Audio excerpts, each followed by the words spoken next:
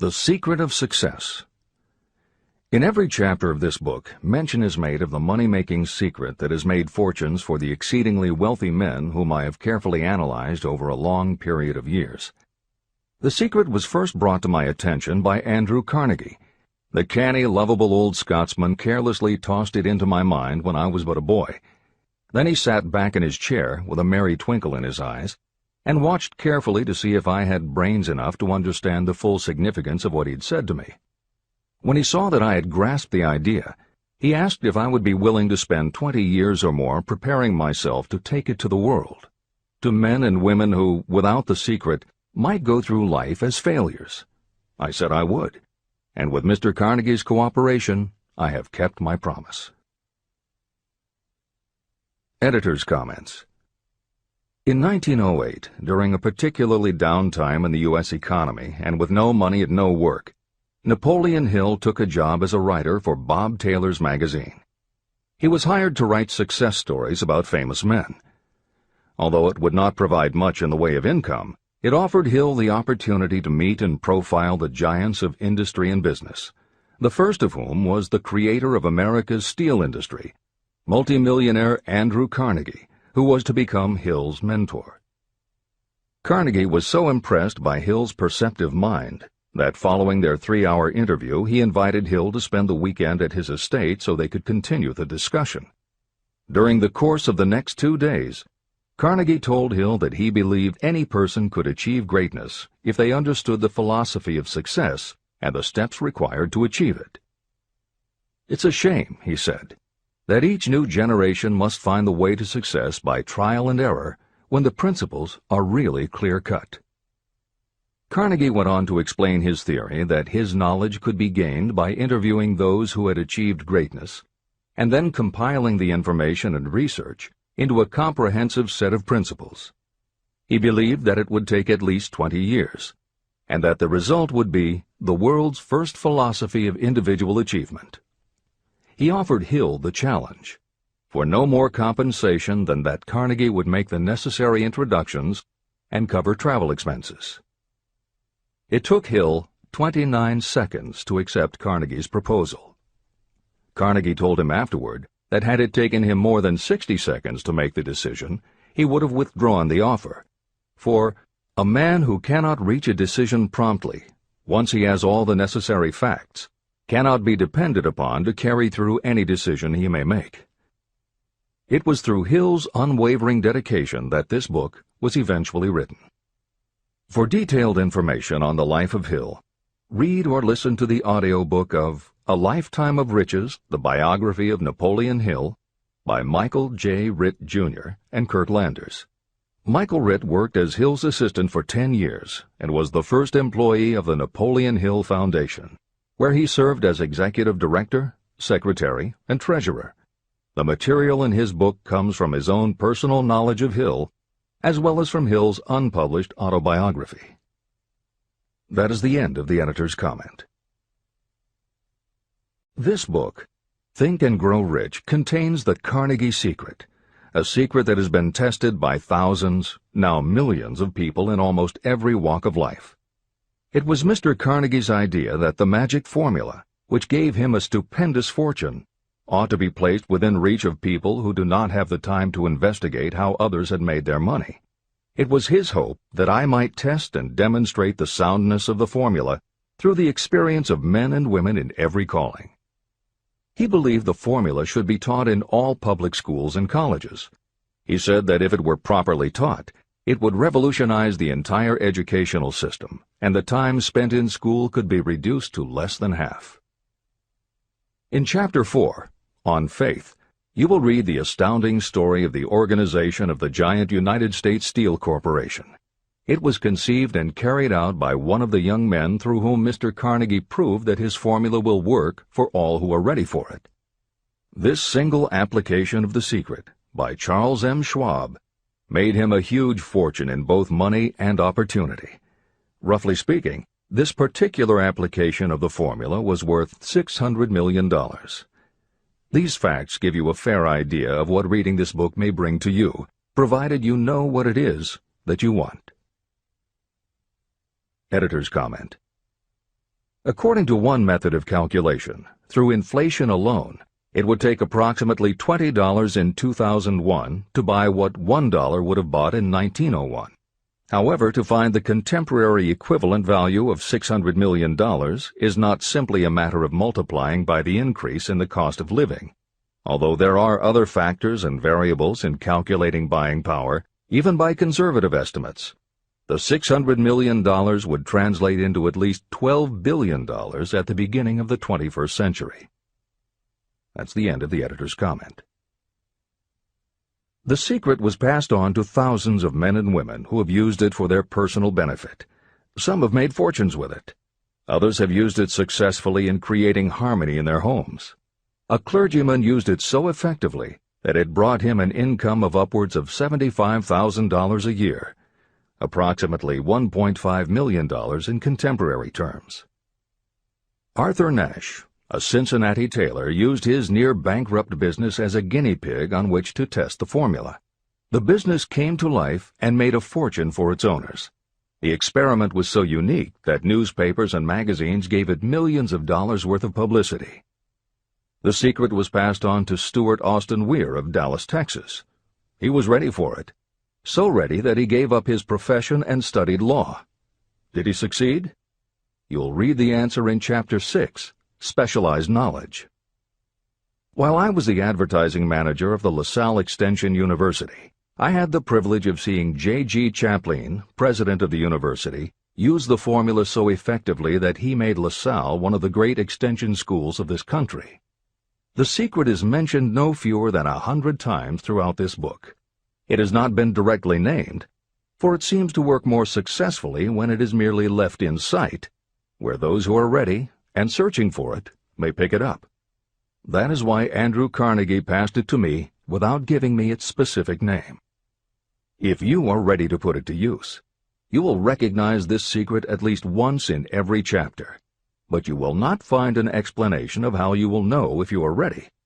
That would deprive you of much of the benefit you will receive when you make the discovery in your own way. If you have ever been discouraged, if you have had difficulties that took the very soul out of you, if you have tried and failed, if you were ever handicapped by illness or physical affliction, the story of my own son's discovery and use of the Carnegie formula may prove to be the oasis in the desert of lost hope for which you have been searching. This secret was extensively used by President Woodrow Wilson during the World War, and by President Roosevelt during the Second World War. It was passed on to every soldier in the training received before going to the front. President Wilson told me it was a powerful factor in raising the funds needed for the war. A peculiar thing about this secret is that those who acquire and use it find themselves literally swept on to success. However, as is often pointed out in this book, there is no such thing as something for nothing. The secret cannot be had without paying a price, although the price is far less than its value. Another peculiarity is that the secret cannot be given away, and it cannot be purchased for money. Unless you are intentionally searching for the secret, you cannot have it at any price. That is because the secret comes in two parts, and in order for you to get it, one of those parts must already be in your possession. The secret will work for anyone who is ready for it. Education has nothing to do with it. Long before I was born, the secret had found its way into the possession of Thomas A. Edison, and he used it so intelligently that he became the world's leading inventor, although he had only 3 months of schooling. The secret was passed on to Edwin C. Barnes, a business associate of Mr. Edison's. He used it so effectively that he accumulated a great fortune and retired from active business while still a young man. You will find his story at the beginning of the next chapter. It should convince you that riches are not beyond your reach, and that no matter where you are in life, you can still be what you wish to be. Money, fame, recognition, and happiness can be had by you if you are ready and determined to have these blessings. How do I know these things? You should have the answer before you finish this book. You may find it in the very first chapter or on the last page. While I was doing the research that I had undertaken at Andrew Carnegie's request, I analyzed hundreds of well-known men. Many of them attributed the accumulation of their vast fortunes to the Carnegie secret. Among these men were Henry Ford. Founder of the Ford Automobile Company, Ford started with no money and little education, yet became one of the most successful self-made businessmen in American history. William Wrigley, Jr., a traveling salesman who found that his customers liked the chewing gum he gave away as a premium better than the goods he sold, so he started his own company. John Wanamaker. Known as the Merchant Prince, he created the world's first department store and was hailed for his innovations in marketing, customer service, and employee benefits. James J. Hill. Known as the Empire Builder, he built the transcontinental Great Northern Railway, encouraged homesteading in the West, then established shipping routes linking America to Asia. George S. Parker. A school teacher who grew tired of fixing his students' pens, he created a new design, founded the Parker Pen Company, and turned a simple idea into a fortune. E. M. Statler. The son of a poor pastor, he started as a bellboy and worked his way up until he was able to start his own chain of Statler hotels, famous for their luxury and service with a smile. Henry L. Doherty. Started at age 12 as an office boy for Columbia Gas, he went on to acquire 53 utilities companies and patented 140 innovations for natural gas and oil production. Cyrus H.K. Curtis. Starting with a small agricultural weekly, Curtis turned it into Ladies' Home Journal, created Saturday Evening Post, then assembled one of the largest newspaper empires. George Eastman. Inventor and founder of the Eastman Kodak Company, he created many of the innovations that popularized photography and transformed the motion picture industry. Charles M. Schwab. The right-hand man of Andrew Carnegie, he was president of Carnegie Steel Company, brokered the deal that formed U.S. Steel, and went on to found Bethlehem Steel. Theodore Roosevelt. 26th President of the United States from 1901 to 1909. John W. Davis. A lawyer and political leader, Davis was Solicitor General under President Woodrow Wilson and later appointed Ambassador to Great Britain. Elbert Hubbard. Philosopher, publisher of the Fra magazine, and founder of the Roy Crofters Artists Colony, Hubbard was also the author of many bestsellers including A Message to Garcia. Wilbur Wright. A bicycle shop owner who, with his brother Orville, became the first Americans to fly heavier-than-air aircraft and pioneered the aviation industry. William Jennings Bryan. Newspaper publisher, presidential nominee, Secretary of State under President William McKinley, but perhaps best known as the lawyer who defended creationism at the Scopes monkey trial. Dr. David Starr Jordan. Educator, scientist, author of over 50 books, he was the nation's youngest university president at Indiana University and became the first president of Stanford University. J. Ogden Armour. Inherited his family's meatpacking business, turned it into a conglomerate with more than 3,000 products, was an owner of the Chicago Cubs, and a director of National City Bank and American International Corporation. Arthur Brisbane. A crusading journalist and syndicated columnist, Brisbane was sought after by every major news organization and was the most read and highest-paid editorial writer of his day. Dr. Frank Gonzalez. A Chicago preacher who delivered such a powerful sermon, Philip D. Armour gave him $1 million to start the Armour Institute of Technology, of which he became president. Daniel Willard. President of the B&O Railroad for more than 30 years, he was honored by having the city of Willard, Ohio, named for him. King Gillette. A traveling salesman and born tinkerer, Gillette was trying to shave on a moving train when he came up with the idea of the safety razor, which became the foundation of a corporate giant. Ralph A. Weeks. President of International Correspondence Schools, Weeks helped finance Napoleon Hill's Intra-Wall Institute, established to educate and rehabilitate prison inmates. Judge Daniel T. Wright, instructor at Georgetown Law School, where Napoleon Hill was studying when Bob Taylor's magazine gave him the assignment to write a profile of Andrew Carnegie. John D. Rockefeller. With $1,000 in savings plus another $1,000 borrowed from his father, he started a kerosene company which he grew into the giant Standard Oil and one of the world's greatest fortunes. Thomas A. Edison. Inventor and entrepreneur, he perfected the electric light bulb, the phonograph, the motion picture camera, and owned the rights to more than 1,000 patented inventions. Frank A. Vanderlip. A poor boy who became a journalist, social reformer, and self-made millionaire, he was president of the National City Bank, now Citibank, and Assistant Secretary of the Treasury. F. W. Woolworth. A clerk in a general store, he pioneered the idea of fixed-price selling and self-service and forever changed retail selling with a chain of Woolworth 5 and 10-cent stores. Colonel Robert A. Dollar. Starting with a small schooner bought to haul lumber down the West Coast, he built the Dollar Steamship Company, the largest fleet of luxury liners sailing under the U.S. flag. Edward A. Filene. Founder of the Boston-based stores, he devised revolutionary methods of distribution and merchandising and became famous for the first bargain basement department. Edwin C. Barnes. The only man Thomas Edison ever had as a partner, Barnes took Edison's failing dictaphone and sold it so successfully it became a fixture in offices and made him a multimillionaire. Arthur Nash.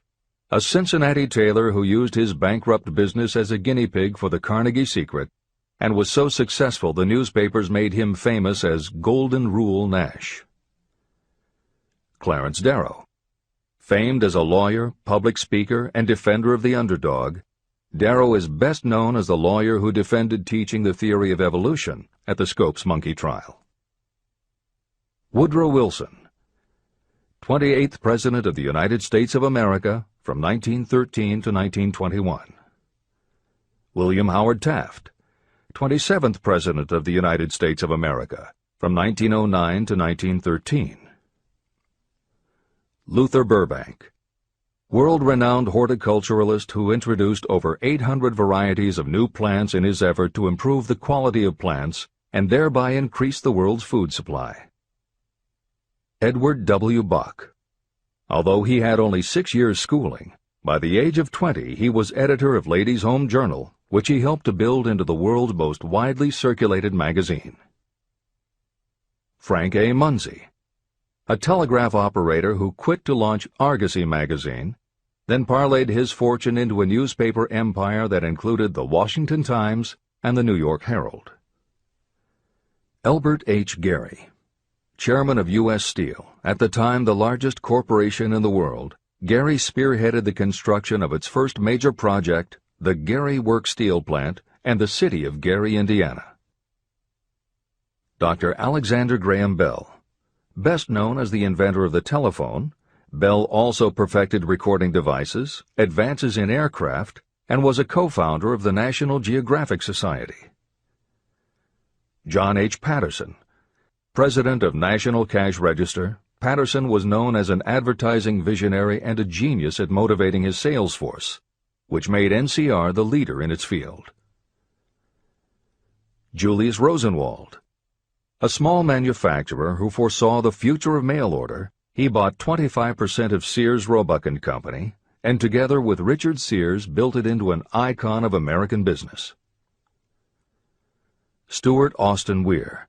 A construction engineer Hill met in the Texas oil fields who, inspired by the Carnegie Secret, went to law school after age 40 and also helped publish Napoleon Hill's magazine. Dr. Frank Crane. A noted psychologist, essayist, and author of the book 4-Minute Essays on subjects such as the price of liberty, pragmatism, the duty of the rich, and how to keep friends. J. G. Chaplin, president of the LaSalle Extension University at the time Napoleon Hill worked in the university's advertising and sales department, where he first realized his talent for motivating people. Jennings Randolph. A congressman, then U.S. Senator from West Virginia, Randolph was a lifelong admirer of Napoleon Hill, and it was he who encouraged Hill to act as advisor to President Franklin Delano Roosevelt. These names represent a small fraction of well-known Americans whose achievements, financial and otherwise, prove that those who understand and apply the Carnegie secret reach high positions in life. Editor's comment. As Napoleon Hill says, the preceding list includes only some of the more than 500 multimillionaires and extraordinarily successful individuals whom Napoleon Hill interviewed prior to writing Think and Grow Rich. It does not include the equally impressive list of people he came in contact with after the publication, nor does it include the names of those who did not have the opportunity to meet Napoleon Hill personally, but who attribute their success to having read this book. It is said that Napoleon Hill and Think and Grow Rich have made more millionaires than any other person in history. It might equally well be said that Napoleon Hill inspired more motivational experts than any other man in history. It is practically impossible to find a motivational speaker who does not draw upon Hill's work. His influence can be seen in the writings of his early peers, Dale Carnegie and Norman Vincent Peale.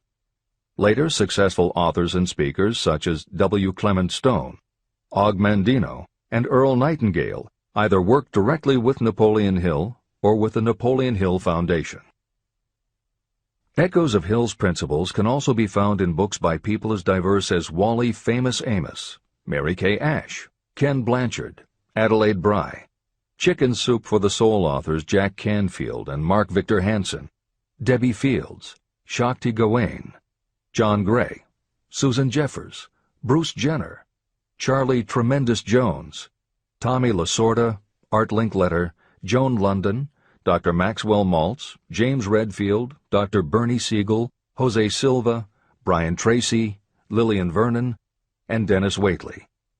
Stephen Covey, author of The 7 Habits of Highly Effective People, has often spoken of the influence of Napoleon Hill. Anthony Robbins, arguably the most successful motivational author and speaker at the beginning of the 21st century, has acknowledged Napoleon Hill as a personal hero. That is the end of the editor's comment. I have never known anyone who was inspired to use the Carnegie secret who did not achieve noteworthy success. On the other hand, I have never known anyone to distinguish themselves or to accumulate riches of any consequence without possession of the secret. From these two facts, I draw the conclusion that the secret is more important for self-determination than anything you receive through what is popularly known as education.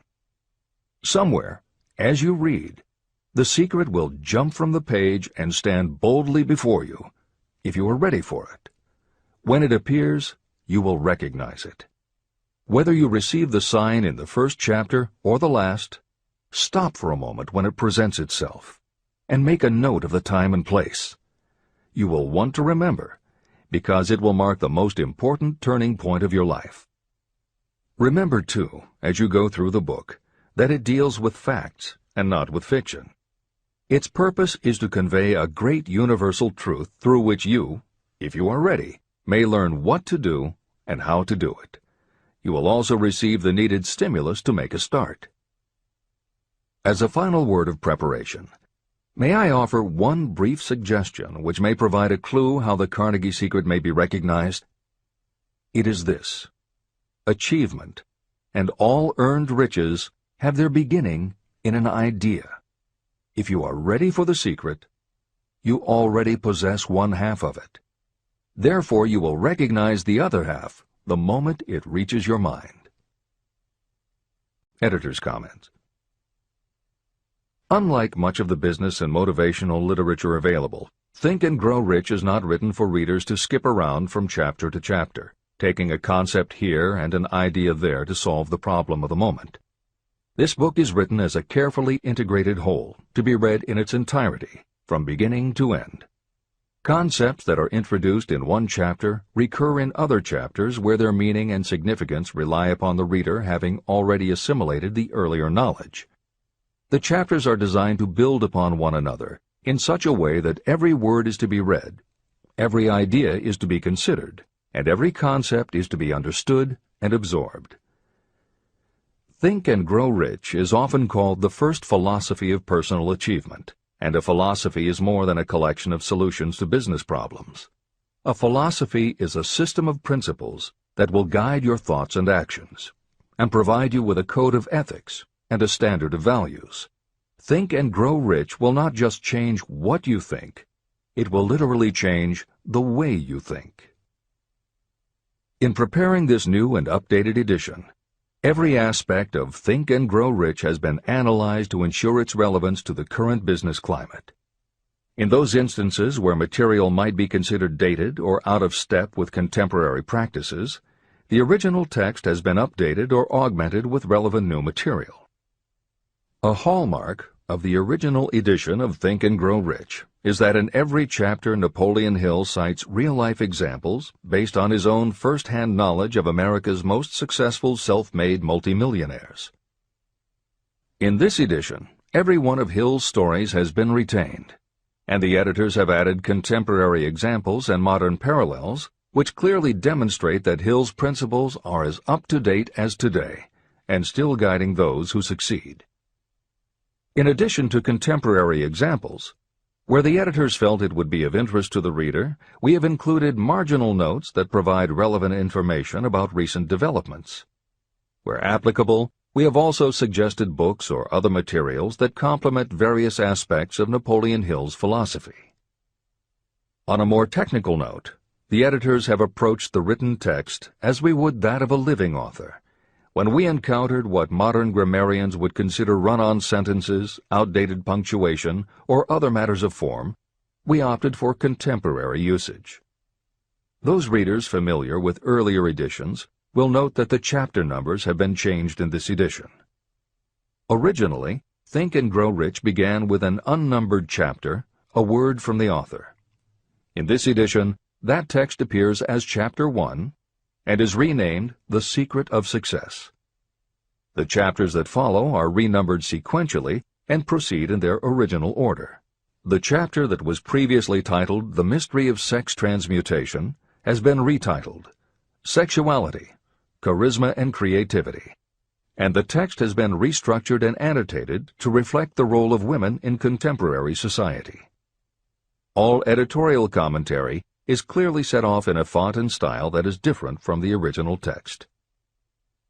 This is the end of the editor's comments.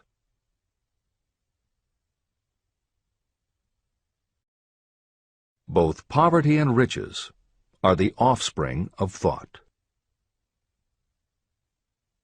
Chapter 2. Thoughts are Things. The man who thought his way into partnership with Thomas A. Edison. Truly, thoughts are things, and powerful things, when they are mixed with definiteness of purpose, persistence, and a burning desire for their translation into riches or other material objects. Some years ago, Edwin C. Barnes discovered how true it is that you really can think and grow rich.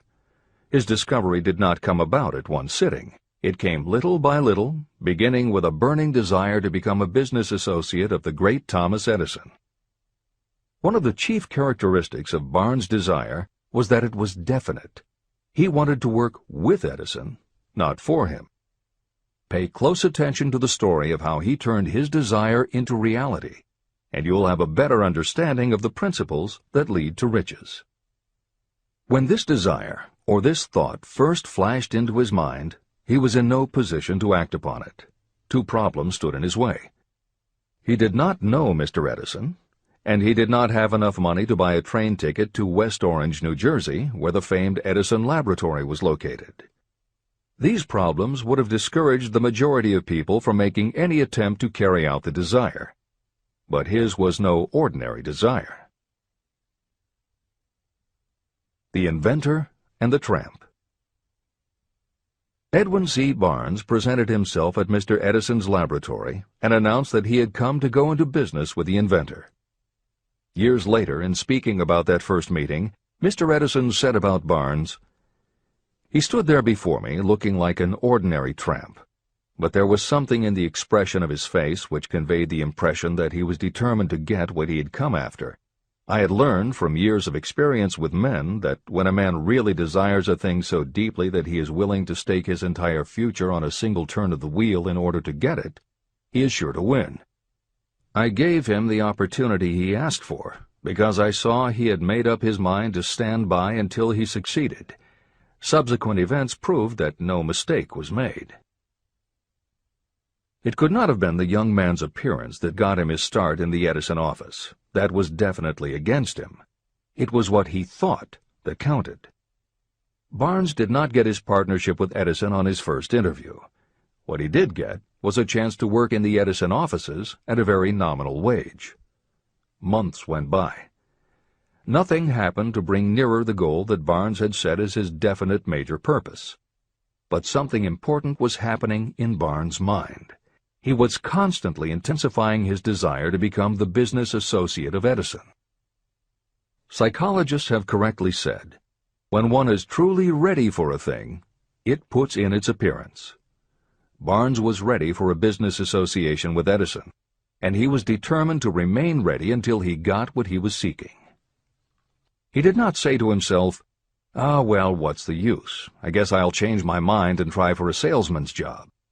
But he did say, "I came here to go into business with Edison, and I'll accomplish my goal if it takes the remainder of my life." He meant it. What a different story people would tell if only they would adopt a definite purpose and stand by that purpose until it had time to become an all-consuming obsession. Maybe young Barnes did not know it at the time, but his bulldog determination and his persistence in focusing on a single desire was destined to mow down all opposition and bring him the opportunity he was seeking. When the opportunity came, it appeared in a different form and from a different direction than Barnes had expected. That is one of the tricks of opportunity. It has a sly habit of slipping in by the back door, and often it comes disguised in the form of misfortune or temporary defeat. Perhaps this is why so many people fail to recognize opportunity. Mr. Edison had just perfected a new device, known at that time as the Edison dictating machine. His salesmen were not enthusiastic about the machine. They did not believe it could be sold without great effort. Barnes saw his opportunity. It had crawled in quietly, hidden in a queer-looking machine that interested no one but Barnes and the inventor. Barnes knew he could sell the Edison dictating machine, and he told Edison so. Edison decided to give him his chance. And Barnes did sell the machine. In fact, he sold it so successfully that Edison gave him a contract to distribute and market it all over the nation. Out of that business association, Barnes made himself rich in money, but he did something infinitely greater. He proved that you really can think and grow rich. How much actual cash that original desire of Barnes was worth to him, I have no way of knowing. Perhaps it brought him $2 or $3 million. Editor's comment. $3 million in the early years of the 20th century would be comparable to more than $50 million in terms of buying power at the beginning of the 21st century. This is the end of the editor's comment. But the amount becomes insignificant compared with the greater asset he acquired. The definite knowledge that an intangible impulse of thought can be transmuted into material rewards by the application of known principles. Barnes literally thought himself into a partnership with the great Edison. He thought himself into a fortune. He had nothing to start with except knowing what he wanted, and the determination to stand by that desire until he realized it. 3 feet from gold. One of the most common causes of failure is the habit of quitting when you're overtaken by temporary defeat. Every person is guilty of this mistake at one time or another. During the gold rush days, An uncle of my friend R.U. Darby was caught by gold fever, and he went west to Colorado to dig and grow rich. He had never heard that more gold has been mined from the thoughts of men than has ever been taken from the earth. He staked a claim and went to work with pick and shovel. After weeks of labor, he was rewarded by the discovery of the shining ore. He needed machinery to bring the ore to the surface. Quietly, he covered up the mine and returned to his home in Williamsburg, Maryland. He told his relatives and a few neighbors about the strike. They got together the money for the machinery and had it shipped. R.U. Darby decided to join his uncle, and they went back to work the mine. The first car of ore was mined and shipped to a smelter. The returns proved they had one of the richest mines in Colorado. A few more cars of that ore would clear their debts. Then would come the big killing in profits. Down went the drills. Up went the hopes of Darby and Uncle. Then something happened. The vein of gold ore disappeared. They had come to the end of the rainbow, and the pot of gold was no longer there. They drilled on, desperately trying to pick up the vein again, all to no avail. Finally, they decided to quit. They sold the machinery to a junkman for a few $100s and took the train back home. The junkman called in a mining engineer to look at the mine and do a little calculating.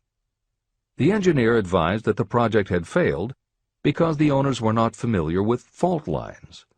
His calculation showed that the vein would be found just 3 feet from where the Darbys had stopped drilling. And that is exactly where it was found. The junkman took millions of dollars in ore from the mine because he knew enough to seek expert counsel before giving up. Long afterward, Mr. Darby recouped his loss many times over when he made the discovery that desire can be transmuted into gold. The discovery came after he went into the business of selling life insurance.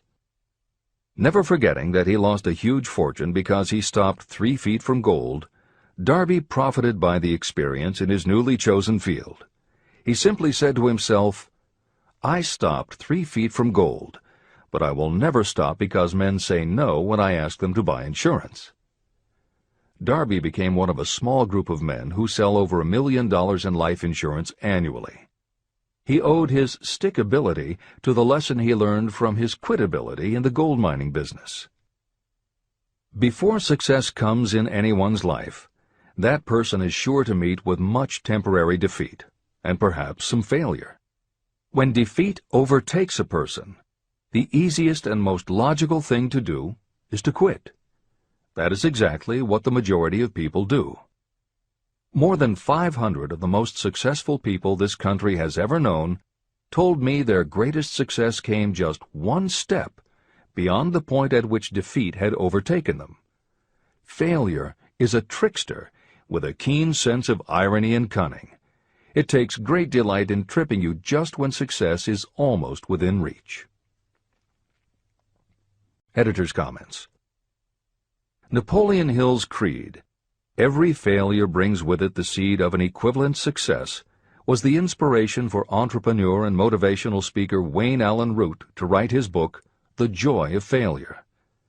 Published in the late 1990s, it not only tells Wayne's personal story of using his failures as stepping stones to success, he also recounts stories from other successful people, which prove that the rich and famous got to be that way only because of what they learned from their failures. People such as Jack Welch, the hugely successful CEO of General Electric, who early in his career failed dramatically when a plastics plant for which he was responsible blew up. Billionaire Charles Schwab was a failure at school and university, flunking basic English twice due to a learning disability, and then failed on Wall Street more than once before he thought of the idea that grew to make him very rich indeed. Sylvester Stallone, Bruce Willis, Oprah Winfrey, Bill Clinton, Stephen Jobs, Donald Trump, and a host of other equally well-known achievers all had to fail in order to learn the lessons that ultimately made them successes. Every one of them was a failure, but none of them was defeated. Charles F. Kettering, who patented more than 200 inventions including the automobile ignition, the spark plug, Freon for air conditioners and the automatic transmission, said, "From the time a person is 6 years old until he graduates from college, he has to take 3 or 4 examinations a year. If he flunks once, he is out." But an inventor is almost always failing. He tries and fails maybe 1,000 times. If he succeeds once, then he's in. These two things are diametrically opposite. We often say that the biggest job we have is to teach a newly hired employee how to fail intelligently. We have to train him to experiment over and over and to keep on trying and failing until he learns what will work. Failures are just practice shots. This is the end of the editor's comment. A 50-cent lesson in persistence. Shortly after Mr. Darby received his degree from the University of Hard Knocks, he witnessed something that proved to him that no does not necessarily mean no. One afternoon, he was helping his uncle grind wheat in an old-fashioned mill. The uncle operated a large farm on which a number of sharecropper farmers lived. Quietly, the door was opened, and a small child, the daughter of a tenant, walked in and took her place near the door. The uncle looked up, saw the child, and barked at her roughly, "What do you want?" Meekly, the child replied, "My mom says to send her 50 cents. "I'll not do it," the uncle retorted. "Now you run on home." But she did not move. The uncle went ahead with his work, not noticing that she did not leave. When he looked up again and saw her still standing there, he said, "I told you to go on home. Now go, or I'll take a switch to you." But she did not budge. The uncle dropped a sack of grain he was about to pour into the mill hopper and started toward the child. Darby held his breath. He knew his uncle had a fierce temper. When the uncle reached the spot where the child was standing, she quickly stepped forward one step, looked up into his eyes, and screamed at the top of her voice, "My mom's got to have that 50 cents!" The uncle stopped, looked at her for a minute, put his hand in his pocket, took out $50, and gave it to her. The child took the money and slowly backed toward the door, never taking her eyes off the man whom she had just conquered. After she had gone, the uncle sat down on a box and looked out the window into space for more than 10 minutes. He was pondering, with awe, over the whipping he had just taken. Mr. Darby, too, was doing some thinking. This was the first time in all his experience that he had seen a child deliberately master an adult. How did she do it? What happened to his uncle that caused him to lose his fierceness and become as docile as a lamb? What strange power did this child use that made her master of the situation? These questions flashed into Darby's mind, but he did not find the answer until years later, when he told me the story. Strangely, the story of this unusual experience was told to me in the old mill on the very spot where the uncle took his whipping. As we stood there in that musty old mill, Mr. Darby repeated the story and finished by asking, "What can you make of it? What strange power did that child use that so completely whipped my uncle?" The answer to his question will be found in the principles described in this book. The answer is full and complete. It contains enough details and instructions for you to understand and apply the same force that the little child accidentally stumbled upon. Keep your mind alert, and you will learn exactly what strange power came to the rescue of the child. You may catch a glimpse of the power in this chapter, or it may flash into your mind in some later chapter. If you stay alert to the possibility, somewhere you will find the idea that will quicken your receptive powers and place at your command this same irresistible power. It may come in the form of a single idea, or it may come as a complete plan or a purpose. It may even cause you to go back over your past experiences of failure or defeat, and in doing so, it may bring to the surface some lesson by which you can regain all that you lost through defeat. After I had explained to Mr. Darby the power unwittingly used by the little child, he mentally retraced his 30 years as a life insurance salesman. As he did so, it became clear to him that his success was due, in no small degree, to the lesson he had learned from the child. Mr. Darby pointed out, "Every time a prospect tried to bow me out without buying, I saw that child standing there in the old mill, her big eyes glaring in defiance, and I said to myself, 'I've got to make this sale.' The better portion of all sales I have made were made after people had said no." He also recalled his mistake in having stopped only 3 feet from gold. "But," he said, "that experience was a blessing in disguise. It taught me to keep on keeping on, no matter how hard the going may be. A lesson I needed to learn before I could succeed in anything." Mr. Darby's experiences were commonplace and simple enough, yet they held the answer to his destiny in life. In fact, to him the experiences were as important as life itself, and he was able to profit from these 2 important experiences because he analyzed them and found the lesson they taught. But what if you don't see the events of your life as being experiences of such profound significance? And what about the young person who doesn't yet have even minor failures to analyze?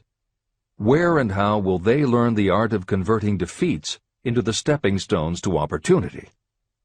That is exactly why this book was written, to answer those questions. To convey my answer, I have constructed 13 principles. These principles work individually or together as catalysts. The specific answer that you are looking for may already be in your own mind. Reading these principles may be the catalyst that causes your answer to suddenly come to you as an idea, a plan, or a purpose. One sound idea is all you need to achieve success. These 13 principles contain the best and most practical ways and means of creating ideas. Success consciousness. Before I go any further in the description of these principles, you should know this. When riches begin to come, they come so quickly and in such great abundance that you will wonder where they've been hiding during all those lean years. This is an astounding statement, especially when you take into consideration the popular belief that riches come only to those who work hard and long. When you begin to think and grow rich, you will observe that riches begin with a state of mind, with definiteness of purpose, with little or no hard work. What you need to know now is how to acquire the state of mind that will attract riches. I spent 25 years researching the answer to that question, because I, too, wanted to know how wealthy men become that way. What you will learn is that as soon as you master the principles of this philosophy and begin to apply those principles, your financial status will begin to improve. Everything you touch will begin to transmute itself into an asset for your benefit. Impossible? Not at all. One of the main weaknesses the average person suffers is too much familiarity with the word impossible. We know all the rules that will not work. We know all the things that cannot be done. This book was written for those who seek the rules that have made others successful and are willing to stake everything on those rules. Success comes to those who become success conscious. Failure comes to those who allow themselves to become failure conscious. The object of this book is to help you learn the art of changing your mind from failure consciousness to success consciousness. Another weakness is the habit of measuring everything and everyone by your own impressions and beliefs. Some of you reading this will have trouble believing that you can think and grow rich because your thought habits have been steeped in poverty, misery, failure, and defeat. This kind of thinking reminds me of the story about the man who came from China to study at the University of Chicago. One day, President Harper met this young man on campus and stopped to chat with him for a few minutes. He asked what had impressed him as being the most noticeable characteristic of the American people. "Why," the student exclaimed, "the unusual shape of your eyes." It's all a matter of perspective and habit. The same is true of your belief in what a person can achieve. If you have formed the habit of seeing life only from your own perspective, you may make the mistake of believing that your limitations are in fact the proper measure of limitations. The impossible Ford V8 motor. When Henry Ford decided to produce his famous V8 motor, he chose to build an engine with the entire 8 cylinders cast in one block. Ford instructed his engineers to produce a design for the engine. The design was drawn up on paper, but the engineers agreed to a man that it was simply impossible to cast an 8-cylinder engine block in one piece. Ford said, "Produce it anyway." But they replied, "It's impossible." "Go ahead," Ford commanded, "and stay on the job until you succeed, no matter how much time is required." So the engineers went ahead. 6 months went by. Nothing happened. Another 6 months passed, and still nothing. The engineers tried every conceivable plan to carry out the orders, but the thing seemed out of the question. Impossible. At the end of the year, Ford again checked with his engineers, and again they told him they had found no way to carry out his orders. "Go right ahead," said Ford. "I want it, and I'll have it." They went ahead. And then, as if by a stroke of magic, the secret was discovered. The Ford determination had won once more. Henry Ford was a success because he understood and applied the principles of success. One of these principles is desire, knowing clearly what you want. Remember this Ford story as you continue reading this book. Pick out the lines in which the secrets of his stupendous achievement have been described. If you do this, if you can put your finger on those particular principles that made Henry Ford rich, you may equal his achievements in almost any calling for which you are suited. Editor's comments. To those readers who may interpret Ford's actions as nothing more than obstinacy, the editors would point out that he was employing a technique that has become a common part of strategic planning in many industries, including aerospace, computers, medicine, and the military. When launching large, complicated, long-term projects, the planners often know that at certain points along the way they will need components that simply do not yet exist. The fact that at the beginning there is no way to get from A to B does not deter them. There are many parts of the project they can get started on now, and they just assume that by the time they get to the point where they will need a technology or a device, they will have solved the problem of making it, and they have been proven right time and again. Stated simply, the technique is to clearly know what you want to accomplish, have faith in your ability to do it, and persist until you have accomplished your goal. This is the end of the editor's comments. Why you are the master of your fate.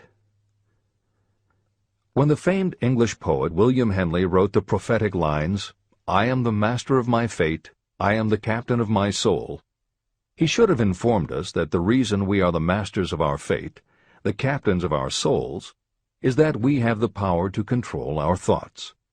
He should have told us that it is because in some way our brains become magnetized with the dominating thoughts that we hold in our minds. And it is as though our magnetized minds attract to us the forces, the people, and the circumstances of life that are in sync with our dominating thoughts. He should have told us that before we can accumulate riches in great abundance, we must magnetize our minds with intense desire for riches. That we must become money-conscious until the desire for money drives us to create definite plans for acquiring it. But, being a poet, Henley contented himself by stating a great truth in poetic form, leaving those who followed him to interpret the philosophical meaning of his lines. Little by little, the truth has unfolded itself, until I have come to know with certainty that the principles described in this book hold the secret of mastery over our economic fate. Principles that can change your destiny. We are now ready to examine the first of these principles, and as we do, I ask you to maintain a spirit of open-mindedness. Remember as you read that these principles are not my invention, nor are they the invention of any one person. These principles have worked for literally millions of people. You, too, can put them to work for you and your own enduring benefit. You will find it easy, not hard to do. Some years ago, I delivered the commencement address at Salem College in Salem, West Virginia. I emphasized with so much intensity the need to have a burning desire that one of the members of the graduating class became completely convinced and made it a cornerstone of his own philosophy. That young man became a congressman and an important factor in President Franklin D. Roosevelt's administration. He wrote me a letter in which he so clearly stated his opinion of the principle of desire outlined in the next chapter that I have chosen to publish his letter as an introduction to that chapter. It gives you an idea of the rewards to come. My dear Napoleon, my service as a member of Congress having given me an insight into the problems of men and women, I am writing to offer a suggestion which may become helpful to thousands of worthy people. In 1922, you delivered the commencement address at Salem College when I was a member of the graduating class. In that address, you planted in my mind an idea which has been responsible for the opportunity I now have to serve the people of my state, and will be responsible, in a very large measure, for whatever success I may have in the future. I recall, as though it were yesterday, the marvelous description you gave of the method by which Henry Ford, with but little schooling, without a dollar, with no influential friends, rose to great heights. I made up my mind then, even before you had finished your speech, that I would make a place for myself, no matter how many difficulties I had to surmount. Thousands of young people will finish their schooling this year and within the next few years. Every one of them will be seeking just such a message of practical encouragement as the one I received from you. They will want to know where to turn, what to do to get started in life. You can tell them, because you have helped to solve the problems of so many, many people. There are thousands of people in America today who would like to know how they can convert ideas into money. People who must start from scratch, without finances, and recoup their losses. If anyone can help them, you can. If you publish the book, I would like to own the first copy that comes from the press, personally autographed by you. With best wishes, believe me, cordially yours, Jennings Randolph. Since that time in 1922, I watched Jennings Randolph rise to become one of the nation's leading airline executives, a great inspirational speaker, and a United States Senator from West Virginia. 35 years after I made that speech, it was my pleasure to return to Salem College in 1957 and deliver the baccalaureate sermon. At that time, I received an honorary Doctor of Literature degree from Salem College. Editor's comments. As you begin the next chapter, the editors would like to reinforce the earlier statement that what you are reading is not just a collection of theories out of which you can cherry-pick what you like. The 13 principles of success were proven by the real-life experiences of the long list of famous successful people cited earlier by Napoleon Hill. His techniques are also practiced and endorsed by the contemporary experts and authors whom the editors mentioned, following Hill's list. More than 60 million people have purchased copies of the book that you are now holding in your hands. If this book has proven to be that successful, surely you owe it to yourself to give it every chance to work for you too. Read it. Don't question it. Do it. If you don't, if you think that you know better than Napoleon Hill, if you decide to pick and choose the parts that you will believe or follow, then, if you don't succeed, you will never know if your failure lies with this book or with you. This is the end of the editor's comments. Whatever the mind of man can conceive and believe, it can achieve. Chapter 3. Desire, the starting point of all achievement. The first step toward riches. When Edwin C. Barnes climbed down from the freight train in West Orange, New Jersey, he may have resembled a tramp, but his thoughts were those of a king. As he made his way from the railroad tracks to Thomas A. Edison's office, his mind was at work. He saw himself standing in Edison's presence.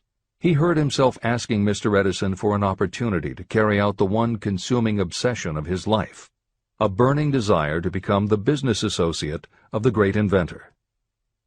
Barnes' desire was not a hope. It was not a wish. It was a pulsating desire which transcended everything else. It was definite. A few years later, Edwin C. Barnes again stood before Edison, in the same office where he first met the inventor. This time, his desire had been translated into reality.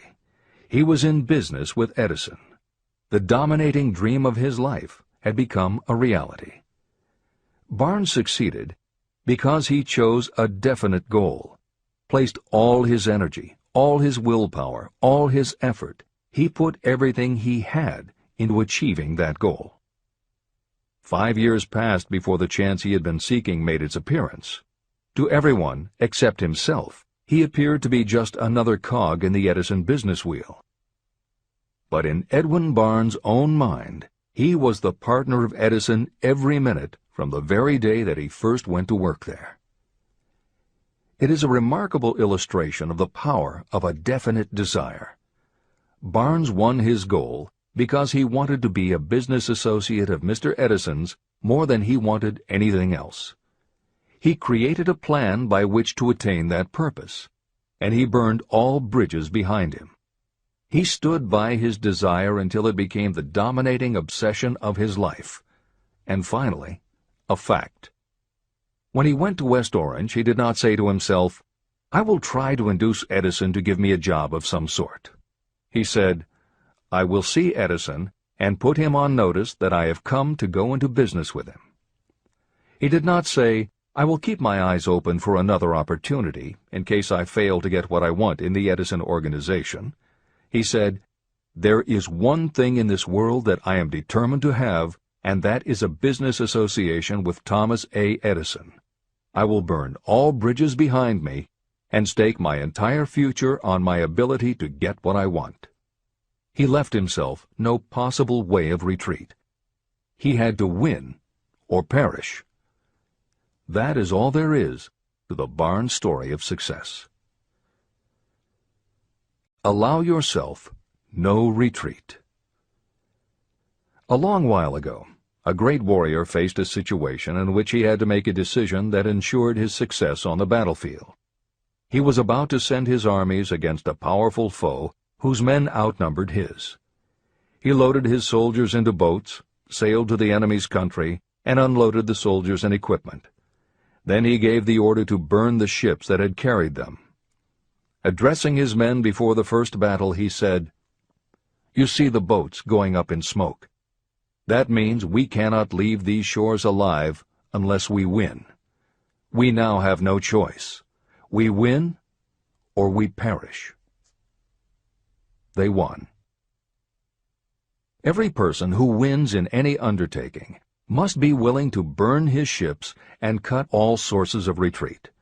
That is the only way you can be sure of maintaining the state of mind known as a burning desire to win.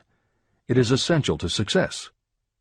The morning after the Great Chicago Fire, a group of merchants stood on State Street, looking at the smoking remains of what had been their stores.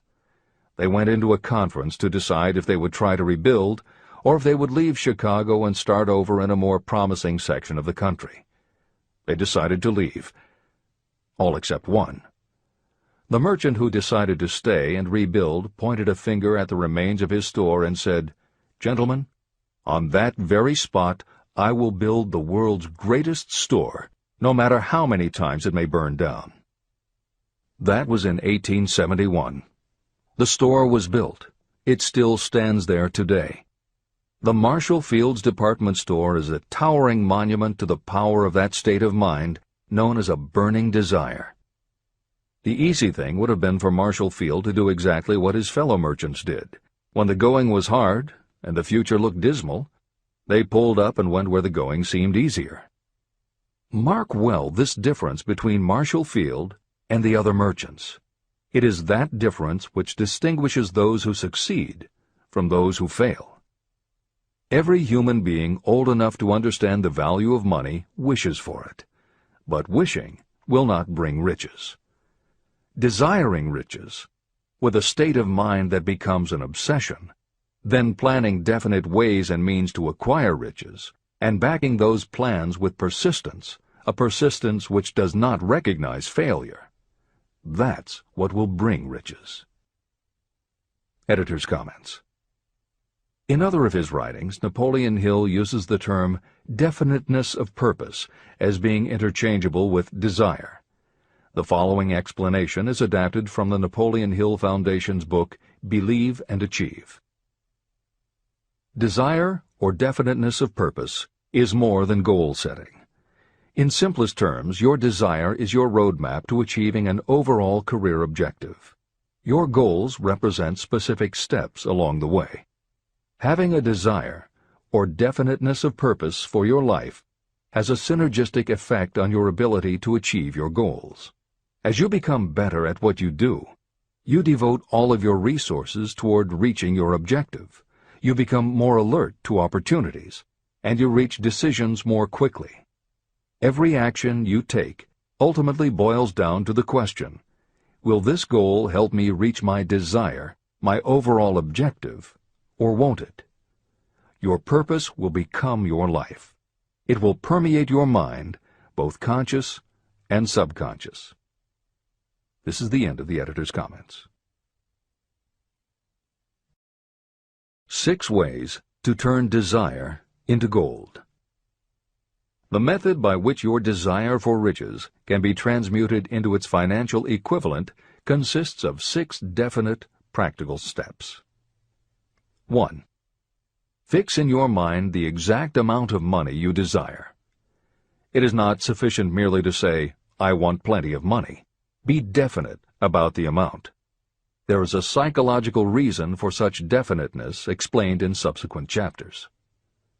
2. Determine exactly what you intend to give in return for the money you desire. There is no such reality as something for nothing. 3.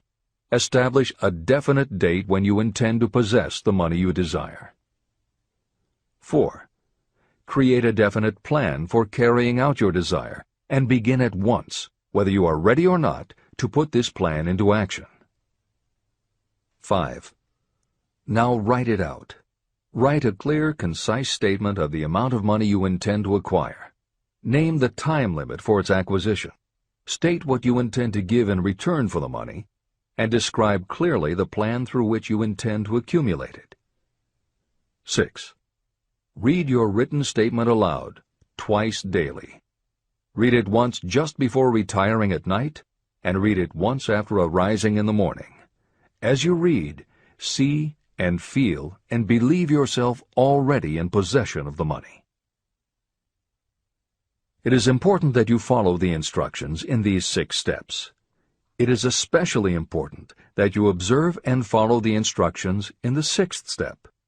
You may complain that it is impossible for you to see yourself in possession of money before you actually have it. Here is where a burning desire will come to your aid. If you truly desire money so keenly that your desire is an obsession, you will have no difficulty in convincing yourself that you will acquire it. The object is to want money, and to become so determined to have it that you convince yourself you will have it. If you have not been schooled in the workings of the human mind, these instructions may appear impractical. It may help you to know that the information they convey was given to me by Andrew Carnegie, who made himself into one of the most successful men in American history. Carnegie began as an ordinary laborer in the steel mills, but managed, despite his humble beginning, to make these principles yield him a fortune of considerably more than $100 million. Editor's comment. In today's terms, the value of Carnegie's fortune would be at least $20 billion and probably a good deal more. End of editor's comment. It may be of further help to know that the 6 steps were carefully scrutinized by the famed inventor and successful businessman, Thomas A. Edison. He gave his stamp of approval, saying they are not only the steps essential for the accumulation of money, but also for the attainment of any goal. Editor's comments. In the time since Napoleon Hill wrote these words, advances in our understanding of both the physiology of the brain and the psychology of the mind have yielded a much greater understanding of human motivation. Even so, the methods used by modern motivational experts are essentially the same techniques advised by Hill. Research studies confirm that there is sound psychological basis for doing as Hill advises. Be very specific when setting goals. Perform the physical act of committing those goals to paper, and repeat your stated goal aloud to yourself often. These techniques have gained wide acceptance among modern experts in the field. The psychological principle at work is similar to that which underlies autosuggestion and self-hypnosis, concepts that will be discussed in greater depth in Chapter 5, Autosuggestion, and in Chapter 13, The Subconscious Mind. Hill's instruction to see yourself as you will be when you have already achieved your objective is also a specific technique. Today it is commonly taught by motivational experts under the term creative visualization. In Chapter 4 on faith and in Chapter 5 on autosuggestion, Hill elaborates on his method. Before moving on, the editors would like to reinforce Hill's advice to follow his instructions to the letter. The editors know there is a tendency for the reader to assume that it is enough for them just to intellectually understand a concept. As you read Hill's 6 points, you probably found yourself thinking, sure, some people might need to write things down, but I'm not a kid, I get the idea. Or, okay, I understand that saying it out loud might help some less sophisticated people, but I already understand the point intellectually. If you feel that way, let us remind you that many of the most successful people whom you admire did not think they were too smart or too sophisticated to follow Hill's instructions. The editors would again point out that if Napoleon Hill believed the actual acts of writing and speaking your goals is important, and if psychologists and motivational experts agree, then you would be foolish not to follow this simple advice. Just do it. This is the end of the editor's comments. The steps call for no hard labor. They call for no sacrifice. To apply them does not call for a great amount of education. But the 6 steps do call for enough imagination to see and to understand that the accumulation of money cannot be left to chance or luck. You may as well know right here that you can never have riches in great quantity unless you can work yourself into a white heat of desire for money and actually believe you will possess it.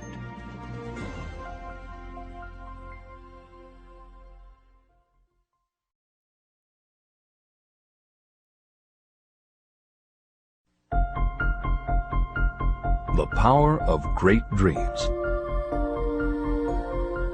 If you are in this race for riches, you should be encouraged by the following truth. The world in which we live is demanding new ideas, new ways of doing things, new leaders, new inventions, and new methods, styles, versions, and variations of everything all the time.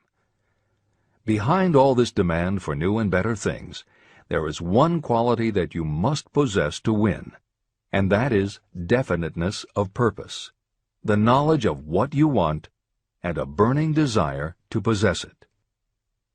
If you truly desire riches, remember that the real leaders of the world have always been people who harnessed and put into practical use the intangible, unseen forces of opportunity.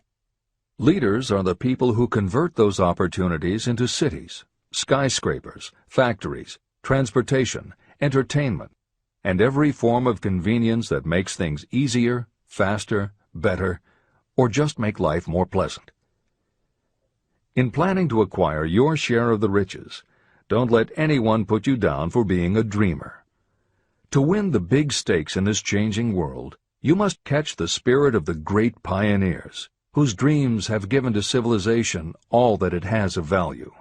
It is that spirit which serves as the lifeblood of our own country, your opportunity and mine to develop and market our talents. A burning desire to be and to do is the starting point from which the dreamer must take off. Dreams are not born of indifference, laziness, or lack of ambition. If the thing you wish to do is right, and you believe in it, go ahead and do it. Never mind what they say if you meet with temporary defeat. They do not know that every failure brings with it the seed of an equivalent success. Marconi dreamed of a system for sending sound from one place to another without the use of wires. It may interest you to know that Marconi's friends had him taken into custody and examined in a psychiatric hospital when he announced he had discovered a principle by which he could send messages through the air. Evidence that he did not dream in vain may be found in every radio and television set, cellular phone, communication satellite, and every other wireless device in the world. Fortunately, the dreamers of today fare better. Today, your world is filled with an abundance of opportunity that the dreamers of the past never knew. If you doubt this is true, if you are feeling crushed because of a recent failure, you are about to learn how your failure can be your most valuable asset.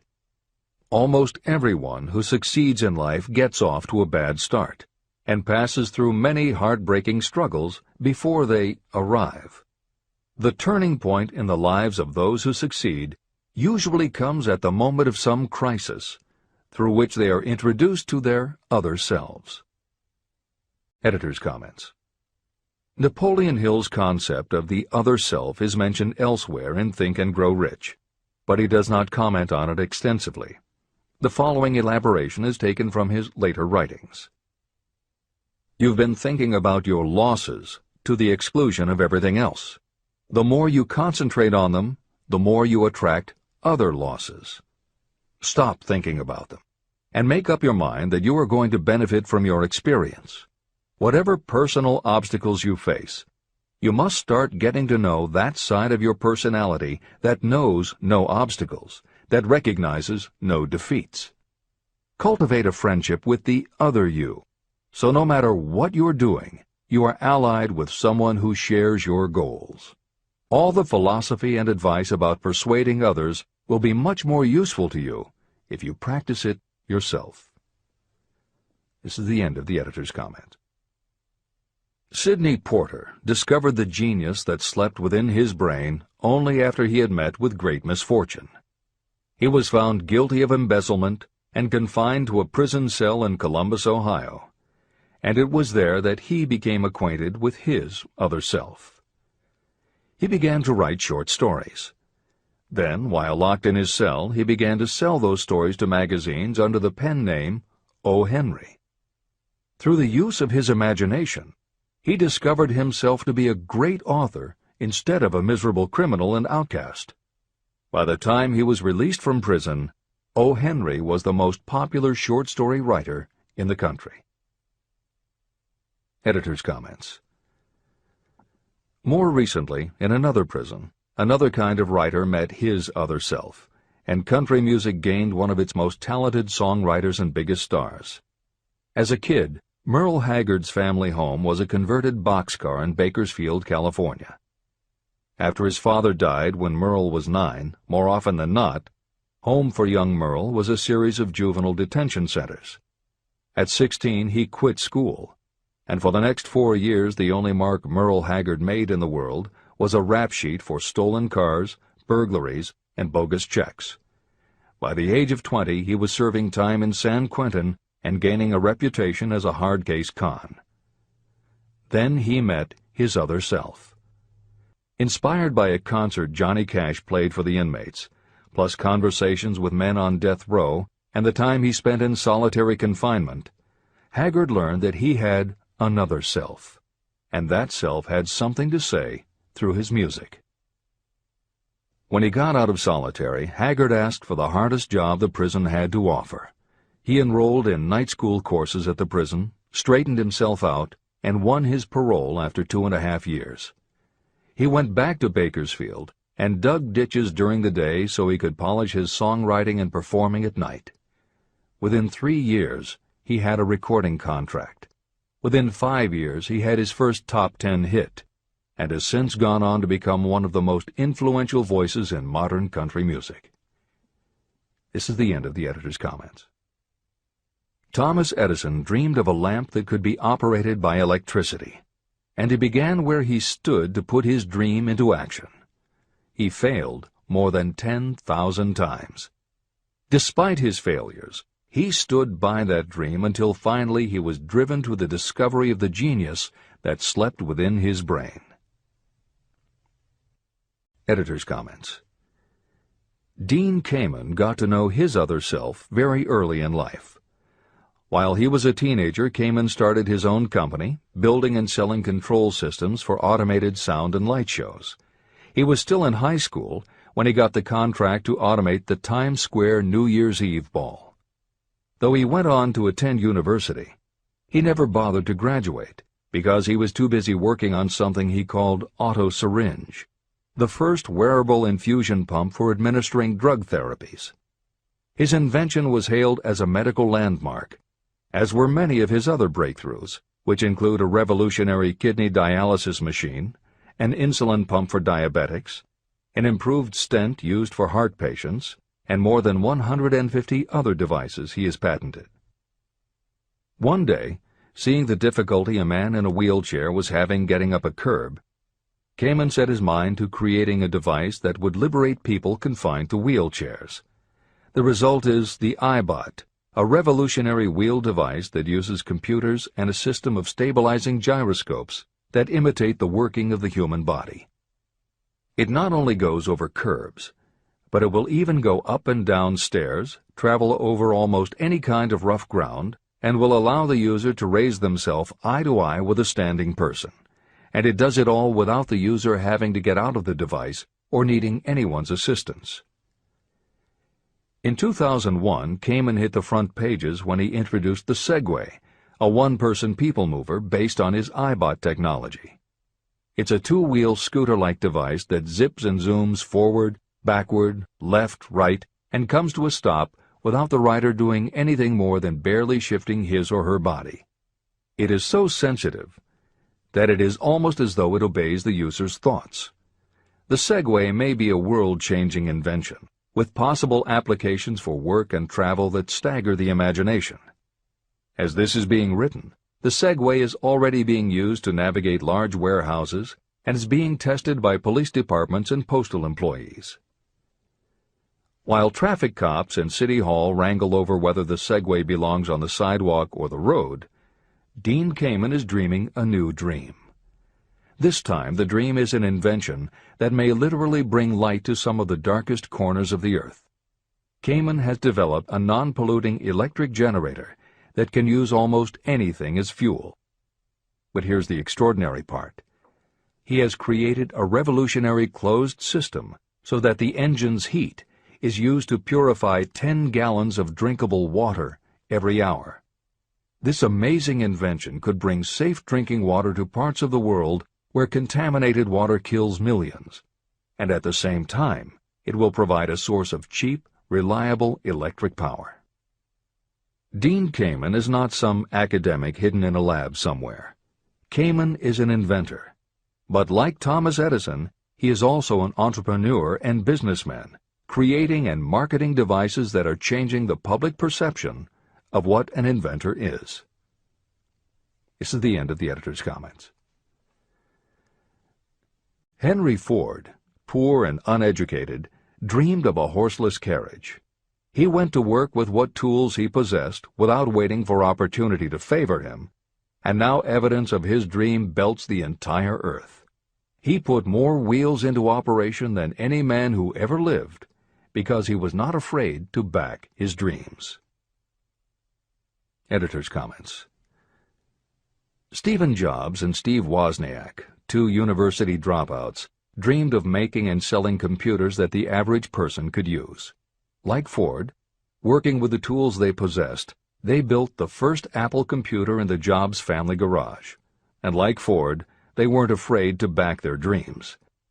After showing their prototype to a local retailer, they got an order for 25 machines. Jobs sold his Volkswagen, and Woz sold his expensive Hewlett-Packard scientific calculator to raise $1,300 to start their new company. They took the money, convinced the local electronics suppliers to grant them a line of credit, and started production of the Apple I. They revolutionized the computer hardware and software industry. Released in 1976 and priced at $666, the Apple I earned them $774,000. 2 years later, they introduced the Apple II, which in the next 3 years earned $140 million. In 1980, Apple went public, and after the first day of trading, the company had a market value of $1.2 billion. Wozniak left the company in 1981, but Jobs pushed through the development of the Macintosh in 1984. In 1985, Jobs left too, but in 1998 he came back to Apple to revitalize the floundering company with the creation of the iMac computers, the animation company Pixar, the iPod, and iTunes. In presenting stories of contemporary successes, the editors have followed Hill's style of using real people to illustrate the principles of success. But Napoleon Hill was granted a rare privilege. Unlike anyone before or after, he had the opportunity to personally meet the most powerful and successful people and learn firsthand the dreams that inspired them, the obstacles that confronted them, and how they found the courage within themselves to overcome their failures. Hill met many of the inventors and the empire builders who laid the foundations of 20th century American industry while they were still news, not history. Then, for more than 25 years, he studied the habits and learned the secrets of the next generations who built on the foundations, forged new industries, devised new systems, and dreamed new dreams. It was only because Hill was given such unprecedented access over such a long period that he was able to compare, contrast, analyze, and then formulate a philosophy of achievement based on the real stories of real people who had used these techniques to create their success. Think and Grow Rich revolutionized self-help writing, and to this day is the standard against which all motivational literature is measured. Its success also helped create the market for the thousands of business biographies that tell in detail how the dreams were born, plans were made, frustrations were faced, and triumphs achieved in every sector of modern business. And because this wealth of information is now available, with little more than the click of a mouse, you can read, hear, or watch today's greatest entrepreneurs and most successful CEOs confirming in their own words the basic truth behind every one of the principles Napoleon Hill explains in this book. The products or services they sell may be different, but the story of their success is the same. Dreams, followed by failures, followed by lessons learned, then success. For every Henry Ford, Thomas Edison, or O. Henry that Napoleon Hill cites to make a point, today there is a Steve Jobs, Dean Kamen, or Merle Haggard proving that Hill's points are still valid. This is the end of the editor's comments. There is a difference between wishing for a thing and being ready to receive it. No one is ready for a thing until they believe they can acquire it. The state of mind must be belief, not mere hope or wish. Open-mindedness is essential for belief.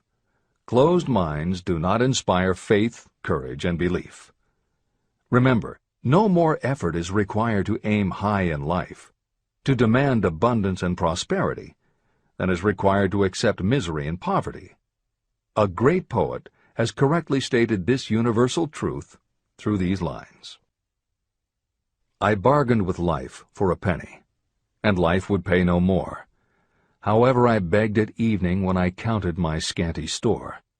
For life is a just employer. He gives you what you ask.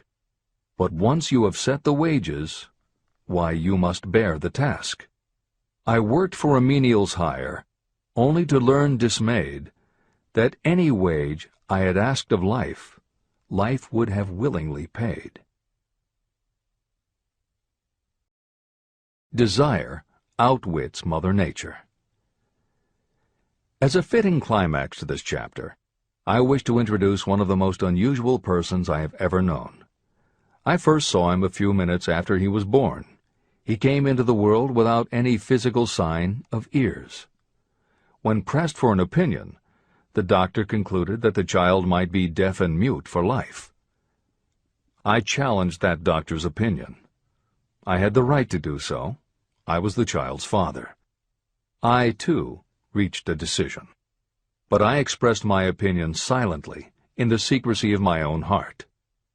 In my own mind, I knew that my son would hear and speak. How? I was sure there must be a way, and I knew I would find it. I thought of the words of the immortal Emerson. The whole course of things goes to teach us faith. We need only obey. There is guidance for each of us, and by lowly listening we shall hear the right word.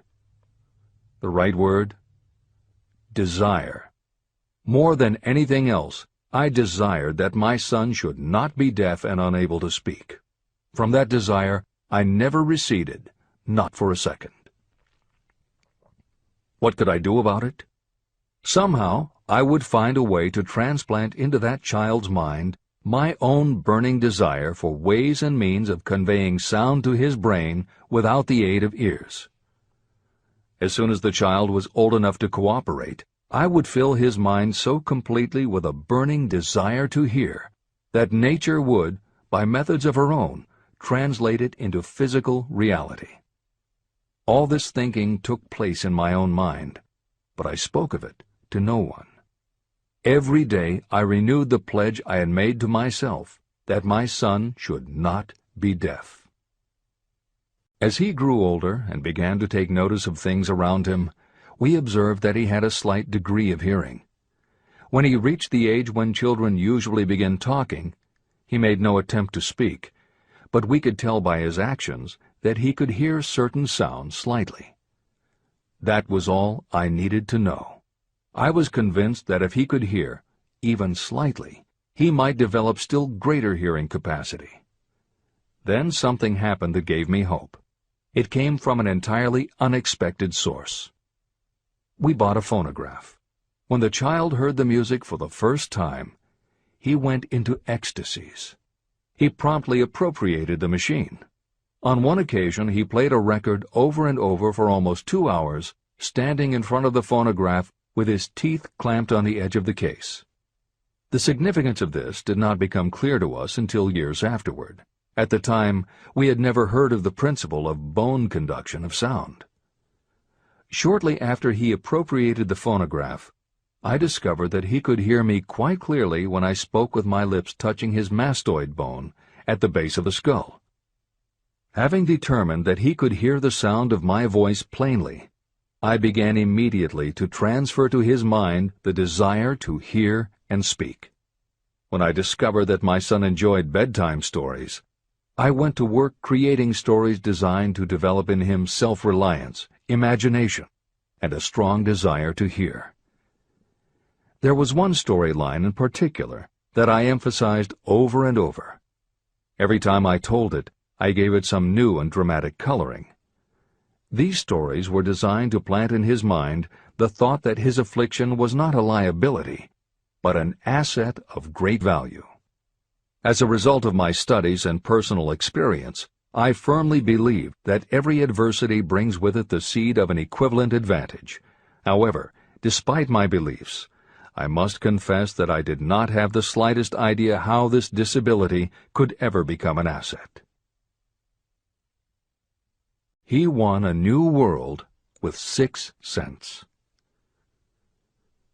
As I analyze the experience in retrospect, I can see now that my son's faith in me had much to do with the astounding results. He did not question anything I told him. I sold him on the idea that he had a distinct advantage over his older brother, and that this advantage would reflect itself in many ways. For example, the teachers in school would observe that he had no ears, and because of this they would show him special attention and treat him with extraordinary kindness. And they always did. I also sold him on the idea that when he became old enough to sell newspapers, his older brother had already become a newspaper merchant, he would have a big advantage over his brother. My reasoning was that people would pay him extra money for his wares because they could see that he was a bright, industrious boy, despite the fact that he had no ears. When he was about 7, he showed the first evidence that my method of stimulating his mind was bearing fruit. For several months he begged for the privilege of selling newspapers, but his mother would not give the project her consent. Finally, he took matters in his own hands. One afternoon, when he was left at home with the staff, he climbed through the kitchen window, shinnied to the ground, and set out on his own. He borrowed 6 cents in capital from the neighborhood shoemaker and invested it in papers, which he sold out. He took his earnings, reinvested in more newspapers, and kept repeating until late in the evening. After balancing his accounts and paying back the 6 cents he had borrowed from his banker, he had a net profit of 42 cents. When we got home that night, we found him in bed asleep with the money tightly clenched in his hand. His mother opened his hand, removed the coins, and cried. Of all things! To me it seemed she was crying over her son's first victory. My reaction was the reverse. I laughed, for I knew that my endeavor to plant in my son's mind an attitude of faith in himself had been successful. His mother saw in his first business venture a little deaf boy who had gone out in the streets and risked his life to earn money. I saw a brave, ambitious, self-reliant little businessman whose stock in himself had been increased 100%. He had gone into business on his own initiative and had won. I was not only pleased, I was impressed. He had clearly demonstrated the first signs of a resourcefulness that would go with him all through life. The little deaf boy went through grade school, high school, and college without being able to hear his teachers, except when they shouted loudly at close range. He did not go to a school for the deaf, and we did not use sign language. We were determined that he should live like any other boy who could hear and speak. We stood by that decision, although it cost us many heated debates with school officials. While he was in high school, he tried an electronic hearing aid, but it was of no value to him. During his last week in college, something happened that marked the most important turning point of his life. Through what seemed to be mere chance, he came into possession of another electronic hearing device, which was sent to him on trial. He was slow about testing it, due to his disappointment with a similar device. Finally, he picked it up carelessly, placed it on his head, and hooked up the battery. Suddenly, as if by magic, his lifelong desire for normal hearing became a reality. For the first time in his life, he heard practically as well as any person with normal hearing. Overjoyed because of the changed world that had been brought to him, he rushed to the telephone, called his mother, and heard her voice perfectly. The next day, for the first time in his life, he plainly heard the voices of his professors in class. For the first time in his life, he could converse freely with other people without them having to speak loudly. Truly, he had come into possession of a changed world. His desire was finally paying dividends. But the victory was not yet complete. He still had to find a definite and practical way to convert his disability into an equivalent asset. Thought that works miracles. Intoxicated with the joy of his newly discovered world of sound, he wrote a letter to the manufacturer of the hearing aid, enthusiastically describing his experience. Something in his letter prompted the company to invite him to New York. He was escorted through the factory, and while talking with the chief engineer, telling him about his changed world, a hunch, an idea, or an inspiration, call it what you wish, flashed into his mind. It was this impulse of thought that converted his disability into an asset destined to pay dividends in both money and happiness to thousands for all time to come. The sum and substance of that impulse was this. It occurred to him that he might be of help to the millions of people who go through life without the benefit of hearing devices, if he could find a way to tell them the story of his changed world. For an entire month, he carried out intensive research, during which he analyzed the entire marketing system of the manufacturer of the hearing device. Then he created a plan for reaching out to other hearing-impaired people all over the world, to share with them his newly discovered changed world. When this was done, he put in writing a 2-year plan based upon his findings. When he presented the plan to the company, he was instantly given a position for the purpose of carrying out his ambition. Little did he dream when he went to work that he was destined to bring hope and practical relief to thousands of people who, without his help, would have been limited forever by deafness. There's no doubt in my mind that Blair would have been deaf and unable to speak all his life if his mother and I had not managed to shape his mind as we did. When I planted in his mind the desire to hear and talk and live as other people, there went with that impulse some strange influence that caused nature to become bridge builder and span the gulf of silence between his brain and the outer world. Truly, a burning desire has devious ways of transmuting itself into its physical equivalent. Blair desired normal hearing. Now he has it. He was born with a condition that in those days might easily have sent a person with a less defined desire to the street with a bundle of pencils and a tin cup. The little white lie I planted in his mind when he was a child, by leading him to believe his impaired hearing would become a great asset, has justified itself. I am convinced it is a fact that there is nothing, right or wrong, that belief plus burning desire cannot make real. These qualities are free to everyone. Editor's comments. As Napoleon Hill was finishing this chapter on desire, it was reported that the famed opera singer Madame Schumann-Heink had died. A passage in her obituary struck Hill as being so appropriate to the subject of this chapter that he was moved to comment as follows. End of editor's comment. One short paragraph in the newspaper story about the famed opera singer Madame Schumann-Heink gives the clue to this unusual woman's stupendous success.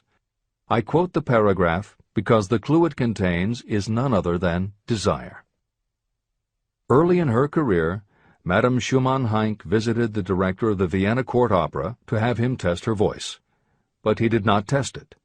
After taking one look at the awkward and poorly dressed girl, he exclaimed, none too gently, "With such a face, and with no personality at all, how can you ever expect to succeed in opera? My good child, give up the idea. Buy a sewing machine and go to work. You can never be a singer." Never is a long time.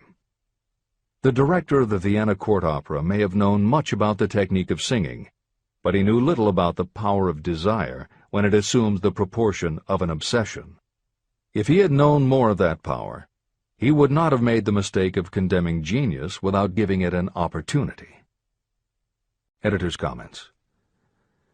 Although few readers of this edition will be familiar with Madame Schumann-Heink, every reader knows a half-dozen similar stories.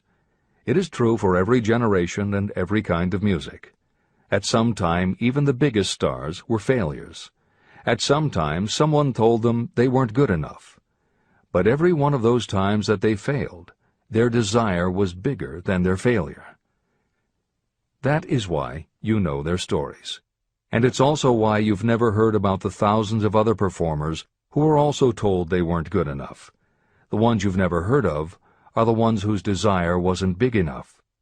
They are the ones who believed that failure was defeat. This is the end of the editor's comment. Several years ago, one of my business associates became ill. He became worse as time went on, and finally was taken to the hospital for an operation. The doctor warned me that there was little, if any, chance of my ever seeing him alive again. But that was the doctor's opinion. It was not the opinion of the patient. Just before he was wheeled away, he whispered to me, "Do not be disturbed, Chief. I will be out of here in a few days." The attending nurse looked at me with pity. But the patient did come through safely. After it was all over, his physician said, nothing but his own desire to live saved him. He never would have pulled through if he had not refused to accept the possibility of death. Editor's comments. By the 1980s, the phenomenon that Napoleon Hill wrote about in the preceding paragraph was embraced by a growing segment of the population. Among the adherents were numerous medical professionals who incorporated the concept under the term the body-mind connection. And by the turn of the 21st century, the belief that the mind can manifest physical changes in the body had become a part of mainstream medical practice. In Chapter 5, Autosuggestion, you will find further comment on the medical aspects of having a burning desire. This is the end of the editor's comment. I believe in the power of desire backed by faith in yourself, because I have seen this power lift people from lowly beginnings to places of power and wealth. I have seen it rob the grave of its victims. I have seen it serve as the medium by which people staged a comeback after having been defeated in 100 different ways. And I have seen it provide my own son with a normal, happy, successful life, despite nature's having sent him into the world without ears. How can you harness and use the power of desire? The first part of the answer is in the technique at the beginning of this chapter. You will learn more about it in the next and subsequent chapters of this book. Through some strange and powerful principle, nature wraps up in the impulse of strong desire that something that recognizes no such word as impossible, and accepts no such reality as failure. There are no limitations to the mind except those we acknowledge. Chapter 4. Faith in your ability. Visualization of, and belief in, attainment of desire. The second step toward riches. Faith is the head chemist of the mind. When faith is blended with thought, the subconscious mind instantly picks up the vibration. The subconscious then translates it and transmits it to infinite intelligence. The emotions of faith, love, and sex are the most powerful of all the major positive emotions. When the three are blended, they have the effect of coloring thought in such a way that it instantly reaches the subconscious mind. There, it is changed into a form that induces a response from infinite intelligence. Editor's comments.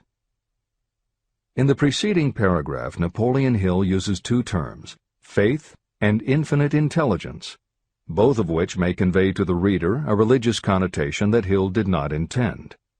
The following will define the meaning of the words as Hill uses them in the following chapter. In modern usage, the word faith has become almost interchangeable with religious belief, which is not the way Hill uses the word.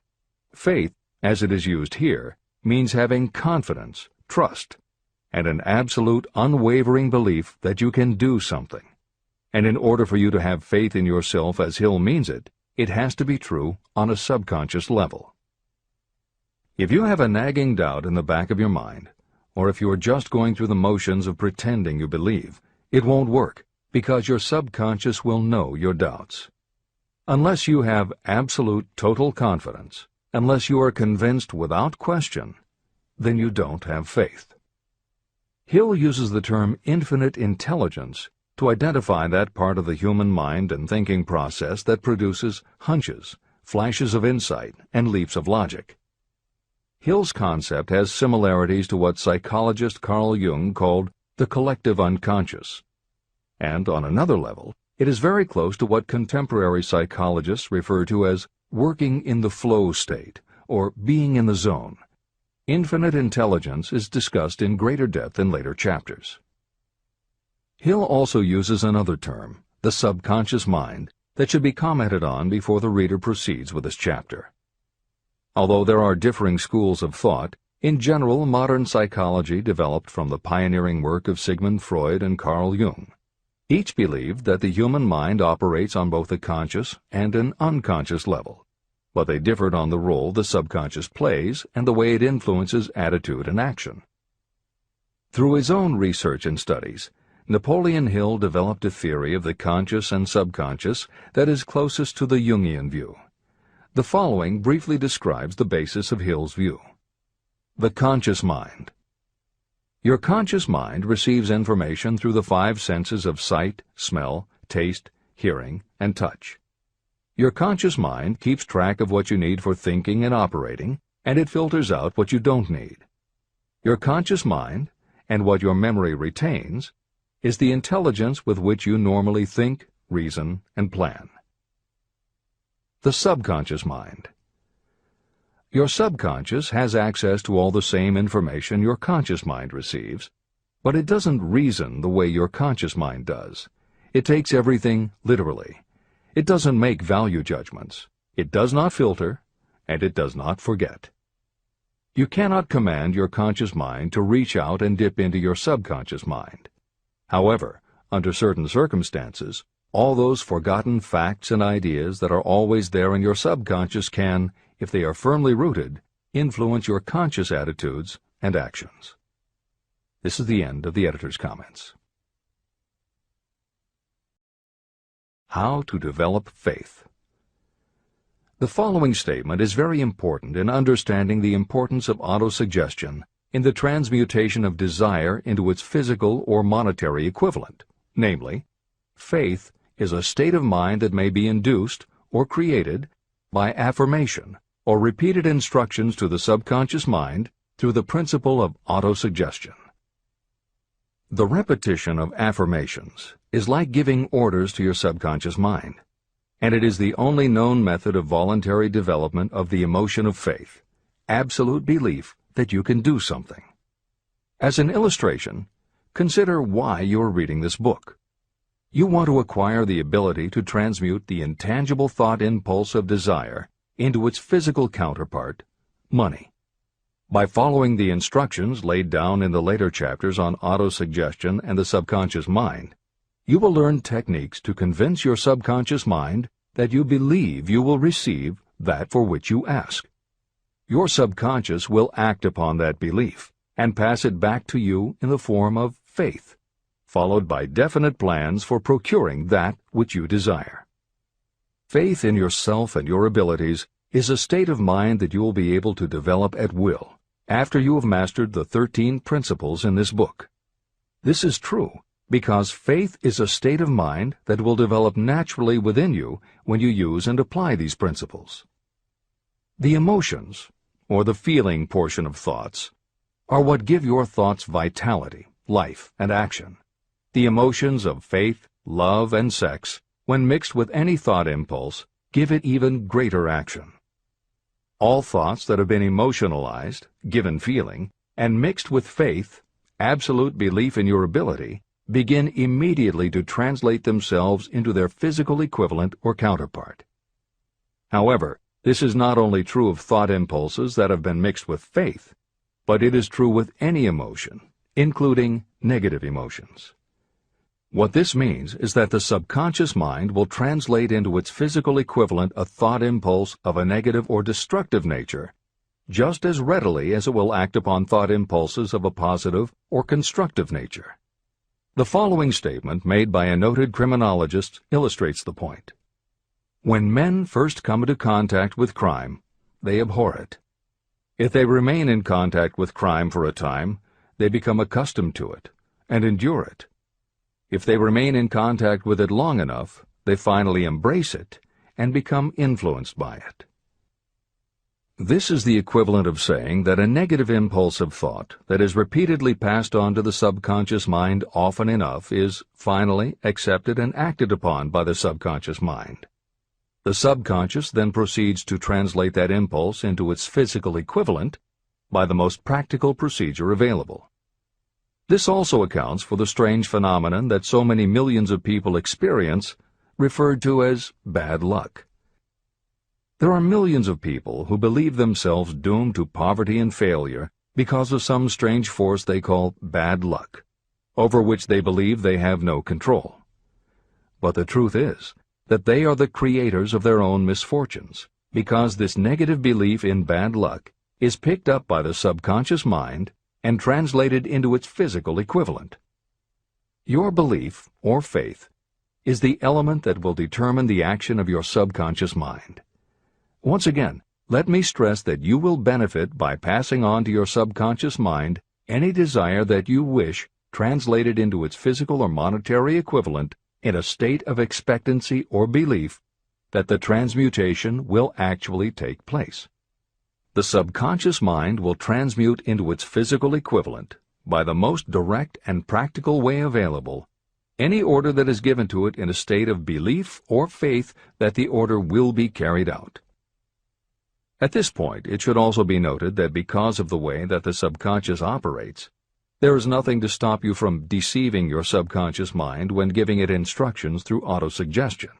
That is what I did when I deceived my son's subconscious mind. To make this deception more realistic, when you call upon your subconscious mind, you must conduct yourself just as you would if you were already in possession of the material thing that you are demanding. Editor's comments. It is an axiom of contemporary motivation theory that the subconscious mind cannot distinguish between what is real and what is vividly imagined. One of the most frequently cited studies supporting this concept was done with a group of basketball players. The players were divided into 3 teams, and the players on each team were tested on their ability to make free throws. The teams were then separated for a period of time, and each team was given instructions which they were told would improve their abilities. One team was instructed to practice making baskets on a daily basis. The second team was instructed not to practice during the period and not to even think about basketball. The third team was also instructed not to practice during the period, but instead the members were told to spend their daily practice time visualizing in detail the process of making baskets. At the end of the experiment, the teams were again tested. The team that rested showed a decrease in ability. The team that practiced showed a marked increase in ability. And the team that didn't practice but visualized making baskets showed an increase in ability almost equal to those who had practiced daily. As Hill says, you can deceive your subconscious through autosuggestion. If you convincingly plant an idea in your subconscious will accept and work with the idea as though it were a fact. But the key word is convincingly. If you try to send a message to your subconscious, but in the back of your mind you have a nagging doubt whether it will work, your subconscious will pick that up also. You will have sent mixed messages that cancel each other out. That is why Hill stresses the importance of doing it with faith. Your subconscious will not judge if it is true or false, positive or negative, but it does respond to the power of the input, how emotionalized the thought is. This is the end of the editor's comment. It is essential for you to encourage the positive emotions as the dominating forces of your mind. But faith in yourself doesn't come from merely reading instructions. Now that you understand the theory, you must begin to apply it. By experimenting and practicing, you will develop your ability to mix faith with any order you give to your subconscious. When you have faith in your ability, then you can give your subconscious mind instructions, which it will accept and act upon immediately. When your mind is dominated by positive emotions, it will encourage the state of mind known as faith. Faith in yourself is a state of mind that you can create by autosuggestion. All through the ages, religious leaders have admonished people to have faith. They say to have faith in this, that, and the other dogma or creed, but they have failed to tell people how to have faith. They have not stated that faith is a state of mind that may be induced by self-suggestion. In language that anyone can understand, this book explains the principle through which faith in your ability to accomplish a goal may be developed where it does not already exist.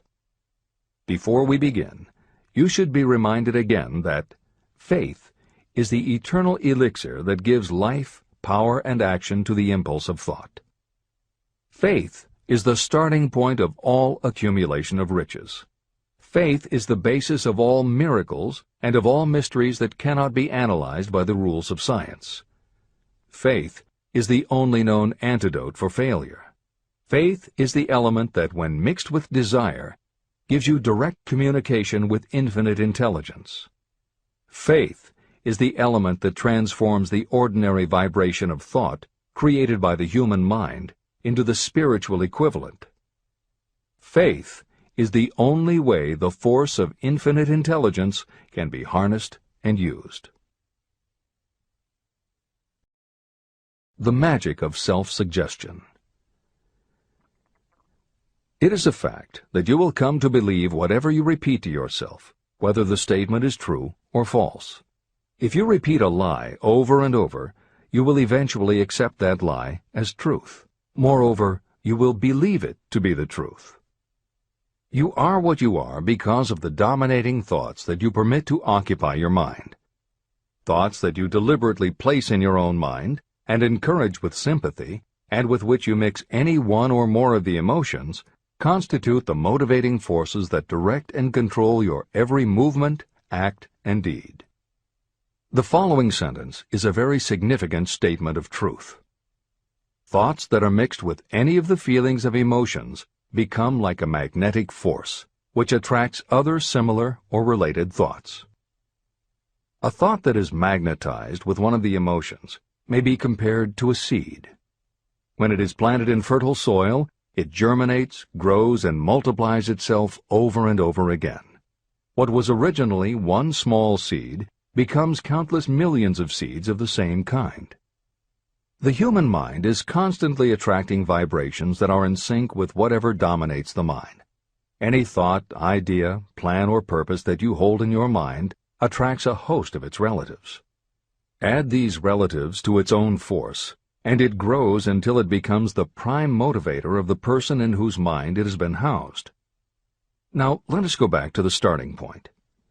How can the original seed of an idea, plan, or purpose be planted in the mind? The answer? Any idea, plan, or purpose may be placed in the mind through repetition of thought. This is why you are asked to write out a statement of your major purpose, or definite chief aim. Commit it to memory, and repeat it out loud day after day until these vibrations of sound have reached your subconscious mind. You are what you are because of the dominating thoughts that you permit to occupy your mind.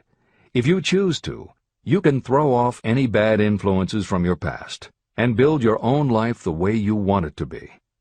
For instance, by taking inventory of your mental assets and liabilities, you might discover that your greatest weakness is lack of self-confidence.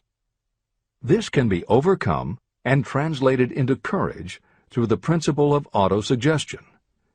You can do this by writing out a set of simply stated positive thought impulses, memorizing them, and repeating them until they become a part of the working equipment of your subconscious mind. The following is an example for someone whose definite purpose is to overcome a lack of self-confidence. Self-confidence formula. 1. I know that I have the ability to achieve the object of my definite purpose in life. Therefore, I demand of myself persistent, continuous action toward its attainment, and I here and now promise to render such action.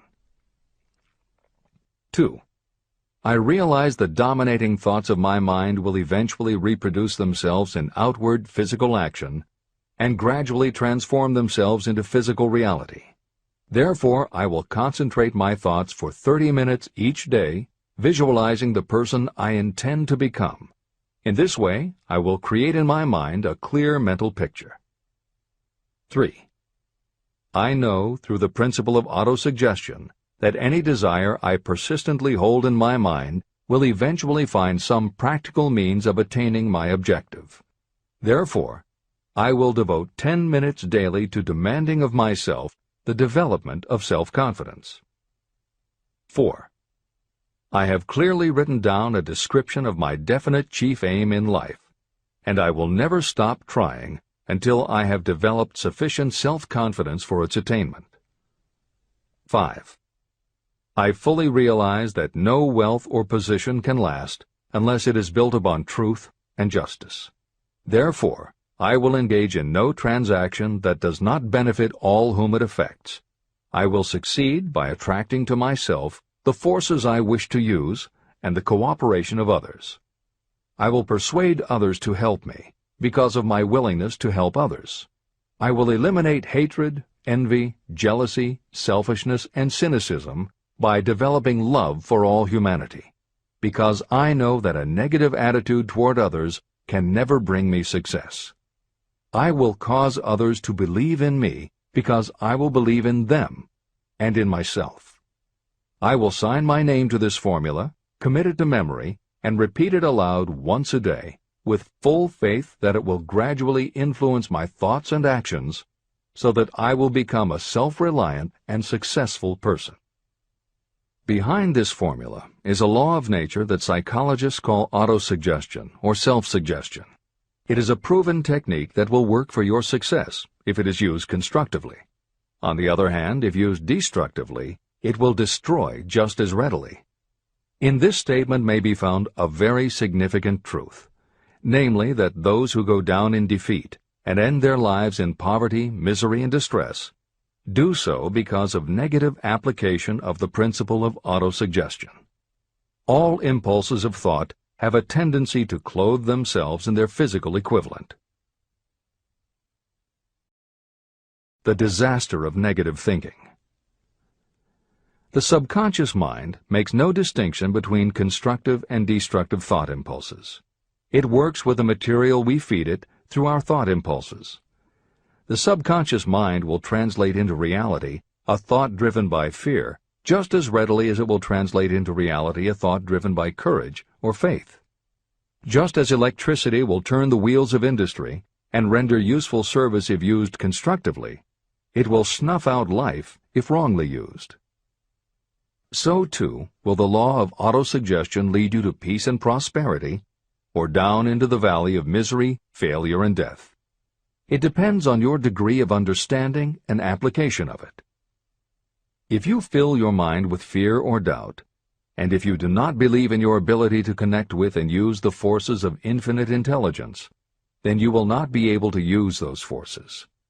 The law of autosuggestion will take your lack of belief and use that doubt as a pattern by which your subconscious mind will translate it into its physical equivalent. Editor's comments.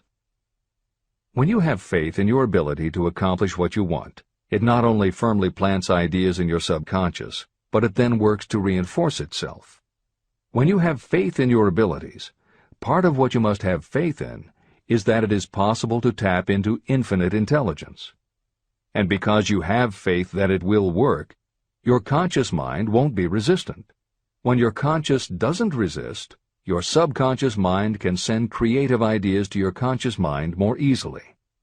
Then, the more you see the power working in your life, the easier it is for you to act on faith the next time. Will it work for you? You will never know unless you relax your resistance and just have faith that it will. This is the end of the editor's comment. Like the wind that carries one ship east and another west, the law of autosuggestion will lift you up or pull you down according to the way you set your sails of thought. The law of autosuggestion, through which any person may rise to altitudes of achievement that stagger the imagination, is well described in the following verse. Observe the words that have been emphasized, and you will catch the deep meaning that the poet had in mind. If you think you are beaten, you are. If you think you dare not, you don't. If you like to win, but you think you can't, it is almost certain you won't. If you think you'll lose, you're lost. For out in the world we find, success begins with a fellow's will. It's all in the state of mind. If you think you are outclassed, you are. You've got to think high to rise. You've got to be sure of yourself before you can ever win a prize. Life's battles don't always go to the stronger or faster man, but soon or late the man who wins is the man who thinks he can. Editor's comments. As noted at the beginning of this chapter, the way in which Napoleon Hill uses the word faith is meant to have no religious connotation. However, it would be impossible for Hill to write this chapter without acknowledging the power of religious faith. Therefore, in the following 2 paragraphs, when Hill discusses Jesus Christ and Mahatma Gandhi as exemplifying the power of faith, he is referring to their personal faith, the absolute trust in his beliefs that Jesus exhibited, and Gandhi's total conviction and confidence in his cause. In this way, they perfectly exemplify thought impulse mixed with faith. This is the end of the editor's comment. If you wish evidence of the power of faith, study the achievements of men and women who have employed it. At the head of the list comes the Nazarene. The basis of Christianity is faith, no matter how many people may have perverted or misinterpreted the meaning of this great force. The sum and substance of the teachings and the achievements of Christ, which may have been interpreted as miracles, were nothing more nor less than faith. If there are any such phenomena as miracles, they are produced only through the state of mind known as faith. Consider Mahatma Gandhi of India, one of the most astounding examples of the possibilities of faith. Gandhi wielded more potential power than any man living in his time, and he had this power despite the fact that he had none of the orthodox tools of power, such as money, battleships, soldiers, and materials of warfare. Gandhi had no money, no home. He did not own a suit of clothes, but he did have power.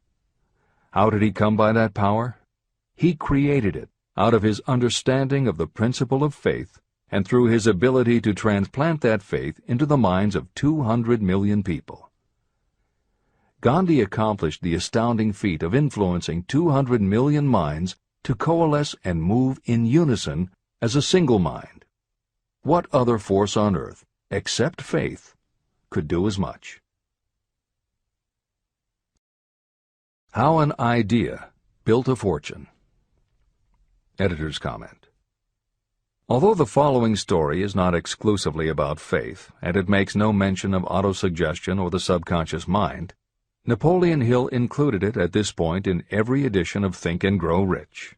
In fact, as Hill says, this story illustrates at least 6 of the 13 principles of success. But faith is at the center of it. If the central figure, Charles M. Schwab, had not mixed his big idea with absolute unwavering faith that he could pull it off, the whole history of American business would have been different. This is the end of the editor's comment. The event chosen for this illustration dates back to 1900, when the United States Steel Corporation was being formed. As you read the story, keep in mind the following fundamental facts, and you will understand how ideas have been converted into huge fortunes. First, the United States Steel Corporation was born in the mind of Charles M. Schwab in the form of an idea he created through his imagination. Second, he mixed faith with his idea. Third, he formulated a plan for the transformation of his idea into physical and financial reality. Fourth, he put his plan into action with his famous speech at the University Club.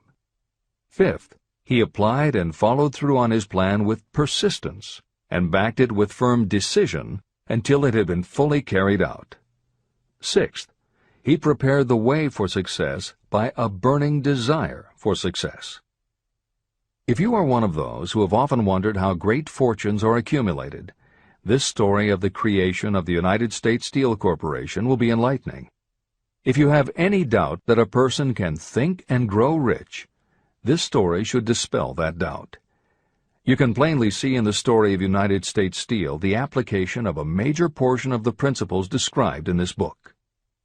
This astounding description of the power of an idea was dramatically told by John Lowell in the New York World Telegram, with whose courtesy it is here reprinted. Editor's comments. In order for the modern reader to fully appreciate the following newspaper story, it is appropriate at this point to provide some background information about the main players. Charles M. Schwab was Andrew Carnegie's right-hand man and president of the Carnegie Steel Corporation. Andrew Carnegie was a wealthy and powerful steel baron whose company controlled 25% of the iron and steel production in America. J.P. Morgan was a wealthy and powerful Wall Street banker whose company had arranged the financing for many of the major industrial companies in America at the beginning of the 20th century.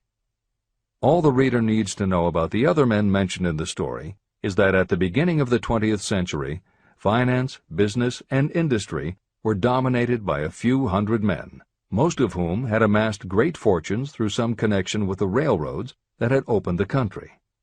These people were well known to readers of the New York World Telegram because of their financial influence.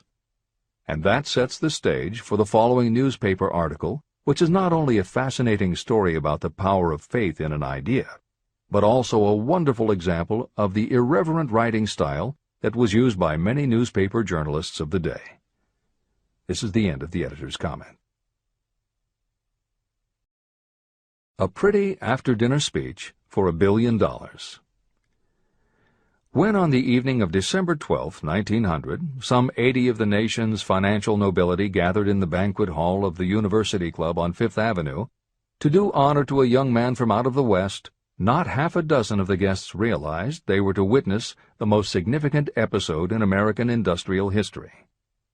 J. Edward Simmons and Charles Stewart Smith, their hearts full of gratitude for the lavish hospitality bestowed on them by Charles M. Schwab during a recent visit to Pittsburgh, had arranged the dinner to introduce the 38-year-old steel man to Eastern banking society. But they didn't expect him to stampede the convention. They warned him, in fact, that the bosoms within New York's stuffed shirts would not be responsive to oratory, and that if he didn't want to bore the Stillmans and Harrimans and Vanderbilts, he had better limit himself to 15 or 20 minutes of polite vaporings and let it go at that. Even John Pierpont Morgan, sitting on the right hand of Schwab as became his imperial dignity, intended to grace the banquet table with his presence only briefly, and so far as the press and public were concerned, the whole affair was of so little moment that no mention of it found its way into print the next day. So the two hosts and their distinguished guests ate their way through the usual 7 or 8 courses. There was little conversation, and what there was of it was restrained. Few of the bankers and brokers had met Schwab, whose career had flowered along the banks of the Monongahela, and none knew him well. But before the evening was over, they, and with them Money Master Morgan, were to be swept off their feet, and $1 billion baby, the United States Steel Corporation, was to be conceived. It is perhaps unfortunate for the sake of history that no record of Charlie Schwab's speech at the dinner ever was made. It is probable, however, that it was a homely speech, somewhat ungrammatical, for the niceties of language never bothered Schwab, full of epigram and threaded with wit. But aside from that, it had a galvanic force and effect upon the $5 billion of estimated capital that was represented by the diners. After it was over, and the gathering was still under its spell, although Schwab had talked for 90 minutes, Morgan led the orator to a recessed window where, dangling their legs from the high, uncomfortable seat, they talked for an hour more. The magic of the Schwab personality had been turned on full force, but what was more important and lasting was the full-fledged, clear-cut program he laid down for the aggrandizement of steel. Many other men had tried to interest Morgan in slapping together a steel trust after the pattern of the biscuit, wire and hoop, sugar, rubber, whiskey, oil, or chewing gum combinations. Editor's comments. The Random House College Dictionary defines a trust as an illegal combination of industrial or commercial companies in which the stock is controlled by a central board of trustees, thus making it possible to control prices and destroy competition. Many of America's new industrial companies had grown so quickly that they were not yet profitable. They were saddled with huge debt incurred in raising the capital to finance their rapid expansion, and at the same time they were faced with having to cut costs and slash prices or go out of business. The answer for many was to join up with others in related industries to form what were called trusts or combinations. Although trusts were illegal since the passage of the Sherman Antitrust Act in 1890, companies still tried to find ways to monopolize their industries, and if their efforts weren't technically trusts, they were something very close. The one thing the large company owners who assembled these trusts needed was cash to buy up the many smaller companies they would have to own in order to effectively dominate an industry. J.P. Morgan was the banker who financed many such takeovers. This is the end of the editor's comment. John W. Gates, the gambler, had urged it, but Morgan distrusted him. The Moore boys, Bill and Jim, Chicago stock jobbers who had glued together a match trust and a cracker corporation, had urged it and failed, Elbert H. Gerry, the sanctimonious country lawyer, wanted to foster it, but he wasn't big enough to be impressive. Until Schwab's eloquence took J.P. Morgan to the heights from which he could visualize the solid results of the most daring financial undertaking ever conceived, the project was regarded as a delirious dream of easy-money crackpots. The financial magnetism that began a generation ago to attract thousands of small and sometimes inefficiently managed companies into large and competition-crushing combinations had become operative in the steel world through the devices of that jovial business pirate, John W. Gates. Gates already had formed the American Steel and Wire Company out of a chain of small concerns, and together with Morgan had created the Federal Steel Company. But by the side of Andrew Carnegie's gigantic vertical trust, a trust owned and operated by 53 partners, those other combinations were picayune. They might combine to their heart's content, but the whole lot of them couldn't make a dent in the Carnegie organization, and Morgan knew it. The eccentric old Scot knew it, too. Editor's comments.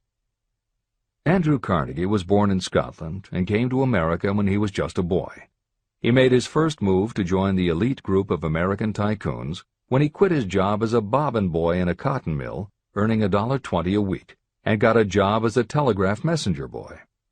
He soon taught himself to operate a telegraph key, which got him hired as personal telegrapher and secretary to the head of the Pennsylvania Railroad. It wasn't long before he'd worked his way up the ranks to superintendent of the Pittsburgh division, which in turn put him in a position to become an early investor in the Pullman Company, which became the leading manufacturer of railway cars.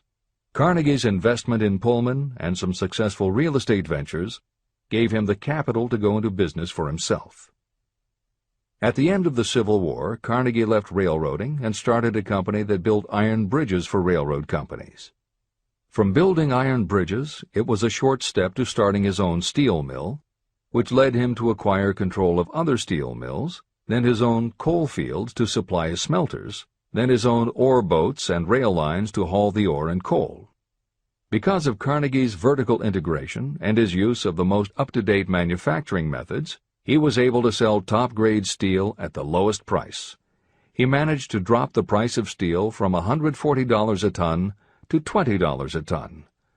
By 1899, the Carnegie Steel Company controlled about 25% of the iron and steel production in America. The smaller steel manufacturers couldn't compete with Carnegie, so they went to J.P. Morgan for help. He arranged for the financing, and a wide-ranging alliance was put together of companies that were in the business of manufacturing products made from steel. Part of the deal was that they would not buy steel from Carnegie. Andrew Carnegie was not about to be put out of business by a collection of small companies. He announced that he would buy or build his own manufacturing companies to produce finished goods made of steel. This is the end of the editor's comments, and the New York World Telegram story continues. From the magnificent heights of Skibo Castle he had viewed, first with amusement and then with resentment, the attempts of Morgan's smaller companies to cut into his business. When the attempts became too bold, Carnegie's temper was translated into anger and retaliation. He decided to duplicate every mill owned by his rivals. Hitherto, he hadn't been interested in wire, pipe, hoops, or sheet. Instead, he was content to sell such companies the raw steel and let them work it into whatever shape they wanted. Now, with Schwab as his chief and able lieutenant, he planned to drive his enemies to the wall. So it was that in the speech of Charles M. Schwab, Morgan saw the answer to his problem of combination. A trust without Carnegie, giant of them all, would be no trust at all, a plum pudding, as one writer said, without the plums. Schwab's speech on the night of December 12, 1900, undoubtedly carried the inference, though not the pledge, that the vast Carnegie enterprise could be brought under the Morgan tent. He talked of the world future for steel, of reorganization for efficiency, of specialization, of the scrapping of unsuccessful mills and concentration of effort on the flourishing properties, of economies in the ore traffic, of economies in overhead and administrative departments, of capturing foreign markets. More than that, he told the buccaneers among them wherein lay the errors of their customary piracy. Their purposes, he inferred, had been to create monopolies, raise prices, and pay themselves fat dividends out of privilege. Schwab condemned the system in his heartiest manner. The short-sightedness of such a policy, he told his hearers, lay in the fact that it restricted the market in an era when everything cried for expansion. By cheapening the cost of steel, he argued, an ever-expanding market would be created. More uses for steel would be devised, and a goodly portion of the world trade could be captured. Actually, though he did not know it, Schwab was an apostle of modern mass production. Editor's comments. For J.P. Morgan, all of Schwab's talk about economies of scale and expanding markets meant only one thing. Until that night, it was assumed that Andrew Carnegie would continue building his own manufacturing companies to compete with the steel trusts that Morgan had helped put together. Morgan knew that for Carnegie to do so would require an enormous amount of capital, and Morgan also knew that Carnegie had always been strongly against raising money by selling stock in his company. What Schwab seemed to be implying was that rather than going to Wall Street for the money needed to fight the trusts, Carnegie might be interested in selling his business. This is the end of the editor's comment.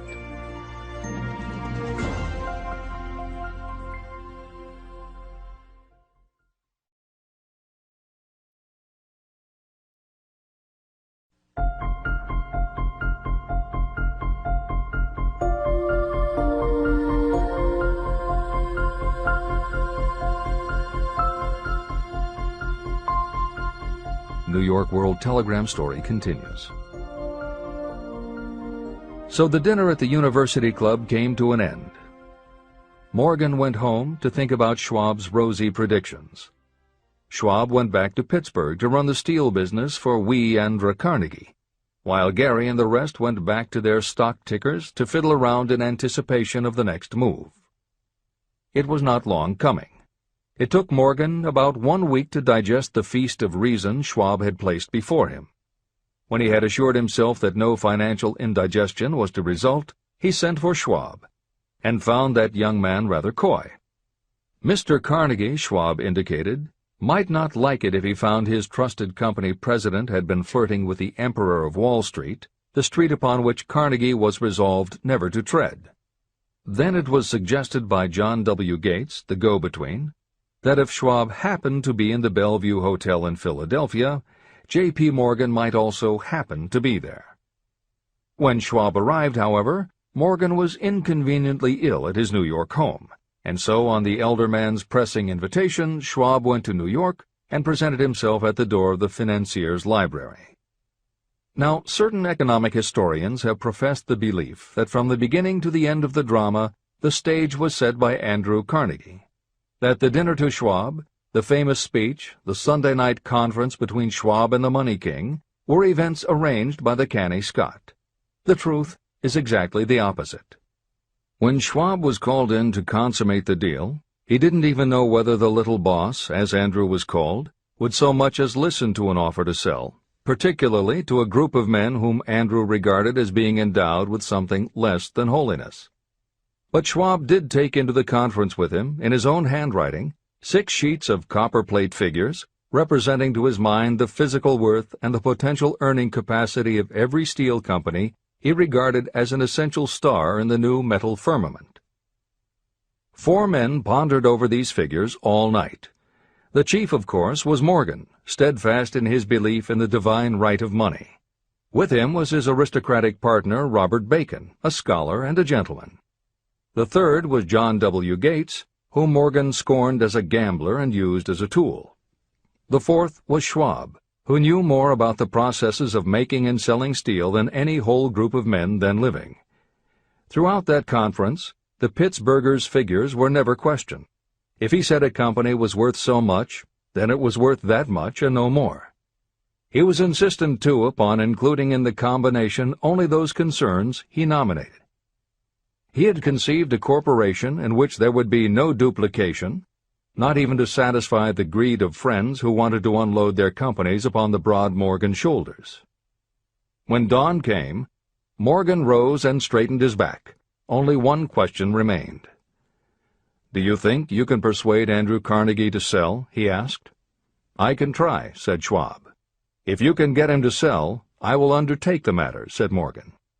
So far, so good. But would Carnegie sell? How much would he demand? Schwab thought about $320 million. What would he take payment in? Common or preferred stocks? Bonds? Cash? Nobody could raise $1/3 billion in cash. There was a golf game in January on the frost-cracking heath of the St. Andrews Links in Westchester, with Andrew bundled up in sweaters against the cold and Charlie talking volubly as usual to keep his spirits up. But no word of business was mentioned until the pair sat down in the cozy warmth of the Carnegie cottage nearby. Then, with the same persuasiveness that had hypnotized 80 millionaires at the University Club, Schwab poured out the glittering promises of retirement and comfort, of untold millions to satisfy the old man's social caprices. Carnegie capitulated, wrote a figure on a slip of paper, handed it to Schwab and said, "All right, that's what we'll sell for." The figure was approximately $400 million, and was reached by taking the $320 million mentioned by Schwab as a basic figure, and adding to it $80 million to represent the increased capital value over the previous 2 years. Later, on the deck of a transatlantic liner, the Scotsman said ruefully to Morgan, "I wish I had asked you for $100 million more." "If you had asked for it, you'd have gotten it," Morgan told him cheerfully. There was an uproar, of course. A British correspondent cabled that the foreign steel world was appalled by the gigantic combination. President Hadley of Yale declared that unless trusts were regulated, the country might expect an emperor in Washington within the next 25 years. But that able stock manipulator Keene went at his work of shoving the new stock at the public so vigorously that all the excess water, estimated by some at nearly $600 million, was absorbed in a twinkling. So Carnegie had his millions, and the Morgan Syndicate had $62 million for all its trouble, and all the boys, from Gates to Gary, had their millions. Editor's comment. The 38-year-old Charles M. Schwab had his reward, too. He was made president of the new corporation, United States Steel, and remained in control until 1930. When Schwab left U.S. Steel, he went on to found the mammoth Bethlehem Steel Corporation, of which he also became president. This is the end of the editor's comment. Riches begin with thought. The dramatic story of big business that you've just finished is a perfect illustration of the method by which desire can be transmuted into its physical equivalent. That giant organization was created in the mind of one man. The plan by which the organization was provided with the steel mills that gave it financial stability was created in the mind of the same man. His faith, his desire, his imagination, his persistence were the real ingredients that went into United States Steel. The steel mills and equipment acquired by the corporation, after it had been brought into legal existence, were incidental. However, careful analysis reveals that the appraised value of the properties acquired by the corporation increased in value by an estimated $600 million, approximately $12 billion today. The increase in value of the assets is attributable to the mere transaction that consolidated them under one management.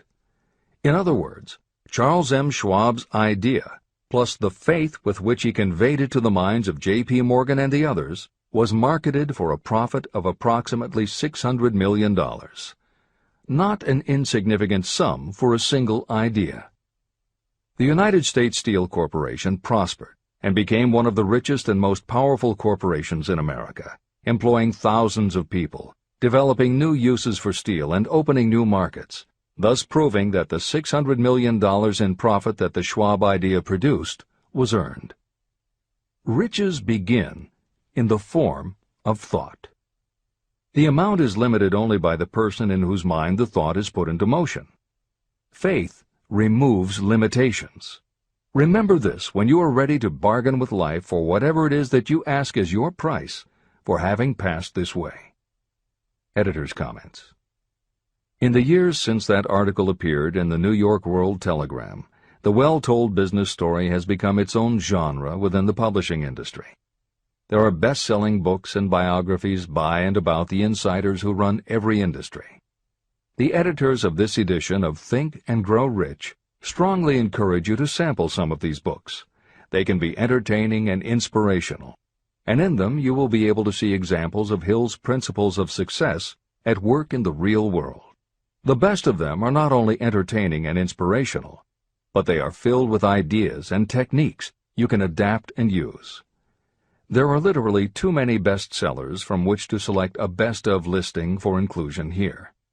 Any such choice the editors might make would not necessarily be the best, but merely reflective of the interests of the person doing the choosing. However, there are 2 books the editors recommend that are not by or about a single individual or industry. These books are In Search of Excellence by Tom Peters and Breakthroughs by P.R. Nyack and John N. Ketteringham. Each of these books deals with a broad spectrum of industries, and within each industry they single out certain companies and individuals for analysis. Both were published at the beginning of the business book trend in the 1980s, but there are few books since then that better convey the importance of faith in a good idea. In Search of Excellence, chosen by a panel of experts as the most influential book of the past 20 years, was a runaway bestseller and will likely be in print for years to come. Breakthroughs may be harder to find, but it will be well worth the effort. This is the end of the editor's comments.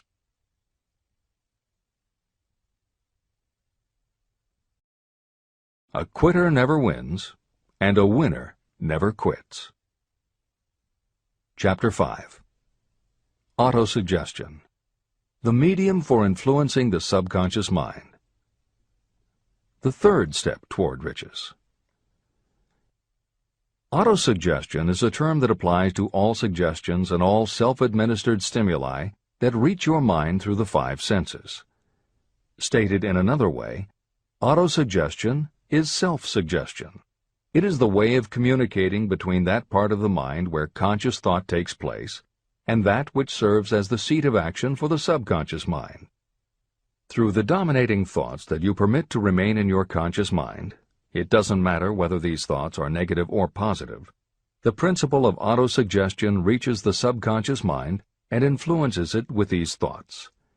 Nature has built human beings so that we can have control over the material that reaches our subconscious mind through our 5 senses.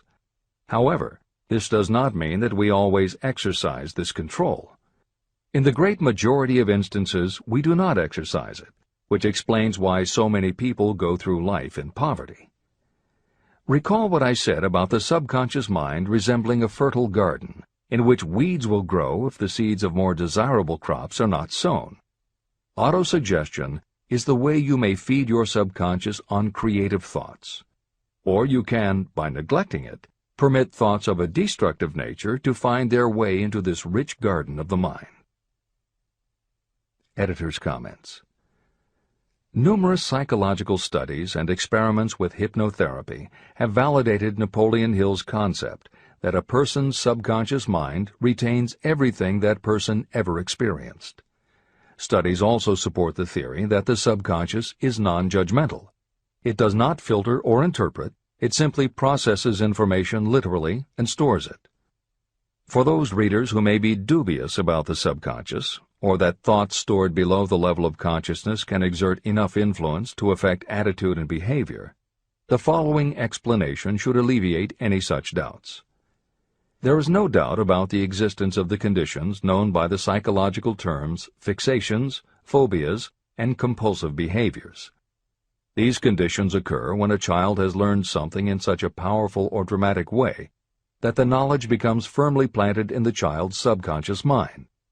Then, even as the child grows to adulthood and the conscious mind learns to understand that information from a mature point of view, because the childhood learning experience was so powerful, the subconscious still retains the childhood understanding of the information. The result is a fixation, phobia, or compulsive behavior that causes a response rooted in childhood, which does not make logical sense to the adult's conscious mind. That is because it does not come from the conscious. It comes from the subconscious belief that was so emotionalized it overrides the adult's logical conscious mind. Hill's theory is based on exactly the same psychological principles. Thoughts do remain stored in the subconscious. They remain just as they were when they were input, and the more highly emotionalized the thoughts are when they are input, the more influence they exert on attitude and behavior. It is this aspect of the subconscious that will allow you to use autosuggestion as a tool with which to input the positive thoughts that will help you achieve the success you desire. This is the end of the editor's comments. See and feel money in your hands. You were instructed in the last of the 6 steps described in Chapter 3 on Desire to read aloud twice daily the written statement of your desire for money. You were also directed to see and feel yourself already in possession of the money. By following these instructions, you communicate the object of your desire directly to your subconscious mind in a spirit of absolute faith.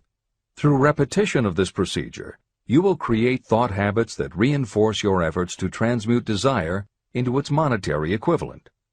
Read these steps again, very carefully, before you proceed further. 1. Fix in your mind the exact amount of money you desire. It is not sufficient merely to say, "I want plenty of money." Be definite about the amount. 2.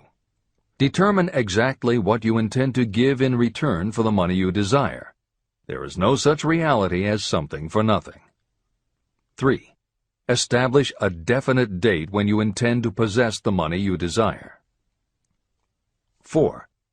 Create a definite plan for carrying out your desire and begin at once, whether you are ready or not, to put this plan into action.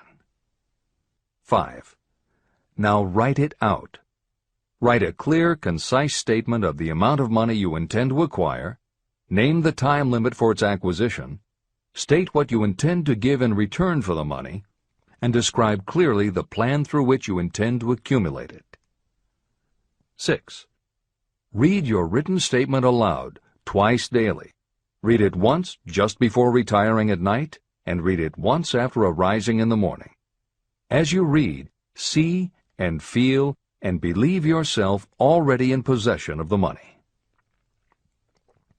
Remember, when reading aloud the statement of your desire, through which you will develop a money consciousness, that the mere reading of the words is of no consequence, unless you mix emotion or feeling with your words. Your subconscious mind recognizes and acts only upon thoughts that have been well mixed with emotion or feeling. This is a fact of such importance as to warrant repetition in practically every chapter. The lack of understanding of this is the main reason the majority of people who try to apply the principle of autosuggestion get no desirable results. Plain, unemotional words do not influence the subconscious mind. You will get no appreciable results until you learn to reach your subconscious mind with thoughts or spoken words that have been well emotionalized with belief. Do not become discouraged if you cannot control and direct your emotions the first time you try. Remember, there is no such possibility as something for nothing. You cannot cheat even if you desire to do so. The price of ability to influence your subconscious mind is persistence in applying the principles described here. You cannot develop the desired ability for a lower price. You, and you alone, must decide whether or not the reward, the money consciousness, is worth the price you must pay for it in effort. Your ability to use the principle of autosuggestion will depend very largely upon your capacity to concentrate on a given desire until that desire becomes a burning obsession. How to strengthen your powers of concentration. When you begin to carry out the instructions in the 6 steps, it will be necessary for you to make use of the principle of concentration. Following are suggestions for the effective use of concentration. When you begin the first of the 6 steps, which instructs you to fix in your own mind the exact amount of money you desire, close your eyes and hold your thoughts on that amount of money until you can actually see the physical appearance of the money. Do this at least once each day. As you go through these exercises, follow the instructions given in Chapter 4 on faith, and see yourself actually in possession of the money. Here is a most significant fact. The subconscious mind takes any orders given to it in a spirit of absolute faith and acts upon those orders. But the orders often have to be presented over and over again, repeated positive affirmation, before they are interpreted by the subconscious mind. Because of this, you might consider the possibility of playing a perfectly legitimate trick on your subconscious mind. Make it believe, because you believe it, that you must have the amount of money you are visualizing. Make it believe that this money is already awaiting your claim, so the subconscious mind must hand over to you practical plans for acquiring the money that is yours. Give this thought to your imagination, and see what your imagination can or will do to create practical plans for the accumulation of money through transmutation of your desire. Do not wait for a definite plan through which you will exchange services or merchandise in return for the money you are visualizing. Just start right now to see yourself in possession of the money, demanding, and expecting that your subconscious mind will hand over the plans you need. Be on the alert for these plans, and when they appear, put them into action immediately. When the plans appear, they will probably flash into your mind in the form of an inspiration or intuition from infinite intelligence. Treat it with respect and act upon it as soon as you receive it. In the fourth of the 6 steps, you are instructed to create a definite plan for carrying out your desire and begin at once to put this plan into action. Do the same thing here. Close your eyes and create in your mind a vivid image of you carrying out the instructions. Do not trust to your reason when creating your plan for accumulating money through the transmutation of desire. Your reasoning faculty may be lazy, and if you depend entirely upon it to serve you, it may disappoint you. When visualizing the money you intend to accumulate, see yourself rendering the service or delivering the merchandise you intend to give in return for this money. This is important. Editor's comments. The basic principle underlying autosuggestion is closely related to self-hypnosis, and both techniques played an important role in the development of modern psychology.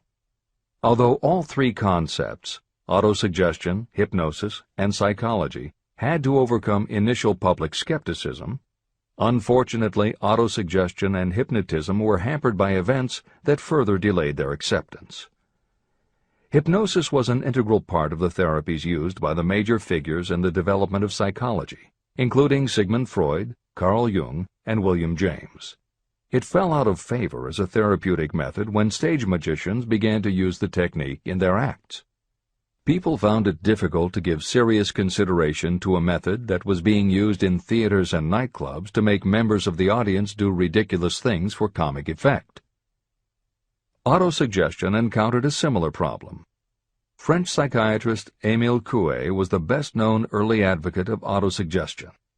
A contemporary of Sigmund Freud, Coué operated a clinic that treated patients diagnosed with psychosomatic ailments, individuals who have convinced themselves they are ill and even show symptoms but do not actually have a disease.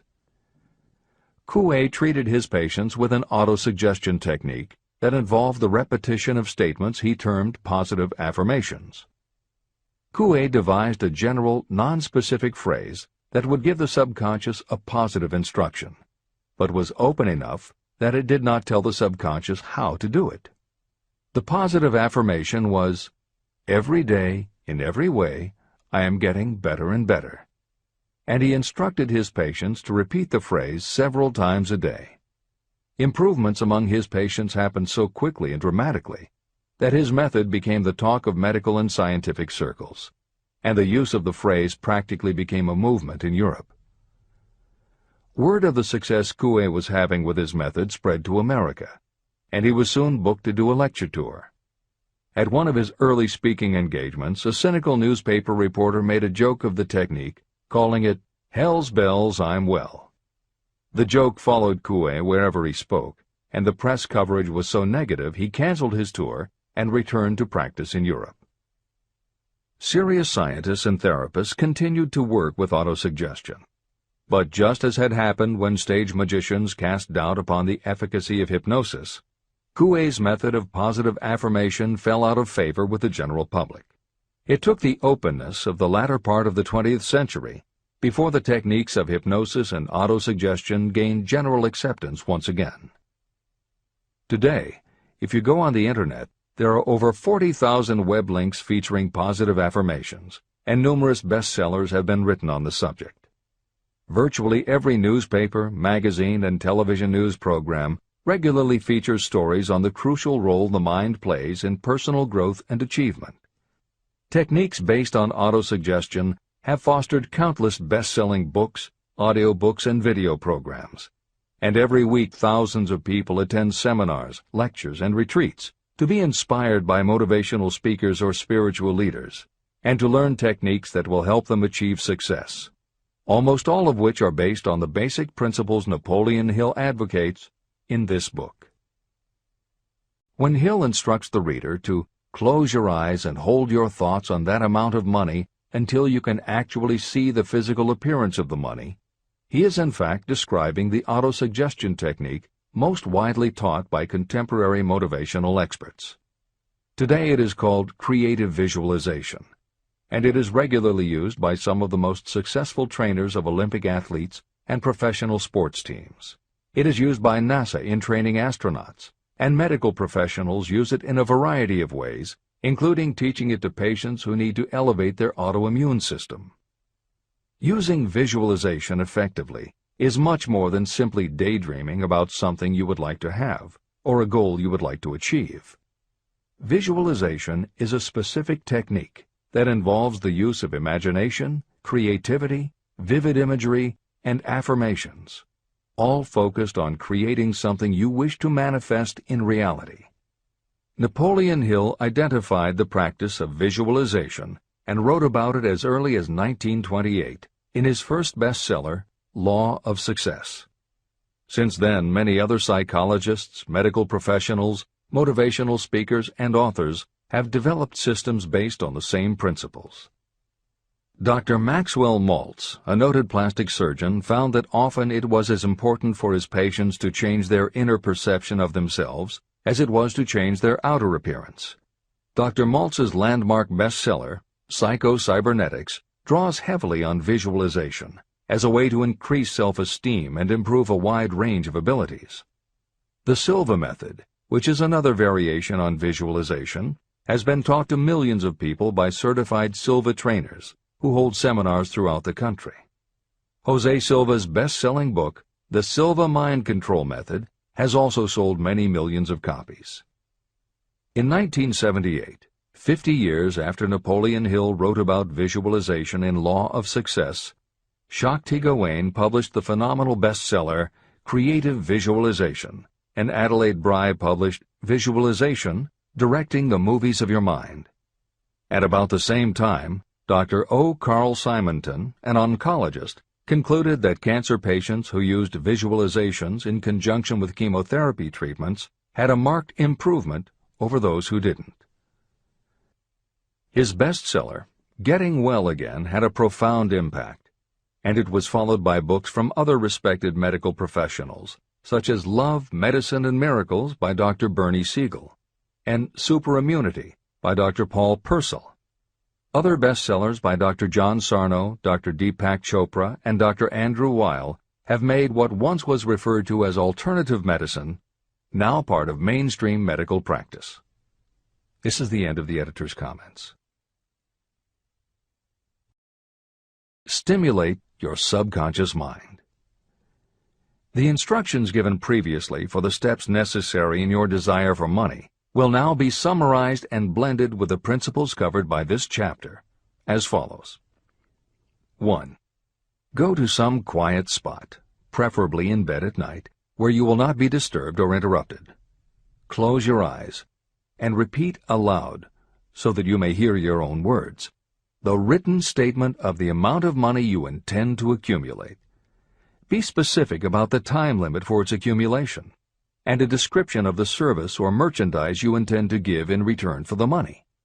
As you carry out these instructions, see yourself already in possession of the money. For example, suppose that you intend to accumulate $50,000 by the 1st of January, 5 years from now, and that you intend to give your personal services as a salesperson in return for the money. Your written statement of your purpose should be similar to the following. By the first day of January, I will have in my possession $50,000, which will come to me in various amounts from time to time during the interim. In return for this money, I will give the most efficient service of which I am capable. I will give the fullest possible quantity and the best possible quality of service as a salesperson of, and describe the service or merchandise you intend to sell. I believe that I will have this money in my possession. My faith is so strong that I can now see this money before my eyes. I can touch it with my hands. It is now awaiting transfer to me at the time and in the proportion that I deliver the service in return for it. I am awaiting a plan for getting this money, and I will follow that plan when it is received. 2. Repeat this program night and morning until you can see in your imagination the money you intend to accumulate. 3. Place a written copy of your statement where you can see it night and morning, and read it just before retiring and upon rising until it has been memorized. Editor's comments. The following is another suggestion, adapted from Hill's later writings, which appear in Napoleon Hill's Keys to Success. Surround yourself with books, pictures, mottos, and other suggestive devices. Pick things that symbolize and reinforce achievement and self-reliance. Constantly add to your collection, and move things to new places where you can see them in a different light and in association with different things. I had a friend who was a realtor who kept her $1 Million Club certificate over her desk to remind herself of what she was capable. One day she took it down to dust and set it on top of a newspaper. When she picked it up again, she saw beneath it an article about the new football coach who had been hired at the university. Guess who bought a house she had been struggling to sell? This is the end of the editor's comments. Remember, as you carry out these instructions, that you are applying the principle of autosuggestion for the purpose of giving orders to your subconscious mind. Remember also that your subconscious mind will act only upon instructions that are emotionalized and handed over to it with feeling. Faith is the strongest and most productive of the emotions. These instructions may at first seem abstract. Do not let this disturb you. Follow the instructions no matter how abstract or impractical they may appear to be. If you do as you have been instructed, in spirit as well as in act, the time will soon come when a whole new universe of power will unfold to you.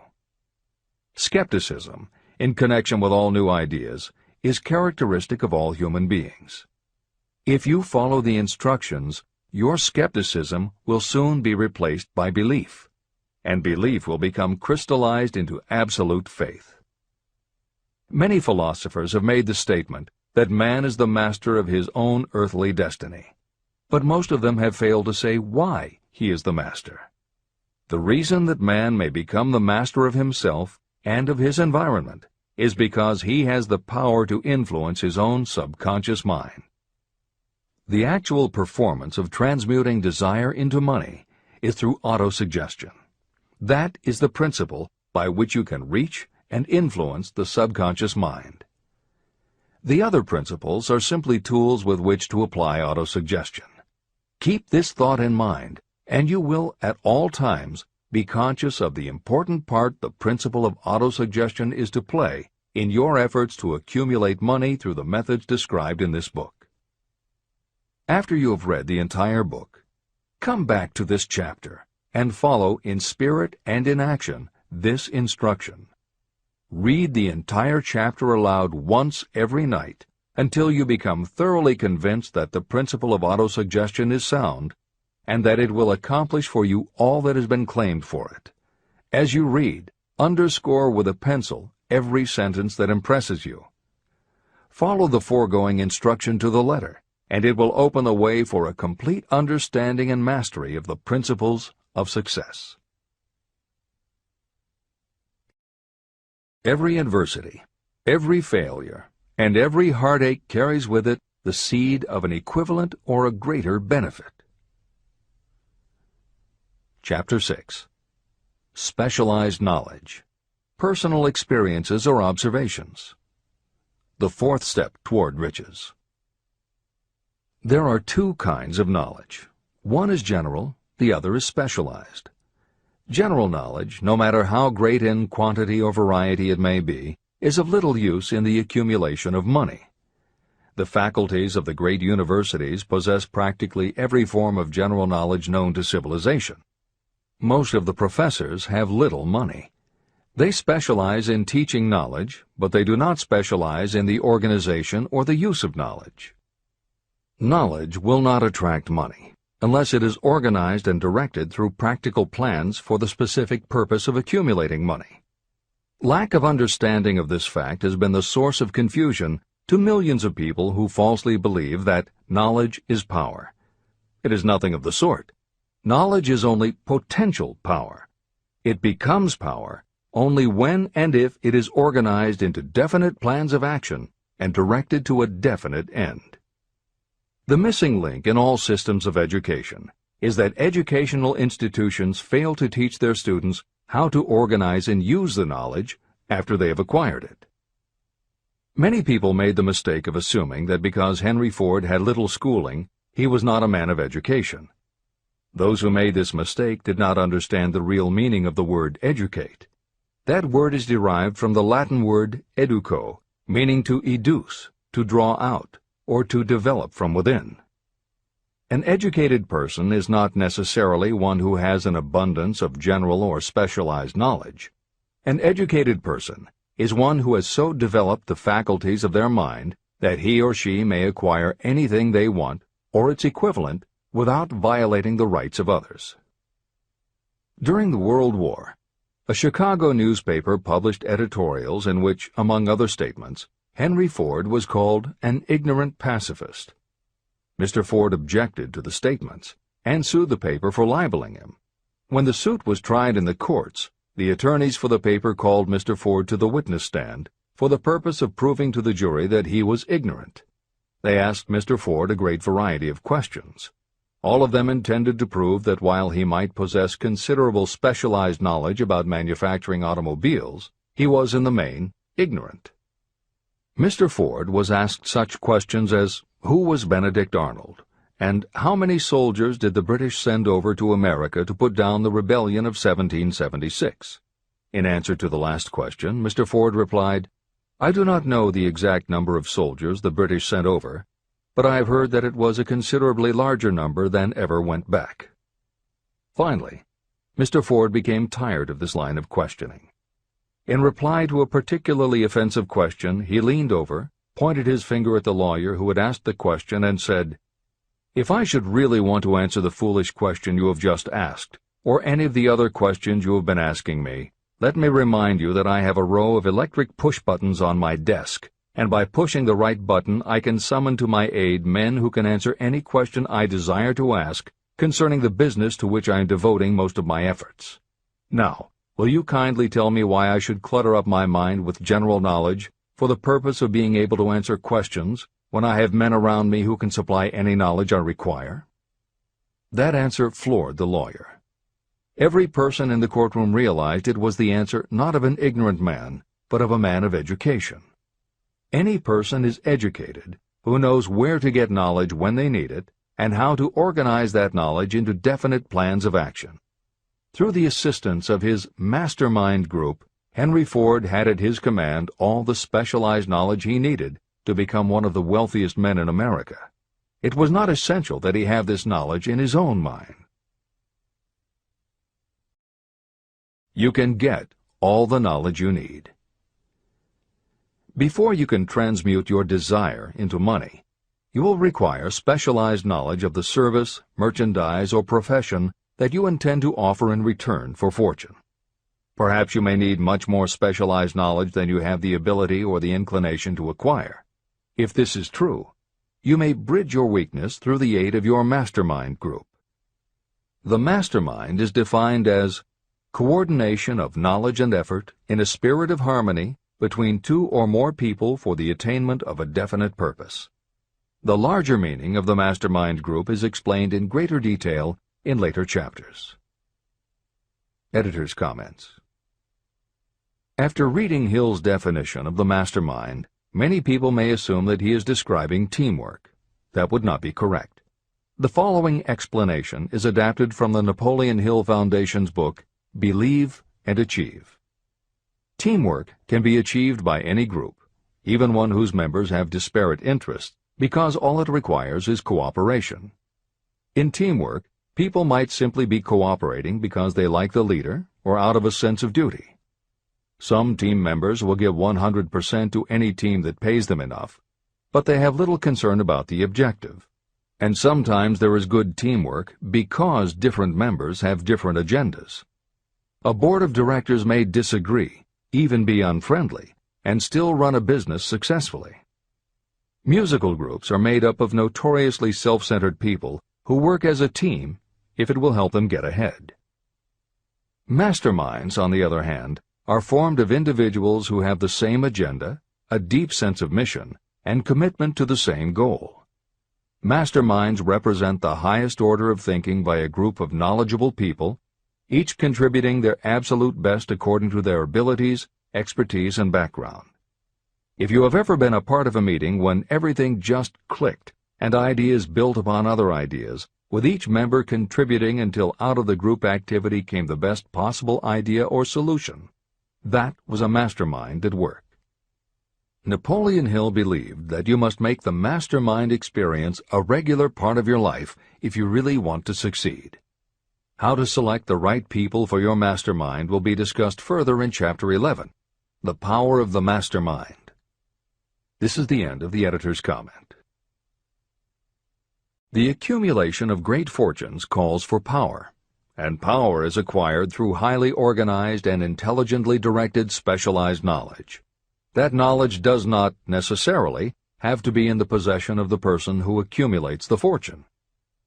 This should give hope and encouragement to those who want to accumulate a fortune, but don't have the necessary education to supply such specialized knowledge.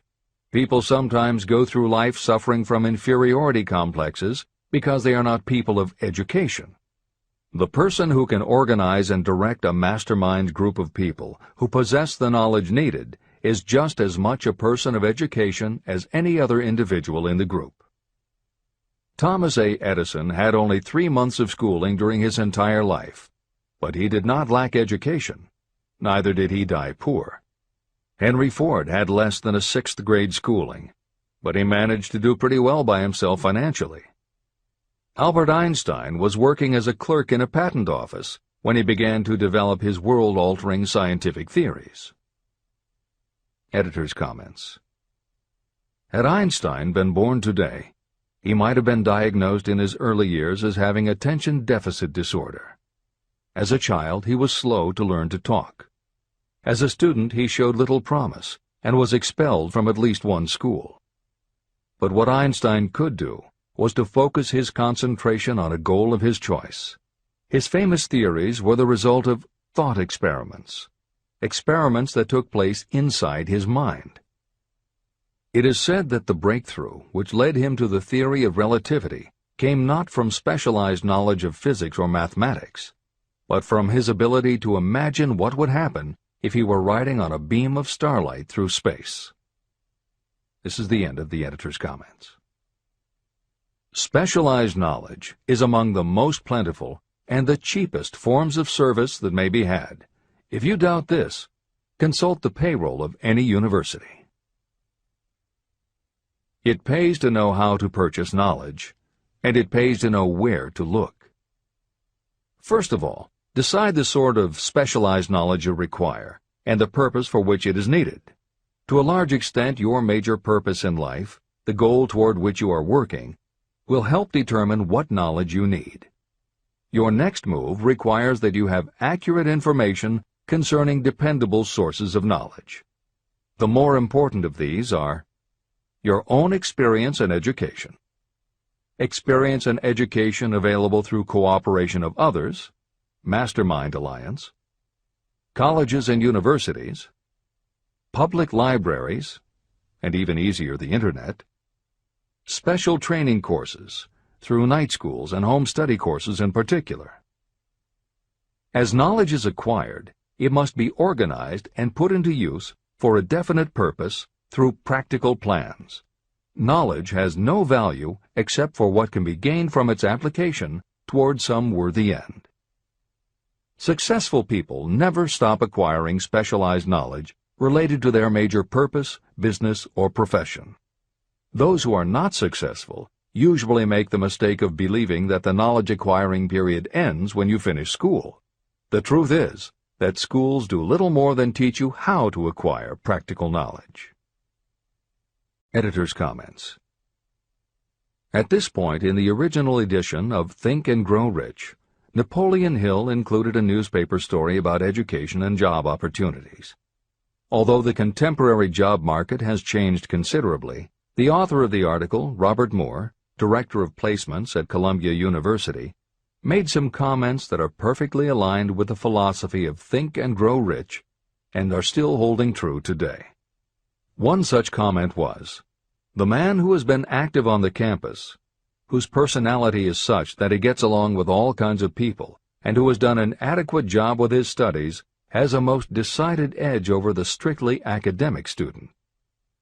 One of the largest industrial companies, the leader in its field, in writing to Mr. Moore concerning prospective seniors at the college said, "We emphasize qualities of character, intelligence, and personality far more than specific educational background."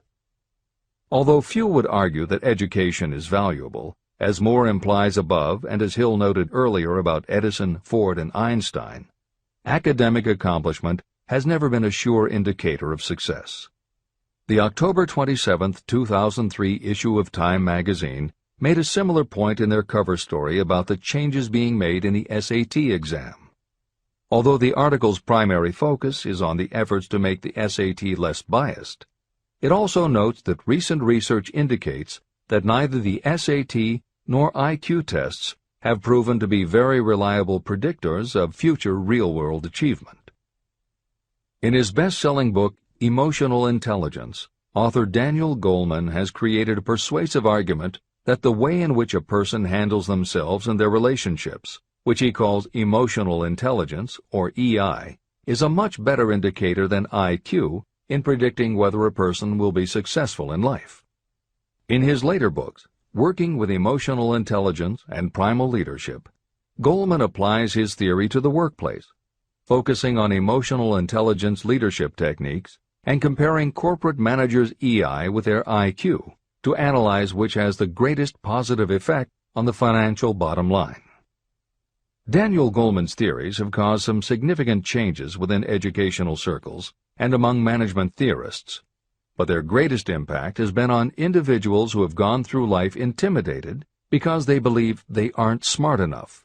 For them, Goleman's books offer convincing evidence that although they may not have conventional education, their natural abilities and interpersonal skills can be far more important in achieving success. This is the end of the editor's comments.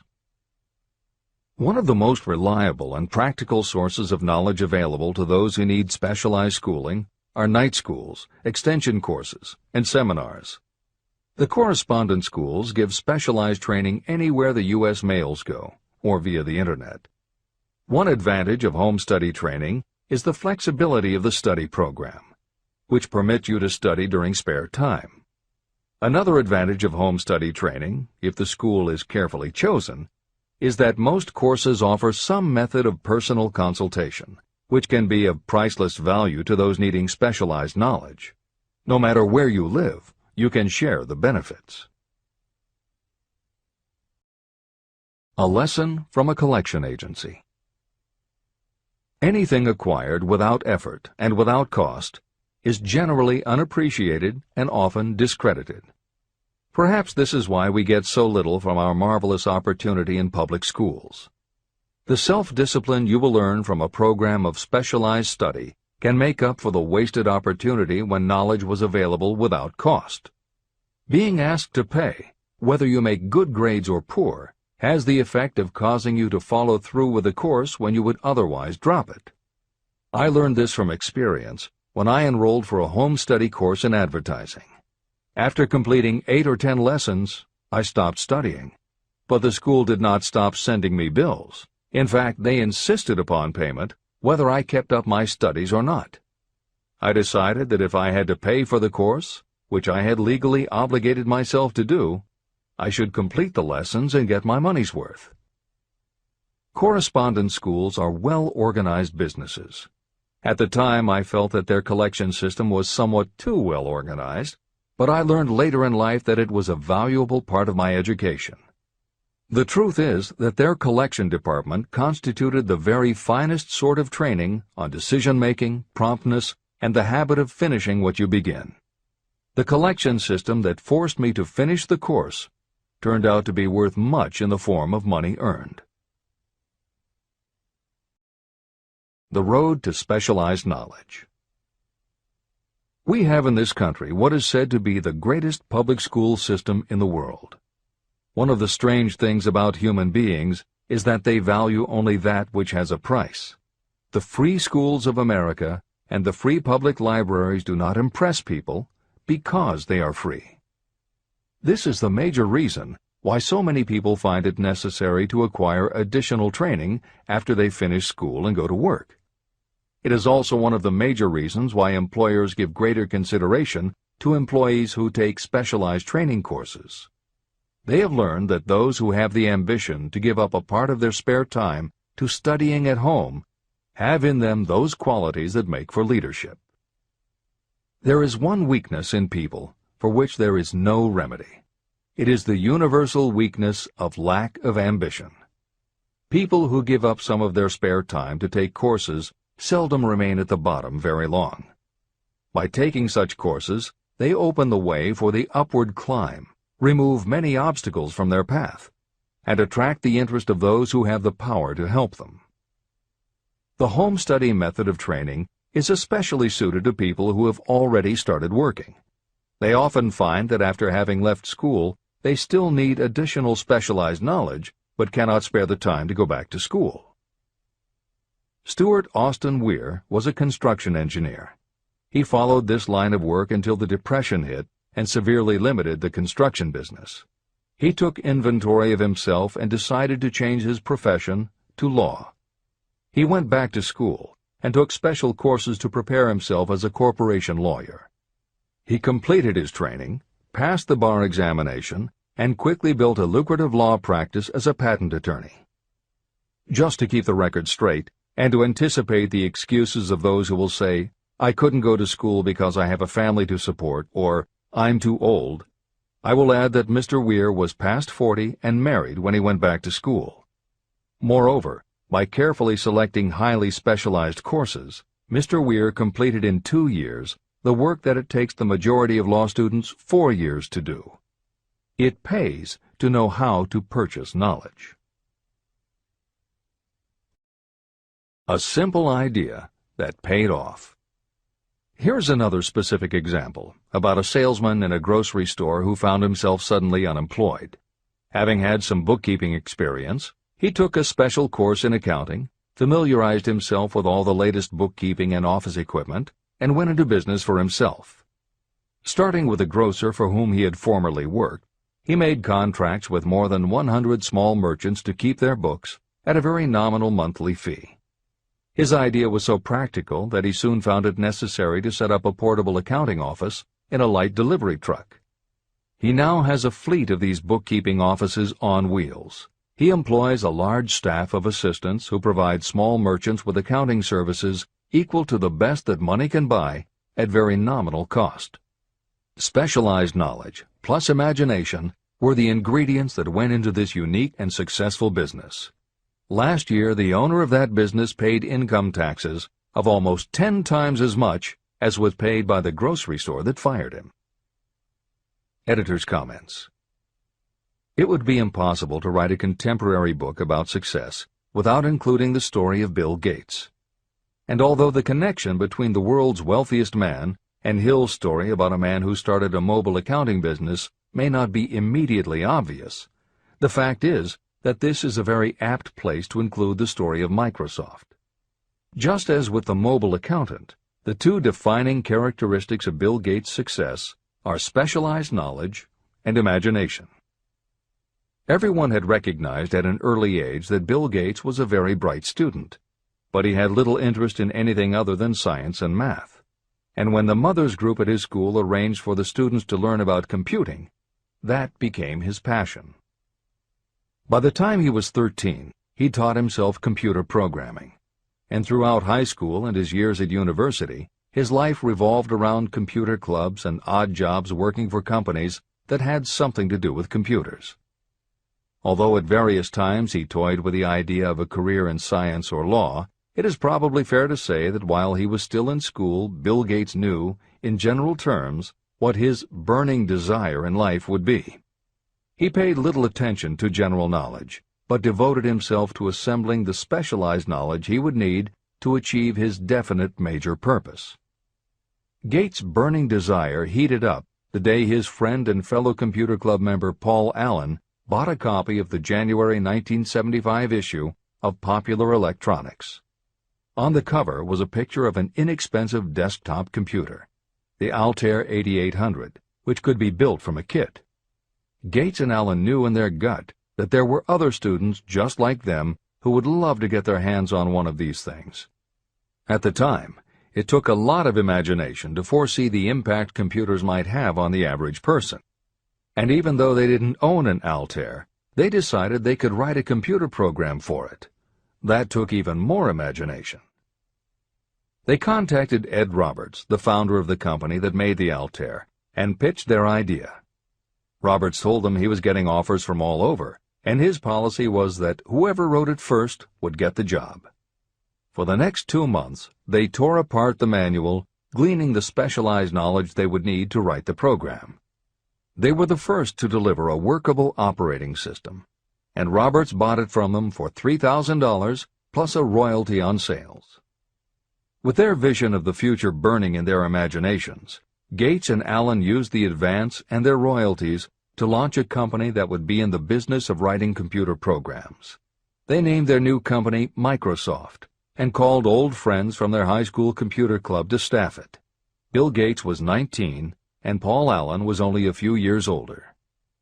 They and about 9 of their friends started writing programs for Apple Computer, Commodore, and anyone else who would contract with the company for their services.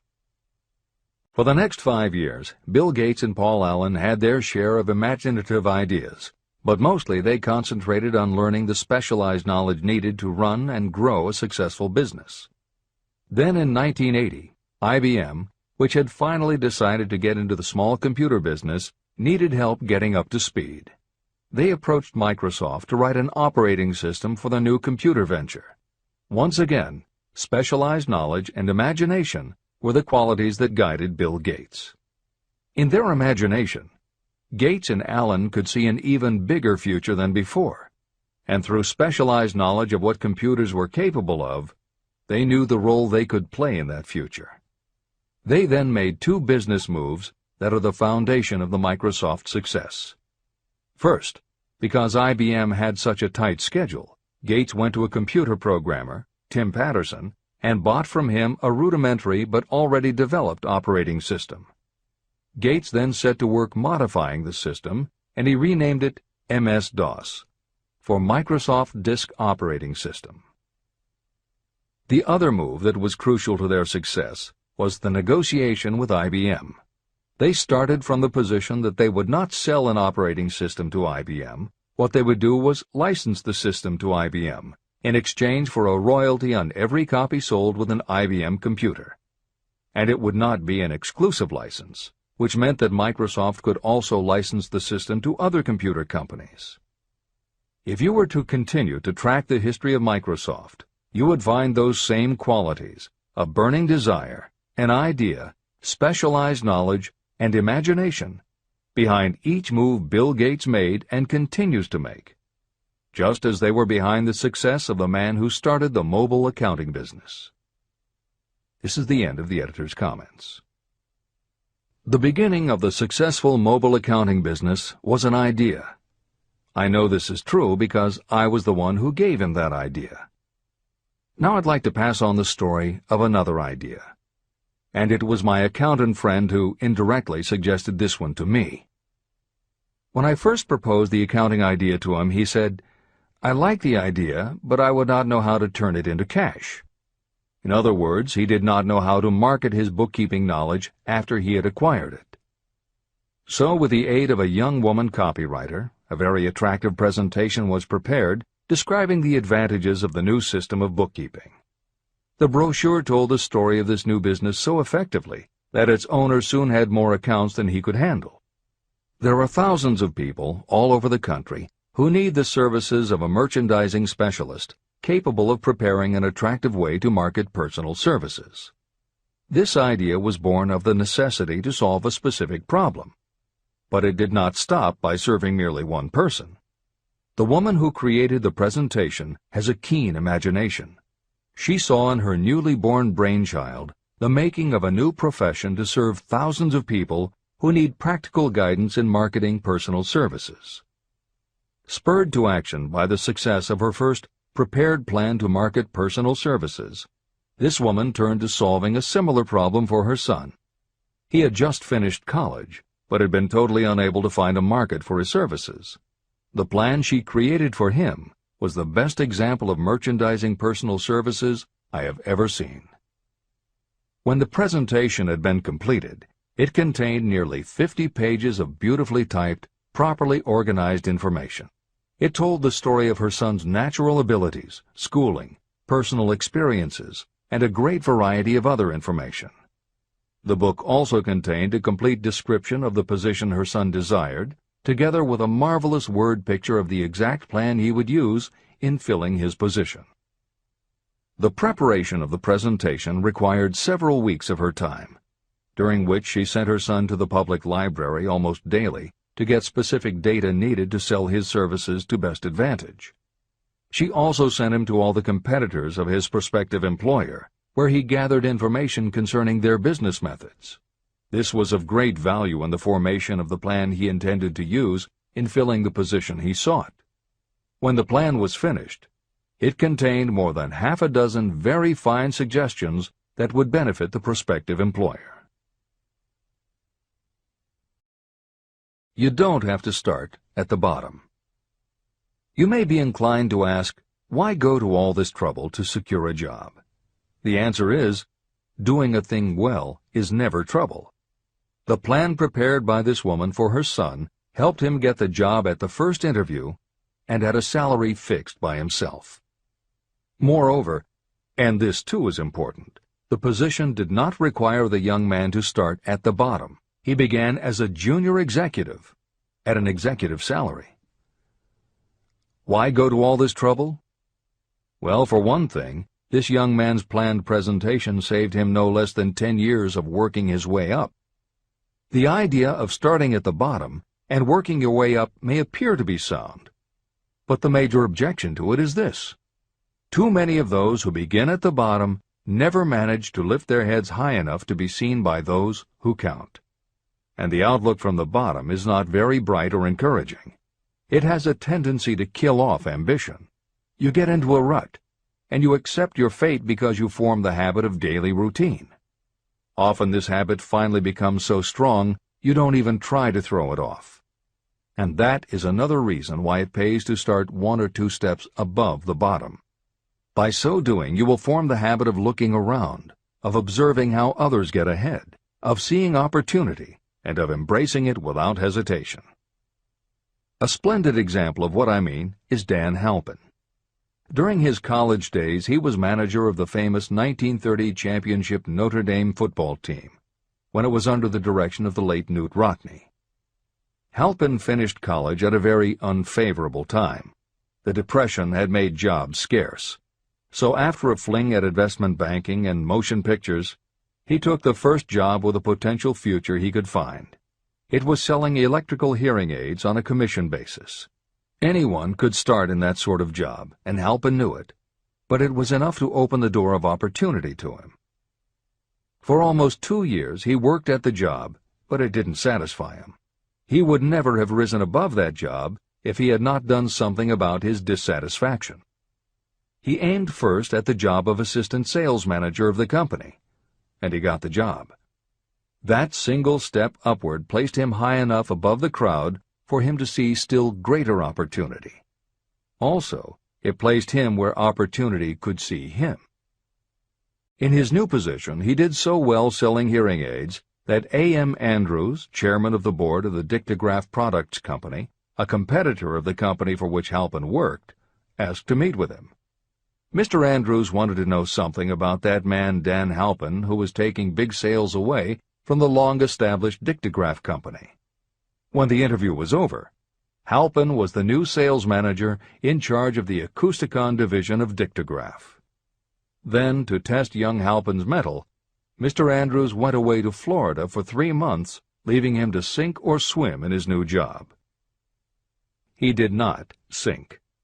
Knute Rockne's spirit of all the world loves a winner and has no time for a loser inspired him to put so much into his job that he was elected vice president of the company.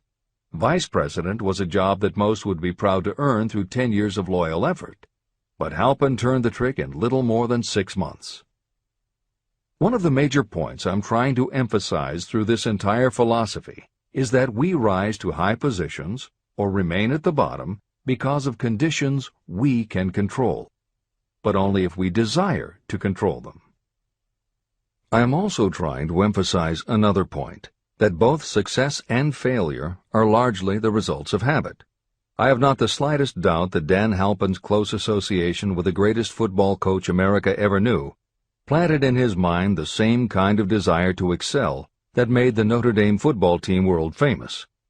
Truly, there's something to the idea that hero worship is helpful, provided you worship a winner. My belief in the theory that business associations are vital factors, both in failure and in success, was clearly demonstrated when my son Blair was negotiating with Dan Halpin for a position. Mr. Halpin offered him a beginning salary of about 1/2 what he could have gotten from a rival company. I brought parental pressure to bear, and encouraged Blair to accept the job with Mr. Halpin. I believe that close association with people who refuse to compromise with circumstances is an asset that can never be measured in terms of money. The bottom is a monotonous, dreary, unprofitable place for any person. That is why I have taken the time to describe how lowly beginnings can be overcome by proper planning. Make your ideas pay off through specialized knowledge. The woman who prepared the personal service sales plan for her son now receives requests from all parts of the country, from others who want to market their personal services for more money. But don't think that all her plan consists of is clever salesmanship to help her clients get more money for the same services they formerly sold for less. She looks after the interests of the purchaser as well as the seller of personal services. She prepares her plans so that the employers receive full value for the additional money they pay. If you have the imagination and seek a more profitable outlet for your personal services, this suggestion may be the stimulus for which you have been searching. The idea could earn you an income far greater than that of the average doctor, lawyer, or engineer whose education required several years in college. Editor's comments. Mary Kay Ash was literally researching and writing down specialized knowledge when the idea for a new business was born in her imagination.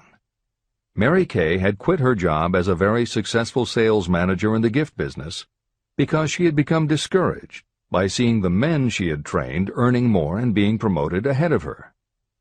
She decided to write an advice book for career women, but as she assembled the knowledge women would need to get ahead, she realized she was writing a business plan for the kind of business she would like to run. She took her life savings of $5,000, went out and found a skincare cream she liked, acquired the rights to it, and began to contact her friends and friends of friends to see if they would like to be beauty consultants for her new company.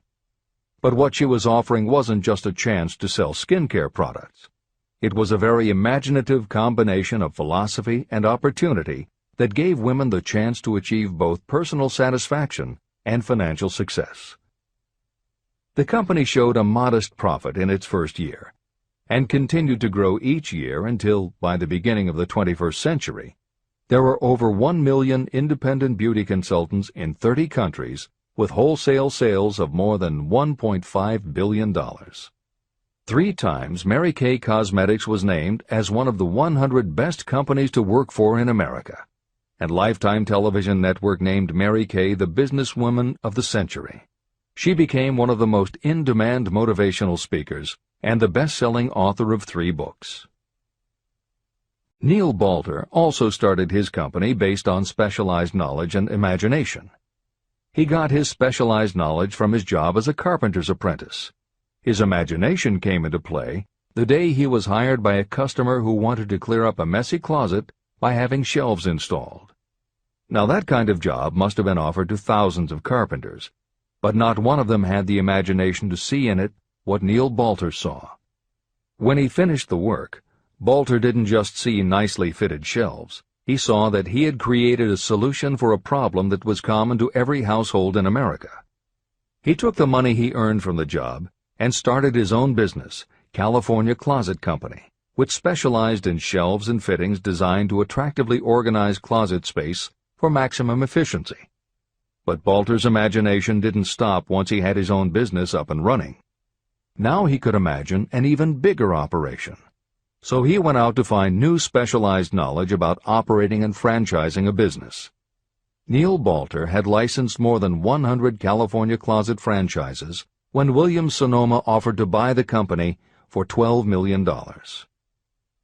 Lillian Vernon's specialized knowledge was in an area that many women had, but they didn't have the imagination she had. To quote from her autobiography, An Eye for Winners, handbags. I knew about those. Why not sell them? And belts to match. Didn't every teenage girl strolling along the street anywhere in the United States sport a handbag and belt? And my handbags would offer something special. Each one would be personalized with initials. I knew with absolute certainty that teenagers would go for items that made them feel unique. She believed enough in her idea that she spent $495 to take a small ad in 17 magazine. The ad brought in $32,000 in orders. That was when Lillian Vernon started to gather other specialized knowledge about renting space, manufacturing products, warehousing, and shipping, all of which she'd need to grow her idea of bags and belts into a direct response business featuring a whole array of distinctively monogrammed items. Within a few years, she needed more specialized knowledge about product photography, layout, printing, and direct mail, as she imagined having her own catalog. She started by mailing a 16-page black-and-white catalog to 125,000 customers who had bought products from her in the past.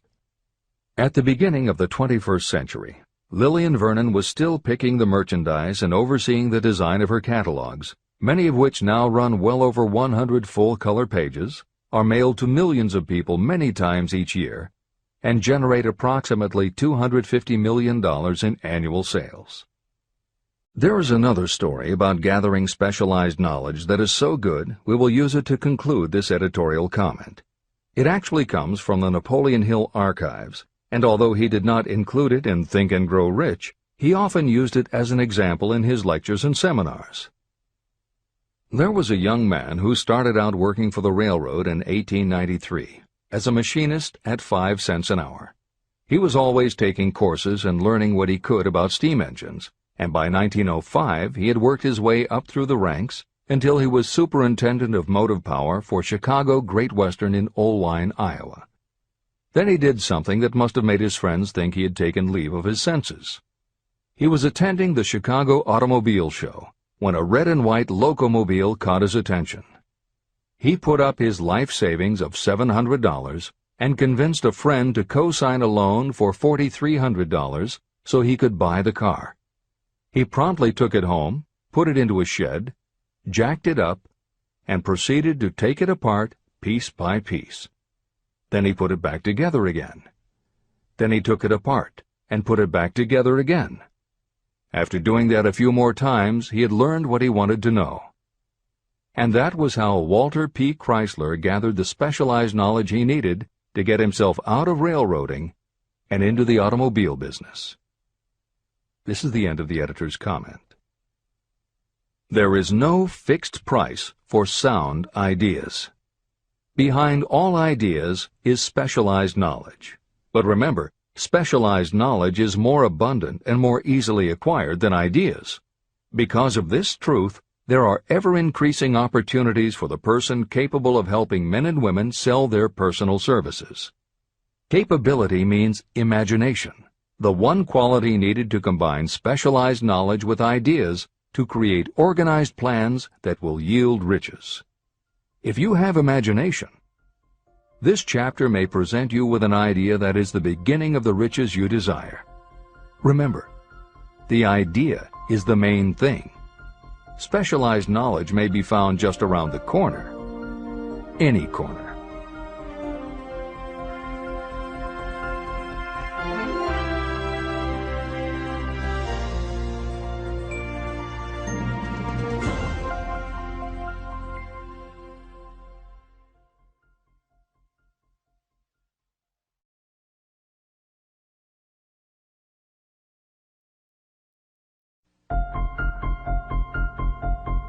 Happiness is found in doing, not merely in possessing. Chapter 7. Imagination, the workshop of the mind. The fifth step toward riches. The imagination is literally the workshop where all plans are created. It is where the impulse, the desire, is given shape, form, and action through the aid of the imaginative faculty of the mind. It has been said that we can create anything that we can imagine. Through the aid of imagination, we have discovered and harnessed more of nature's forces during the past 50 years than during the entire history of the human race previous to that time. And even with all we have accomplished, we have come nowhere near the limit of what we are capable. Our only limitation, within reason, lies in the development and use of our imagination. The human imagination offers so much possibility. It is as though we have merely discovered that we have an imagination and have just started to use it in a very elementary way. Two forms of imagination. The imaginative faculty functions in two forms. One is known as synthetic imagination, and the other as creative imagination. Editor's comments.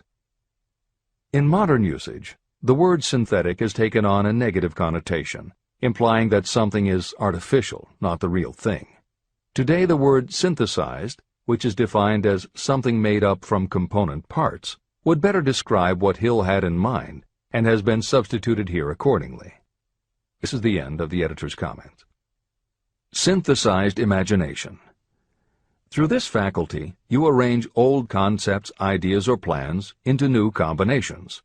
Synthesized imagination does not create anything. It merely works with the material of experience, education, and observation with which it is fed. It is the faculty used by most inventors, with the exception of those geniuses who draw upon the creative imagination when they cannot solve problems through synthesized imagination. Creative imagination.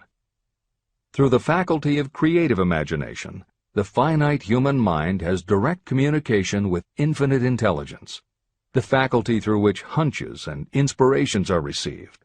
It is by this faculty that all basic or new ideas are handed over to mankind.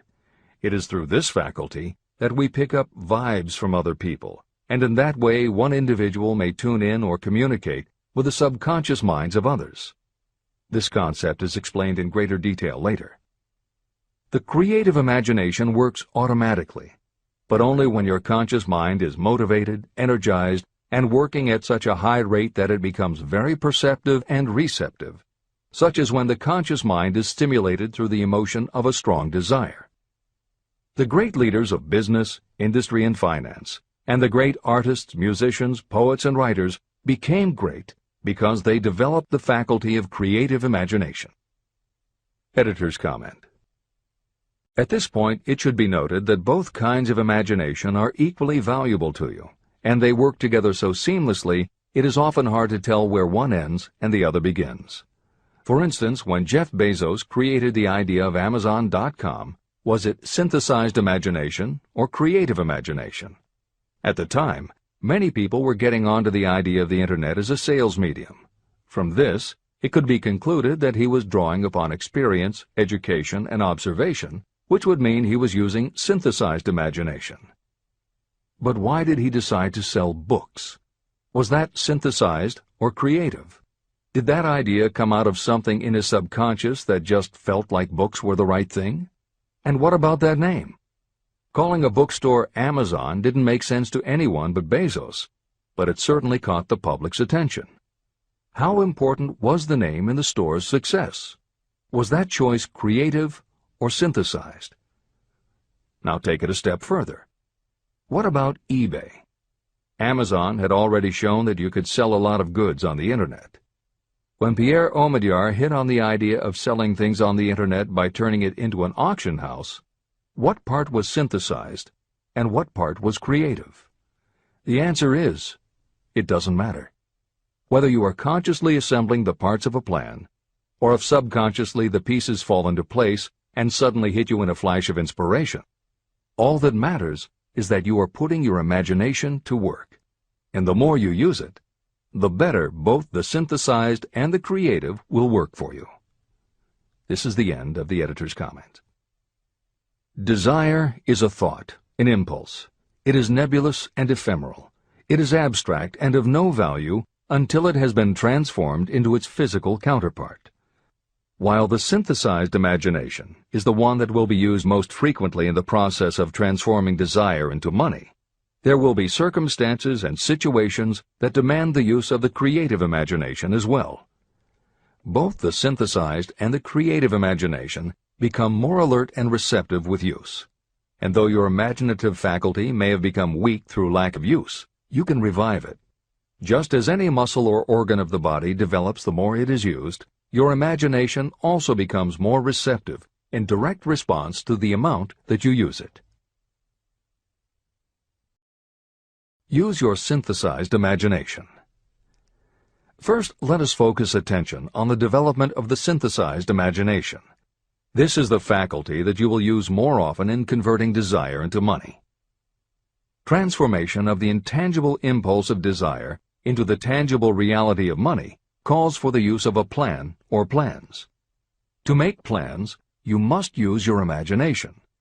Mainly, this will require you to use your synthesized imagination as you draw upon your experience, your education, and your observations. Editor's comment. The following is adapted from Hill's later writing and appears in Napoleon Hill's Keys to Success. An excellent example of synthesized imagination is Edison's invention of the light bulb. He began with one recognized fact that other people had discovered. A wire could be heated by electricity until it produced light. The problem was that the intense heat quickly burned the wire out, and the light never lasted more than a few minutes. Edison failed more than 10,000 times in his attempt to control this heat. When he found the method, it was by applying another common fact that had simply eluded everyone else. He realized that charcoal is produced by setting wood on fire, covering it with soil, and allowing the fires to smolder. The soil permits only enough air to reach the fire to keep it burning without blazing, and that way the wood isn't burned up. When Edison recognized this fact, his imagination immediately associated it with the idea of heating the wire.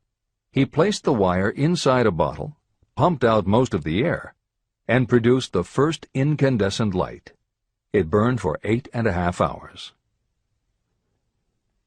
Everything that Edison used to make the electric light was widely known, but the way he synthesized the knowledge changed the world and made him a very wealthy man. W. Clement Stone called the process the R2A2 formula: recognize and relate, assimilate and apply. If you do that with everything you see, hear, think, and experience, it will give you a new way of looking at familiar things. If you do that, you can achieve what others believe is impossible. Later in this chapter, you will read of other fortunes that grew from even simpler synthesized ideas. And these stories should lead you to conclude that the combination of ideas is nothing that you couldn't have thought of yourself. That alone should start your own imagination synthesizing ideas. However, Even though these stories will inspire you, and you will be anxious to get started, this is not yet the point for you to start making plans. Here, and throughout Think and Grow Rich, Napoleon Hill reminds the reader that this book is meant to be read all the way through before beginning to put the philosophy into practice. There are other ideas to be assimilated from later chapters that will influence your imagination and therefore affect the plans you may develop. This is the end of the editor's comments. Read the entire book through, then come back to this chapter and begin to put your imagination to work on the building of a plan for transforming your desire into money. Examples and instructions for creating plans are given in almost every chapter. Carry out the instructions that are best suited to your needs and put your plan in writing. The moment you complete this, you will have definitely given concrete form to your intangible desire. Now, read that sentence once more in a slightly different way. The moment I put my plan in writing, I will have definitely given concrete form to my desire. Now read it aloud and realize what you are telling yourself. Desire is only a thought. Through synthesized imagination, your experience, education, and observations will give it shape, form, and action. From the moment you follow those instructions and write out your desire and your plan, you will have actually taken the first of a series of steps that will enable you to convert the thought into its physical counterpart. Editor's comments. Synthesized imagination plays a role in every phase of a business plan. In fact, some of the most successful companies actually get started from synthesized imagination. When an entrepreneur, drawing upon his or her education, experience, and observations, takes an idea from one source and gives it a new application. That is exactly what happened with Ruth Handler. She and her husband, along with another partner, had started a small manufacturing company which had evolved into toy manufacturing. The success of their business depended on coming up with new toy ideas. Watching her young daughter at play, Ruth Handler noticed that she was fascinated with cutout books that featured teenage girl or career women paper dolls that she could cut out clothes for. She also knew that little girls loved to play dress-up in grown-up clothes. These ideas, drawn from Ruth Handler's education, experience, and observations, synthesized themselves in her imagination and came together as a new idea. Ruth Handler announced that they should make a lifelike teenage girl doll. Not a paper doll, but a real three-dimensional grown-up doll with a woman's figure, and they could also make grown-up clothes to fit it, so that girls could play dress-up with the doll. In honor of the source of inspiration, Ruth Handler named the new doll after her daughter, Barbie. As obvious as it seems now, until Ruth Handler, no one had the imagination to make and market a doll that looked like a woman, and certainly no one had ever made endless collections of tiny women's fashions for a doll to wear. Previously, we mentioned Jeff Bezos creating Amazon by combining the idea of a bookstore with the Internet, and Pierre Omidyar doing the same thing with auctions when he launched eBay. Mary Kay Ash took the idea of women running their own businesses and added the idea of door-to-door sales. Anita Roddick took the trend of all-natural ingredients, combined it with cosmetics, and created the body shop empire. Bernard Marcus and Arthur Blank took the concept of the supermarket, combined it with hardware, and created Home Depot. Thomas Stemberg and Leo Kahn did the same thing with office supplies and launched Staples. Once the connections are made, it may seem obvious, but making these supposedly obvious connections has brought success to many people. Napoleon Hill says imagination is like a muscle that can be strengthened through use. Just as there are specific exercises that will build and improve physical muscles, specific exercises have been developed to improve and build imagination. And it is commonly accepted that creativity developed in one area will affect your creativity in others. Dr. Edward de Bono, one of the most highly regarded experts in the field, has written more than 25 books, including the bestsellers Lateral Thinking and 6 Thinking Hats, that are literally designed to make you think. Dr. Betty Edwards' bestseller, Drawing on the Right Side of the Brain, uses drawing techniques to awaken creativity. Dr. Gabrielle Rico's bestseller, Writing the Natural Way, uses a technique called clustering as a way to break writer's block. And Tony Buzan uses a similar method for opening your mind that he terms mind mapping. In their bestseller, Super Learning, Sheila Ostrander and Lynn Schroeder show ways to use classical music. And Roger Von Eck suggests puzzles and riddles as stimuli in A Whack on the Side of the Head. This is the end of the editor's comments. Tapping into creative imagination. The earth on which you live, you yourself, and every other material thing are the result of evolutionary change, through which bits of matter have been organized and arranged in an orderly fashion. As far as science has been able to determine, the entire universe consists of but two things, matter and energy. Moreover, and this statement is of stupendous importance, this earth, every one of the billions of individual cells of your body, and every subatomic particle of matter began as an intangible form of energy. Through the combination of energy and matter has been created everything perceptible, from the largest star in the heavens down to and including man himself. Desire is a thought impulse. Thought impulses are forms of energy.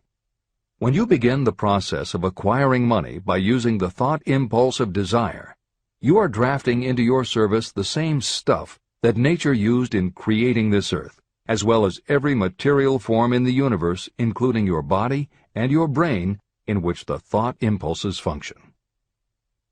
Editor's comments.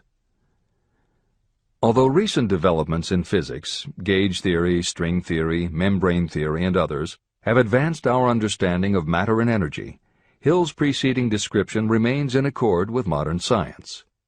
The newer theories are variations on and refinements of the basic concept that everything in the universe is either space, time, matter, or energy. And as Einstein stated, energy and matter are in fact different forms of the same thing. As Hill says, everything from the stars to the solar system to the earth, to you, your brain, and that little spark called a thought, are all the same stuff. As when a tablecloth is spread out, there are folds and bumps in the fabric that are all different from each other, but they are all still tablecloth. Like the folds and bumps in the tablecloth, energy and matter are the same thing in different forms. Therefore you, matter, your thoughts, energy, and everybody else, matter, and their thoughts, energy, and all other things, matter, are not just interconnected, but are in essence all the same thing. Hill calls this interrelation of everything to everything else infinite intelligence. In the chapter on faith, he made his first mention of infinite intelligence being the source of hunches, intuition, and flashes of inspiration. In the chapter on autosuggestion, he proposed that the subconscious mind is the connection with infinite intelligence.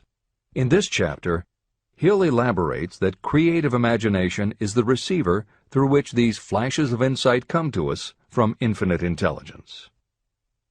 Under some circumstances, when your mind is operating at a high rate, your creative intelligence receives not just an idea, but also a flash of intuition.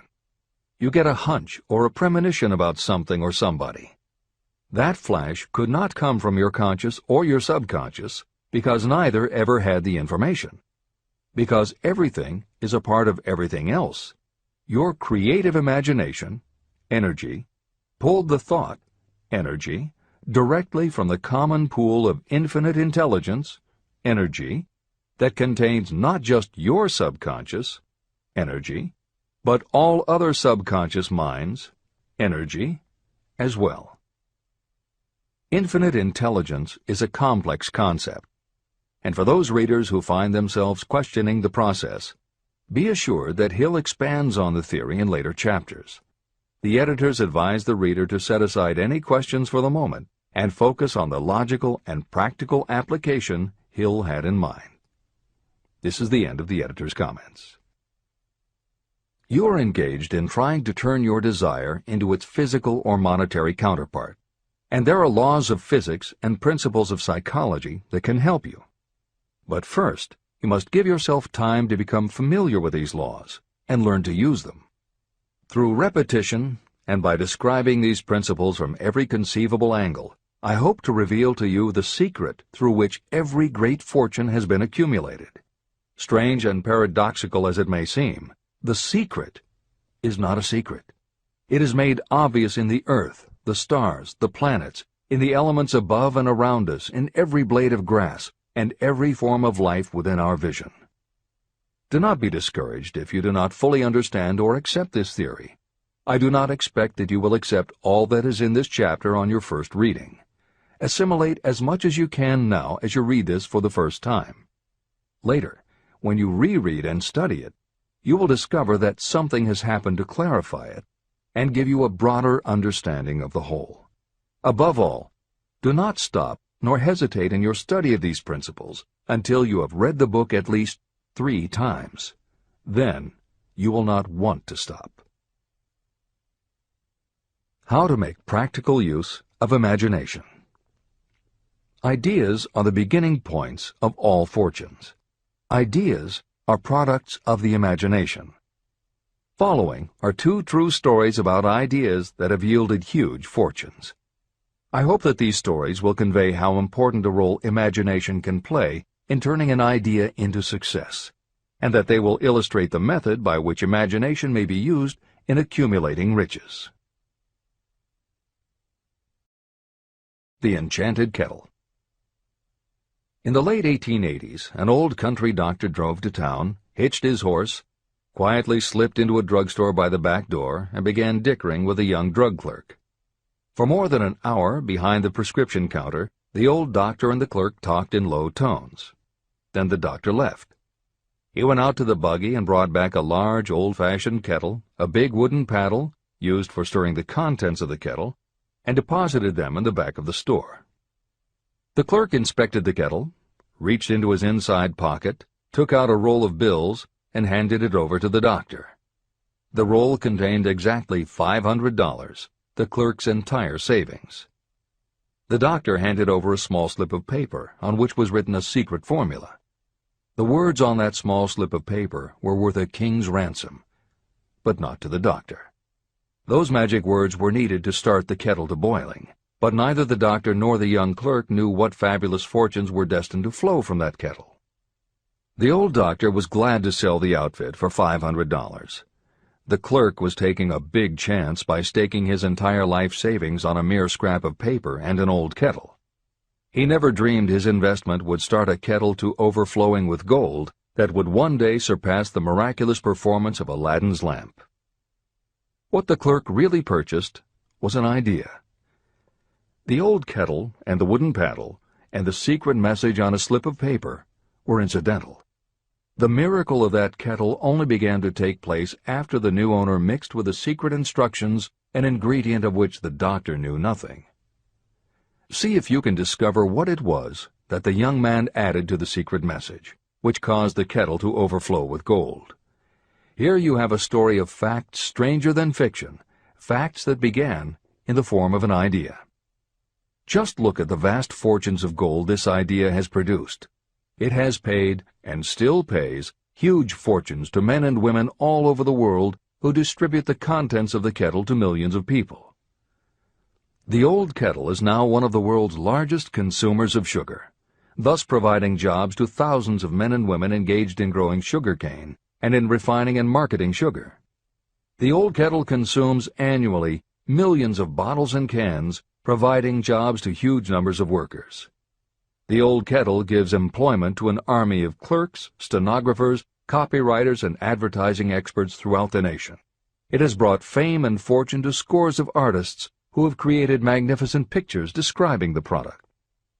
The old kettle has converted Atlanta, which was a small southern city, into the business capital of the South, where it now benefits, directly or indirectly, every business and practically every resident of the city. The influence of this idea now benefits every civilized country in the world, pouring out a continuous stream of gold to all who touch it. Gold from the kettle built and maintains one of the most prominent colleges of the South, where thousands of young people receive the training essential for success. If the product of that old brass kettle could talk, it would tell thrilling tales in every language, tales of love, of business, of professional men and women who are daily being stimulated by it. I am sure of at least one such tale of romance, for I was a part of it, and it all began not far from the very spot on which the drug clerk purchased the old kettle. It was there that I met my wife, and it was she who first told me of the enchanted kettle. It was the product of that kettle we were drinking when I asked her to accept me for better or worse. Whoever you are, wherever you may live, whatever your occupation, just remember every time you see the words Coca-Cola that its vast empire of wealth and influence grew out of a single idea. And that idea, the mysterious ingredient the drug clerk, Asa Candler, mixed with a secret formula, was imagination. Stop and think of that for a moment. Keep in mind that the steps to riches described in this book are the very same principles through which the influence of Coca-Cola has been extended to every city, town, village, and crossroads of the world. Now here's the most important thing to remember. The ideas you create may have the possibility of duplicating the enormous success of this worldwide thirst killer. Editor's comments. Harlan Sanders, too, had a recipe in a magic kettle. Actually, his kettle was a pressure cooker, but neither his cooker nor his recipe of 11 herbs and spices would be mentioned here if he didn't also have imagination. Harlan Sanders owned and operated a successful motel and cafe in Corbin, Kentucky. Then, when the new interstate highway came through, it bypassed Sanders' location. In a short time, his business went broke, leaving him with little more than his recipe for fried chicken and a way to make it quickly in a pressure cooker. At 62 years of age, the Colonel, as people called him, had to find a new way to make a living. That's when the magic ingredient, imagination, came in. He decided he wasn't going to sell fried chicken anymore. Instead, he would sell his method for making it. He packed his recipe and cooker into the back of his car and hit the road to demonstrate his fried chicken to other restaurant owners. In the first 2 years, he managed to sell 5 franchises. 2 years later, he'd sold 200. 4 years later, he was up to 600 locations when he was approached by an investment group to sell his company. Recognizing that the magic wasn't just in the kettle or the recipe, the new owners asked Colonel Sanders to stay on as spokesman for the company, which he did until his death in 1980. Today, there are almost 12,000 KFC locations in more than 80 countries with sales of nearly $10 billion a year. Debbie Fields was a 20-year-old housewife who loved to bake cookies. She had no formal education and no business experience, but she had a recipe and an imaginative idea that people would like to buy fresh, hot, soft cookies from a walk-up store. The business people and bankers she approached told her she was crazy, but she and her husband continued to pitch her idea to banker after banker until they finally wore one down enough to give Debbie Fields a loan to open a store in Palo Alto, California.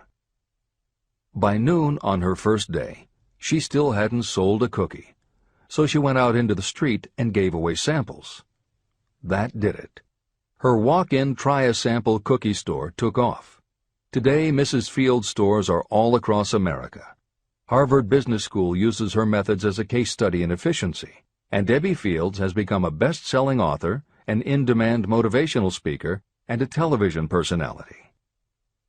Wally Famous Amos was a Los Angeles talent agent who copied a cookie recipe off the back of a bag of Nestle's chocolate chips. He made a few changes to personalize the recipe and started to give out his version of homemade cookies as a sort of calling card. His clients and business associates liked them so much that Wally finally decided to quit show business and open a store. He did it with a Hollywood agent's flair. He opened on Sunset Boulevard with 2,000 invitations, a red carpet, and celebrities. With the same flair, he put his picture on the bag, filled the bags with cookies, and started selling them to exclusive department stores and specialty shops. 10 years later, Famous Amos cookies were a $10 million business. Ray Kroc was over 50 and selling milkshake mixers when he heard about a hamburger stand in California, owned by Dick and Mac McDonald, that was doing great business. He packed his car and headed to San Bernardino to check it out. What he saw was a sit-down restaurant that had a limited menu featuring a good hamburger recipe, and they were serving them faster than any place he'd ever seen. Figuring that if there were more places like this, he could sell them a lot of milkshake mixers, Kroc pitched the McDonald brothers on the idea of opening some more McDonald's. They were interested, but they didn't know who they could get to open the new restaurants. This time, it was a recipe and a magic griddle, but it still needed the extra ingredient, imagination. On the spot, Ray Kroc offered to go into business with them and open the restaurants himself. According to the signs on the Golden Arches, Ray Kroc's imagination paid off in billions of hamburgers sold. In 1982, Howard Schultz went to work as the director of marketing for a small coffee importer wholesaler called Starbucks, which had only one location in Seattle's Pike Place Market. While he was on a trip to Italy, Schultz got the idea that the coffee bar culture he saw in Milan could be transposed to the downtown Seattle scene. He convinced the company to try it. His coffeehouse idea was such a success that Schultz went out and raised the money to buy the company. 5 years after he joined Starbucks, he was CEO of a company that had 17 locations. 15 years later, Schultz's coffeehouse culture was on every corner of America, and there were more than 7,000 Starbucks worldwide. As a final example of imagination, we offer Paul Newman's salad dressing. Now, it would seem that it doesn't take much imagination for a big celebrity to put his name on a product, and that's what Newman thought too. But when he and his partner, A.E. Hotchner, pitched their salad dressing idea to companies that specialize in marketing foods, nobody was interested unless they would personally put up about $1 million for the first year's operations. According to Newman and Hotchner's book, Shameless Exploitation, they found out that almost all celebrity products in the food business have been disastrous failures, and now nobody would touch them. So when it came to marketing salad dressing, even Paul Newman's big name wasn't the magic they needed. And unless they were willing to put up a ridiculous amount, money wasn't the magic either. The magic would have to be in the imaginative way that they would convince the right people to help them, and in having the perseverance to stick with it until they succeeded. And just like most everyone with an idea, they were told they were crazy to try it. They were turned down by bottling companies that wouldn't do small runs, and they were rejected by distributors who wouldn't take a chance on another celebrity product. In the end, it was one supermarket owner, Stu Leonard, who helped hook them up with the right suppliers. But even that wouldn't have been enough if Stu Leonard hadn't had enough imagination to see the possibilities and agree to put Newman's own salad dressing on the shelves in his store.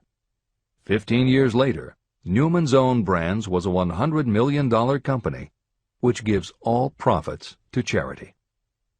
This is the end of the editor's comments.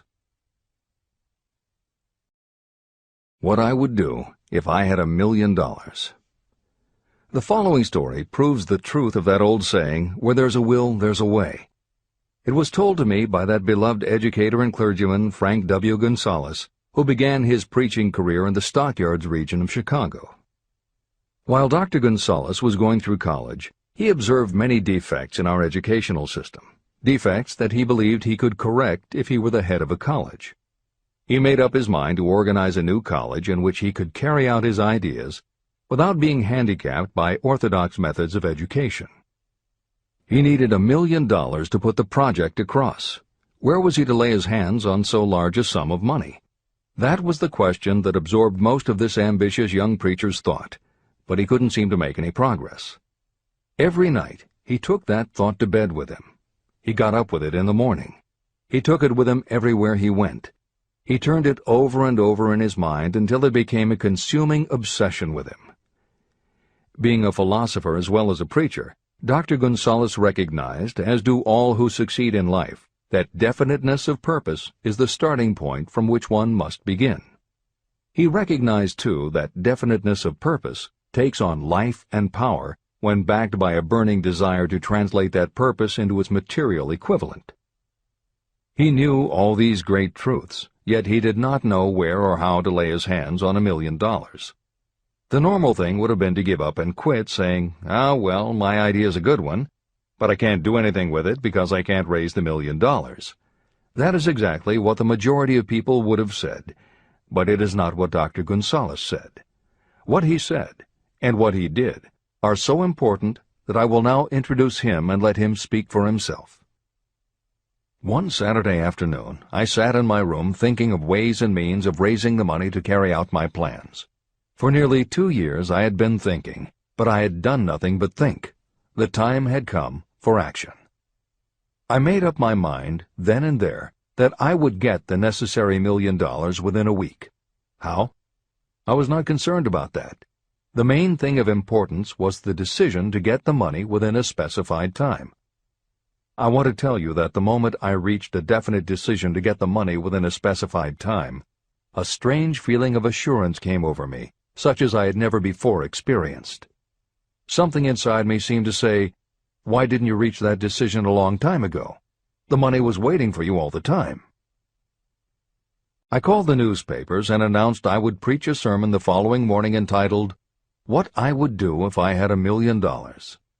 I went to work on the sermon immediately, but I must tell you frankly that the task was not difficult because I had been preparing that sermon for almost 2 years. Long before midnight, I had finished writing the sermon. I went to bed and slept with a feeling of confidence, for I could see myself already in possession of the $1 million. Next morning I arose early, went into the bathroom, read the sermon, then knelt on my knees and asked that my sermon might come to the attention of someone who would supply the needed money. While I was praying, I again had that feeling of assurance that the money would be forthcoming. In my excitement, I walked out without my sermon and did not discover the oversight until I was in my pulpit and about ready to begin delivering it. It was too late to go back for my notes, and what a blessing that I couldn't go back. Instead, my own subconscious mind yielded the material I needed. When I arose to begin my sermon, I closed my eyes and spoke with all my heart and soul of my dreams. I not only talked to my audience, but I fancy I talked also to God.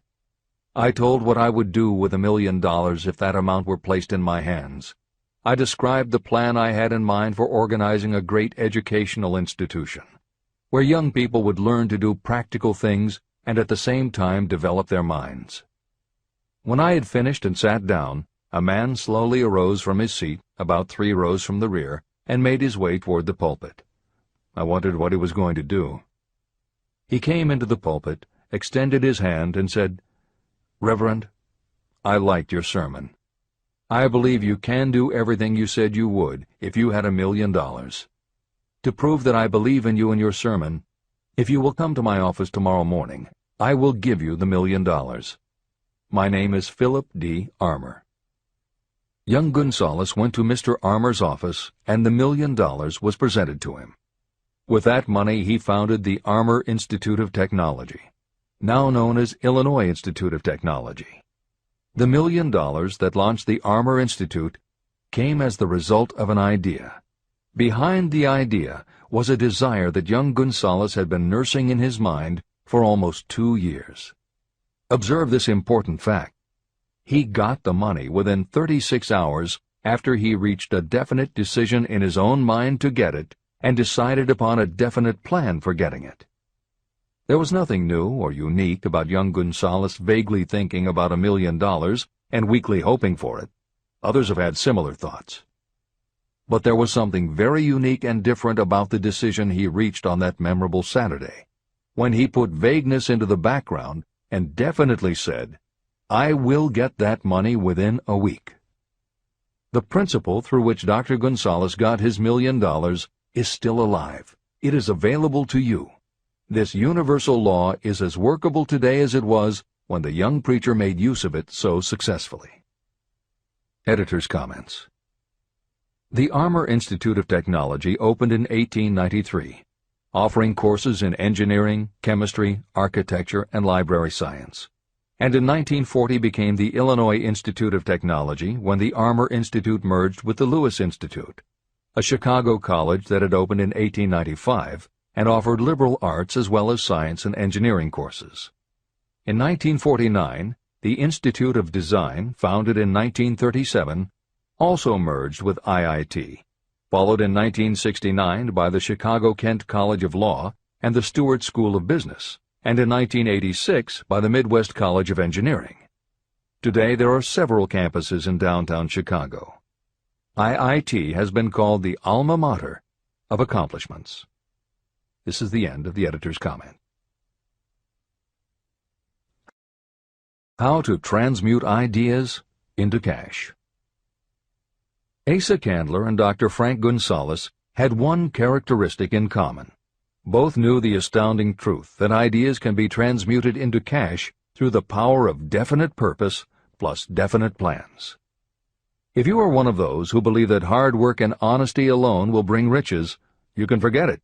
It is not true. Riches, when they come in huge quantities, are never the result of hard work alone.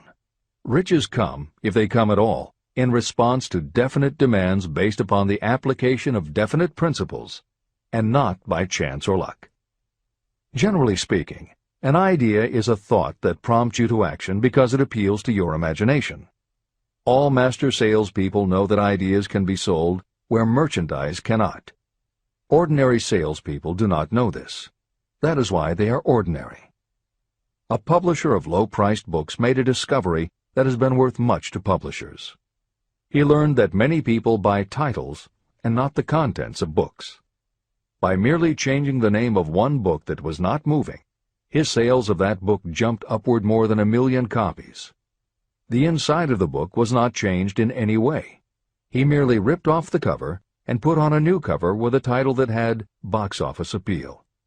That, as simple as it may seem, was an idea. It was imagination. Editor's comment. For those readers who think that replacing the cover of a book is just too simple, or that they couldn't do it anyway because they are not book publishers, the editors would point out that if you had had that simple idea before the publisher did, he probably would have been glad to sell you those failed books at pennies on the dollar. Then you could have been the one to change the cover, and suddenly you would have been the publisher of a bestseller. However, the idea of replacing the covers wouldn't have meant a thing if you didn't also have ideas about how to market and promote that flashy new cover. And that is Hill's point.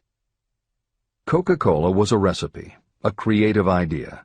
But it would have stayed just a recipe if Asa Candler hadn't also had other creative ideas to market it and the faith in himself to carry through on those ideas. Spence Silver was a chemist working for 3M when, by accident, he created a glue that wasn't very sticky.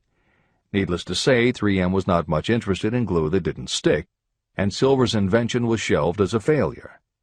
But Silver liked his glue, so for 5 years he kept demonstrating it to anyone who would listen.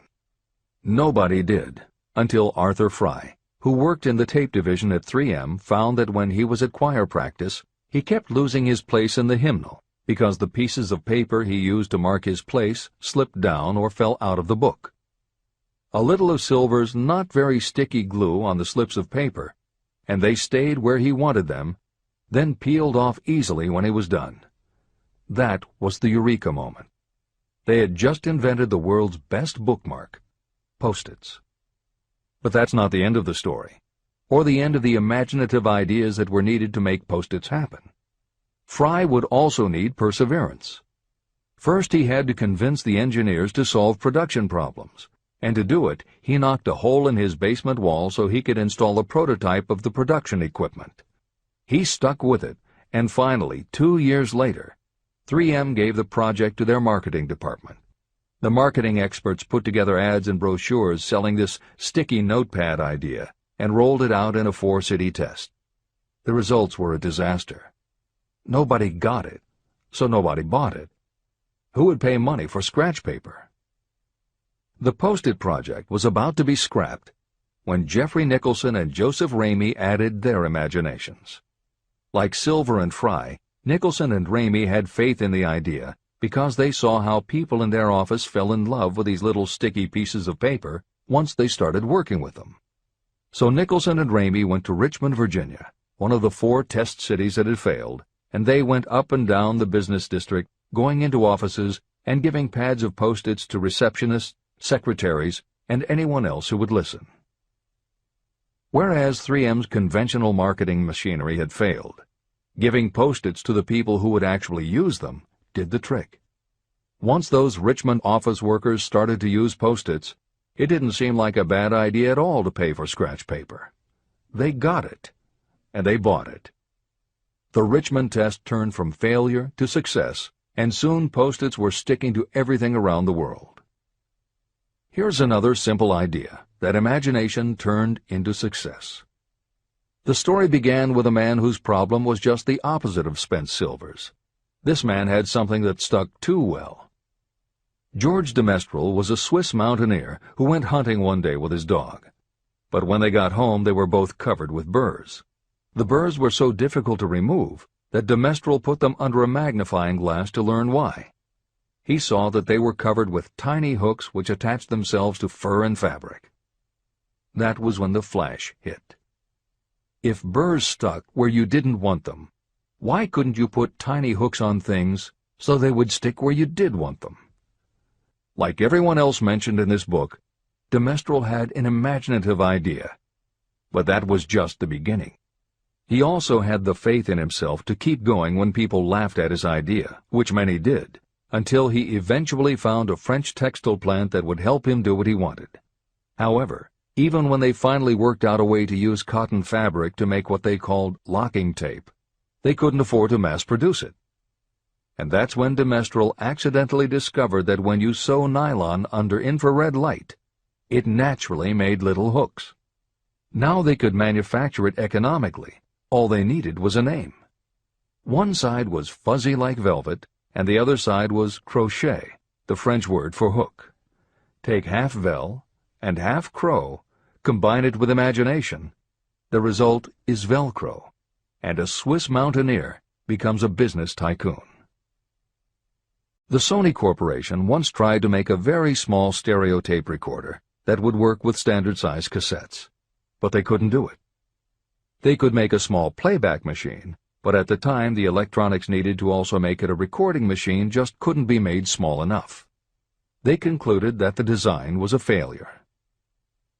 Then one day Sony's honorary chairman, Masaru Ibuka, walked into the laboratory and saw that a few of the engineers were using the prototypes of the failed tape recorder to listen to music tapes. They didn't seem to care that it couldn't record. They just liked to be able to walk around listening to their favorite music. Then came the imaginative idea that made all the difference. Ibuka remembered that another division was working on lightweight headphones. That was the flash. Ibuka's imagination made the connection that the rest of the engineers had not. In Ibuka's view, they hadn't made a failed recorder. They had created a successful private stereo listener. They added the headphones, named it the Walkman, and it revolutionized both the music business and the electronics industry. Clarence Saunders was a grocery clerk in a small southern retail store. One day he was standing with a tray in his hands waiting his turn in a cafeteria. He had never earned more than $20 a week before then, and no one had ever noticed anything about him that indicated unusual ability, but something took place in his mind as he stood in the line of waiting people that put his imagination to work. That was when he came up with the idea that this same self-serve concept would also work at the grocery store. Clarence Saunders took the idea to his boss. Naturally, his boss told him he was crazy. So Clarence Saunders quit his job, went out and did what he needed to do to raise the money, and opened the first self-serve grocery store.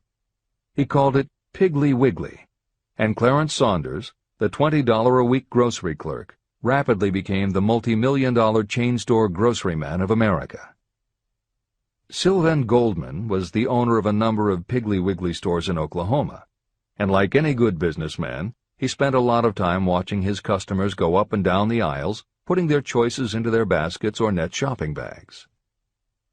One night, while trying to figure out how to get his customers to buy more at one time, he found himself staring at a basket sitting on the seat of a wooden folding chair. Eureka! He called in his mechanic, Fred Young.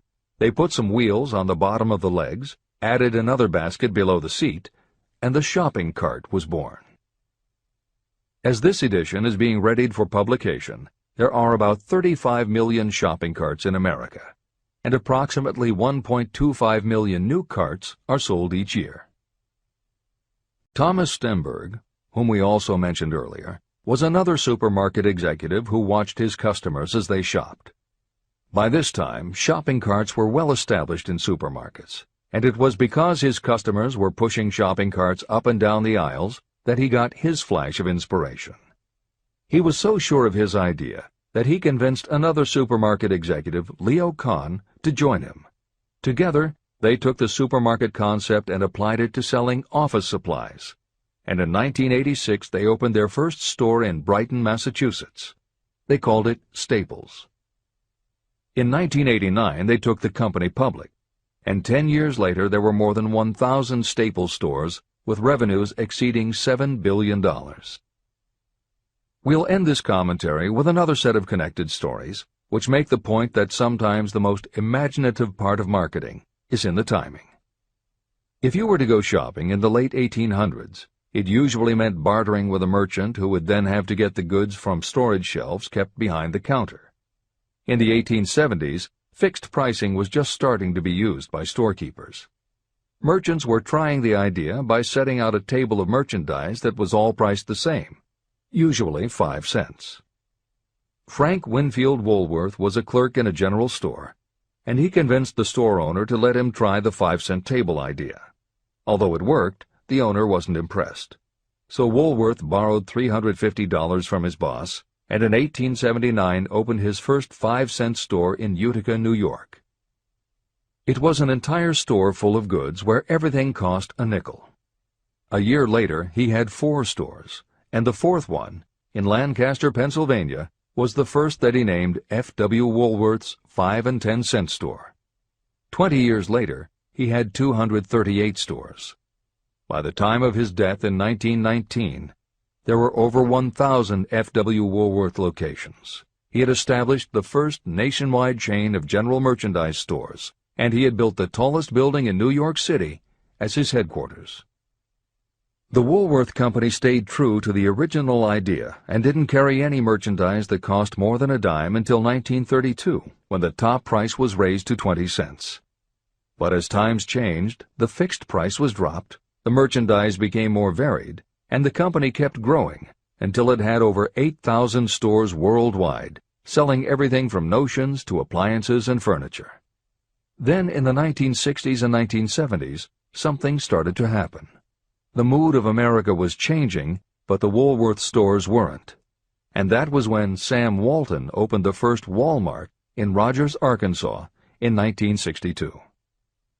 Walton got into the retail business after the Second World War, when his father-in-law loaned him the money to buy a franchise Butler Brothers store in Bentonville, Arkansas. By 1962, Sam and his brother Bud owned 16 variety stores in Arkansas, Missouri, and Kansas. It was in these stores that Sam Walton first started adding the magic ingredient of imagination. In addition to his flair for promotion, Sam tried new approaches to the way household goods and general merchandise could be sold at retail. He insisted on clean, well-lighted interiors, and he introduced the concept of self-service, with aisles wide enough for shopping carts and checkout counters at the front of the store. He also started buying direct from manufacturers, and he created profit-sharing plans that kept his family of employees loyal, hard-working, and neighborly. In 1962, he incorporated those and other imaginative ideas when he opened his first store that he called Walmart. The basic magic was that he sold brand-name merchandise at discount prices, but there was also magic in the way he kept a friendly hometown feel to his store, even though it was what is now called a big box store. Sam Walton's Walmart store was a success, so he just kept building and opening more of them, first in small towns and rural areas, then in larger towns, then big cities, and it wasn't long before he had a national chain. By 1992, when Sam Walton died, there were more than 1,700 Walmart stores. It was the biggest retailer in the country, it employed more than 600,000 people, and Sam Walton was the richest man in America. In 2003, the stores numbered more than 3,200 in the U.S. and more than 1,100 in foreign countries. The company employed more than 1,300,000 people worldwide and served more than 1 million customers a week. Along the way, Woolworths and other older retailers such as Kresge's tried to get on the bandwagon with their Woolco and Kmart stores, but they couldn't seem to get it right. They had given up their old five-and-dime identity to become higher-priced general retailers, and when Walmart came along and redefined that part of the market, the others seemed to have run out of the kind of imagination they'd had in the beginning. Now, here's the twist to the story. David Gold was running a liquor store that he had inherited from his father. He noticed that whenever he put out a display of goods priced at 98 cents or $1, the goods would sell okay, but if his sign said 99 cents, the goods sold out in no time. He decided that he would open a store called the 99-cent only store, where everything would be priced at 99 cents. Sound familiar? Frank Woolworth's imaginative idea from 1879, which had been dropped at his namesake chain by the 1940s and 1950s, had just gotten a fresh shot of imagination from David Gold in 1982.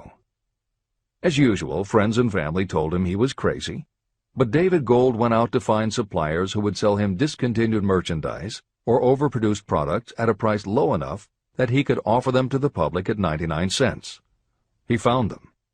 And they even had brand-name products of everything from hardware to pantyhose, cleaning products, motor oil, kitchenware, cosmetics, electronics, toys, canned goods, frozen foods, cookies, fresh fruit, even gourmet foods. More than 5,000 items that he could sell for 99 cents and still make a profit. David Gold opened his first well-lighted, brightly colored green and fuchsia wide-aisle store in Inglewood, California in 1982. By 2003, he had 142 stores in California, Nevada, and Arizona, and he was listed on the Forbes 400 as having earned a personal fortune estimated at more than $650 million. As Napoleon Hill wrote elsewhere about the creation of Piggly Wiggly, where in this story do you see the slightest indication of something that you could not duplicate? The plan, which made millions of dollars for its originator, was a very simple idea that anyone could have adopted, yet considerable imagination was required to put the idea to work in a practical sort of way. The more simple and easily adapted an idea is, the greater is its value, as no one is looking for ideas that are involved with great detail or are in any way complicated. This is the end of the editor's comments. There is no standard price on ideas. The creator of ideas sets his or her own price, and if they are smart, they get it. The story of practically every great fortune starts with a day when a creator of ideas and a seller of ideas got together and worked in harmony. Carnegie surrounded himself with men who could do what he could not do, men who created ideas and men who put ideas into operation, and that was what made him and the others fabulously rich. Millions of people go through life hoping for favorable breaks. Perhaps a favorable break can get you an opportunity, but the safest plan is not to depend upon luck.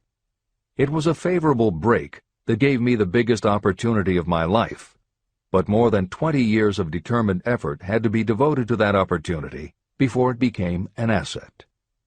The break consisted of my good fortune in meeting and gaining the cooperation of Andrew Carnegie. On that occasion, Carnegie planted in my mind the idea of organizing the principles of achievement into a philosophy of success. Millions of people have profited by the discoveries made in the years of research, and fortunes have been accumulated through the application of the philosophy. The beginning was simple. It was an idea that anyone might have developed. The favorable break came through Carnegie. But what about the determination, definiteness of purpose, and the desire to attain the goal, and the persistent effort of all those years of research? It was no ordinary desire that survived disappointment, discouragement, temporary defeat, criticism, and the constant reminding that I was wasting my time. It was a burning desire, an obsession. When the idea was first planted in my mind by Mr. Carnegie, it was coaxed, nursed, and enticed to remain alive. Gradually, the idea became a giant under its own power, and it coaxed, nursed, and drove me. Ideas are like that. First you give life and action and guidance to ideas. Then they take on a power of their own and sweep aside all opposition. Ideas are intangible forces. but they have more power than the physical brains that give birth to them.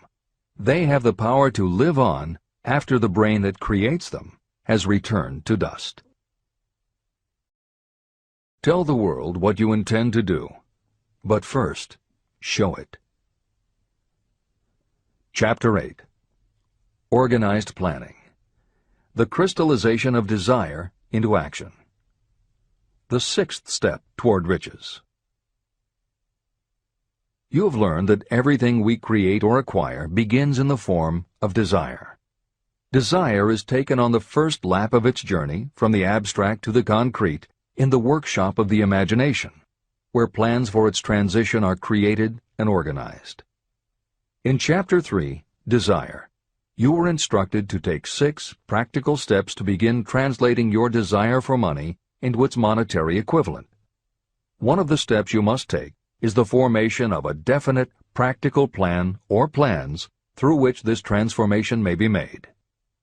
Following are the basic instructions for making practical plans. Ally yourself with a group of as many people as you may need for the creation and carrying out of your plan or plans for the accumulation of money, making use of the mastermind principle. Compliance with this instruction is absolutely essential. Do not neglect it. Editor's comment: the Mastermind Alliance is built of 2 or more minds working actively together in perfect harmony toward a common goal. This concept was introduced in Chapter 6, Specialized Knowledge, and is described in more detail in Chapter 11, The Power of the Mastermind. This is the end of the editor's comment.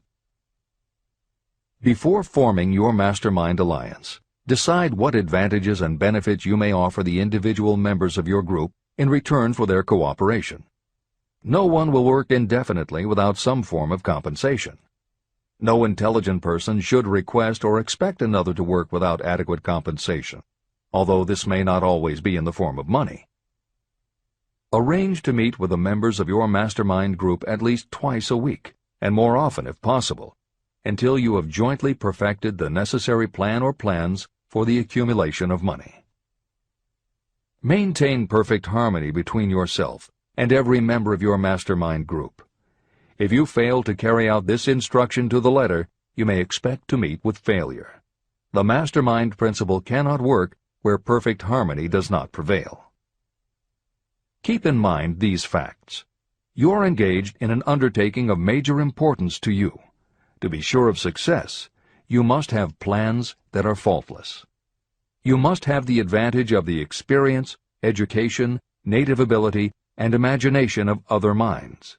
This is the way it has been done by every person who has accumulated a great fortune.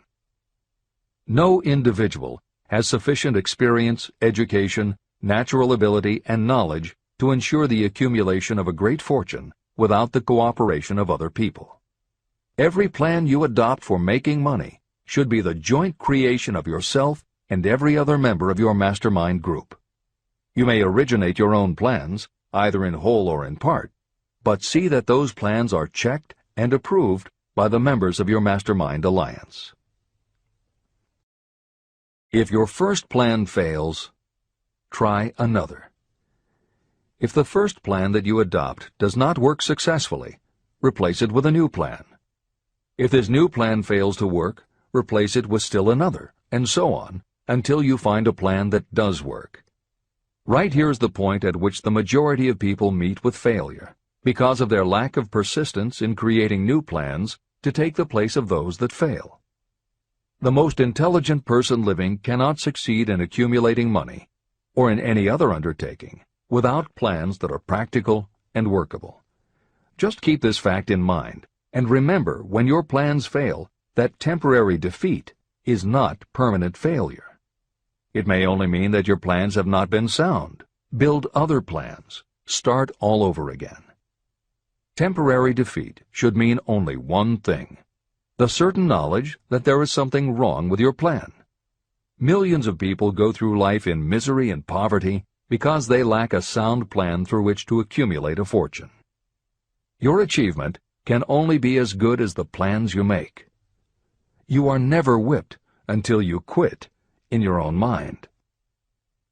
James J. Hill, who was the greatest railroad builder of them all, met with temporary defeat when he first tried to raise the capital needed to build the Great Northern Railroad from the east to the west.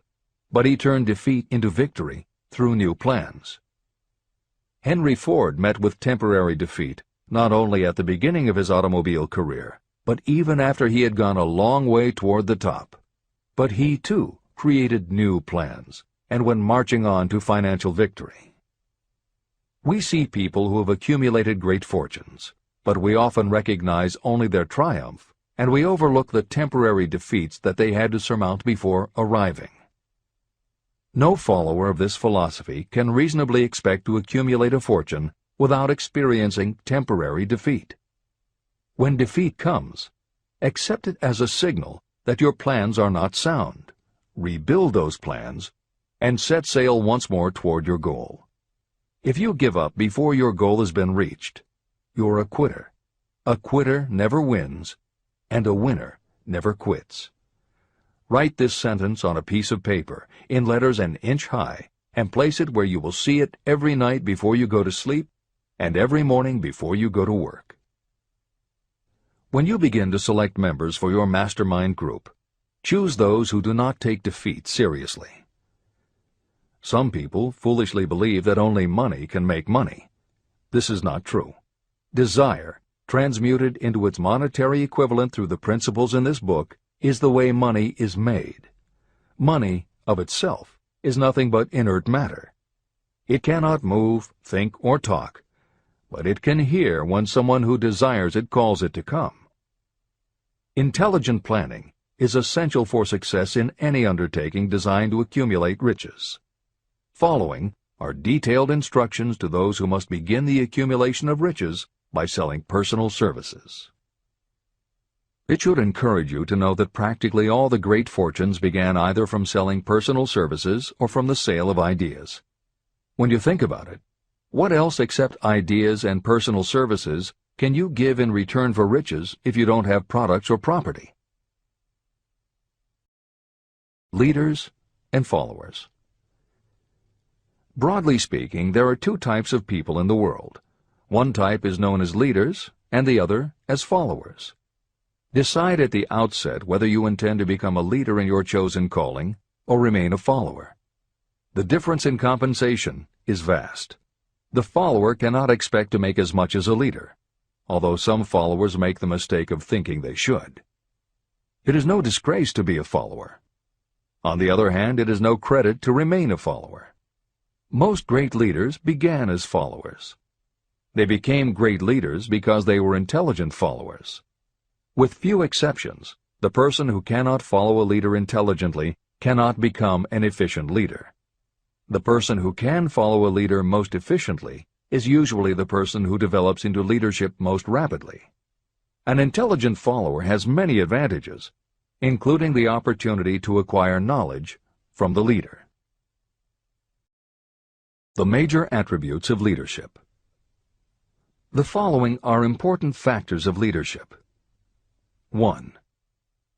Unwavering courage based upon knowledge of yourself and your occupation. No follower wishes to be dominated by a leader who lacks self-confidence and courage. Certainly no intelligent follower will be dominated by such a leader for very long. 2.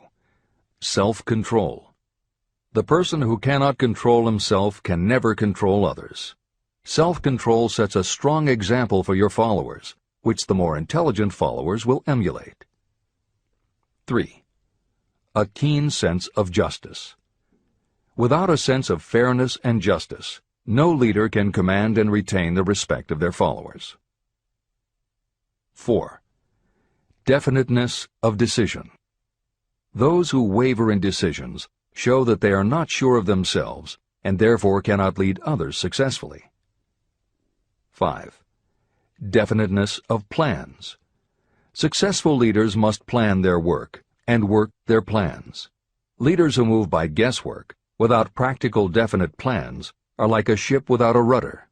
Sooner or later, they will land on the rocks. 6. The habit of doing more than paid for. One of the penalties of leadership is the necessity of the leaders to willingly do more than they require of their followers. 7. A pleasing personality. Leadership calls for respect. Followers will not respect a leader who does not grade high on all of the factors of a pleasing personality. 8. Sympathy and understanding. Successful leaders must be in sympathy with their followers. Moreover, they must understand them and their problems. 9. Mastery of detail. Successful leadership calls for mastery of the details of the leader's position. 10. Willingness to assume full responsibility. Successful leaders must be willing to assume responsibility for the mistakes and the shortcomings of their followers. If a leader tries to shift this responsibility, that leader will not remain the leader. If one of your followers makes a mistake or is incompetent, you must consider that it is you who failed. 11. Cooperation. The successful leader must understand and apply the principle of cooperative effort and be able to induce followers to do the same. Leadership calls for power, and power calls for cooperation. There are two forms of leadership. The first, and by far the most effective, is leadership by consent of and with the sympathy of the followers. The second is leadership by force, without the consent and sympathy of the followers. History is filled with evidences that leadership by force cannot endure. The downfall and disappearance of dictators and kings is significant. It means that people will not follow forced leadership indefinitely. Napoleon, Mussolini, Hitler were examples of leadership by force. Their leadership passed. Editor's comment. The following may also be added to the list: Idi Amin, Francisco Franco, Saddam Hussein, Ferdinand Marcos, Slobodan Milosevic, Juan Perón, General Augusto Pinochet, Pol Pot, General Suharto, the Taliban leaders in Afghanistan, Marshal Josip Broz Tito, Joseph Stalin, and subsequent leaders of the Soviet Union, East Germany, and the other countries in the Communist bloc. This is the end of the editor's comment. Those that remain see their power eroding and slipping away. Leadership by consent of the followers is the only leadership that can endure. People may follow forced leadership temporarily, but they will not do so willingly. Successful leaders will embrace the 11 factors of leadership described in this chapter, as well as some other factors. Those who make these attributes the basis of their leadership will find abundant opportunity to lead in any walk of life. The 10 major causes of failure in leadership. The following are the major faults of leaders who fail. It is just as essential for you to know what not to do as it is to know what to do. 1. Inability to organize details. Efficient leadership calls for the ability to organize and master details.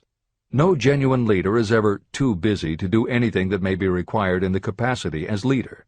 Whether a leader or follower, when you admit that you are too busy to change your plans or to give attention to any emergency, you are admitting your inefficiency. The successful leader must be the master of all details connected with the position. That means, of course, that you must acquire the habit of relegating details to capable lieutenants. 2.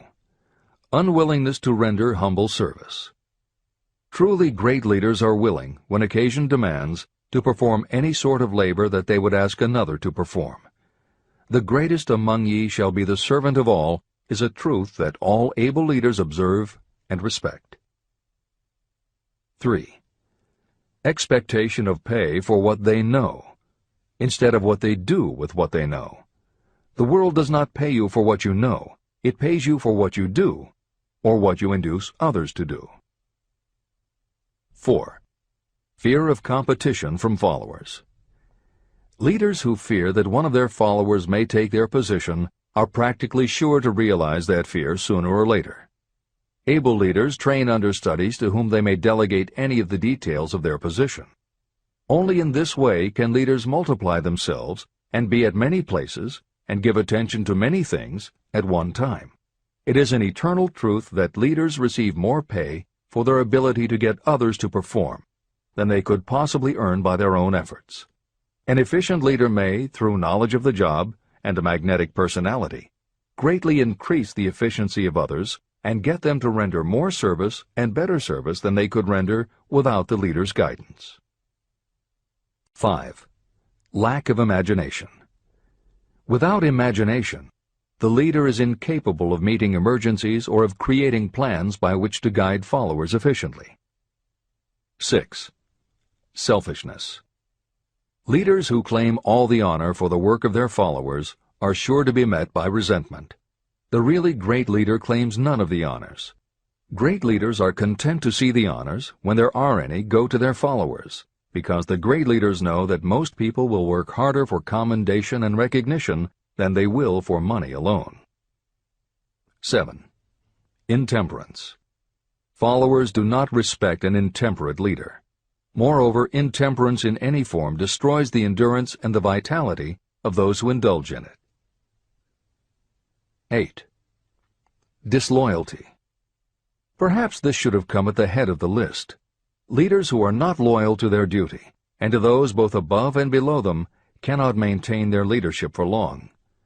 Disloyalty marks you as being less than the dust of the earth, and it will bring the contempt it deserves.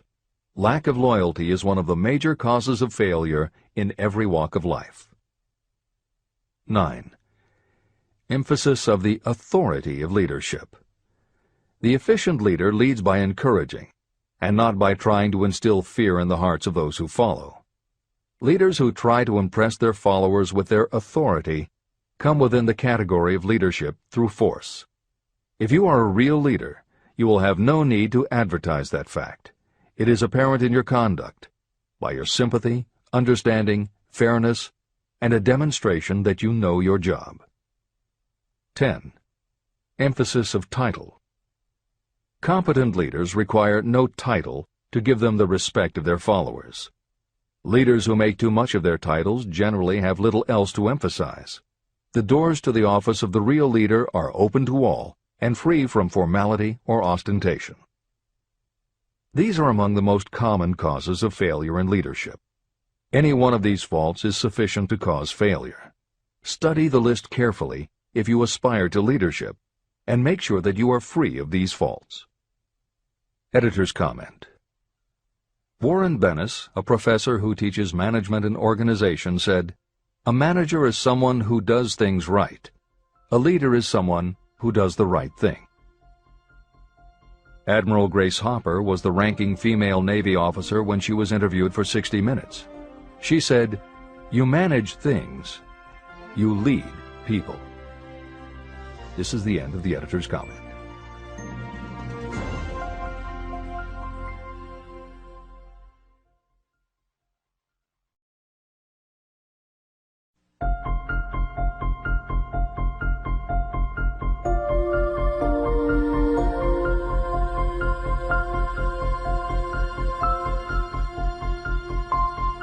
When and how to apply for a position. The information described here is the net result of many years of experience during which thousands of men and women were helped to market their services effectively. Editor's comment. The Internet, email, and faxed resumes have radically changed the way employers search for new employees, and the way that most people apply for jobs. However, Think and Grow Rich was never intended for most people. It was written for those who want to stand out. If you are such a person, the editors of this revised and updated edition strongly advise that you give serious thought to each of the following suggestions about how to apply for a position and how to prepare a resume. If you are tempted to think the suggestions are too obvious, simplistic, or out of date, we assure you they are not. In those instances where it is appropriate to update the material, we have added commentary. This is the end of the editor's comment. 1. Employment agencies. Care must be taken to select only reputable companies that can show adequate records of achievement of satisfactory results. Editor's comment. As anyone in the job market knows, Today, employment agencies range from companies that supply temporary office help to headhunters who connect high-level executives with companies seeking experienced management talent. If you are seeking a mid to upper-level position, the old adage that you get what you pay for is particularly true. This is the end of the editor's comment. 2. Advertising in newspapers, trade journals, magazines. Classified advertising may produce satisfactory results for those applying for entry-level, clerical, or salaried positions. For those seeking executive positions, a well-written and well-designed display ad, though more expensive, may be more desirable. The copy should be prepared by an expert who understands how to inject sufficient selling qualities to produce replies. Editor's comment. For individuals, the display ad approach is not very common in the contemporary job market. But for that reason, if you are sure of the position you want, a well-written and well-designed ad selling yourself and placed in the right trade paper or industry journal might be just the thing to get the attention you want. However, if you attempt this approach, be prepared that it will be an expensive experiment. In effect, you will have gone into the advertising business, and it is a rule of thumb in advertising that a single ad rarely sells anything. It usually requires multiple exposures before the buyer, the potential employer, is motivated to buy, hire, a product, you. This is the end of the editor's comment. 3. Personal letters of application. These should be directed to particular firms or individuals that could need the kind of service or experience you have to offer. Letters should be neatly typed always and signed by hand. You should include a complete resume or outline of your qualifications. Both the letter of application and the resume should be prepared by an expert. Editor's comment. In the contemporary job market, sending a letter of application when no job has been advertised can, in fact, be a very successful approach. But this is only for those who truly know what they want and will take the time to prepare a convincing presentation. Managers in a position to hire always have an eye out for good prospective employees. If they receive a well-constructed and intriguing presentation that clearly states you are interested in a position whenever one is available, it will not be thrown away. And the first thing good managers do when a position comes open is go to their files. When that happens, if your presentation made a good and convincing impression, it will be there. The only question is, are you willing to make yourself available when they are ready for you? If you are just blanketing everyone with a stock letter in hopes of getting a job, it very likely won't work. This approach is not for someone looking for a job. This approach is only for those who really want a specific career. This is the end of the editor's comment. 4. Application in person. In some instances, it may be more effective if the applicant personally offers his or her services to prospective employers, in which event a complete written statement of qualifications for the position should be presented, as prospective employers will often wish to discuss your record with associates. Editor's comment. Asking for an interview when no job has been advertised is an even stronger statement that you know what you want and you are serious about working in a particular industry. If you pursue this approach, keep in mind that you are asking someone to give you their time. Some managers will not be receptive because it does not fit into their company's business practice, and some managers will just find it an annoyance. This approach will work for you only if you are confident that you can make an outstanding impression in person. If you make a strong, positive impression, it will be remembered when an opening is available. This is the end of the editor's comment. 5. Application through personal acquaintances. When possible, the applicant should approach prospective employers through some mutual acquaintance. This method is particularly advantageous in the case of those who seek executive connections and do not wish to appear to be peddling themselves. Information to be supplied in a written resume. A good resume should be prepared as carefully as a lawyer would prepare the brief for a case to be tried in court. Unless the applicant is experienced in the preparation of such briefs, an expert should be consulted for this purpose. When successful businesses want to advertise, they hire specialists who understand the psychology of advertising to sell their products. If you are selling your personal services, you should do the same.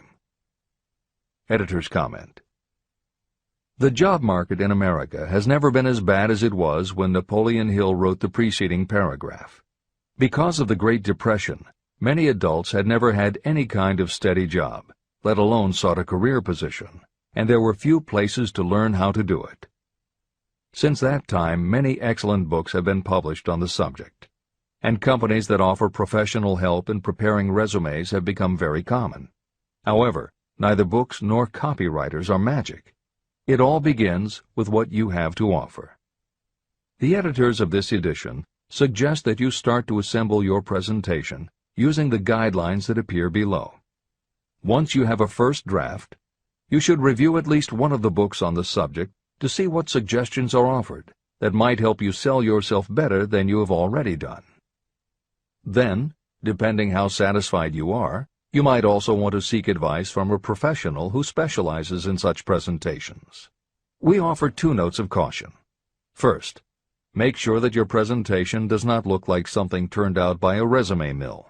Having received many resumes over the years, the editors warn you that some professionals use the same stock phrases, buzzwords, and formats for every client, and this can be a dead giveaway that someone else prepared your resume, or that you have simply copied from a book.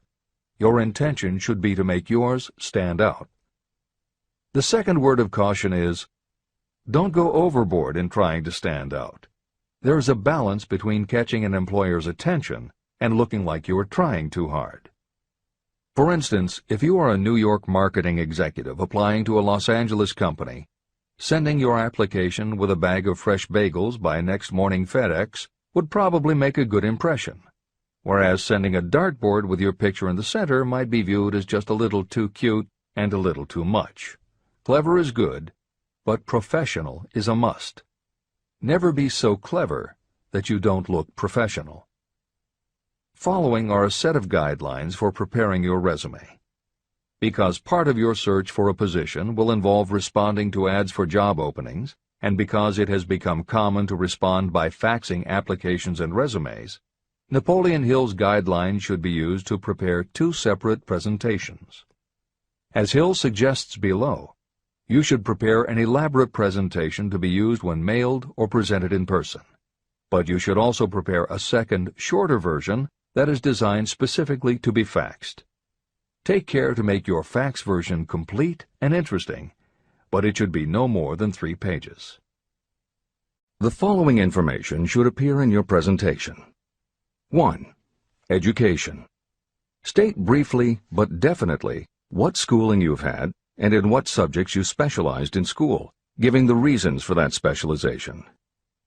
Editor's comments. Never exaggerate.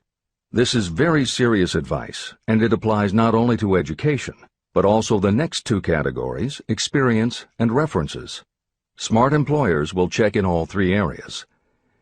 Labor laws have become so demanding that employers filling responsible positions are very cautious about whom they hire in the first place. There are rules about such things as the difference between salaried and hourly employment, sexual harassment, what constitutes grounds for dismissal, what questions can and cannot be asked in job interviews, and a host of other things that leave the employer open to potential lawsuits.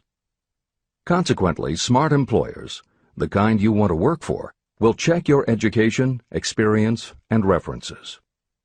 Also, bear in mind, you are providing information that will follow you for the rest of your career. If you keep up with the news, you know that in recent times even executives headed for the top have been dismissed. Military men have resigned in disgrace.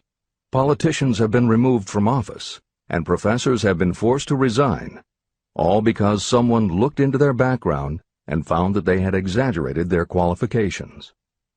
This is the end of the editor's comments. 2. Experience. If you have had experience in connection with positions similar to the one you seek, describe it fully. Give the names and addresses of former employers. Be sure to clearly point out any special experience you may have had that would equip you to fill the position you seek. 3. References. Practically every business firm wants to know as much as possible about the background of prospective employees who seek positions of responsibility. Attach copies of letters from former employers, from teachers under whom you studied, and from prominent people whose judgment may be relied upon. 4. Photograph of yourself. Include a recent professional photograph of yourself as a part of your presentation. Editor's comment. In the contemporary job market, this is not a common practice at all. However, from personal experience, the editors of this edition know it can be advantageous. We have received only one such job application, but unquestionably it was the photograph that prompted us to ask the applicant to come in for an interview. If you are confident that your appearance makes a good, professional impression, you may want to consider this unusual approach. There is the danger that you may be seen as vain or self-centered, but it could also be the thing that gives you an edge. This is the end of the editor's comment. 5. Apply for a specific position. Never apply for just a job. That indicates you lack specialized qualifications. 6. State your qualifications for the particular position for which you apply. Give full details why you believe you are qualified for the particular position you seek. This is the most important detail of your application. It will determine, more than anything else, what consideration you receive. 7. Offer to go to work on probation. This may appear to be a radical suggestion, but experience has proved that it seldom fails to win at least a trial. If you are sure of your qualifications, a trial is all you need. Incidentally, such an offer indicates that you have confidence in your ability to fill the position you seek. It is most convincing. Make it clear that your offer is based on your confidence in your ability to fill the position, your confidence in your prospective employer's decision to employ you after the trial period, and your determination to have the position. Editor's comments. As you will learn in Chapter 10, when you read the story of Napoleon Hill's application to Rufus Ayers, Hill gives this advice based on his personal experience. Unfortunately, this is one of those instances where times may have changed so much that the approach is rarely applicable. In today's environment, modern labor laws and business practice may prevent an employer from taking you up on your offer.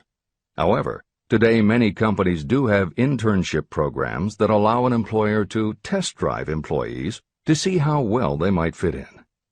This is the end of the editor's comment. 8. Knowledge of your prospective employer's business. Before applying for a position, do sufficient research to familiarize yourself thoroughly with that business and indicate the knowledge you have acquired in this field. This will be impressive because it indicates that you have imagination and a real interest in the position you seek.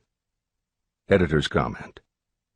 When you do this, and you certainly should, bear in mind that you will be talking with people who really know the business.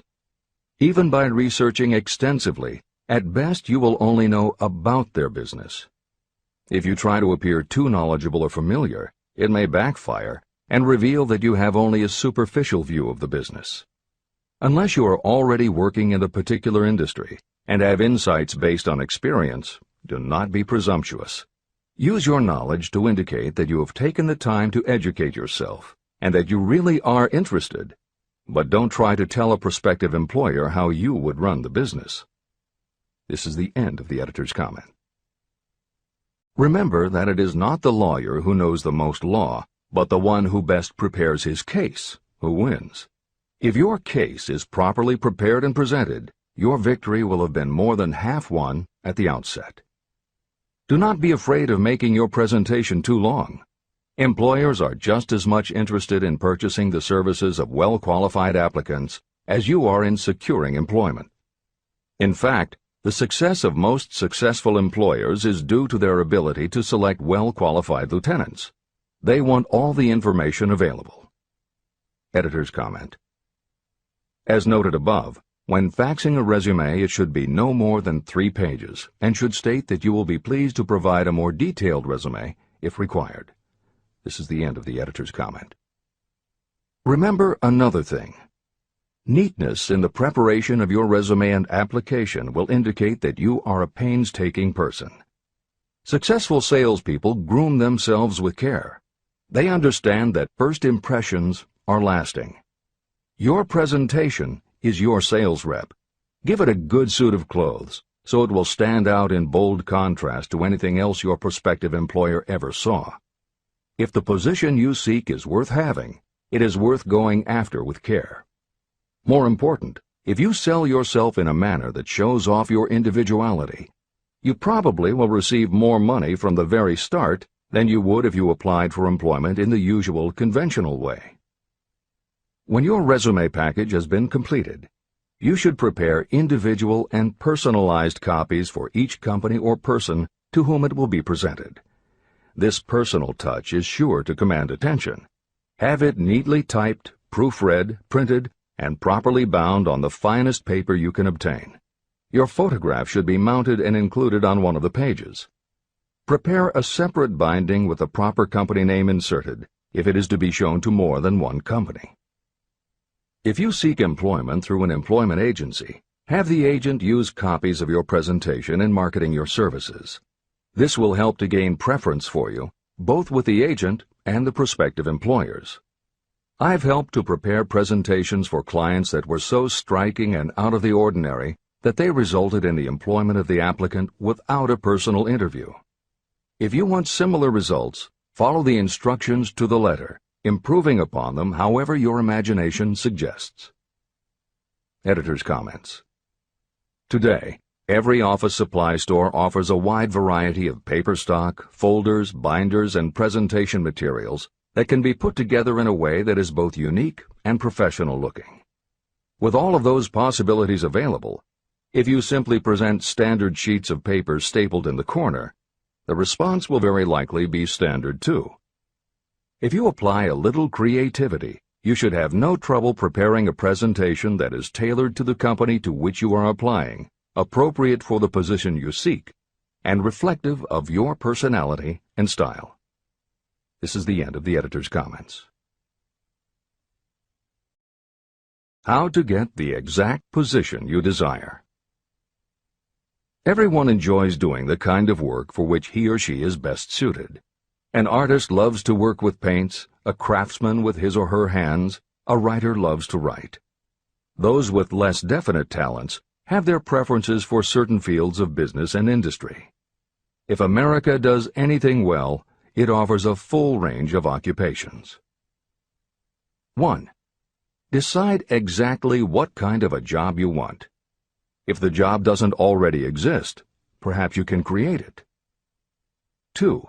Choose the company or individual for whom you wish to work. 3. Study your prospective employer as to policies, personnel, and chances for advancement. 4. By analysis of yourself, your talents, and your capabilities, figure what you can offer.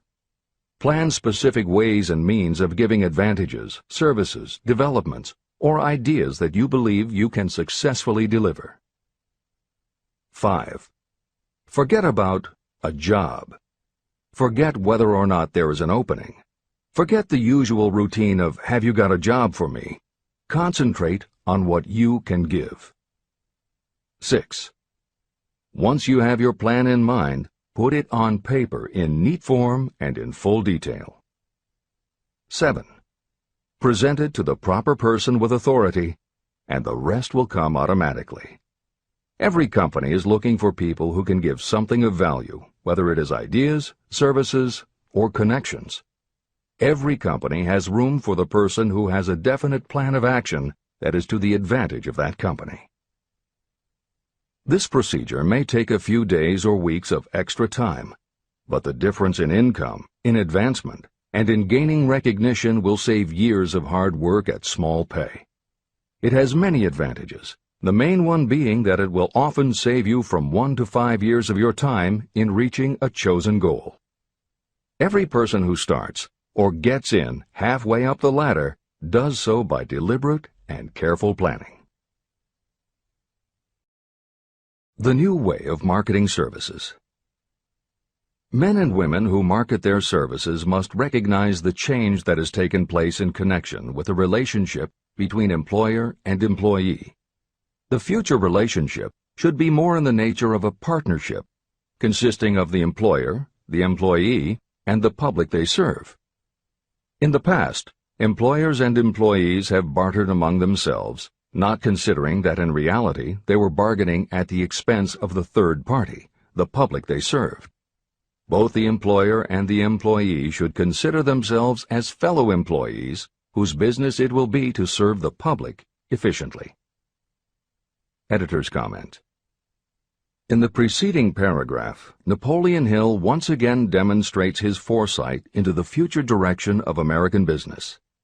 As you will recognize in the following section, the point he makes by citing the coal and gas companies would at a later time be equally applicable to the telephone monopolies, and later still to computer software and internet companies, and to cable television suppliers when competitors started to offer satellite TV. This snapshot of how and why business has changed should provide you with a blueprint for the attitude you must adopt and the way you must conduct yourself if you are going to attain the success you're seeking. This is the end of the editor's comment. During the Depression, I spent several months in the anthracite coal region of Pennsylvania, studying conditions that all but destroyed the coal industry. The coal operators and the unions drove hard bargains in negotiating their labor contracts. The cost of the bargaining was passed on to the customer by adding to the price of the coal. However, in the end, they discovered their actions had worked against them. What their delays and high prices had actually accomplished was to open the market to their competitors. Inadvertently, they had built up a wonderful business for the manufacturers of oil-burning stoves and furnaces, as well as for the producers of oil. A similar experience happened to the gas companies. We can all remember the time when the gas meter reader pounded on the door hard enough to break the panels. When the door was opened, he pushed his way in uninvited with a scowl on his face that plainly said, "What the hell did you keep me waiting for?" All that has undergone a change. The meter man now conducts himself as a gentleman who is delighted to be at your service, sir. Before the gas companies learned that their scowling meter men were offending customers, their competitors, the polite salesmen of oil burners, came along and did a land office business. These illustrations are mentioned here to show that we are where we are and what we are because of our own conduct. If there is a principle of cause and effect that controls business, finance, and transportation, this same principle controls individuals and determines their economic status. Courtesy and service are the watchwords of merchandising today, and they apply to the person who is marketing personal services even more directly than to the employer. In the final analysis, you are employed by the customer. If you fail to serve well, both you and your employer will pay for it by the loss of the privilege of serving. What is your QQS rating? In the preceding, the causes of success in marketing services effectively and permanently have been clearly described. Unless those causes are studied, analyzed, understood, and applied, no one can market services effectively and permanently. Every man or woman must be their own sales force of their personal services. The quality and the quantity of service rendered, and the spirit in which it is rendered, determine the price and the duration of employment. To market your personal services effectively, which means a permanent market at a satisfactory price under pleasant conditions, you must adopt and follow the QQS formula. QQS means that quality plus quantity plus the proper spirit of cooperation equals perfect salesmanship of service. Remember the QQS formula, but do more. Apply it as a habit. Analyze the formula to make sure you understand exactly what it means. Quality of service means the performance of every detail in connection with your position in the most efficient manner possible with the object of greater efficiency always in mind. Quantity of service means the habit of rendering all the service of which you are capable at all times with the purpose of increasing the amount of service rendered as you develop greater skill through practice and experience. Emphasis is again placed on the word habit. Spirit of service means the habit of agreeable, harmonious conduct, which will induce cooperation from associates and fellow employees. Adequate quality and adequate quantity of service is not sufficient to maintain a permanent market for your services. The spirit in which you deliver service is a strong determining factor in connection with both the price you receive and the duration of your employment. Andrew Carnegie stressed this point in his description of the factors that lead to success in the marketing of personal services. He emphasized again and again the necessity for harmonious conduct. He stressed the fact that he would not retain any man, no matter how great a quantity or how efficient the quality of his work, unless he worked in a spirit of harmony. Mr. Carnegie insisted upon his people working with each other in an agreeable manner. To prove that he placed a high value on this quality, he helped many who met his standards to become very wealthy. Those who did not conform had to make room for others who did. The importance of a pleasing personality has been stressed because it is so important in rendering service in the proper spirit. If you have a personality that pleases, and you render service in a spirit of harmony, these assets often make up for what you may lack in both the quality and the quantity of service you render. Nothing, however, can be successfully substituted for pleasing conduct. The capital value of your services. The person whose income is derived entirely from the sale of personal services is a merchant, just like the person who sells hard goods, and such a person is subject to exactly the same rules of conduct as the merchant who sells merchandise.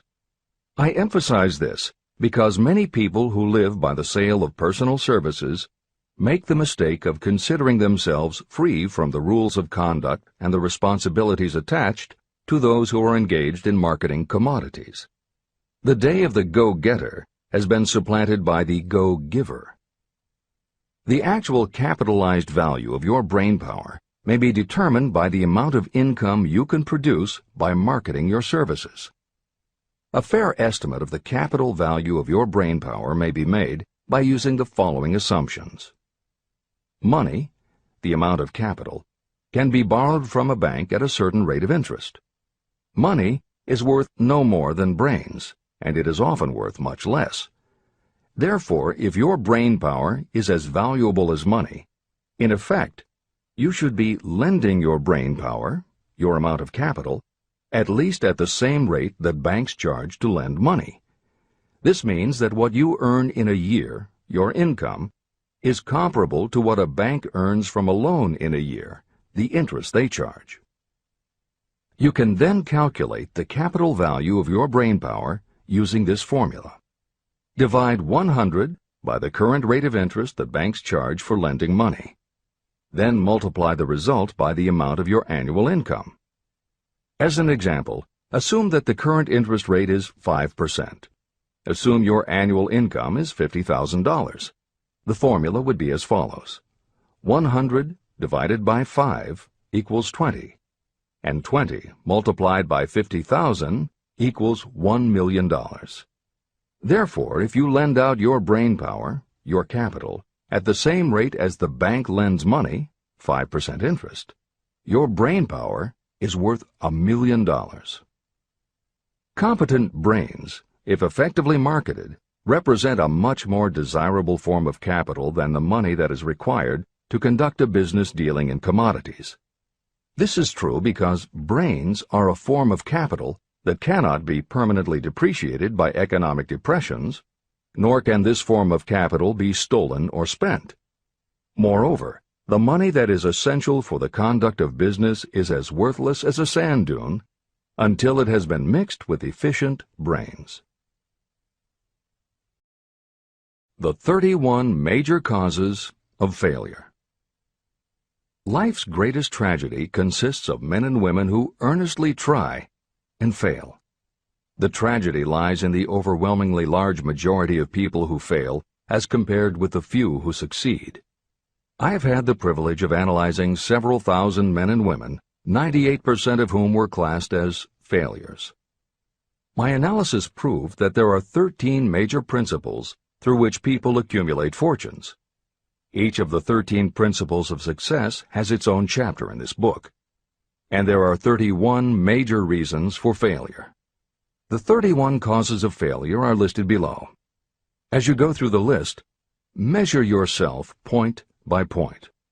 It will help you to discover how many of these causes of failure stand between you and success. 1. Unfavorable hereditary background. There is little, if anything, that can be done for people who are born with a deficiency in brain power. This is the only one of the 31 causes of failure that may not be easily corrected by any individual. My philosophy can offer only one method of bridging this weakness, through the aid of the mastermind. 2. Lack of a well-defined purpose in life. There is no hope of success for the person who does not have a central purpose or definite goal at which to aim. 98 out of every 100 of those whom I have analyzed had no such aim. Perhaps this was the major cause of their failure. 3. Lack of ambition to aim above mediocrity. I can offer no hope for those who are so indifferent they do not want to get ahead in life and are not willing to pay the price. 4. Insufficient education. This is a handicap that may be overcome with comparative ease. Experience has proven that the best educated people are often those who are self-made or self-educated. It takes more than a college degree to make you a person of education. Any person who is educated has learned to get whatever they want in life without violating the rights of others. Education consists not so much of knowledge, but of knowledge effectively and persistently applied. You are paid not merely for what you know, but for what you do with what you know. 5. Lack of self-discipline. Discipline comes through self-control. This means that you must control all negative qualities. Before you can control conditions, you must first control yourself. Self-mastery is the hardest job you will ever tackle. If you do not conquer yourself, you will be conquered by yourself. By stepping in front of a mirror, you may see both your best friend and your greatest enemy. 6. Ill health. No person may enjoy outstanding success without good health. Many of the causes of ill health are subject to mastery and control. These, in the main, are overeating of foods not conducive to health, wrong habits of thought or negative thinking, wrong use of and overindulgence in sex, lack of proper physical exercise, an inadequate supply of fresh air due to improper breathing. 7. Unfavorable environmental influences during childhood. As the twig is bent, so shall the tree grow. Most people who have criminal tendencies acquire them as the result of bad environment and improper associates during their childhood or youth. Procrastination. This is one of the most common causes of failure. Procrastination stands within the shadow of every human being, waiting its opportunity to spoil your chances of success. Most of us go through life as failures because we are waiting for the time to be right to start doing something worthwhile. Do not wait. The time will never be just right. Start where you stand, work with whatever tools you have at your command, and you will acquire better tools as you go along. 9. Lack of persistence. Most of us are good starters, but poor finishers of everything we begin. People are prone to give up at the first signs of defeat. There is no substitute for persistence. The person who makes persistence his or her watchword discovers that failure finally becomes tired and makes its departure. Failure cannot cope with persistence. 10. Negative personality. There is no hope of success for the person who repels people through a negative personality. Success comes through the application of power, and power is attained through the cooperative efforts of other people. A negative personality will not induce cooperation. 11. Lack of control of sexual urges. Sexual energy is the most powerful of all the stimuli that move people into action. Because it is the most powerful of the emotions, if it is controlled, it can be converted into other creative channels. 12. Uncontrolled desire for something for nothing. The gambling instinct drives millions of people to failure. Evidence of this may be found in the Wall Street stock market crash of 1929, during which millions of people tried to make money by gambling on stock margins. Editor's comments. For those who are not familiar with the stock market and buying on margin, the following is a simplified explanation of what caused the crash of '29. The first thing to understand is that prior to the Great Depression there was widespread optimism about the expanding economy. Businesses were booming, and the people who had invested in those companies were making fortunes almost overnight. When the average person saw how much money was being made, they wanted to get in on it, and there was a way for them to do it. Even average people who didn't have enough ready cash to buy stocks could do so because brokers allowed customers to purchase stocks on margin by making what amounted to a down payment. However, part of the purchase agreement stated that when the brokers called in the margin accounts, which they could do at any time, the customers would have to come up with the rest of the cash immediately to pay the balance owing on the original purchase price. That is why Hill used the term gambling when he referred to the stock market. These average people weren't investing in companies. They were betting on the future rise in value. The idea, in the average person's mind, was that they would only have to scrape together enough to pay the margin, which was a small percentage of the full cost. Then when the price of the stock went up, they would sell, which would give them more than enough money to pay the broker the balance owing on the purchase price, and they could pocket the difference. This worked fine as long as stock prices continued to rise, but when the stock market crashed, the stockbrokers called in the margins, and the people who had bought at prices they really couldn't afford suddenly found that they had to come up with the cash. And that was why so many average people got wiped out in the crash of '29. They gambled money they didn't have by buying on margin. This is the end of the editor's comments. 13. Lack of a well-defined power of decision. Those who succeed reach decisions promptly and change them very slowly. Those who fail reach decisions very slowly and change them frequently and quickly. Indecision and procrastination are twins. Where one is found, the other is also usually found. Kill off this pair before they completely tie you to the treadmill of failure. 14. One or more of the 6 basic fears: fear of poverty, fear of criticism, fear of ill health, fear of loss of love, fear of old age, and fear of death. You will find an in-depth analysis of these 6 basic fears in the final chapter. They must be mastered before you can market your services effectively. 15. Wrong selection of a mate in marriage. This is a most common cause of failure. The relationship of marriage brings people intimately into contact. Unless this relationship is harmonious, failure is likely to follow. Moreover, it will be a form of failure that destroys ambition. 16. Overcaution. The person who takes no chances generally has to take whatever is left when others are through choosing. Overcaution is as bad as undercaution. Both are extremes to be guarded against. Life itself is filled with the element of chance. 17. Wrong selection of associates in business. This is one of the most common causes of failure in business. In marketing personal services, you should use great care to select an employer who will be an inspiration and who is intelligent and successful. We emulate those with whom we associate most closely. Pick an employer who is worth emulating. 18. Superstition and prejudice. Superstition is a form of fear. It is also a sign of ignorance. Successful people keep open minds and are afraid of nothing. 19.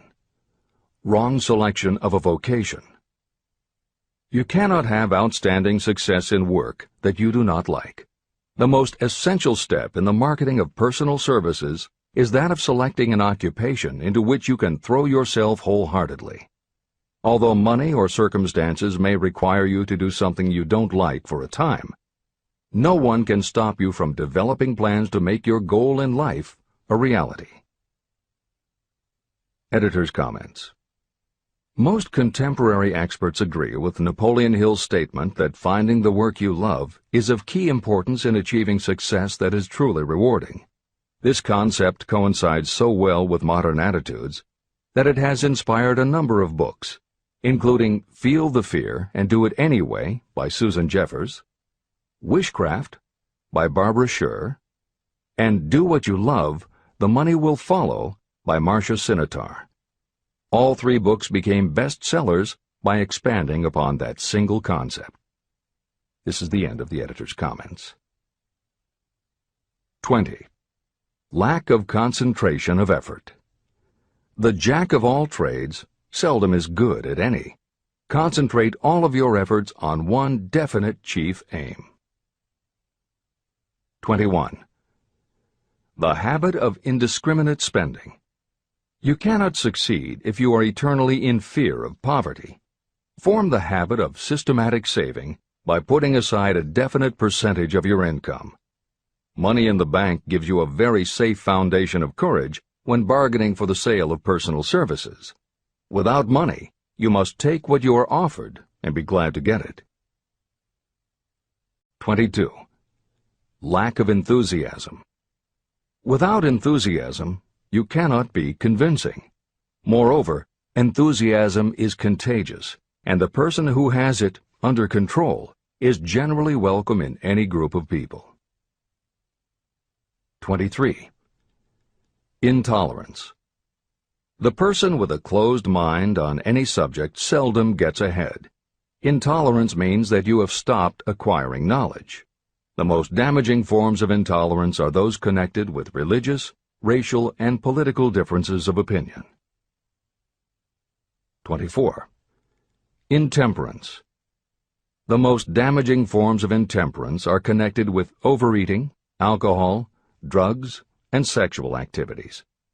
Overindulgence in any of these can be fatal to success. 25. Inability to cooperate with others. More people lose their positions and their big opportunities in life because of this fault than for all other reasons combined. It is a fault that no well-informed business person or leader will tolerate. 26. Possession of power that was not acquired through self-effort. Sons and daughters of wealthy parents and others who inherit money that they did not earn. Power in the hands of one who did not acquire it gradually is often fatal to success. Quick riches are more dangerous than poverty. 27. Intentional dishonesty. There is no substitute for honesty. You may be temporarily dishonest because of circumstances over which you have no control without permanent damage, but there is no hope for you if you are dishonest by choice. Sooner or later, your deeds will catch up with you, and you will pay by loss of reputation and perhaps even loss of liberty. 28. Egotism and vanity. These qualities serve as red lights that warn others to keep away. They are fatal to success. 29. Guessing instead of thinking. Most people are too indifferent or lazy to acquire facts with which to think accurately. They prefer to act on opinions created by guesswork or snap judgments. 30. Lack of capital. This is a common cause of failure among those who start out in business for the first time. You must have a sufficient reserve of capital to absorb the shock of your mistakes and to carry you over until you have established a reputation. 31. Here, name any particular cause of failure from which you have suffered that has not been included in the foregoing list. Contained in these 31 major causes of failure is the description of practically every person who tries and fails. It will be helpful if you get someone who knows you well to go over this list with you and help you to analyze yourself by each of these causes of failure. Most people cannot see themselves as others see them.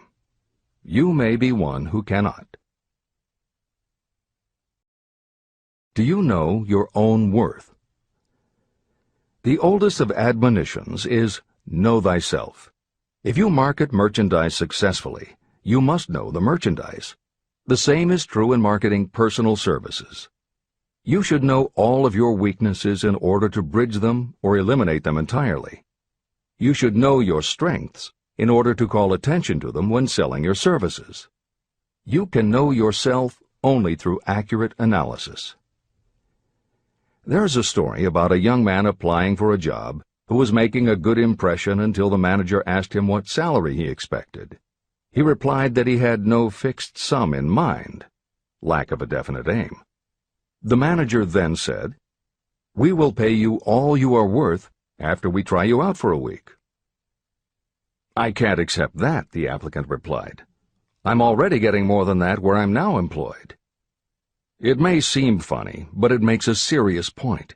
Before you even begin to negotiate for a better salary in your present position or begin to seek employment elsewhere, be sure that you are worth more than you now receive. It is one thing to want money. Everyone wants more. But it is something entirely different to be worth more. Many people mistake their wants for their just dues. Your financial wants have nothing whatever to do with your worth. Your value is established entirely by your ability to render useful service or your capacity to induce others to render such service.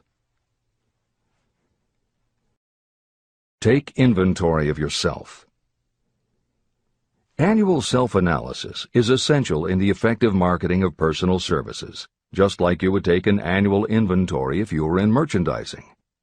Moreover, your yearly analysis should show a decrease in your faults and an increase in your virtues. You go ahead, stand still, or go backward in life. Your objective should be to go ahead. Annual self-analysis will disclose whether advancement has been made and, if so, how much. It will also disclose any backward steps you may have taken. The effective marketing of personal services requires you to move forward, even if the progress is slow. Your annual self-analysis should be made at the end of each year, so you can include in your New Year's resolutions any improvements that the analysis indicates should be made. Take this inventory by asking yourself the following questions, and by checking your answers with the aid of someone who will not permit you to deceive yourself. Self-analysis questionnaire. 1. Have I attained the goal that I established as my objective for this year? You should work with a definite yearly objective to be attained as a part of your major life objective. 2. Have I delivered service of the best possible quality of which I was capable, or could I have improved any part of this service? 3. Have I delivered service in the greatest possible quantity of which I was capable? 4. Has the spirit of my conduct been harmonious and cooperative at all times? 5.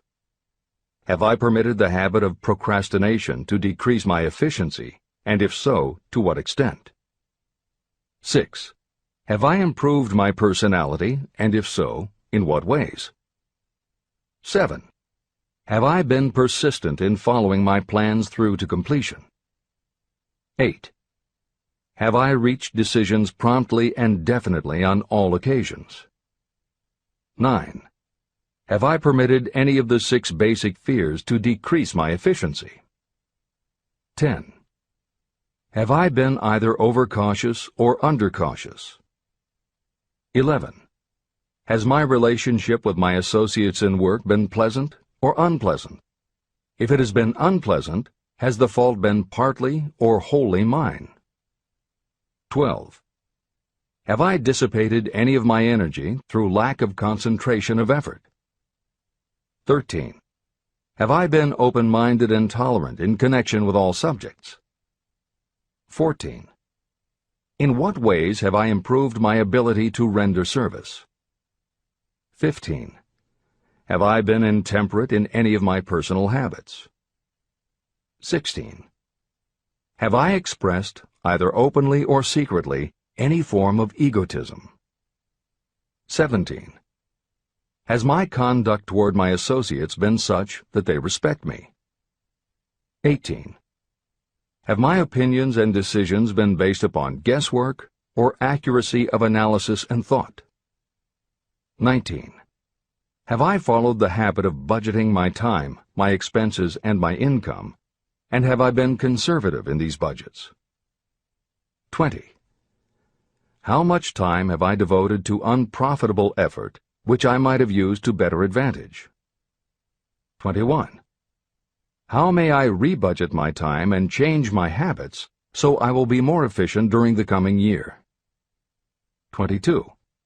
Have I been guilty of any conduct that was not approved by my own conscience? 23. In what ways have I rendered more service and better service than I was paid to render? 24. Have I been unfair to anyone, and if so, in what way? 25. If I had been the purchaser of my own services for the year, would I be satisfied with my purchase? 26. Am I in the right vocation, and if not, why not? 27. Has the purchaser of my services been satisfied with the service I have rendered, and if not, why not? 28. What is my present rating on the fundamental principles of success? Make this rating fairly and frankly, and have it checked by someone who is courageous enough to do it accurately. After you have finished reading through to the end of this book at least once, and you are sure you have assimilated the information in this chapter, you will be ready to create a practical plan for marketing your personal services. In this chapter, you should have found adequate descriptions of every principle essential in planning the sale of personal services. These include the major attributes of leadership, the most common causes of failure in leadership, a description of the fields of opportunity for leadership, the main causes of failure in all walks of life, and the important questions that should be used in self-analysis. This extensive and detailed presentation has been included because it will be needed by you if you are going to earn your riches by marketing your personal services.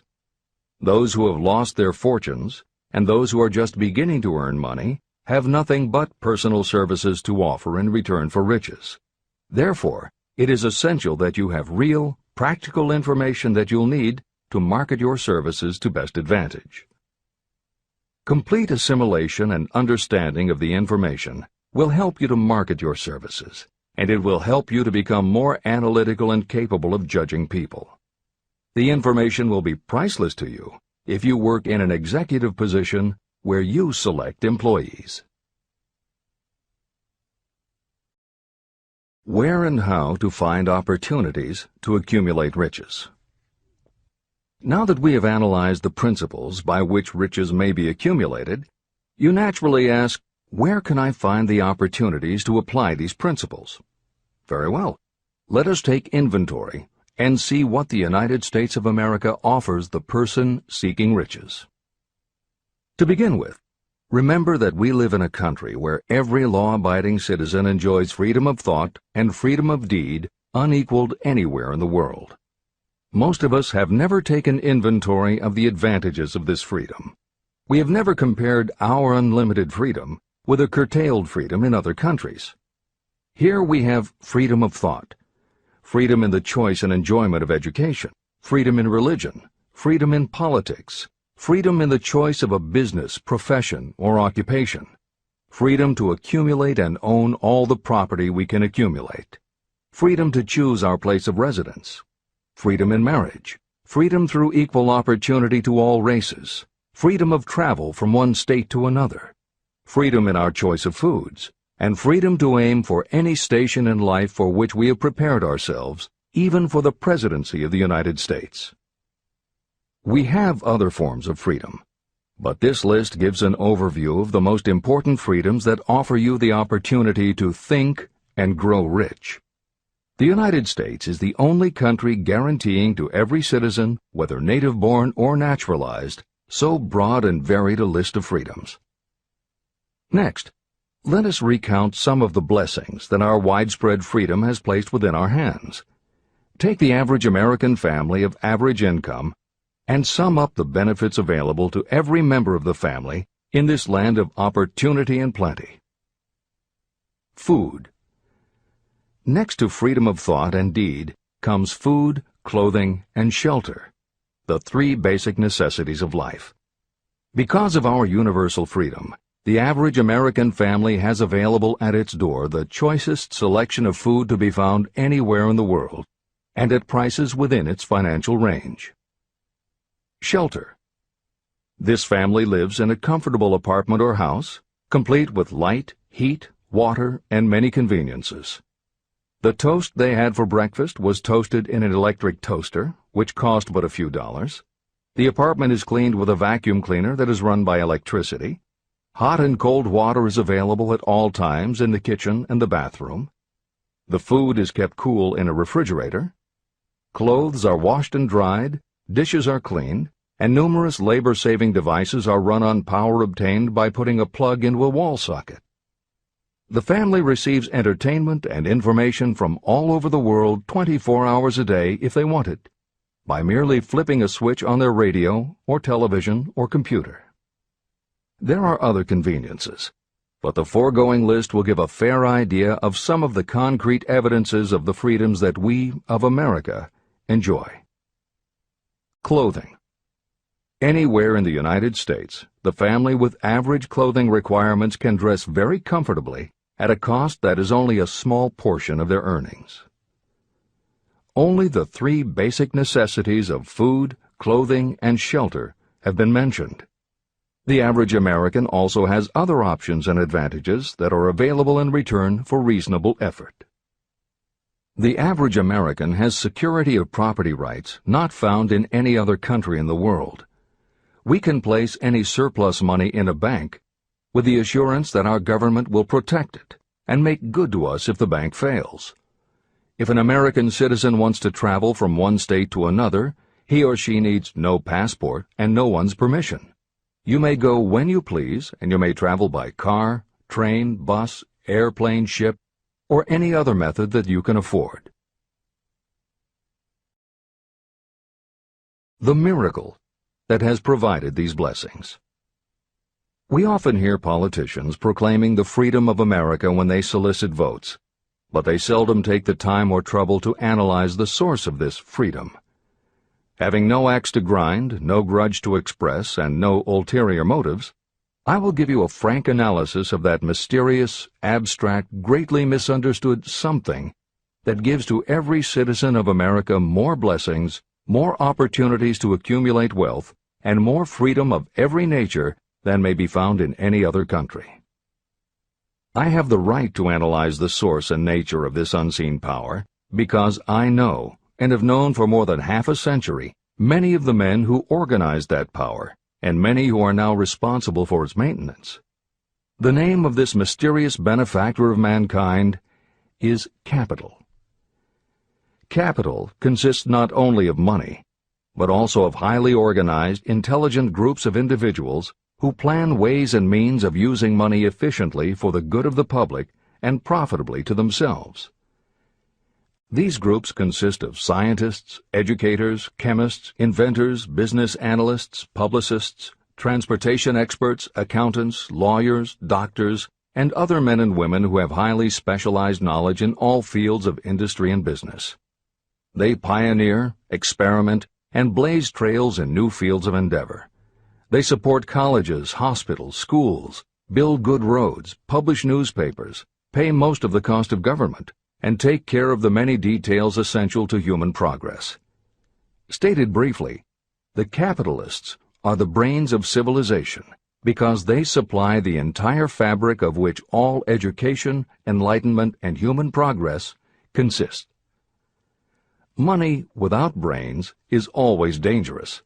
Properly used, it is the most important essential of civilization. To give you an idea of how important organized capital is, try to imagine that it is your job to provide and prepare a simple family breakfast, but you have to do it without the aid of capital. To supply the tea, you would have to make a trip to China or India. Unless you are an excellent swimmer, you would become rather tired before making the round trip. Then, too, another problem would confront you. What would you use for money, even if you had the physical endurance to swim the ocean? To supply sugar, you would have to take another swim to the Caribbean islands, or a long walk to the sugar beet section of Utah. But even then you might come back without the sugar, because organized effort and money are necessary to produce sugar, to say nothing of what is required to refine, transport, and deliver it to the breakfast table anywhere in the United States. Eggs you could obtain easily enough from nearby farms, but you might have a very long walk to Florida or California and back before you could serve grapefruit juice. You would have another long walk to Kansas or one of the other wheat-growing states when you went after wheat bread. Dry cereal would have to be omitted from the menu because it would not be available except through the labor of a trained group of workers and suitable machinery, all of which call for capital. After resting, you could take off for another little swim down to South America, where you would pick up a couple of bananas. On your return, you could take a short walk to the nearest farm having a dairy and pick up some butter and cream. Then your family would be ready to sit down and enjoy breakfast. Seems absurd, doesn't it? Well, the procedure described would be the only possible way these simple items of food could be delivered if we had no capitalistic system. The capital cornerstone of our lives. The sum of money required for the building and maintenance of the planes, trucks, trains, and cargo ships used in the delivery of that simple breakfast is so huge that it staggers imagination.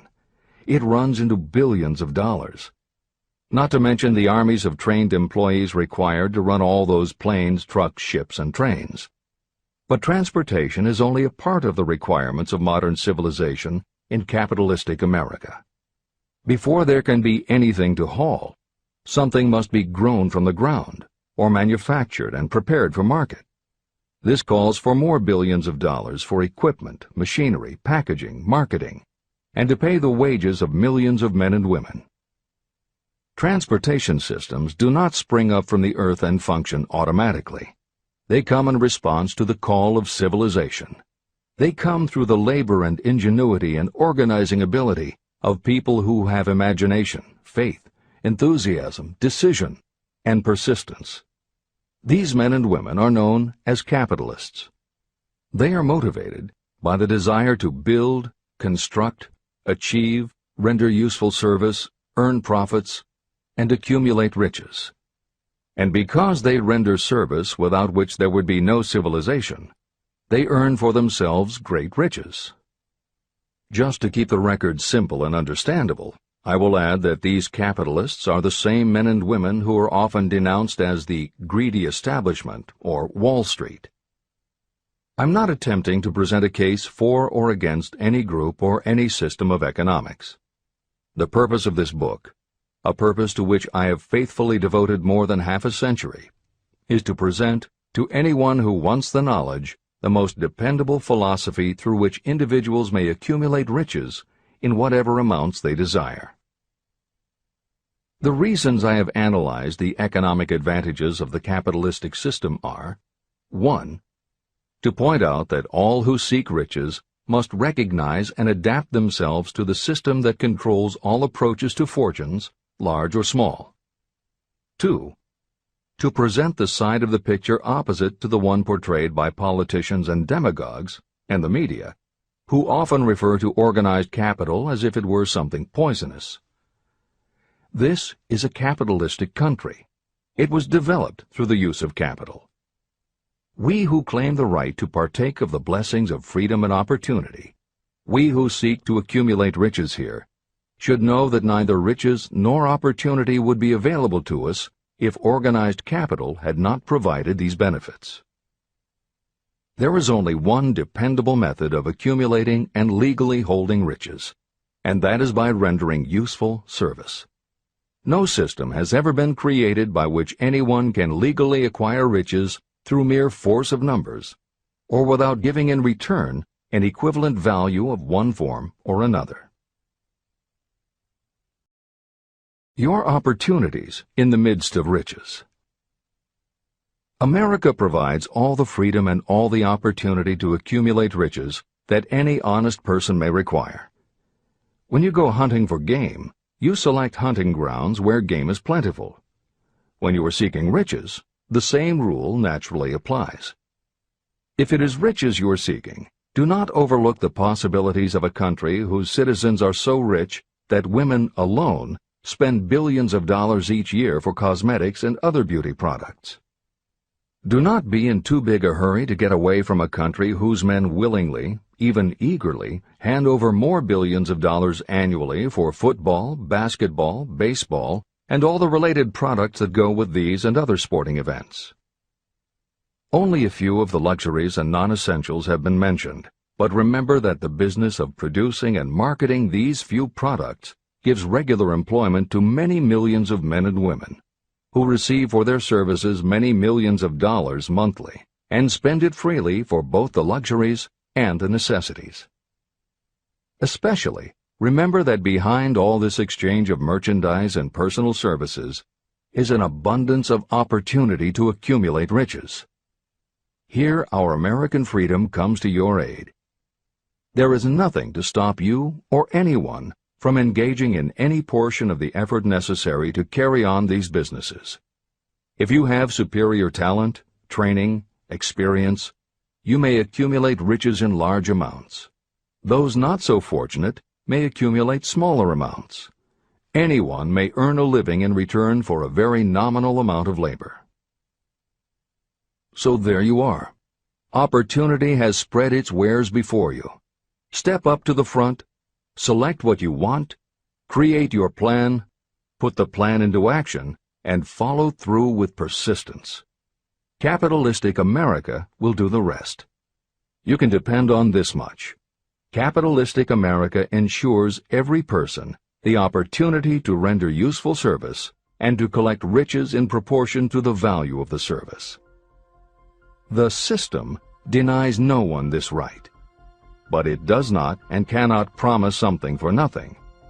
The system itself is irrevocably controlled by the law of economics, which neither recognizes nor tolerates for long getting without giving.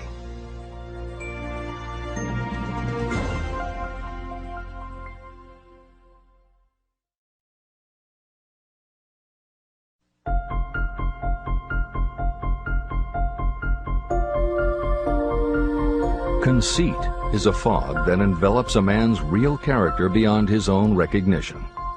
It weakens his native ability and strengthens all his inconsistencies. Chapter 9. Decision. The mastery of procrastination. The seventh step toward riches. Analysis of over 25,000 men and women who had experienced failure reveals that lack of decision was near the head of the list of the 31 major causes of failure. Procrastination, the opposite of decision, is a common enemy which practically every person must conquer. You will have an opportunity to test your capacity to reach quick and definite decisions when you finish reading this book and begin to put the principles into action. My analysis of several hundred people who had accumulated fortunes well beyond the $1 million mark disclosed the fact that every one of them had the habit of reaching decisions promptly and of changing these decisions slowly. People who fail to accumulate money, without exception, have the habit of reaching decisions, if at all, very slowly and of changing these decisions quickly and often.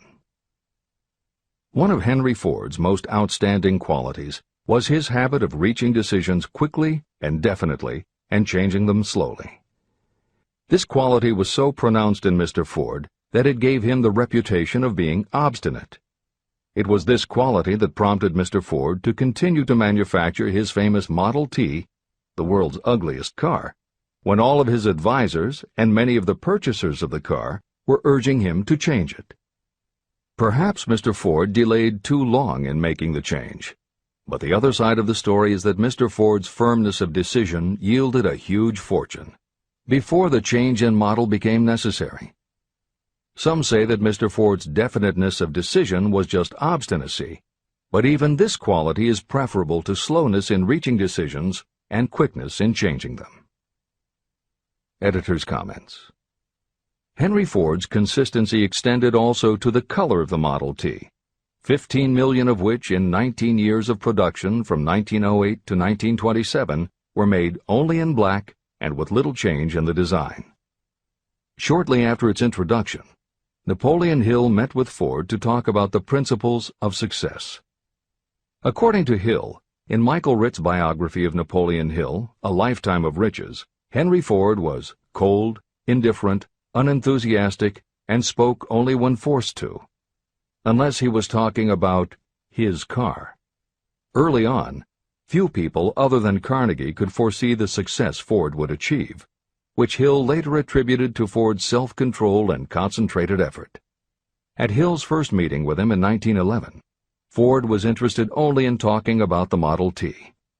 After Ford took him for a spin around the factory, Hill bought one for $680. This is the end of the editor's comments. Making your own decisions. The majority of people who fail to accumulate the money they need are generally easily influenced by the opinions of others. They permit gossip, rumors, other people's opinions, and the news reporters to do their thinking for them. Opinions are the cheapest commodities on earth. Everyone has a flock of opinions they are ready to tell anyone who will listen. If you are too influenced by other people's opinions when you reach decisions, you will not succeed in any undertaking, much less in that of transmuting your own desire into money. If you are influenced by the opinions of others, you will have no desire of your own. Keep your own counsel.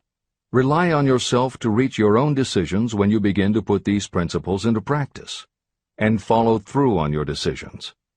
Take no one into your confidence except the members of your mastermind group, and be very sure that you choose for your group only those who will be in complete sympathy and harmony with your purpose. Close friends and relatives, while not meaning to do so, often handicap one through opinions. And for some reason, even friends often seem to think that ridiculing you and your plans is funny. Thousands of men and women carry inferiority complexes with them all through life because some well-meaning but ignorant person destroyed their confidence through opinions or ridicule.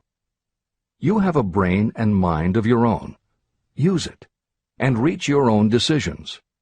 If you need facts or information from others to help you reach decisions, acquire the facts or information you need quietly, without disclosing your purpose.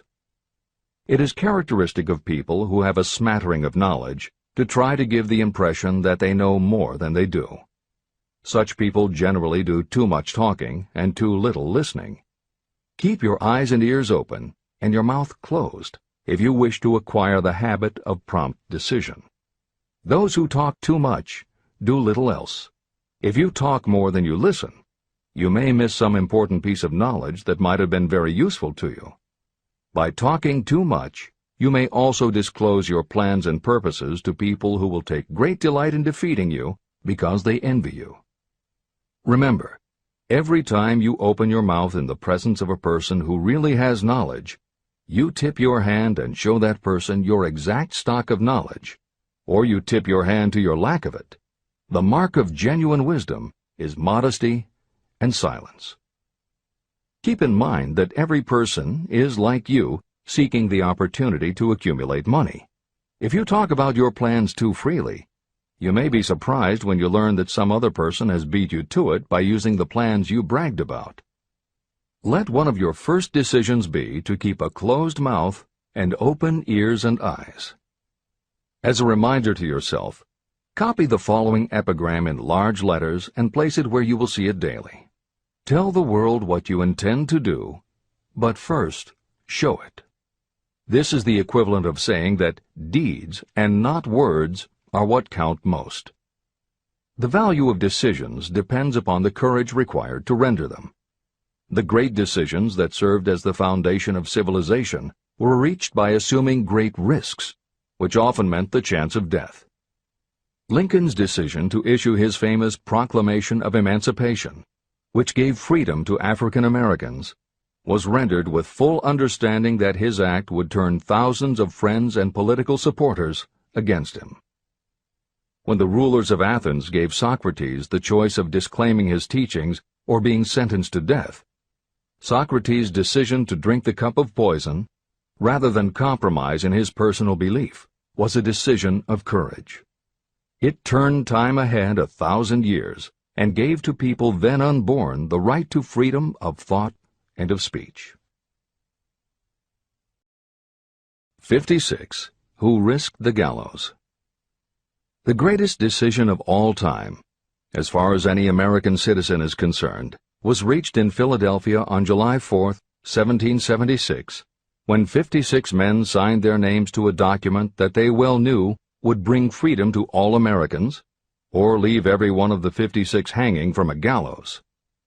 You have heard of this famous document, the Declaration of Independence. But have you taken from it the great lesson in personal achievement it so plainly taught? We all remember the date of this momentous decision, but few of us realize what courage that decision required. We remember our history as it was taught. We remember dates and the names of the men who fought. We remember Valley Forge and Yorktown. We remember George Washington and Lord Cornwallis. But we know little of the real forces behind these names, dates, and places. We know even less of that intangible power that ensured freedom long before Washington's armies reached Yorktown. It is nothing short of tragedy that the writers of history have missed entirely even the slightest reference to the irresistible power that gave birth and freedom to the nation destined to set up new standards of independence for all the peoples of the earth. I say it is a tragedy because it is the same power that must be used by every individual who overcomes the difficulties of life and forces life to pay the price asked. Let us briefly review the events that gave birth to this power. The story begins with an incident in Boston on March 5, 1770. British soldiers were patrolling the streets, openly threatening the citizens by their presence. The colonists resented armed men marching in their midst. They began to express their resentment openly, hurling stones as well as epithets at the marching soldiers, until the commanding officer gave orders. Fix bayonets, charge. The battle was on. It resulted in the death and injury of many. The incident aroused such resentment that the Provincial Assembly, made up of prominent colonists, called a meeting for the purpose of taking definite action. Two of the members of that assembly were John Hancock and Samuel Adams. They spoke up courageously and declared that a move must be made to eject all British soldiers from Boston. Remember this: a decision, in the minds of two men, might properly be called the beginning of the freedom that we of the United States now enjoy. Remember, too, that the decision of these two men called for faith and courage because it was dangerous. Before the assembly adjourned, Samuel Adams was appointed to call on Hutchinson, the governor of the province, and demand the withdrawal of the British troops. The request was granted, and the troops were removed from Boston, but the incident was not closed. It had caused a situation that was destined to change the entire trend of civilization. Richard Henry Lee became an important factor in this story, because he and Samuel Adams corresponded frequently, sharing freely their fears and their hopes concerning the welfare of the people of their provinces. From this practice, Adams conceived the idea that a mutual exchange of letters between the 13 colonies might help to bring about the coordination of efforts so badly needed in connection with the solution of their problems. In March of 1772, 2 years after the clash with the soldiers in Boston, Adams presented this idea to the Assembly. He made a motion that a correspondence committee be established among the colonies, with definitely appointed correspondents in each colony, for the purpose of friendly cooperation for the betterment of the colonies of British America. It was the beginning of the organization of the far-flung power destined to give freedom to you and to me. A mastermind group had already been organized. It consisted of Adams, Lee, and Hancock. The Committee of Correspondence was organized. The citizens of the colonies had been waging disorganized warfare against the British soldiers through incidents similar to the Boston riot, but nothing of benefit had been accomplished. Their individual grievances had not been consolidated under one mastermind.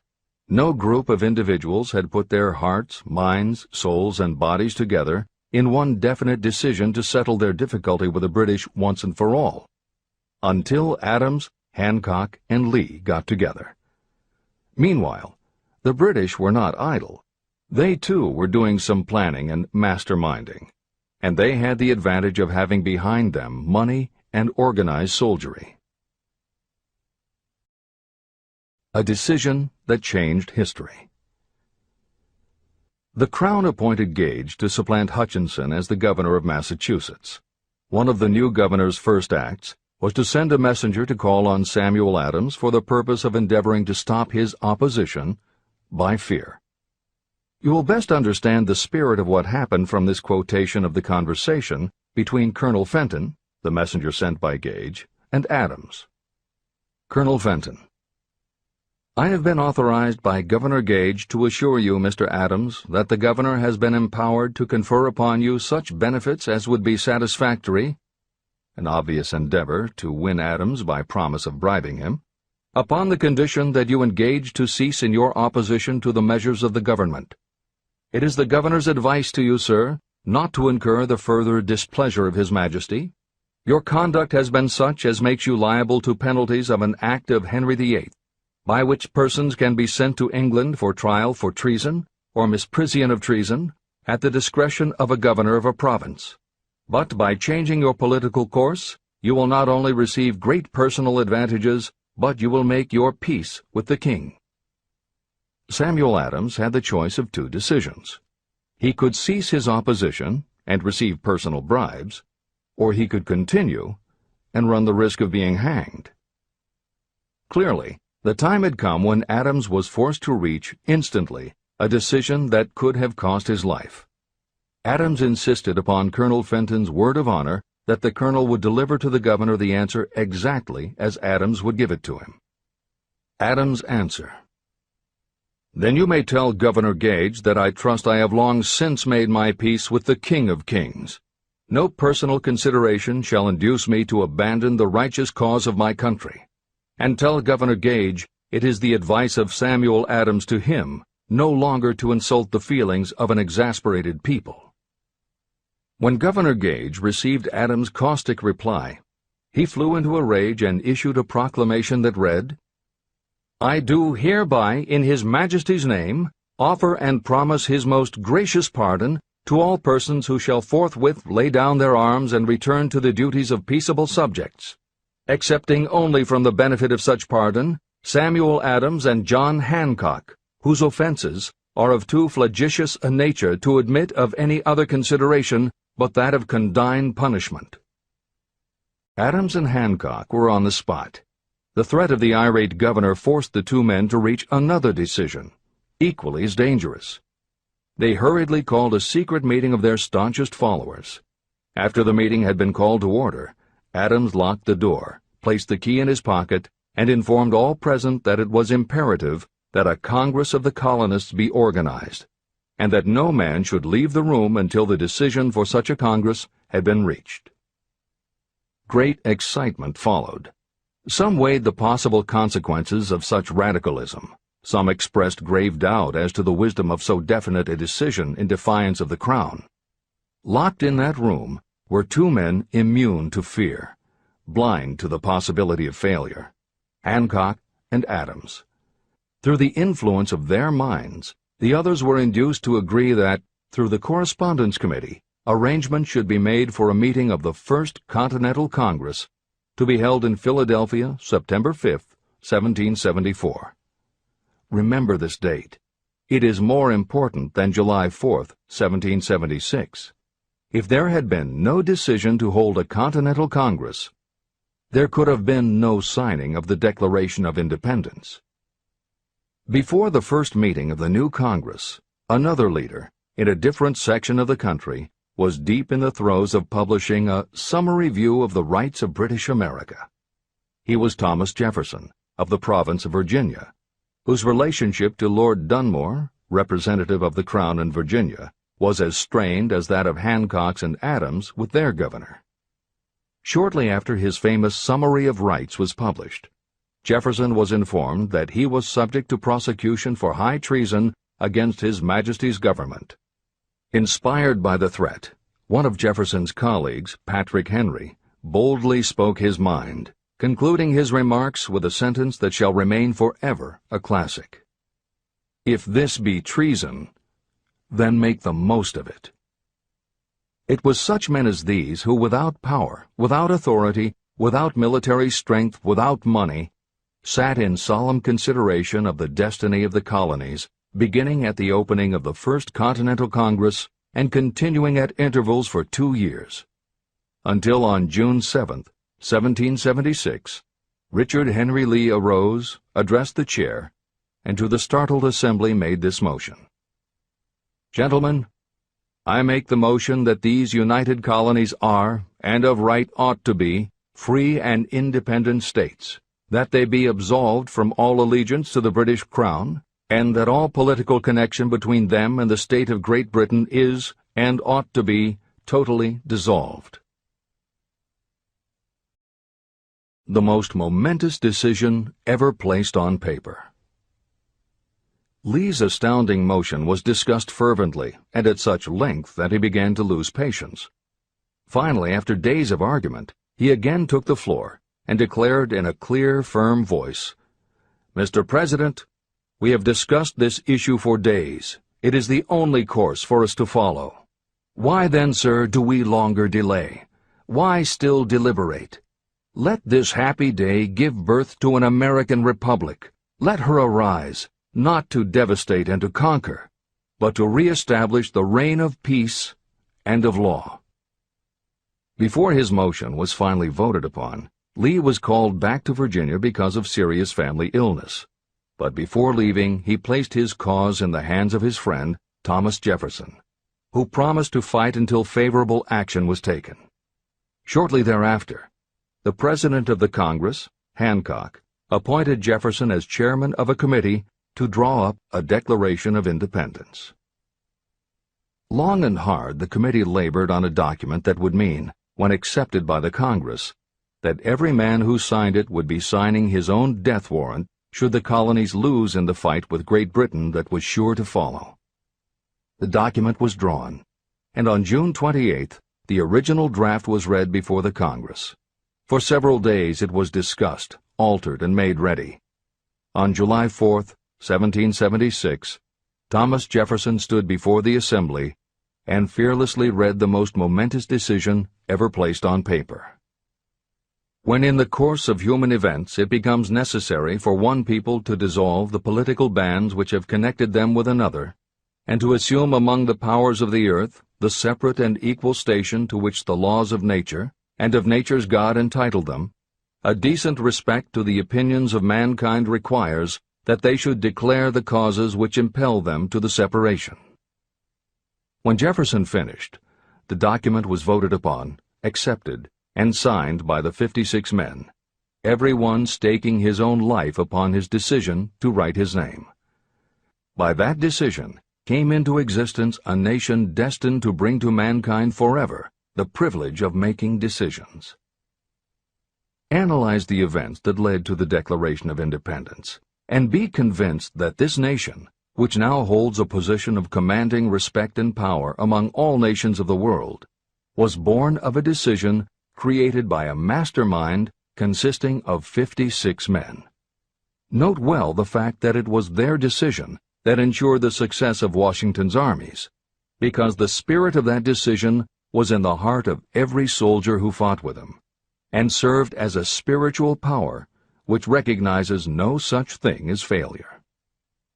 Note also, with great personal benefit, that the power that gave this nation its freedom is the same power that must be used by every individual who becomes self-determining.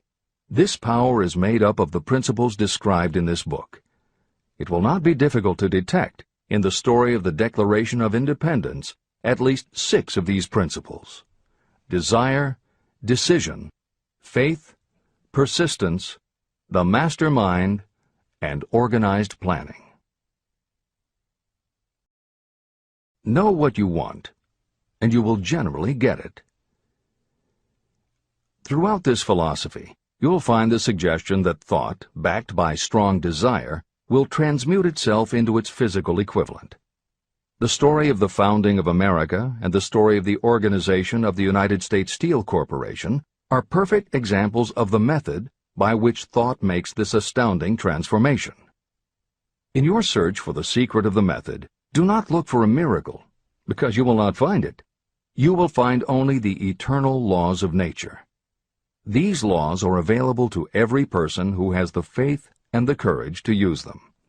They may be used to bring freedom to a nation or to accumulate riches. Those who reach decisions promptly and definitely know what they want and generally get it. The leaders in every walk of life decide quickly and firmly. That is the major reason why they are leaders. The world has a habit of making room for the people whose words and actions show that they know where they are going. Indecision is a habit that usually begins when a person is young. It becomes more and more of a habit as the youth goes through grade school, high school, and even through college without definiteness of purpose. The habit of indecision goes with the student into the occupation he or she chooses. Generally, a young person just out of school seeks any job that can be found. Young people take the first job they can find because they have fallen into the habit of indecision. The vast majority of people working today are in the positions they hold because they lack the definiteness of decision to plan a definite position and the knowledge of how to choose an employer.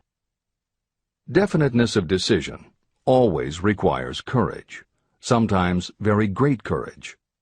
The 56 men who signed the Declaration of Independence staked their lives on the decision to affix their signatures to that document. The person who reaches a definite decision to go after a specific job and make life pay the price he or she asks does not stake his or her life on that decision. They stake their economic freedom. Financial independence, riches, and desirable business positions are not within reach of the person who neglects or refuses to expect, plan, and demand these things. The person who desires riches in the same spirit that Samuel Adams desired freedom for the colonies is sure to accumulate wealth. No man achieves great success who is unwilling to make personal sacrifices. Chapter 10. Persistence. The sustained effort necessary to induce faith. The 8th step toward riches. Persistence is an essential factor in the procedure of transmuting desire into its monetary equivalent. The basis of persistence is the power of will. Willpower and desire, when properly combined, make an irresistible pair. Those who accumulate great fortunes are sometimes called cold-blooded or ruthless. Frequently, it is simply because their critics simply don't understand that what they have is a strong desire backed up by willpower, which they mix with persistence. It is the combination that ensures the attainment of their objectives. The majority of people are ready to throw their aims and purposes overboard and give up at the first sign of opposition or misfortune. A few carry on despite all opposition until they attain their goal. There may be no heroic connotation to the word persistence, but persistence does for your character what carbon does to iron. It hardens it to steel. The building of a fortune will involve the application of the entire 13 factors of this philosophy. These principles must be understood, and they must be applied with persistence by all who accumulate money. Your test of persistence. If you are reading this book with the intention of seriously applying the knowledge, the first test of your persistence will come when you begin to follow the 6 steps described in the 3rd chapter. Desire. Unless you are one of the few people who already have a definite goal and a definite plan for its attainment, you may read the instructions, but you will never actually apply them in your daily life. Lack of persistence is one of the major causes of failure. Moreover, my experience with thousands of people has proved that lack of persistence is a weakness common to the majority of people. However, it is a weakness that may be overcome by effort. The ease with which lack of persistence may be conquered will depend entirely upon the intensity of your desire. The starting point of all achievement is desire. Keep this constantly in mind. Weak desires bring weak results, just as a small amount of fire makes a small amount of heat. If you are lacking in persistence, this weakness may be remedied by building a stronger fire under your desires. Continue reading through to the end of this book. Then go back to Chapter 3 and start immediately to carry out the instructions for using the 6 steps. The eagerness with which you follow these instructions will indicate clearly how much or how little you really desire to accumulate money. If you find that you are indifferent, you may be sure that you have not yet acquired the money consciousness that you must possess before you can be sure of accumulating a fortune. Fortunes gravitate to those whose minds have been prepared to attract them, just as surely as water gravitates to the ocean. If you are weak in persistence, focus on the instructions in Chapter 11, Power of the Mastermind. Surround yourself with a mastermind group, and through the cooperation of the members of this group, you can develop persistence. You will find additional instructions for the development of persistence in Chapter 5, Autosuggestion, and in Chapter 13, The Subconscious Mind. Follow the instructions in these chapters until you build up habits that convey to your subconscious mind a clear picture of the object of your desire. From that point on, you will not be handicapped by lack of persistence. Your subconscious mind works continuously while you are awake and while you are asleep. Are you money conscious or poverty conscious? Occasional effort to apply the rules will be of no value to you. To get results, you must apply all of the rules until they become a fixed habit with you. In no other way can you develop the necessary money consciousness. Just as money is attracted to those who have deliberately set their mind on it, poverty is attracted to those whose mind is open to it. And although money consciousness must be developed intentionally, poverty consciousness develops without conscious application of habits favorable to it. Poverty consciousness will seize the mind that is not occupied with money consciousness. If you understand the point of the preceding paragraph, you will understand the importance of persistence in the accumulation of a fortune. Without persistence, you will be defeated even before you start. With persistence, you will win. If you have ever had a nightmare, you will realize the value of persistence. You are lying in bed, half awake, with a feeling that you are about to smother. You are unable to turn over or to move a muscle. You realize that you must begin to regain control over your muscles. Through persistent effort of willpower, you finally manage to move the fingers of one hand. By continuing to move your fingers, you extend your control to the muscles of one arm until you can lift it. Then you gain control of the other arm. You finally gain control over the muscles of one leg, and then extend it to the other leg. Then, with one supreme effort of will, you regain complete control over your muscular system and snap out of your nightmare. You did it step by step. You may find it necessary to snap yourself out of your mental inertia in a similar way. First, by moving slowly, then increasing your speed, until you gain complete control over your will. Be persistent, no matter how slowly you may have to move at first. With persistence will come success. Snap out of mental inertia. If you select your mastermind group with care, you will have in it at least one person who will aid you in the development of persistence. Some people who have accumulated great fortunes did so because of necessity. They developed the habit of persistence because circumstances forced them to become persistent. Those who have cultivated the habit of persistence seem to enjoy insurance against failure. No matter how many times they are defeated, they finally arrive up toward the top of the ladder. Sometimes it appears that there is a hidden guide whose duty is to test us through all sorts of discouraging experiences. Those who pick themselves up after defeat and keep on trying finally arrive, and the world says, "I knew you could do it." The hidden guide lets no one enjoy great achievement without passing the persistence test. Those who can't take it simply do not make the grade. Those who can take it are rewarded for their persistence, and in return they get the goal they are pursuing. But that is not all. They receive something infinitely more important than material compensation: the knowledge that every failure brings with it the seed of an equivalent advantage. Persist past your failures.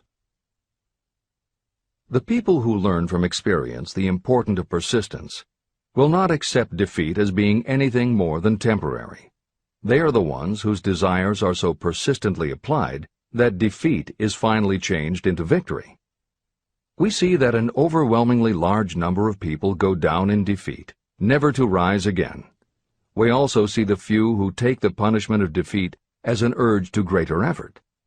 But what we do not see, what most of us never suspect of existing, is the silent but irresistible power that comes to the rescue of those who fight on in the face of discouragement. If we speak of this power at all, we call it persistence and let it go at that. One thing is sure: if you do not have persistence, you will not achieve noteworthy success in any calling. As I am writing these lines, I can look out the window and see, less than a block away, the great mysterious Broadway, the graveyard of dead hopes and the front porch of opportunity. From all over the world, people have come to Broadway seeking fame, fortune, power, love, or whatever it is that human beings call success. Once in a great while, someone steps out from the long procession of seekers, and the world hears that another person has conquered Broadway. But Broadway is not easily nor quickly conquered. Broadway acknowledges talent, recognizes genius, and pays off in money only after a person has refused to quit. The secret is always inseparably attached to one word: persistence. Editor's comments. Today we think of making it on Broadway in terms of the theater, but here Napoleon Hill uses Broadway as a metaphor for the New York arts, publishing, and entertainment industries in general. In the original edition of Think and Grow Rich, Hill used this introduction to tell of Fannie Hurst, one of the best-selling authors of the day, who pounded the streets of New York for 4 years and received 36 rejection slips from one publisher alone before her persistence paid off and she finally got published. Although Napoleon Hill chose Fannie Hurst to illustrate his point about overcoming poverty and adversity, he knew all about both from personal experience. Hill's own story is one of very humble beginnings and devastating failures that would have defeated most people. It was only through his extraordinary persistence that the original edition of the book you hold in your hands was published. And for that reason, the editors of this edition have included this brief biography of Napoleon Hill. The following is adapted from A Lifetime of Riches, the biography of Napoleon Hill, written by Michael J. Ritt, Jr. and Kirk Landers, and also draws upon Napoleon Hill's first bestseller, his 4-volume masterwork, Law of Success. In it, Hill told of the 7 turning points in his own life, and those excerpts told in his words are told in the first person. Born into poverty in the backwoods of Virginia, young Nap, as he was called, was the local gun-toting troublemaker. He would probably have ended up a criminal had his widowed father not met and married Martha Ramey Banner. Nap's new stepmother set out to change the family's mountain ways, and she started by trading Napoleon a typewriter for his 6-shooter pistol. She told him, "If you become as good with a typewriter as you are with that gun, you may become rich and famous and known throughout the world." Her faith and encouragement turned young Nap around, and by the age of 15, he was submitting stories to the local newspapers and doing everything he could to get himself out of his meager circumstance.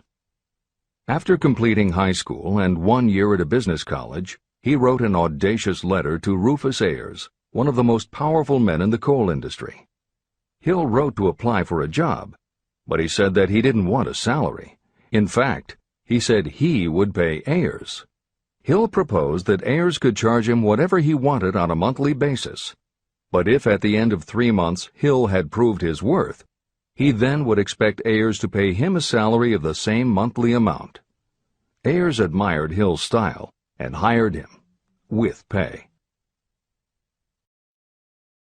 First turning point. After finishing a course at a business college, I took a job as stenographer and bookkeeper.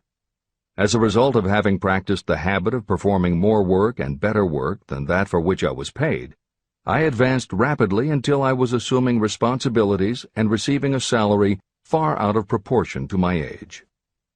Hill also proved to be so trustworthy and honest that Ayers promoted him to replace the manager, making this 19-year-old the youngest manager of a mine and in charge of 350 men. Then fate reached out and gave me a gentle nudge. My employer lost his fortune, and I lost my position. This was my first real defeat, and even though it came about as a result of causes beyond my control, I didn't learn a lesson from it until many years later. Second turning point. My next position was that of sales manager for a large lumber manufacturer in the South. My advancement was rapid, and I did so well that my employer took me into partnership with him. We began to make money, and I began to see myself on top of the world again. Like a stroke of lightning out of a clear sky, the 1907 panic swept down, and overnight it rendered me an enduring service by destroying our business and relieving me of every dollar that I had. Editor's comment. The panic Hill refers to began in the summer of 1907, when a number of banks and stock brokerages declared bankruptcy. Word spread to the general public, and it created a run on the banks as depositors lined up to demand that they be given the money they had on deposit. Banks called in loans to meet the demand for cash, but those borrowers couldn't find buyers for their goods or property, so they couldn't pay back their loans. When the banks couldn't get back the money they had loaned, they repossessed the homes or businesses that the borrowers had put up as collateral. Businesses were closed, farmers were evicted from their land, jobs were lost, so even more banks were forced to close, and it just kept getting worse. America was caught in a downward spiral that was reversed only when the major Wall Street bankers and financial executives, who were themselves in danger of losing their businesses, stepped in to shore up troubled banks. It was in large part because of the bank panic of 1907 that legislation was enacted in 1913 to create the Federal Reserve System. This is the end of the editor's comments. Third turning point. This was my first serious defeat. I mistook it then for failure, but it was not. And before I complete this lesson, I will tell you why it was not. It required the 1907 panic and the defeat that it brought me to redirect my efforts from the lumber business to the study of law. I entered law school with the firm belief that I would emerge doubly prepared to catch up with the end of the rainbow and claim my pot of gold. Napoleon Hill planned to put himself and his brother through law school by writing articles for Bob Taylor's magazine. It was through the magazine that he arranged the fateful meeting with Andrew Carnegie, described at the beginning of this book. As was noted there, when Carnegie proposed the idea of writing The Philosophy of Success, he told Hill that he would have to earn his own way. I attended law school at night and worked as an automobile salesman during the day. Because of the job, I saw the need for trained automobile mechanics. I opened an educational department in the manufacturing plant and began to train ordinary machinists in automobile assembly and repair work. The school prospered, paying me over $1,000 a month in net profits. My banker knew that I was prospering, therefore he loaned me money with which to expand. A peculiar trait of bankers is that they will loan us money without any hesitation when we are prosperous. My banker loaned me money until I was hopelessly in his debt. Then he took over my business as calmly as if it had belonged to him, which it did. From an income of more than $1,000 a month, I was suddenly reduced to poverty. For the third time, Hill had experienced defeat, but he was not beaten. He got another job, and all the while continued to work on the Carnegie Project. Fourth turning point, 1912. Because my wife's family had influence, I secured the appointment as assistant to the chief counsel for one of the largest coal companies in the world. I was among friends and relatives, and I had a position that I could keep for as long as I wished without exerting myself. What more did I need? Nothing, I was beginning to say to myself. Then, without consultation with my friends and without warning, I resigned. This was the first turning point that was of my own selection. It was not forced upon me. I quit that position because the work was too easy and I was performing it with too little effort. This move proved to be the next most important turning point of my life, although it was followed by 10 years of effort that brought almost every conceivable grief the human heart can experience. I selected Chicago as my new field of endeavor. I made up my mind that if I could gain recognition in Chicago, in any honorable sort of work, it would prove that I had something that might be developed into real ability. Fifth turning point. My first position in Chicago was that of advertising manager for a large correspondence school. I did so well that the president of the school induced me to resign my position and go into the candy manufacturing business with him. We organized the Betsy Ross Candy Company, and I became its first president. The business grew rapidly, and soon we had a chain of stores in 18 different cities. They did so well, in fact, Hill's partners decided they wanted to take over the business. They had Hill arrested on a false charge, and then offered to withdraw the charge if he would turn over to them his interest in the business. Outraged at the suggestion, Hill refused. When the case went to court, his partners failed to appear for the hearing. Hill sued them for malicious damage to his character. The judge's ruling completely vindicated Hill and allowed him the option to have his partners thrown in jail. Being arrested seemed at the time a terrible disgrace, even though the charge was false. It was not a pleasant experience, and I would not wish to go through a similar experience again, but I must admit that it was worth all the grief it cost me, because it gave me the opportunity to find out that revenge was not a part of my makeup. Sixth turning point. This turning point came shortly after my dreams of success in the candy business had been shattered, when I turned my efforts to teaching advertising and salesmanship as a department of one of the colleges in the Midwest. My school prospered from the very beginning. I had a resident class and also a correspondence school, through which I was teaching students in nearly every English-speaking country. It was 1917, and in April of that year President Woodrow Wilson declared the United States would enter the war against Germany. Hill contacted the president, who he had previously met through Andrew Carnegie, and offered his services to help the war effort. Hill was given the position of creating public relations materials and helping to sell war bonds. When not operating his school, he threw himself into his war work, for which he insisted that he be paid only $1 a year. Then came the second military draft, and it practically destroyed my school, as it caught most of those who were enrolled as students. At one stroke, I charged off more than $75,000 in tuition fees. Once more, I was penniless. Despite the fact that Hill had to scrape just to get by, he continued to work for President Wilson and continued to refuse to take any compensation. Though Hill had a family to support, and the ridicule of his relatives put a tremendous strain on relations, he also continued to work on the Carnegie Project. Hill later said, "Believe me, there were times when between the needling of my relatives and the hardships I endured, it was not easy to maintain a positive mental attitude and persevere. Sometimes in barren hotel rooms, I almost believed my family was right. The thing that kept me going was my conviction that one day I would not only successfully complete my work, but also be proud of myself when it was finished." Seventh turning point. To describe the seventh of the turning points in my life, I must go back to November 11th, 1918, Armistice Day, the end of the World War.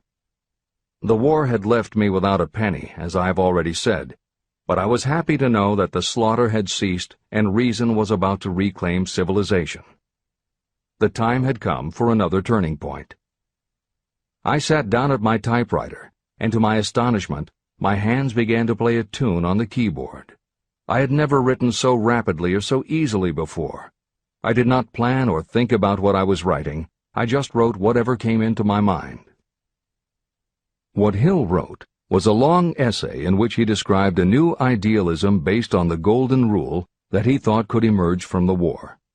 He declared that he would help spread the word, and promised that somehow he was going to find the money to launch a new magazine to be called Hill's Golden Rule. He took his essay to George Williams, a Chicago printer he had met while working at the White House, and by early January of 1919, Hill's Golden Rule magazine was on the newsstands. The first issue was 48 pages. In the beginning, with no money to pay anyone else, Hill wrote and edited every word himself, changing his writing style for each article as well as using a variety of pen names. Additional staff was hired later, which soon led to problems on the inside and on the outside, and Williams attempted to buy out Hill's share of the business. But when Hill realized that one stipulation of the buyout prevented him from any involvement in a competing publication, in October of 1920, he simply left. By April of 1921, he had raised the money for a new publication, Napoleon Hill's magazine, the foundation of which was again the Golden Rule, but it also expanded into presenting many of the principles of success that would become the basis of Hill's later books. The magazine's acceptance and success also led to Hill's success as a speaker and motivator, which led to even greater success for the magazine. At the same time, Napoleon Hill was working with one of the inmates of a penitentiary to develop a correspondence course, which he took to the prisons to encourage prisoner rehabilitation. Most everything Hill did during this time was successful, and the success of the prison program was significant.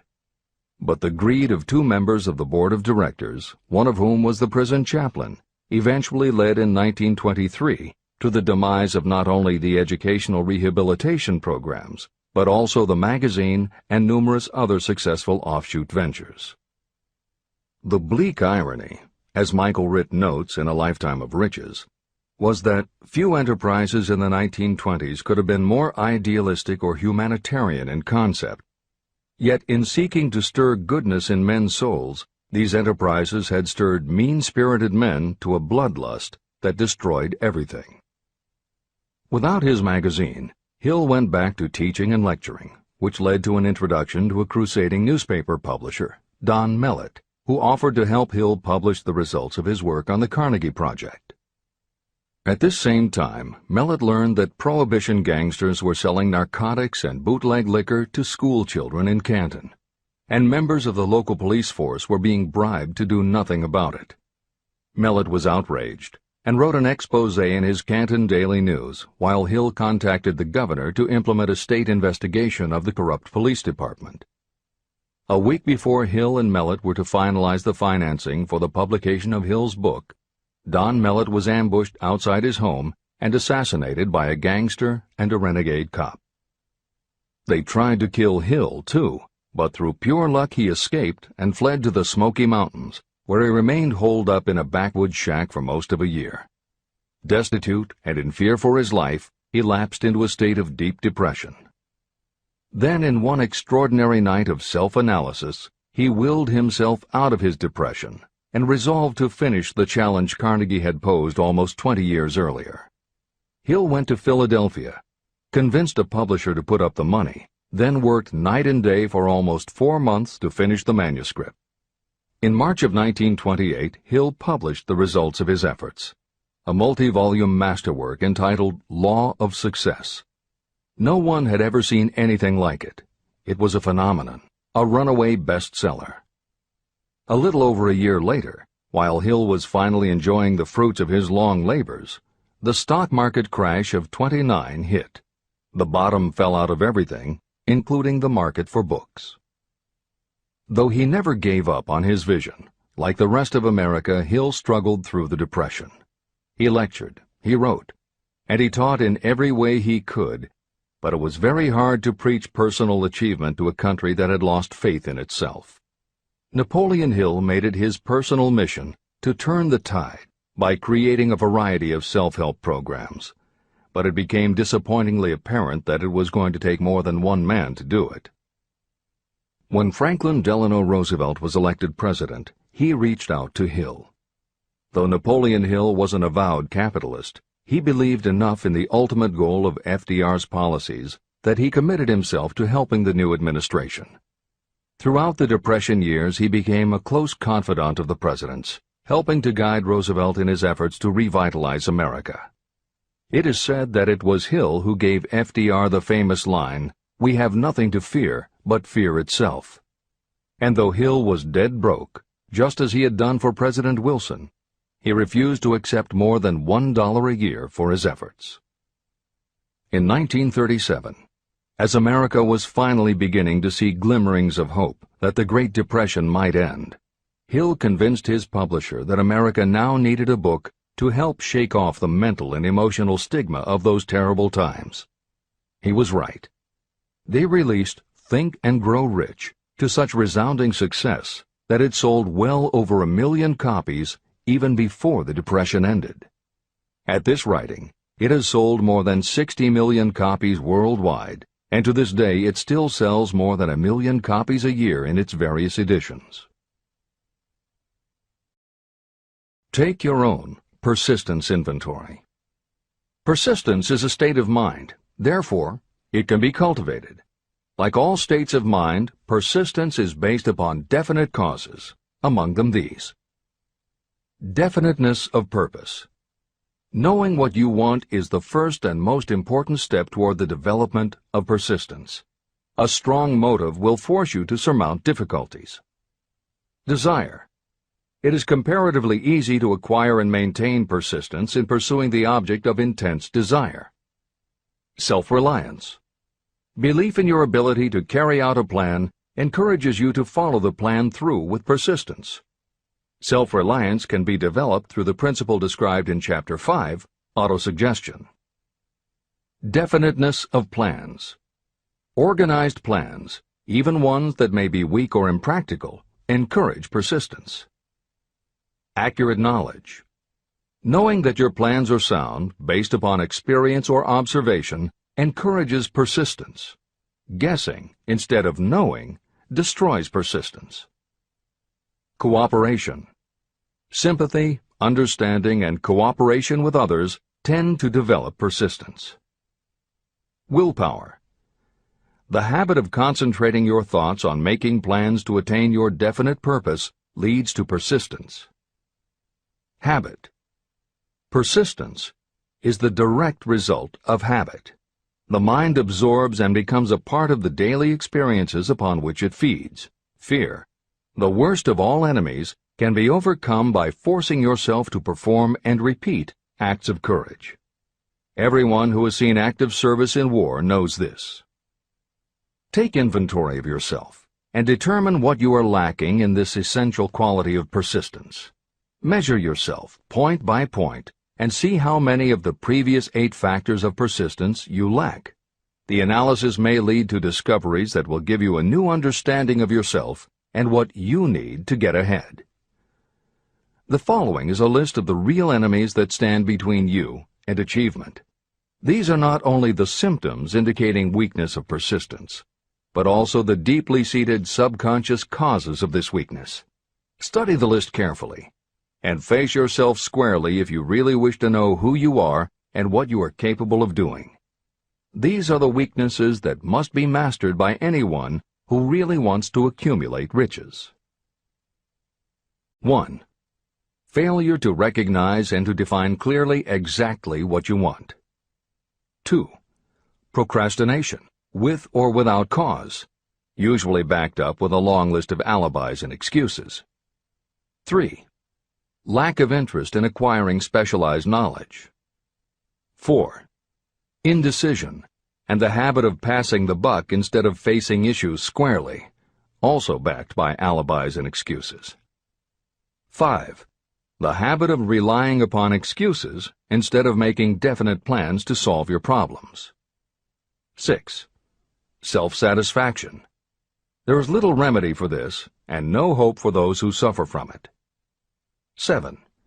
Indifference, usually reflected in your readiness to compromise rather than meet opposition and fight it. 8.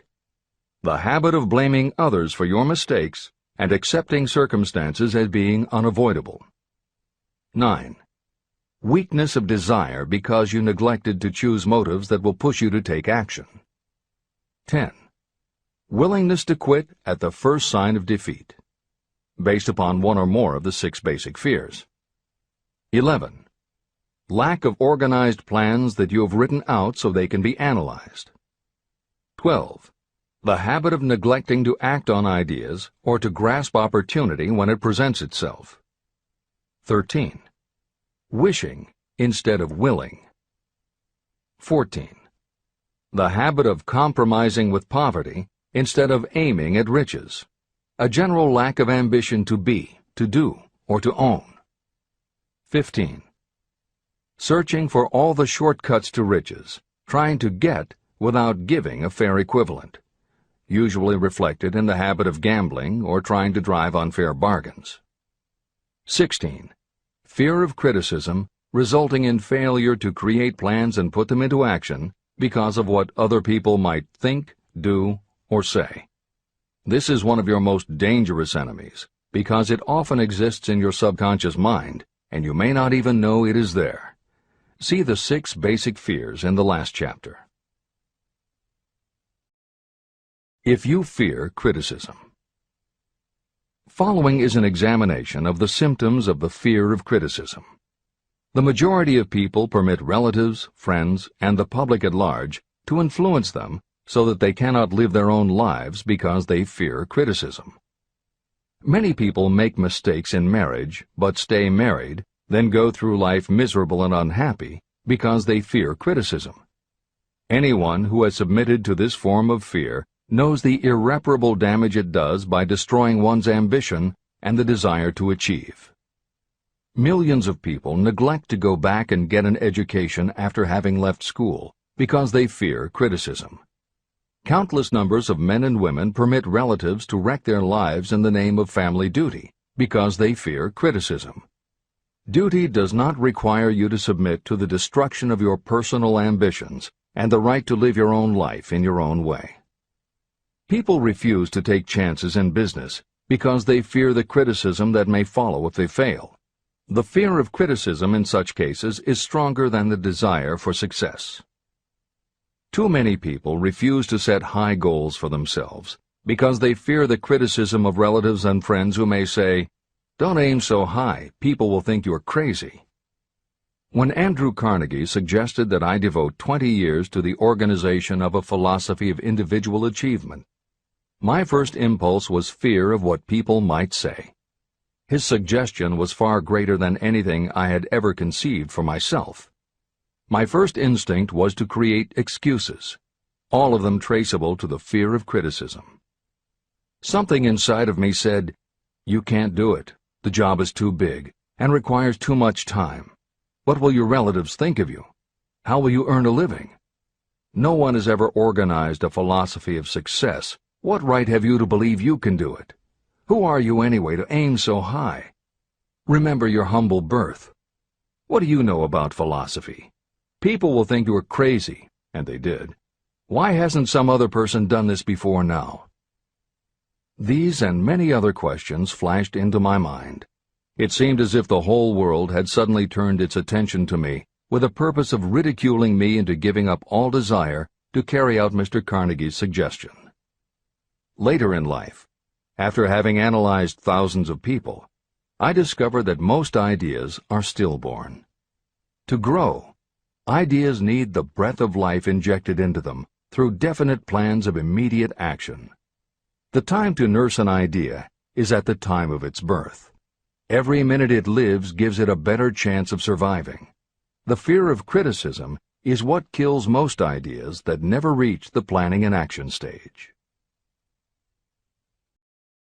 Breaks can be made to order. Many people believe that success is the result of lucky breaks.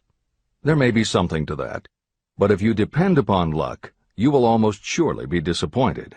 The only break anyone can afford to rely on is a self-made break.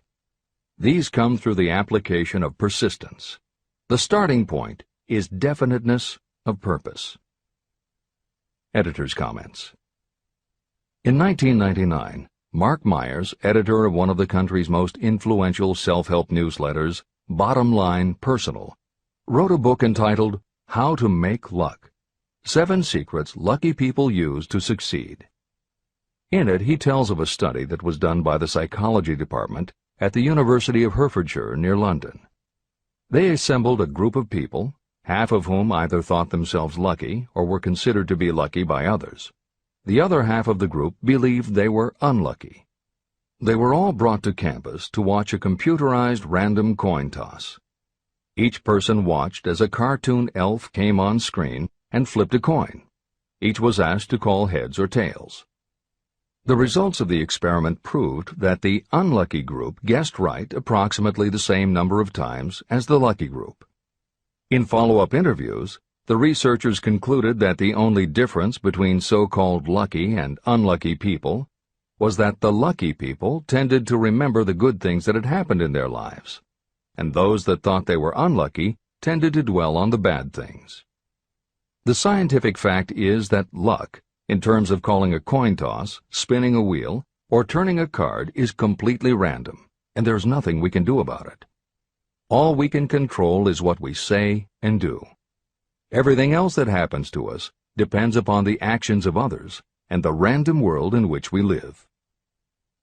Then why do some people seem to be so lucky and get all the lucky breaks? Myers says it is because, unlike luck, lucky breaks are something you can control. And lucky people, whether they know it or not, have taken specific steps to make their good luck. You can influence lucky breaks in 2 ways. You have to intentionally put yourself in luck's way, and you must make people want to help you because they believe that you deserve their help. Once you have let the world know you are ready for a break, luck is largely a matter of being introduced to opportunities by people who open doors for us. Myers calls these people gatekeepers. Gatekeepers offer help not only out of goodwill, but also because they hope you will help them in return when you are in a position to do so. People who are lucky make it a point to impress their gatekeepers so that they will be the first to come to mind when opportunities arise. Your gatekeepers must believe that you deserve a break, and that it is worth it to them to give you one. One of the best ways to do that is simply to behave and act lucky. If you act like a loser, people think you are a loser. If you perceive yourself as lucky, it will be easier for others to see you that way. And if you are believed to be a lucky person, your chances of receiving lucky opportunities will increase, partly because others hope some of your luck will rub off on them. This is the biggest secret lucky people know.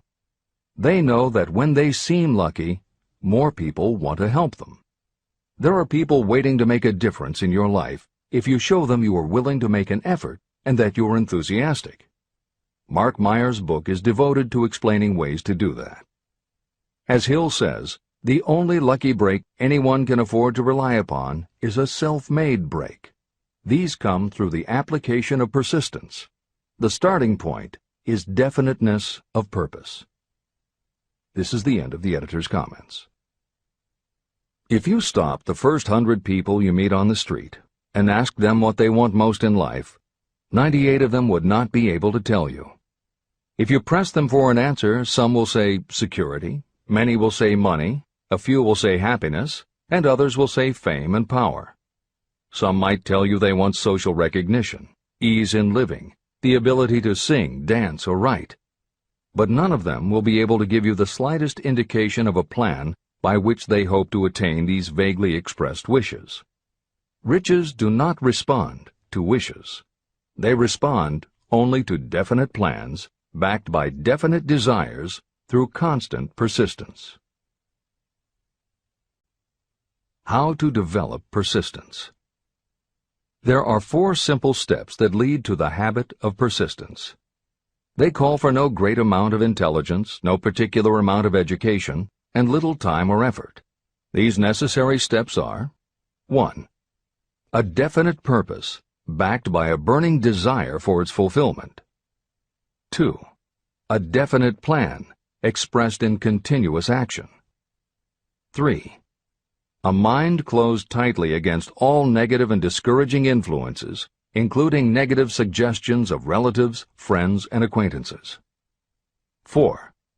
A friendly alliance with one or more persons who will encourage you to follow through with both plan and purpose. These 4 steps are essential for success in all walks of life. An important purpose of the 13 principles of this philosophy is to enable you to take those 4 steps as a matter of habit. They are steps by which you may control your economic destiny. They are steps that lead to freedom and independence of thought. They are steps that lead to riches, in small or great quantities. They are steps that lead the way to power, fame, and worldly recognition. They are 4 steps that guarantee favorable breaks. They are steps that convert dreams into physical realities. They are steps that lead also to the mastery of fear, discouragement, indifference. There is a magnificent reward for anyone who learns to take these 4 steps. It is the privilege of writing your own ticket and of making life yield whatever price is asked. How to master difficulties. What mystical power gives people of persistence the capacity to master difficulties? Does the quality of persistence set up in your mind some form of spiritual, mental, or chemical activity that gives you access to supernatural forces?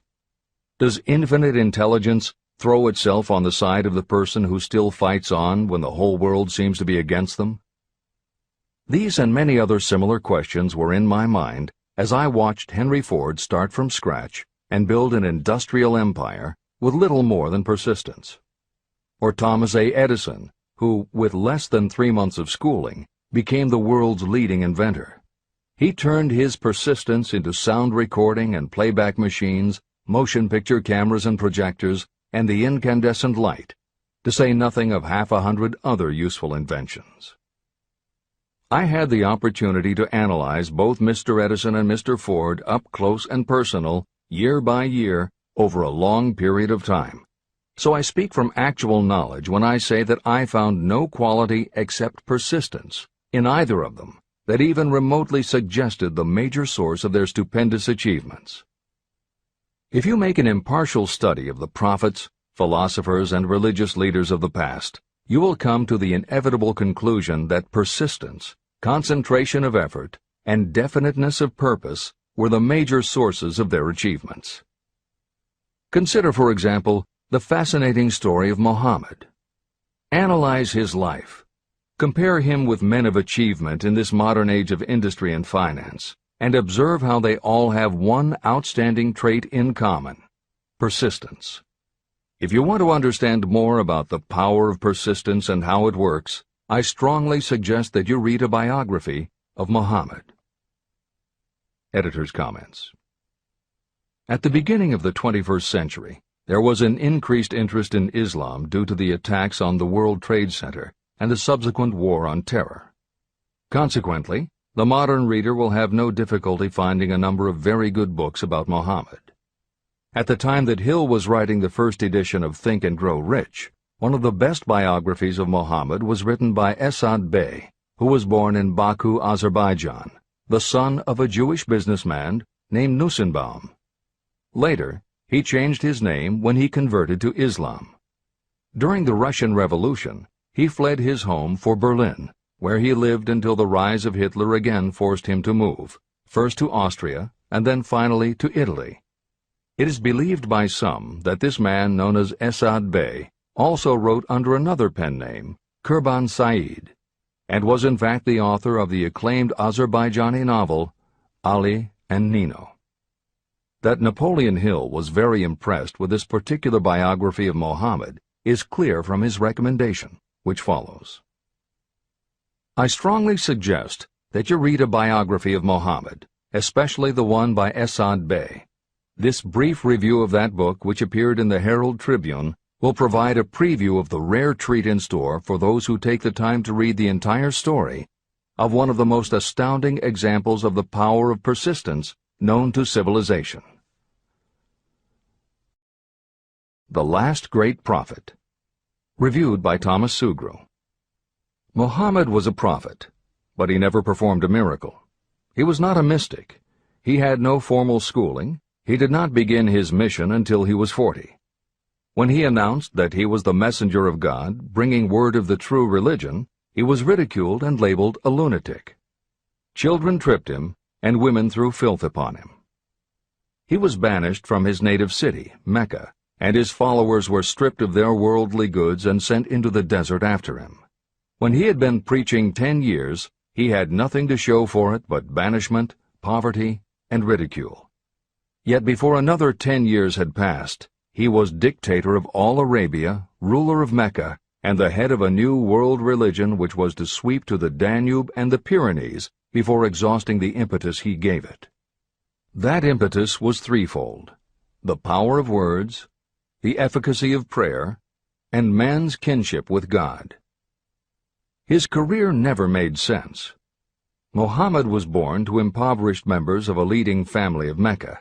Because Mecca, the crossroads of the world, home of the magic stone called the Kaaba, great city of trade and the center of trade routes, was unsanitary, its children were sent to be raised in the desert by Bedouins. Muhammad was thus nurtured, drawing strength and health from the milk of nomad, vicarious mothers. He tended sheep and soon hired out to a rich widow as leader of her caravans.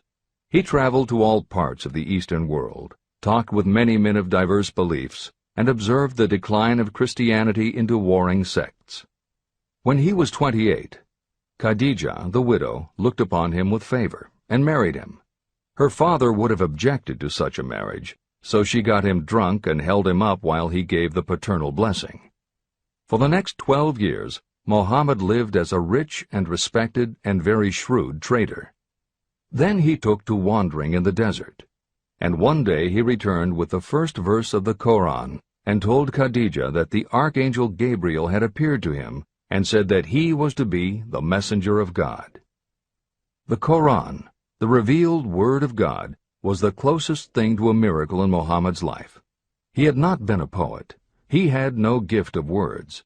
Yet the verses of the Koran, as he received them and recited them to the faithful, were better than any verses which the professional poets of the tribes could produce. This, to the Arabs, was a miracle. To them, the gift of words was the greatest gift. The poet was all-powerful.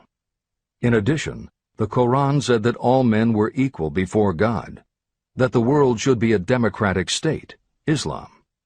It was this political heresy, plus Muhammad's desire to destroy all the 360 idols in the courtyard of the Kaaba, which brought about his banishment. The idols brought the desert tribes to Mecca, and that meant trade. So the businessmen of Mecca, the capitalists, of which he had been one, set upon Muhammad. Then he retreated to the desert and demanded sovereignty over the world. The rise of Islam began. Out of the desert came a flame which would not be extinguished. A democratic army, fighting as a unit and prepared to die without wincing. Muhammad had invited the Jews and Christians to join him, for he was not building a new religion. He was calling all who believed in one God to join in a single faith. If the Jews and Christians had accepted his invitation, Islam would have conquered the world. They didn't. They would not even accept Muhammad's innovation of humane warfare. When the armies of the Prophet entered Jerusalem, not a single person was killed because of his faith. When the Crusaders entered the city, centuries later, not a Muslim man, woman, or child was spared. But the Christians did accept one Muslim idea, the place of learning, the university.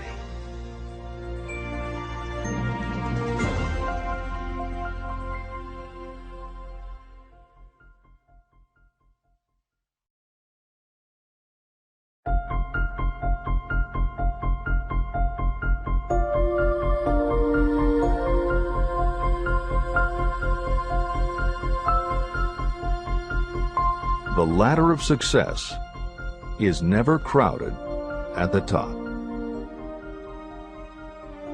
Chapter 11. Power of the Mastermind, the Driving Force. The ninth step toward riches. Power is essential for success in the accumulation of money. Plans are useless without sufficient power to turn them into action. This chapter will describe the method by which an individual may attain and apply power. Power may be defined as organized and intelligently directed knowledge.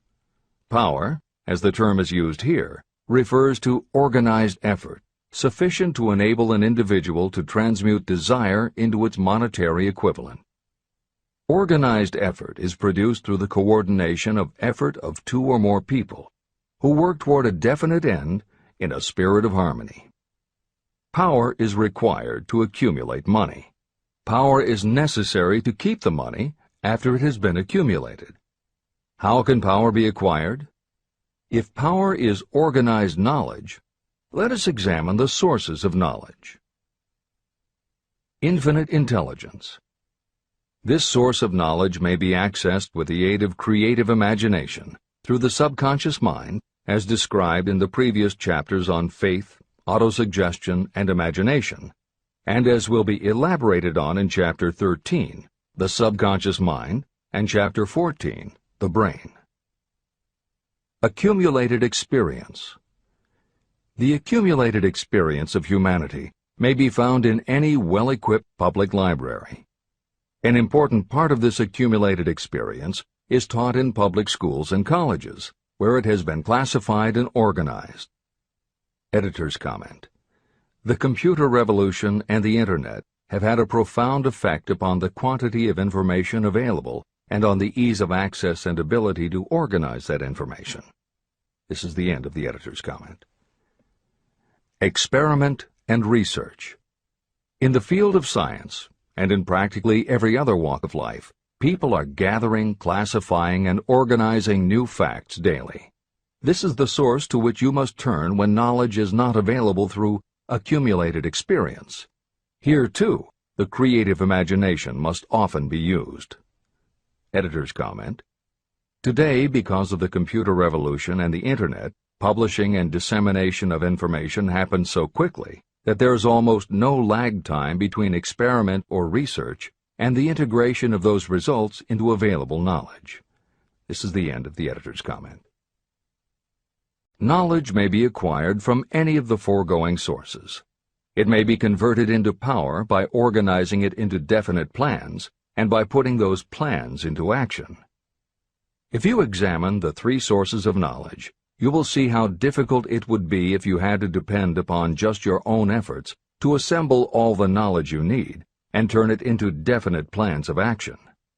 If your plans are big and comprehensive, generally you will have to get others to cooperate with you if you are going to organize your knowledge so that you can turn your plans into power. Gaining power through the mastermind. The mastermind may be defined as coordination of knowledge and effort in a spirit of harmony between two or more people for the attainment of a definite purpose. No individual may have great power without utilizing the mastermind. In Chapter 8, organized planning. I commented on how to create plans for translating desire into its monetary equivalent. If you carry out these instructions with persistence and intelligence, and use discrimination in choosing your mastermind group, your objective will have been halfway reached even before you begin to recognize it. Editor's comments. In the following section, Hill describes the two kinds of power that an individual can access by assembling a mastermind alliance and working with that group. The first kind of power that he mentions is economic power, which needs no comment from the editors. However, to describe the second kind of power, for want of a better term, Hill uses the term psychic. Because this word has taken on connotations that Hill never intended, this concept deserves clarification before you read on.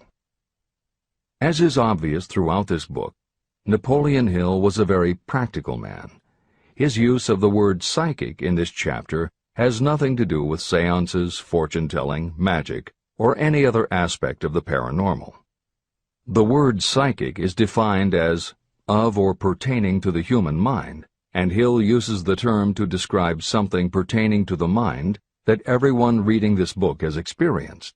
It is that feeling you get when you are working together with other people. Everyone is very focused on the same goal, and it is going so well that you seem to be in tune with each other. When that happens, you not only work well with the others, but your own work and ideas also seem to be operating on a higher and better plane than usual. This is the end of the editor's comments. So you may better understand the potential power available to you through a properly chosen mastermind group, I will explain the two characteristics of the mastermind principle. One kind of power is economic, and the other psychic. Economic power. The economic feature is obvious. Economic advantages may be created by any person who surrounds himself with the advice, counsel, and personal cooperation of a group of people who are willing to lend him or her wholehearted aid in a spirit of perfect harmony. This form of cooperative alliance has been the basis of nearly every great fortune. Your understanding of this great truth may definitely determine your financial status. Psychic power. What I refer to as the psychic phase of the mastermind principle is a little more difficult to comprehend. You'll get a better sense of the meaning from this statement. No two minds ever come together without creating a third, invisible, intangible force, which may be likened to a third mind. The human mind is a form of energy. When the minds of two people are coordinated in a spirit of harmony, the energy of each mind seems to pick up on the energy of the other mind, which constitutes the psychic phase of the mastermind. The mastermind principle, or rather the economic feature of it, was first called to my attention by Andrew Carnegie. Discovery of this principle was responsible for the choice of my life's work. Mr. Carnegie's mastermind group consisted of a staff of approximately 50 people with whom he surrounded himself for the purpose of manufacturing and marketing steel. He knew little of the technical side of the steel business. His strength was his ability to get others to work together in perfect harmony toward achieving a common goal. Carnegie attributed his entire fortune to the power he accumulated through this mastermind alliance. If you analyze the record of anyone who has accumulated a great fortune, and many of those who have accumulated modest fortunes, you will find that they have either consciously or unconsciously employed the mastermind principle. Great power can be accumulated through no other principle. How to multiply your brain power. The human brain may be compared to an electric battery. It is a fact that a group of batteries will provide more energy than a single battery. It is also a fact that the amount of energy provided by each individual battery depends upon the number and capacity of the cells it contains. The brain functions in a similar fashion. Some brains are more efficient than others. A group of brains coordinated or connected in a spirit of harmony will provide more thought energy than a single brain. just as a group of electric batteries will provide more energy than a single battery. Through this metaphor, you can see that the mastermind principle holds the secret of the power wielded by those who surround themselves with others of great brain power.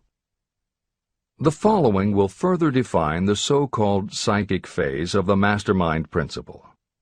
When a group of individual minds are coordinated and function in harmony, the increased energy created through that alliance becomes available to every individual mind in the group. Henry Ford began his business career under the handicap of poverty, illiteracy, and ignorance. Within the inconceivably short period of 10 years, Mr. Ford mastered these 3 handicaps, and within 25 years, he made himself one of the richest men in America. How did he do it? Here is an important clue. Mr. Ford's most rapid strides became noticeable from the time he became a personal friend of the famed inventor Thomas A. Edison. In the story of Ford's success, this is just the first indication of what the influence of one mind upon another can accomplish. Follow his story further, and you will have even more evidence that power may be produced through friendly alliance of minds. It is a fact that Mr. Ford's most outstanding achievements became even more pronounced later, after he formed the acquaintances of Harvey Firestone, John Burroughs, and Luther Burbank, each a man of great mental capacity. People take on the nature and the habits and the power of thought of those with whom they associate in a spirit of sympathy and harmony. Through his association with Edison, Burbank, Burroughs, and Firestone, Mr. Ford added to his own brain power the intelligence, experience, knowledge, and spiritual forces of these 4 men. Henry Ford used the mastermind principle in exactly the way it is described in this book. This principle is available to you. I have already mentioned Mahatma Gandhi. Let me review the method by which he attained his stupendous power. It may be explained in a few words. He came by power through inducing over 200 million people to coordinate with mind and body in a spirit of harmony for a definite purpose. In brief, Gandhi accomplished a miracle. For it is a miracle when 200 million people can be induced, not forced, to cooperate in a spirit of harmony. If you doubt that this is a miracle, try to get even 2 people to cooperate in a spirit of harmony for any length of time. Every person who manages a business knows how difficult it is to get employees to work together in a spirit even remotely resembling harmony. Editor's comments. The first step in putting together your mastermind alliance is to clearly know your desire. Your desire will tell you what you need.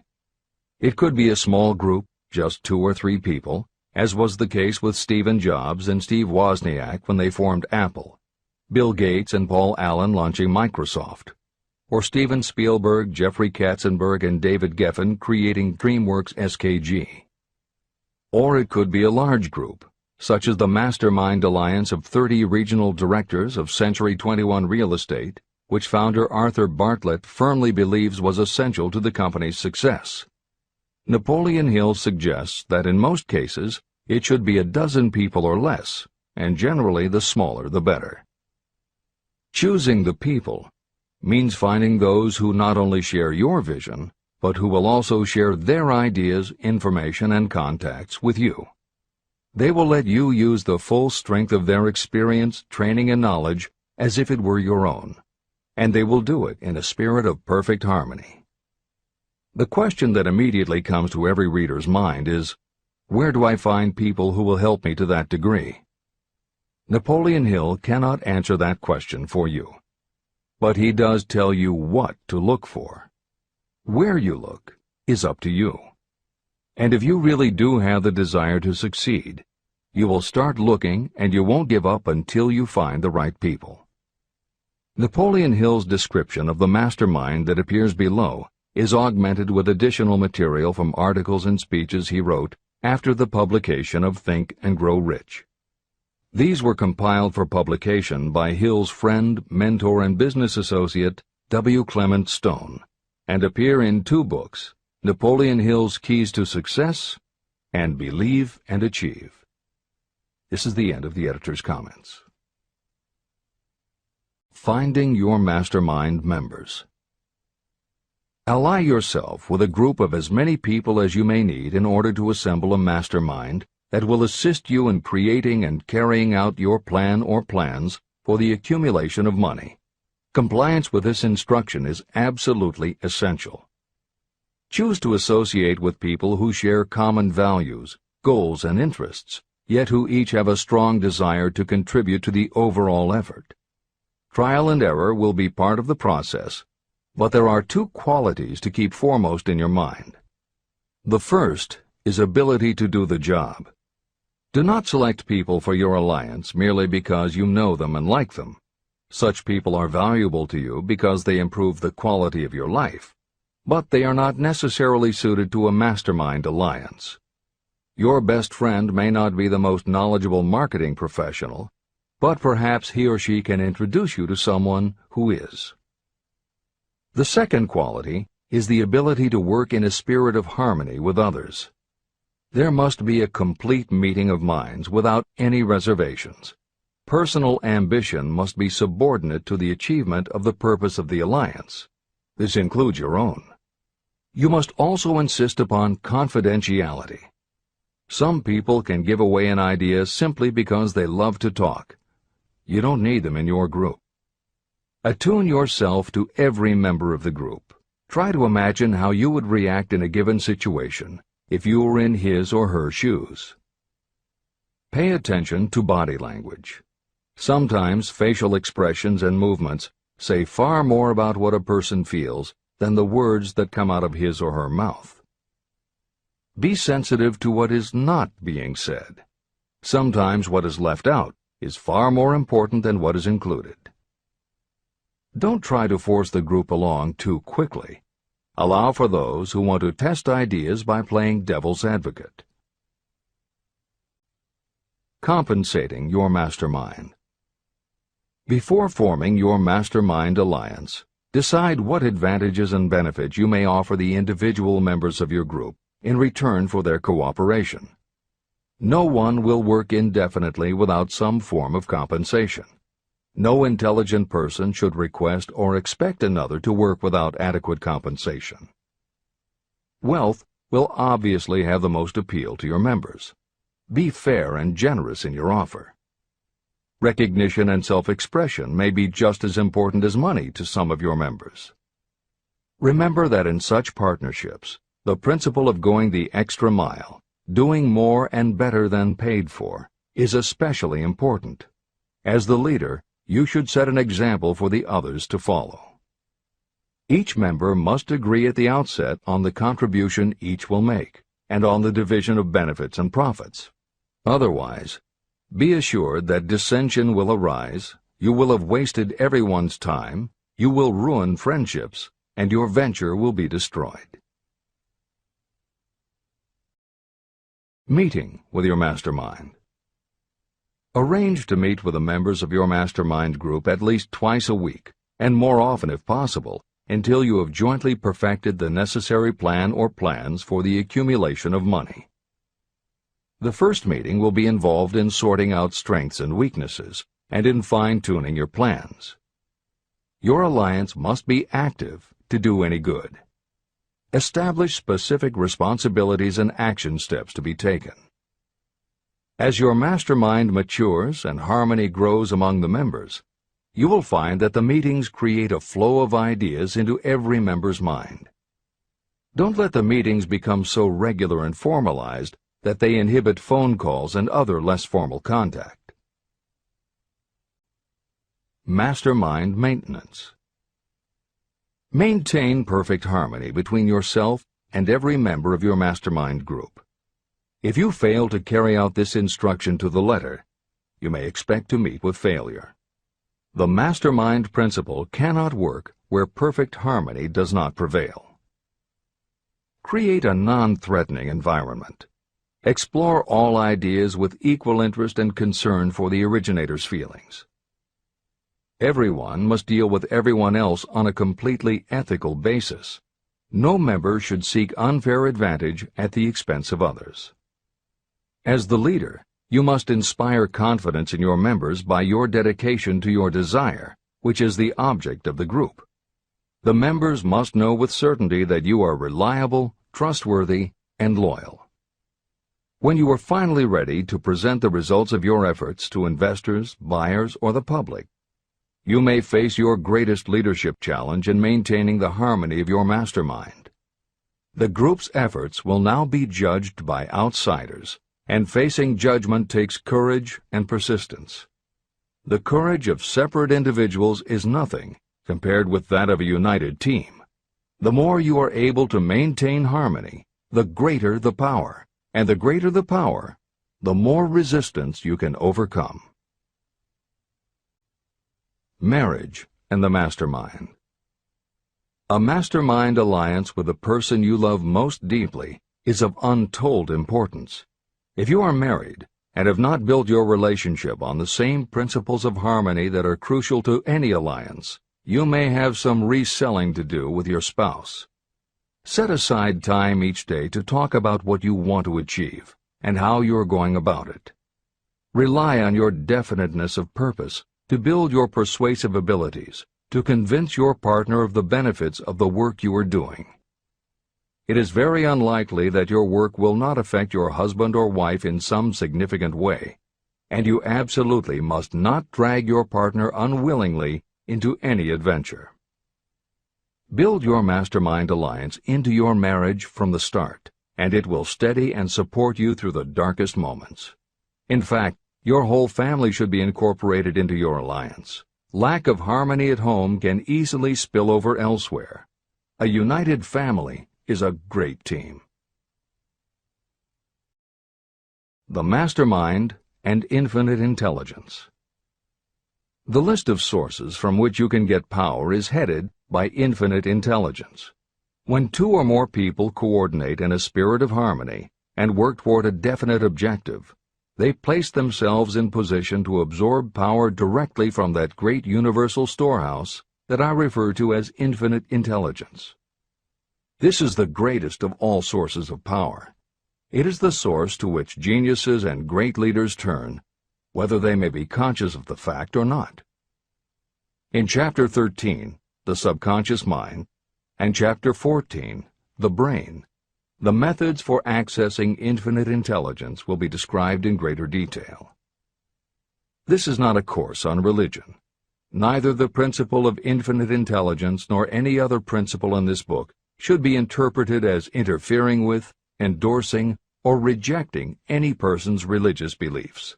This book is confined exclusively to instructing the reader how to transmute the definite purpose of desire for money into its monetary equivalent. Read, and really think about what you are reading. Soon the entire subject will unfold, and you will see it in perspective. At this point, you are only seeing the detail of the individual chapters. Editor's comments.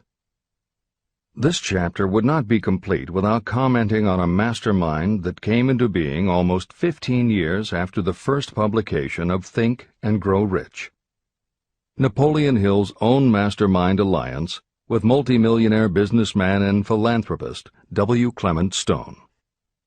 On May 2, 1951, at the age of 67, Napoleon Hill and his wife Annie Lou agreed it was time for Napoleon to think about retiring. They decided to begin by cutting back on his speaking engagements after he completed the lectures that were already on his calendar, including one he was scheduled to give a few weeks later in Chicago.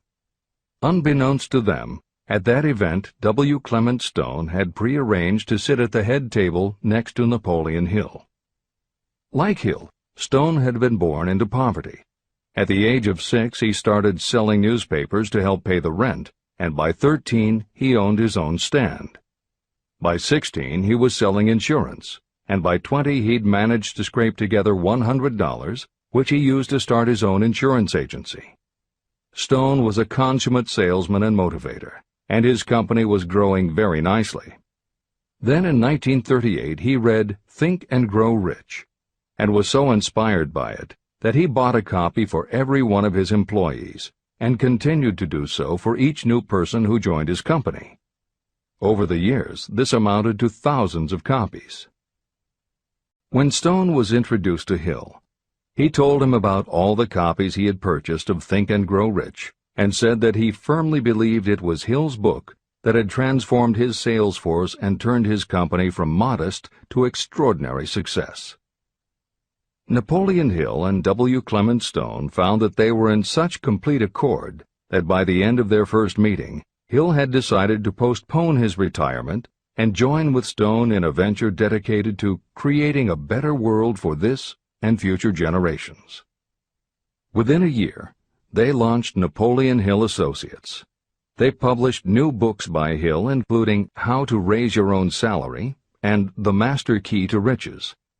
They reissued Hill's earlier bestsellers, and they co-authored a new bestseller, Success Through a Positive Mental Attitude. They also launched Success Unlimited magazine, created PMA Science of Success home study courses, made television programs, radio shows, a documentary film entitled A New Sound in Paris, which showed the amazing changes that happened when the entire town of Paris, Missouri, adopted the Napoleon Hill philosophy. And they both crisscrossed America speaking, teaching, giving interviews, and spreading the philosophy to as many people as possible. In addition to his work with Napoleon Hill Associates, Hill also consulted to W. Clement Stone's company, Combined Insurance Company of America. Hill designed and implemented a new training program for the sales force, which was so successful he astounded the business world by helping Stone grow his company from $30 million in assets to $100 million in less than 10 years. When W. Clement Stone passed away in 2002, his company, now known as Aon Corporation, had revenues of $2 billion a year. W. Clement Stone had personally given more than $275 million to various charitable and philanthropic organizations. There has perhaps never been a greater example of coordination of knowledge and effort in a spirit of harmony between two or more people for the attainment of a definite purpose. The sheer volume of work and scope of influence achieved in a 10-year period by Napoleon Hill and W. Clement Stone leaves little question as to the power and importance of a mastermind alliance. This is the end of the editor's comments. The power of positive emotions. Money is shy and elusive. It must be wooed and won by methods not unlike those used by a determined lover. And the power you use in the wooing of money is not greatly different from what you use to attract the one you love. It is the power of positive emotion. That power, when successfully used in the pursuit of money, must be mixed with faith. It must be mixed with desire. It must be mixed with persistence. It must be applied through a plan, and that plan must be set into action. When money comes in large quantities, it flows to the one who accumulates it as easily as water flows downhill. There exists a great unseen stream of power, which may be compared to a river that flows in two directions. One side flows in one direction, carrying all who get into that side of the stream onward and upward to wealth. The other side flows in the opposite direction, carrying all who are unfortunate enough to get into it and can't pull themselves out downward to misery and poverty. Everyone who has accumulated a great fortune has recognized the existence of this stream of life. It consists of one's thinking process. Positive emotions form the side of the stream that carries you to fortune. Negative emotions form the side that carries you down to poverty. This is a point of great importance to the person who is following this book with the object of accumulating a fortune. If you are caught in the side of the stream of power that leads to poverty, this book will serve as an oar by which you may propel yourself over into the other side of the stream. But it can serve you only through application and use. Merely reading and passing judgment on it, either one way or another, will be of no benefit to you. Poverty and riches can change places. But when riches take the place of poverty, the change only happens through well-conceived and carefully executed plans. The same is not true of poverty. Poverty needs no plan. It needs no one to help it because it is bold and ruthless. Riches are shy and timid. They have to be attracted. More gold has been mined from the thoughts of men than has ever been taken from the earth. Chapter 12. Sexuality, Charisma, and Creativity. The 10th step toward riches. Editor's comments. What motivates human beings is the subject of continuing scientific research and philosophical debate. There is general agreement that the prime motivators are the basic human needs for food and water, shelter and clothing, and safety. Beyond these basic life-sustaining needs, however, there are other factors that motivate people to action.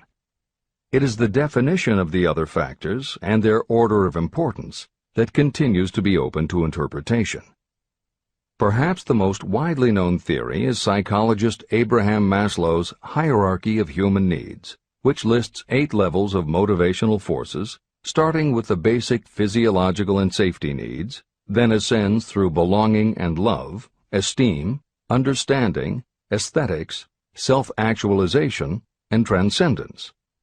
Other psychologists and sociologists have defined and arranged the categories differently, but in almost all cases there is agreement that after the primary life-sustaining needs are met, sex and love are the next most important motivating forces. Napoleon Hill also compiled a hierarchy of what he referred to as mind stimuli.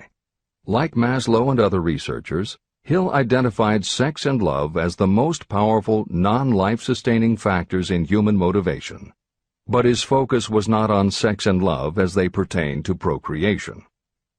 Hill was intrigued by the theory that if sex and love are such powerful forces in driving humans to action, there might be a correlation to outstanding achievement or material success. And if such a relationship exists, can the motivating force be intentionally channeled to this purpose?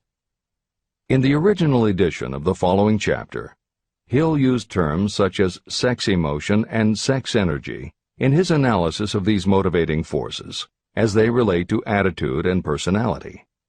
In this context, the use of the word sex was not meant to have the physical connotation that it often has today. Today these concepts would be conveyed by words such as sexuality, passion, or charisma. In this edition, where appropriate, the editors have opted for the modern usage of these and similar terms. This is the end of the editor's comments. Charisma. The world is ruled, and the destiny of civilization is established by the human emotions. People are influenced more by feelings than by reason. Your creativity is set into action entirely by emotions, and not by cold reason. The human mind responds to stimuli, through which it may be keyed up in such a way that it takes on characteristics such as enthusiasm, creative imagination, and intense desire. The stimuli to which the mind responds most freely are 1. The desire for sexual expression, 2. Love, 3. A burning desire for fame, power, or financial gain, money, 4. Music, 5. Close friendship and/or admiration, 6. A mastermind alliance based upon the harmony of 2 or more people who ally themselves for advancement, 7. Mutual suffering, such as that experienced by people who are persecuted, 8. Autosuggestion, 9. Fear, 10. Alcohol and drugs. The desire for sexual expression comes at the head of the list of stimuli that step up the mind and start the wheels of physical action. The emotions associated with a human sexual drive bring into being a state of mind. When motivated by this desire, people often show courage, willpower, persistence, imagination, and creative ability that they don't normally have. So strong and impelling is the desire for sexual expression that people freely run the risk of life and reputation because of it. A river may be dammed and its water controlled for a time, but eventually it will force an outlet. The same is true of the emotions related to sexual expression. It may be submerged and controlled for a time, but its very nature causes it to be ever-seeking means of expression. The desire for sexual expression is inborn and natural. The desire cannot and should not be submerged or eliminated, but it can be given other outlets that enrich the body, mind, and spirit. When harnessed and redirected, this motivating force has been used as a powerful creative force in literature, art, and other pursuits, including the accumulation of riches. A teacher who has trained more than 30,000 salespeople came to the conclusion that individuals who are most confident sexually are the most efficient salespeople. The explanation is that the factor of personality known as personal magnetism is a manifestation of sexual energy. Editor's comments. There have been numerous psychological and sociological studies about the relationship between sexuality and success that tend to support Hill's observation. Because physical characteristics are the most quantifiable aspects of sexuality, most research studies focus on gender, attractiveness, body size, and age, and they measure indicators such as first impressions, expectation of performance, perception of performance, and social interaction. These studies generally conclude that when comparing individuals of equal competence, for men, the perception is that taller men will do better than short, a full head of hair will outperform balding, handsome or virile will beat out plain or older. For women, the results are comparable. The perception is that attractive performs better than plain, slim or shapely scores higher than overweight, younger is expected to be superior to older. These observations about physical sexuality may seem obvious, but they lead to a conclusion that is very significant. Obviously, not all people who succeed are tall and virile or attractive and shapely. It is also a fact that the success of those who are short, balding, plump, or plain isn't always due to superior skill or luck. Clearly, there is another kind of attractiveness that often supersedes physical appeal. This other kind of attractiveness is connected to human sexuality, but it is not what would usually be referred to as sexy. People who have this quality are often said to have chemistry, personality, charm, or appeal. Hill called this kind of attraction personal magnetism. Today, the more common term is charisma. This is the end of the editor's comments. When employing salespeople, a good sales manager looks for personal magnetism or charisma as the first requirement. People who lack this kind of sexual energy will never become enthusiastic, nor inspire others with enthusiasm. And enthusiasm is one of the most important requisites in salesmanship, no matter what you're selling. The public speaker, preacher, lawyer, or salesperson who is lacking in charisma is a flop as far as being able to influence others is concerned.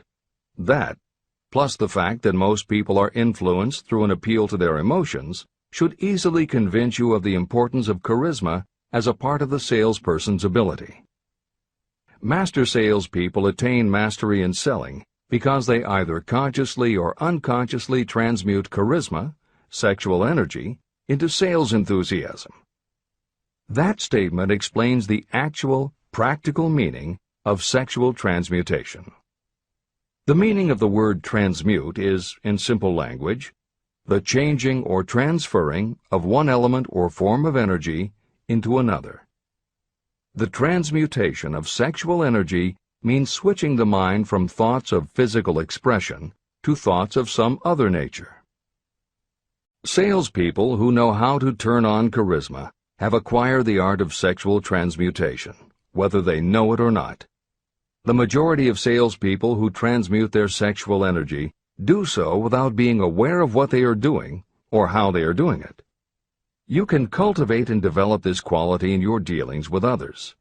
Through cultivation and understanding, this vital motivating force may be drawn upon and used to great advantage in relationships between people. This energy may be communicated to others in the following ways. The handshake. The touch of the hand indicates instantly the presence of charisma or the lack of it. The tone of voice. Charisma, or sexual energy, is the factor with which the voice may be colored or made musical and charming. Posture and carriage of the body. People with charisma move briskly and with grace and ease. The vibrations of thought. People with charisma project sexuality through their personality in a way that influences those around them. Clothing and style. People who are charismatic are usually very careful about their personal appearance. They usually select clothing of a style becoming to their personality, physique, complexion, etc. Editor's comments. Having established a link between sexuality and success in the form of charisma, in the following section, Napoleon Hill explores how sexuality might also be a motivating factor in success by enhancing creativity. To illustrate the connection, Hill draws upon the biographies of historical figures who exhibited both charisma and exceptional creativity. In the time since Hill conducted his research, many women have risen to positions of power and influence. Their accomplishments have been well documented and are readily available in bookstores and libraries. However, when Hill was assembling his data, the majority of historical biographies available were about successful men. Further, the successful industrialists and political leaders he had personally studied during the previous 30 years were also men. Because of this limitation, Hill does not theorize about the role men might play in motivating the success of women. This issue is addressed in a later editorial comment. This is the end of the editor's comments. Creativity. It seemed quite significant to me when I made the discovery that practically every great leader I had the privilege of analyzing was a man whose achievements were largely inspired by a woman. In most instances, the woman was a wife, of whom the public had heard little or nothing.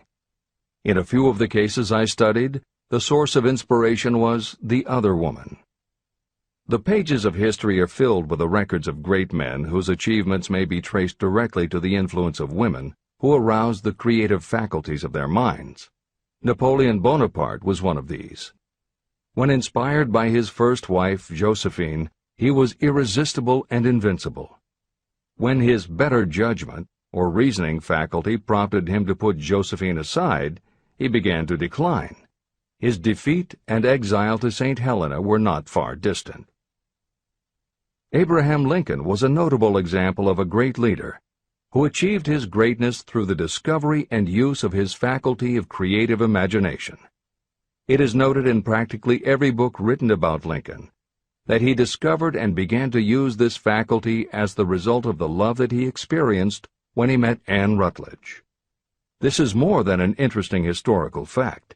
It is of significance in connection with the role sexuality plays in the study of the source of genius. Following is a list of famous men of outstanding achievement: George Washington, Napoleon Bonaparte, William Shakespeare, Abraham Lincoln, Ralph Waldo Emerson, Robert Burns, Thomas Jefferson, Elbert Hubbard, Elbert H. Gary, Woodrow Wilson, John H. Patterson, Andrew Jackson, Enrico Caruso. Wherever there was evidence available in connection with the lives of these men of achievement, it indicated most convincingly that each possessed a highly developed sexual nature. An analysis of the information taken from biographies and historical writings leads to the following conclusions. 1. Those of greatest achievement have a highly developed sexual nature, but have learned the art of transmutation of sexual energy. 2. Those who have accumulated great fortunes and achieved outstanding recognition in literature, art, industry, architecture, and the professions were motivated by the influence of a mate or lover. When driven by these emotions, people become gifted with a superpower for action. If you understand this, you will also understand that sexual transmutation contains the secret of creative ability. Editor's comments. As noted previously, although Hill's analysis focused on men, today there is a wide range of biographies about women who have succeeded in every aspect of life, including business, politics, religion, sports, entertainment, and the arts. Bearing in mind that biographical information is always subjective, the reader can now find ample material from which to draw a conclusion as to whether Hill's theory about sexuality as a motivating force is equally evident in women. Napoleon Hill had to do an in-depth analysis of biographies in searching for indications that the subject's sexuality had a correlation to their success. Today, we just turn on the television, and we're inundated with intimate details about both men and women suggesting that the best and the brightest are apparently also the sexiest. Although scandals aren't usually cited as scientific proof, the exposés of some of the biggest entertainment and sports stars, high-profile CEOs of major companies, numerous politicians, and even a few presidents, all make at least a common-sense case for Hill's theory about the correlation between sexuality and success. This is the end of the editor's comments. Obviously, this does not mean that everyone who is highly sexed is a genius. People attain the status of a genius only when and if they stimulate their minds so that they can draw upon the forces available through the creative faculty of the imagination. Although it is the most important of the stimuli or motivators, the mere possession of sexual energy is not sufficient to produce a genius. The energy must be transmuted from desire for physical contact into some other form of desire and action before it will lift one to the status of a genius. Genius and creative imagination.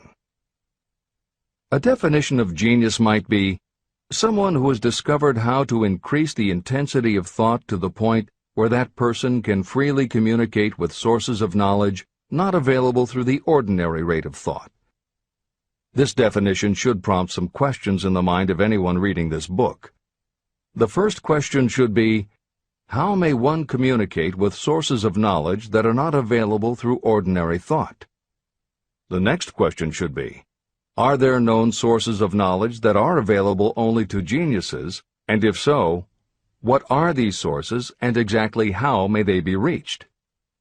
In the following, I will offer methods so that you can experiment and prove to yourself that this is true. By doing so, you will have the answer to both questions. Editor's comment. Humans perceive things through the five senses of sight, smell, taste, hearing, and touch. Another kind of perception, as when you have a feeling about something, was discussed in the chapters on desire, faith, and autosuggestion.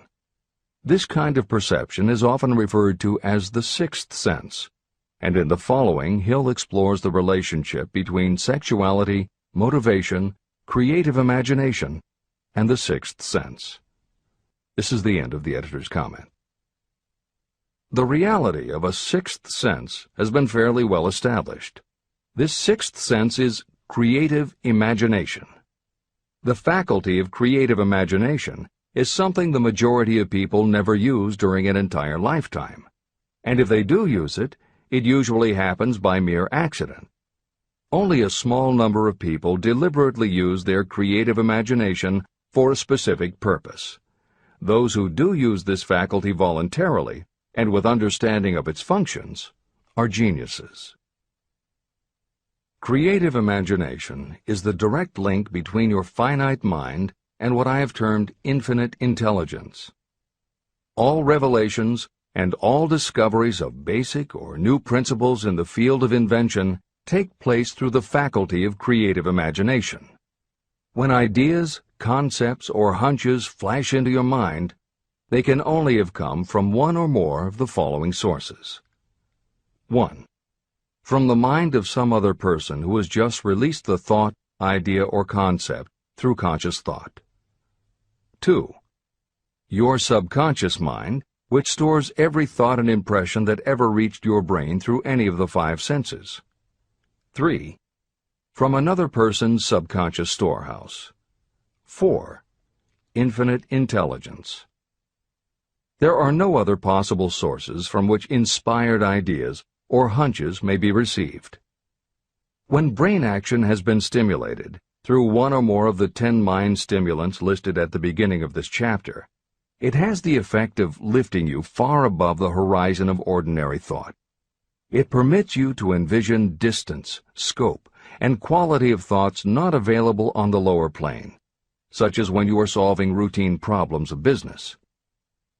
When you are lifted to a higher level of thought through mind stimulation, it is as though you have taken off in an airplane.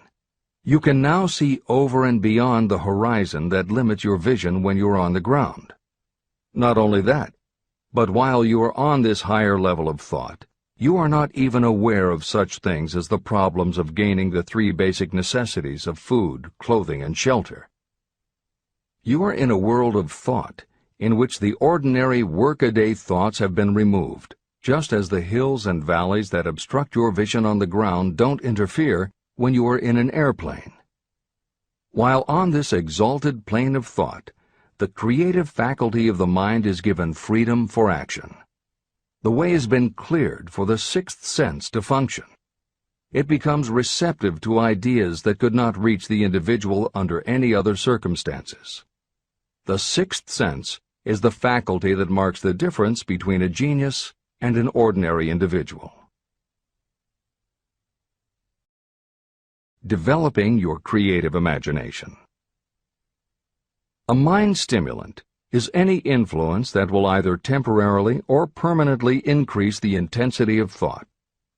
The previously mentioned 10 major stimulants are those most commonly resorted to. Through these sources you may commune with infinite intelligence, enter the storehouse of your subconscious mind, or perhaps even that of another person. That is all there is to genius.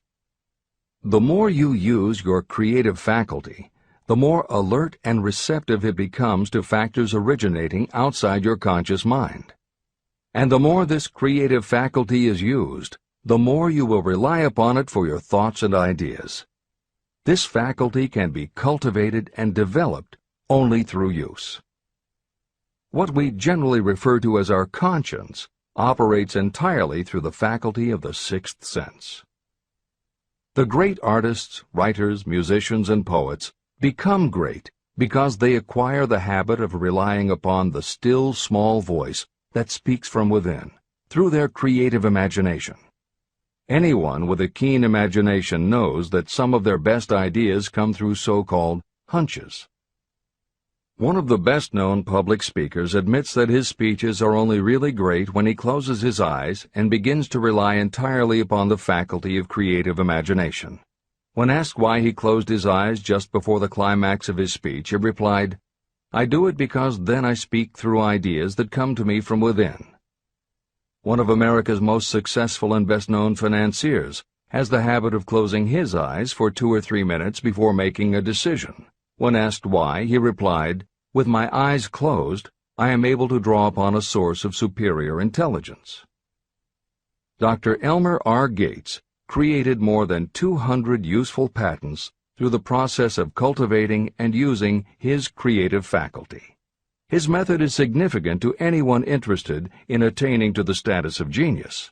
Dr. Gates was one of the really great, though less publicized, scientists of the world. In his laboratory, he had what he called his personal communication room. It was practically soundproof, and all light could be shut out. It had a small table on which he kept a pad of writing paper. In front of the table, on the wall, was a light switch.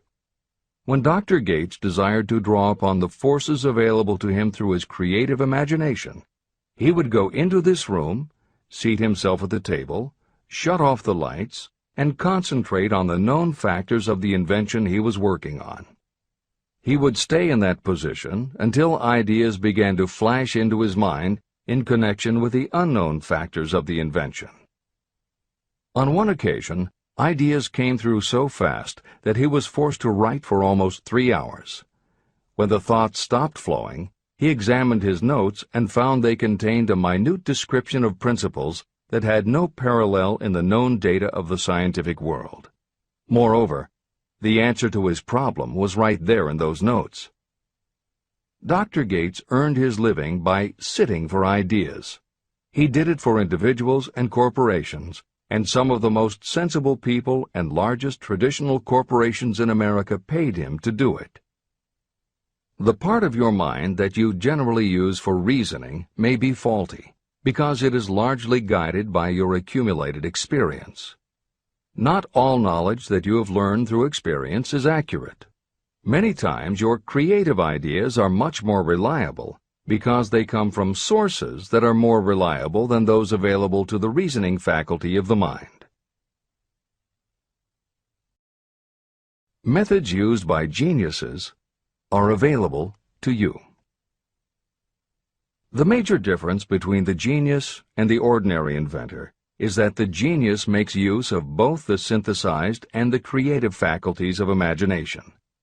For example, the scientific inventor begins an invention by organizing and combining the known ideas or principles accumulated through experience through the synthesized faculty, the reasoning faculty.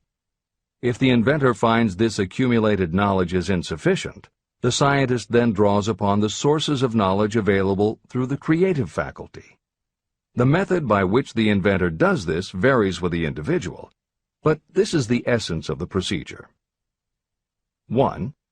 The inventor stimulates his or her mind so that it functions on a higher-than-average plane through one or more of the mind stimulants. 2. The inventor then concentrates on the known factors, the finished part of the invention, and creates in his or her mind a perfect picture of the unknown factors, the unfinished part of the invention. The inventor holds this picture in mind until it has been taken over by the subconscious, then relaxes by clearing his or her mind of all thought and waits for the answer to flash into mind. Sometimes the results are both definite and immediate. At other times the results are negative, depending on the state of development of the sixth sense or creative faculty. Thomas Edison tried out more than 10,000 different combinations of ideas through the synthetic faculty of his imagination before he tuned in through the creative faculty and got the answer that perfected the incandescent light bulb. His experience was similar when he produced the phonograph. Editor's comments. Synchronicity, precognition, intuition, flashes of insight, hunches, gut feelings, symbolic dreams. These are all aspects of the phenomenon Napoleon Hill was describing in his two correlated terms, creative imagination and infinite intelligence.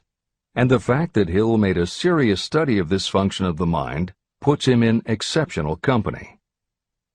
The fathers of modern psychology, Sigmund Freud and Carl Jung, recognized and tried to explain this sixth sense. Jung's concept of the collective unconscious, which is the very basis of Jungian psychology, is in many ways identical to Hill's concept of infinite intelligence.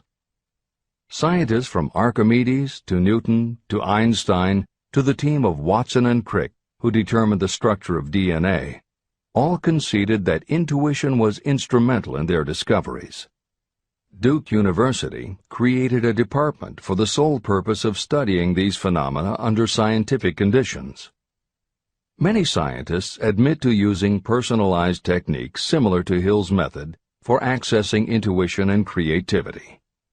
These include Friedrich Kekule, who discovered the molecular structure of benzene through a dream symbol; physiologist Otto Loewi, who had a hunch followed by a dream that won him the Nobel Prize in Medicine; and as mentioned above, James Watson's breakthrough in the structure of DNA.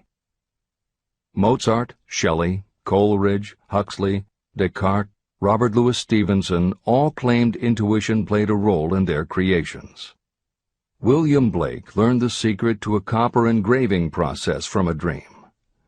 British Prime Minister Winston Churchill firmly believed a premonition saved him from being killed by a bomb during the Blitz of London. As was noted earlier, psychiatry, clinical hypnosis, and affirmations all had to overcome considerable skepticism before they were accepted. That is also true of those phenomena Hill terms infinite intelligence. However, in the 1970s and 80s, the public's interest was piqued by well-researched books such as The Intuitive Edge by Philip Goldberg, Creative Dreaming by Patricia Garfield, and The Right Brain Experience by Mary Lee Zdenek. Though these anomalies of the mind still defy laboratory proof, contemporary researchers continue to publish tantalizing results. This is the end of the editorial comments. Nature has equipped the human brain and mind with internal stimulants that safely trigger the mind to tune in to fine and rare thoughts. No satisfactory substitute for nature's stimulants has ever been found. However, history is not lacking in examples of people who rose to the status of genius as the result of using artificial mind stimulants. Edgar Allan Poe wrote The Raven while under the influence of alcohol, dreaming dreams no mortal ever dared to dream before. Samuel Taylor Coleridge wrote Kubla Khan during an opium-induced dream, and Robert Burns wrote best when intoxicated. For auld lang syne, my dear, we'll take a cup of kindness yet for auld lang syne. It is true that these and others who are known as geniuses relied upon artificial mind stimulation. But a more important lesson to remember is how many of these people destroyed themselves through the use of those stimulants. Editor's comments. In more contemporary terms, Hill's point about the dangers of artificial mind stimulants was never better made than it was in the television series Behind the Music, which began running on VH1 in the late 1990s.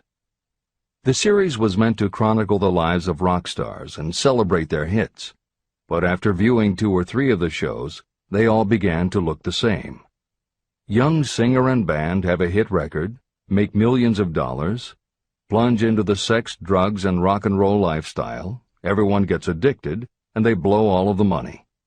By the end of the show, at least one band member overdoses, the band breaks up, the singer hits the skids, meets someone who inspires him or her to go into rehab, the ex-star makes an anti-drug TV spot and professes newfound faith and family values while announcing a comeback tour.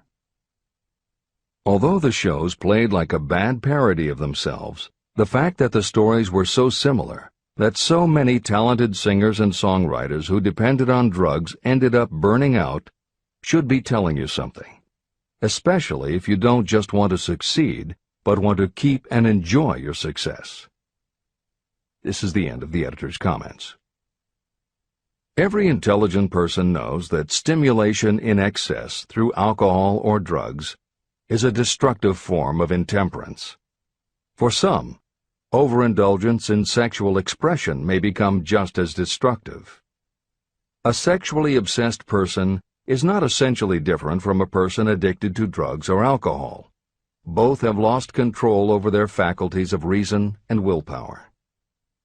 Human sexuality is a mighty urge to action, but its forces are like a cyclone, almost impossible to completely control. When an individual is driven solely by emotions related to sexuality, that person may be capable of great achievement, but their actions are often disorganized and destructive. It is true that a person may pursue financial or business success by harnessing the driving force of sexual energy without self-control. But history is filled with evidence that such people likely have certain traits of character that rob them of the ability to either hold or enjoy their fortunes. Ignorance of this potential pitfall has cost thousands of people their happiness, even though they possessed riches. From my analysis of over 25,000 people, I found that those who succeed in an outstanding way often do not hit their stride until they are beyond the age of 40 or 50. This fact was so astounding that it prompted me to go into the study of its cause most carefully. My investigation disclosed that the major reason why many people do not succeed early in life is their tendency to dissipate their energies through overindulgence. The majority of people never learn that sexual energy has possibilities other than physical expression. And many of those who make this discovery only do so after having wasted many years during the time when their sexual energy was at its height. Most people come to the realization by accident, and many don't even know they have tapped into this power. They may recognize that their power of achievement has increased, but they have no idea what caused the change. They are just vaguely aware that nature begins to harmonize the emotions of love and sex, so that they may draw upon these great forces and apply them as stimuli to action. The importance of love. Love, romance, and sex are all emotions capable of driving people to heights of superachievement. When combined, these three emotions may lift you to an altitude of a genius. Every person who has been moved by genuine love knows that it leaves enduring traces upon the human heart. The effect of love endures, because love is spiritual in nature. Those who cannot be stimulated to great heights of achievement by love are hopeless. They are dead, though they may seem to live. If you believe you are unfortunate because you have loved and lost, you are wrong. One who has loved truly can never lose entirely. Love is whimsical and temperamental. It comes when it pleases and goes away without warning. Accept and enjoy it while it remains, but spend no time worrying about its departure. Worry will never bring it back. Dismiss the thought that love only comes once. Love may come and go times without number, but there are no two love experiences that affect you in just the same way. There may be one love experience that leaves a deeper imprint on the heart than all the others. But all love experiences are beneficial, except to the person who becomes resentful and cynical when love makes its departure. Even the memories of love can lift you and stimulate your mind. Go back into your yesterdays at times and bathe your mind in the beautiful memories of past love. It will soften your worries and give you a source of escape from the unpleasant realities of life. And maybe, during this temporary retreat into the world of fantasy, your subconscious mind will yield to you ideas or plans that may change the entire financial or spiritual status of your life.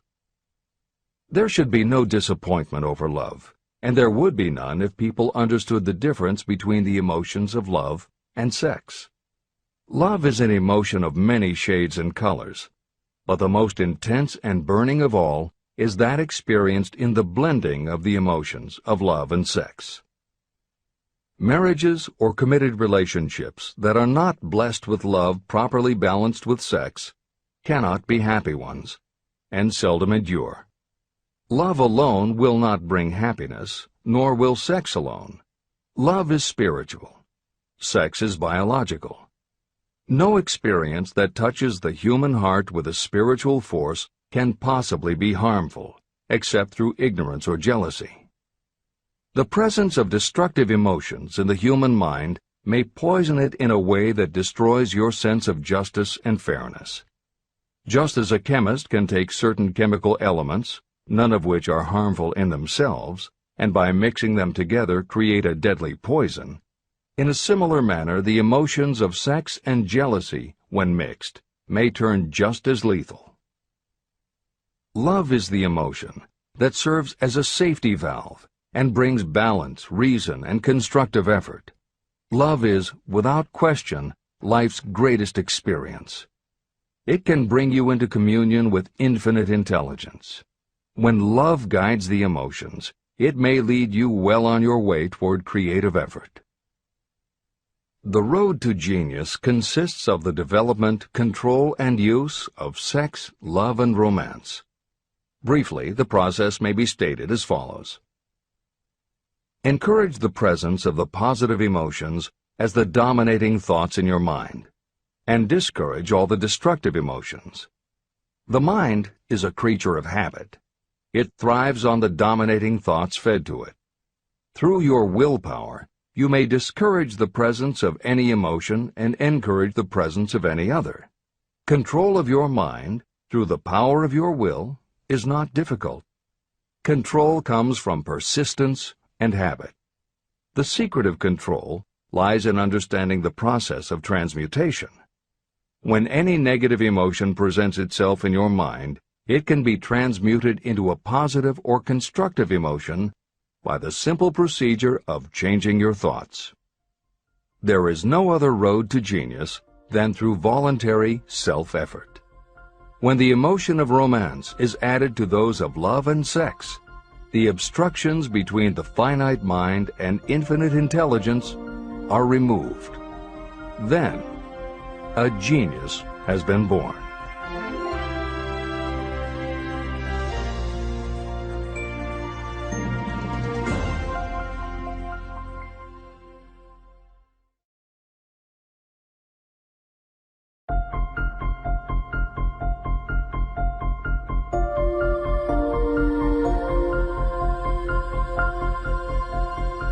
Success requires no explanations. Failure permits no alibis. Chapter 13. The Subconscious Mind. The Connecting Link. The 11th step toward riches. The subconscious mind consists of a field of consciousness, in which every impulse of thought that reaches the conscious mind, through any of the 5 senses, is classified and recorded. The subconscious receives and files sense impressions or thoughts regardless of their nature. You can plant in your subconscious mind any plan, thought, or purpose that you desire to translate into its physical or monetary equivalent. Those desires that have been mixed with emotional feeling and faith in your ability are the ones that are strongest. Therefore, they are the first to which the subconscious responds. The subconscious mind works day and night, and in some way which is not fully understood, the subconscious seems able to draw upon the forces of infinite intelligence for the power to transmute your desires into their physical equivalent. And it does it in the most straightforward and practical way. You cannot entirely control your subconscious mind, but you can hand over to it any plan, desire, or purpose that you wish transformed into concrete form. Refer again to the instructions for using the subconscious mind in Chapter 5, Autosuggestion. Editor's comments. In the chapter on autosuggestion, the 4 primary methods for planting and reinforcing suggestions in your subconscious are: 1. The formulation and writing out of your desire. 2. The repetition of positive affirmations. 3. The creative visualization of your goal. And 4. By acting as though the goal is already yours. This is the end of the editor's comment. From my research, I have concluded that the subconscious mind is the connecting link between the finite mind of man and infinite intelligence. It is the intermediary through which you may draw upon the forces of infinite intelligence. From my research, I have concluded that the subconscious mind is the connecting link between the finite mind of man and infinite intelligence. It is the intermediary through which you may draw upon the forces of infinite intelligence. Only the subconscious mind contains the process by which mental impulses, thoughts, are modified and changed into their spiritual, energy, equivalent. It alone is the medium through which prayer, desire, may be transmitted to the source capable of answering prayer, infinite intelligence. How to energize your subconscious mind for creative effort. The possibilities of what you can do when you connect creative effort with the subconscious mind are stupendous. They inspire me with awe. I never approached the discussion of the subconscious mind without a feeling of littleness and inferiority, due to the fact that man's entire stock of knowledge on this subject is so pitifully limited. First, you must accept as a reality the existence of the subconscious mind and what it can do for you. This will enable you to understand its possibilities as a medium for transmuting your desires into their physical or monetary equivalent, and then you will comprehend the full significance of the instructions given in Chapter 3, Desire. You will also understand the importance of making your desires clear and putting them in writing. You will understand as well the necessity of persistence in carrying out instructions.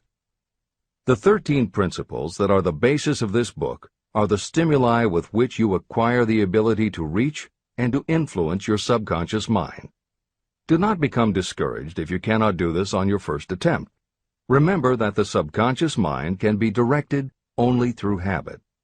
You have not yet had time to master faith. Be patient. Be persistent. Editor's comments. There are two aspects to Hill's theory of the subconscious mind. There are two aspects to Hill's theory of the subconscious mind.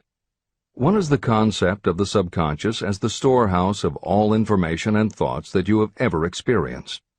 The second is the concept of the subconscious as the gateway to infinite intelligence. In this chapter, Hill focuses primarily on the subconscious as a storehouse. Expanding on the editorial comment about the subconscious mind that appears in the chapter on autosuggestion, proof that the subconscious is a storehouse of information is confirmed in the use of hypnotherapy by psychiatrists. Through hypnosis, psychiatrists are able to help patients open the door to their subconscious so that they can retrieve information about traumatic situations that have been filtered out or repressed by the conscious mind. Further proof is in the use of hypnosis by law enforcement officials to recapture information such as license plate numbers and other details that the conscious mind of a witness has filtered out. Although results vary from person to person, there is no doubt that the subconscious has access to information that the conscious mind does not. This storehouse aspect of the subconscious is what accounts for some ideas that come to us through creative imagination. In some instances, bits of information and ideas that our conscious mind has forgotten will connect with each other on a subconscious level to create a new idea, and that idea will be received by our creative intelligence, which presents it to us as a flash of inspiration. You can't completely control this process, but you can condition yourself to come up with more and better ideas. It is a fact that a traumatic experience, the result of which creates a strongly planted idea, can influence the way a person thinks and acts. If that is true, then by intentionally using all of your efforts to powerfully plant an idea in your subconscious, you should be able to create what would amount to a good traumatic experience that will influence the way you think and act in a positive way. This is exactly how you develop what Hill calls a money consciousness. If you do everything within your power to strongly, firmly, and with complete faith and conviction plant the idea that you will be successful and achieve your desire, your subconscious will accept and store that idea. If you have planted the idea so strongly that it is the dominant idea in your subconscious, it will influence all of the other ideas and information stored there. When you have given your subconscious this specific direction that it did not have before, it will begin to put together pieces of information, and through your creative intelligence, you will find that you are coming up with more and better plans and ideas to accomplish your goal. But as Hill says, you can do this only through faith and habit. You must write out the affirmation of your goal, and you must repeat it aloud every day with absolute faith and conviction that you can achieve it. You must vividly and creatively visualize yourself achieving your goal, and you must do it every day. You must conduct yourself with the attitude that says you can accomplish your goal, and that you deserve the help of those who can help you to accomplish your goal. And you must conduct yourself in that way every day. If you seriously commit yourself to doing these things, it will change the way you think and act. Your subconscious will do everything it can to transmute your desire into reality, and other people will want to do what they can to help you succeed. This is the end of the editor's comments.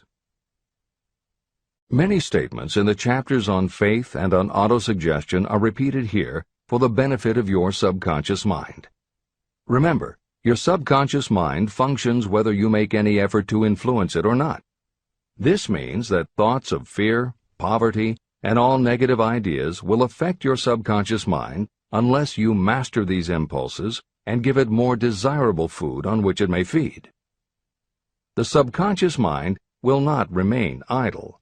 If you don't plant desires in your subconscious mind, It will feed on the thoughts that reach it as the result of your neglect.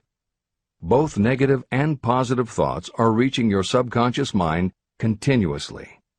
These thoughts come from the four sources. 1. Consciously from other people. 2. Your subconscious. 3. Subconsciously from other people. And 4. Infinite intelligence. Every day, all kinds of thought impulses are reaching your subconscious mind without your knowledge. Some of these impulses are negative. Some are positive. Right now, you should be specifically trying to shut off the flow of negative impulses and actively working to influence your subconscious mind through positive impulses of desire. When you achieve this, you will possess the key that unlocks the door to your subconscious mind. Moreover, you will control that door so completely that no undesirable thought may influence your subconscious mind. Everything that you create begins in the form of a thought impulse. You can create nothing that you do not first conceive as a thought. Through the aid of the imagination, thoughts may be assembled into plans. The imagination, when under your control, may be used to create plans or purposes that lead to success in your chosen occupation. All thoughts that you want to turn into success and have planted in the subconscious mind must pass through the imagination and be mixed with faith, your faith in your own abilities. The mixing of faith with a plan or purpose intended for submission to the subconscious mind can only be done through the imagination. From these statements, it should be clear that if you want to make use of your subconscious mind, it will call for the coordination and application of all 13 principles of success that are the basis of this book. Make your positive emotions work for you. The subconscious mind is more susceptible to influence by thought mixed with feeling or emotion than it is by thoughts originating solely in the reasoning portion of the mind. In fact, there is much evidence to support the theory that only emotionalized thoughts have any real influence on the subconscious mind. It is a fact that emotions or feelings rule the majority of people.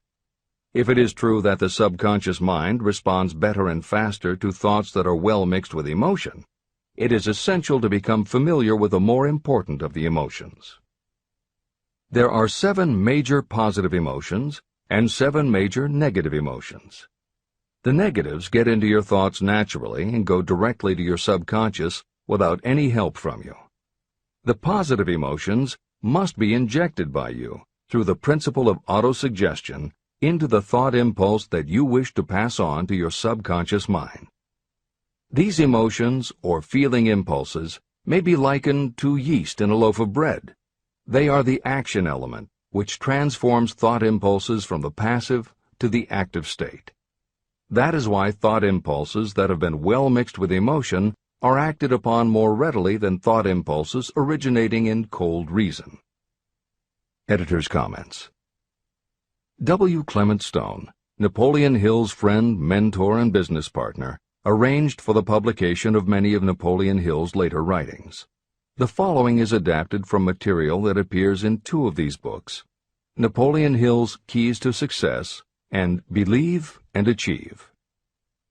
Enthusiasm is a positive mental attitude, an internal impelling force of intense emotion, a power compelling creation or expression.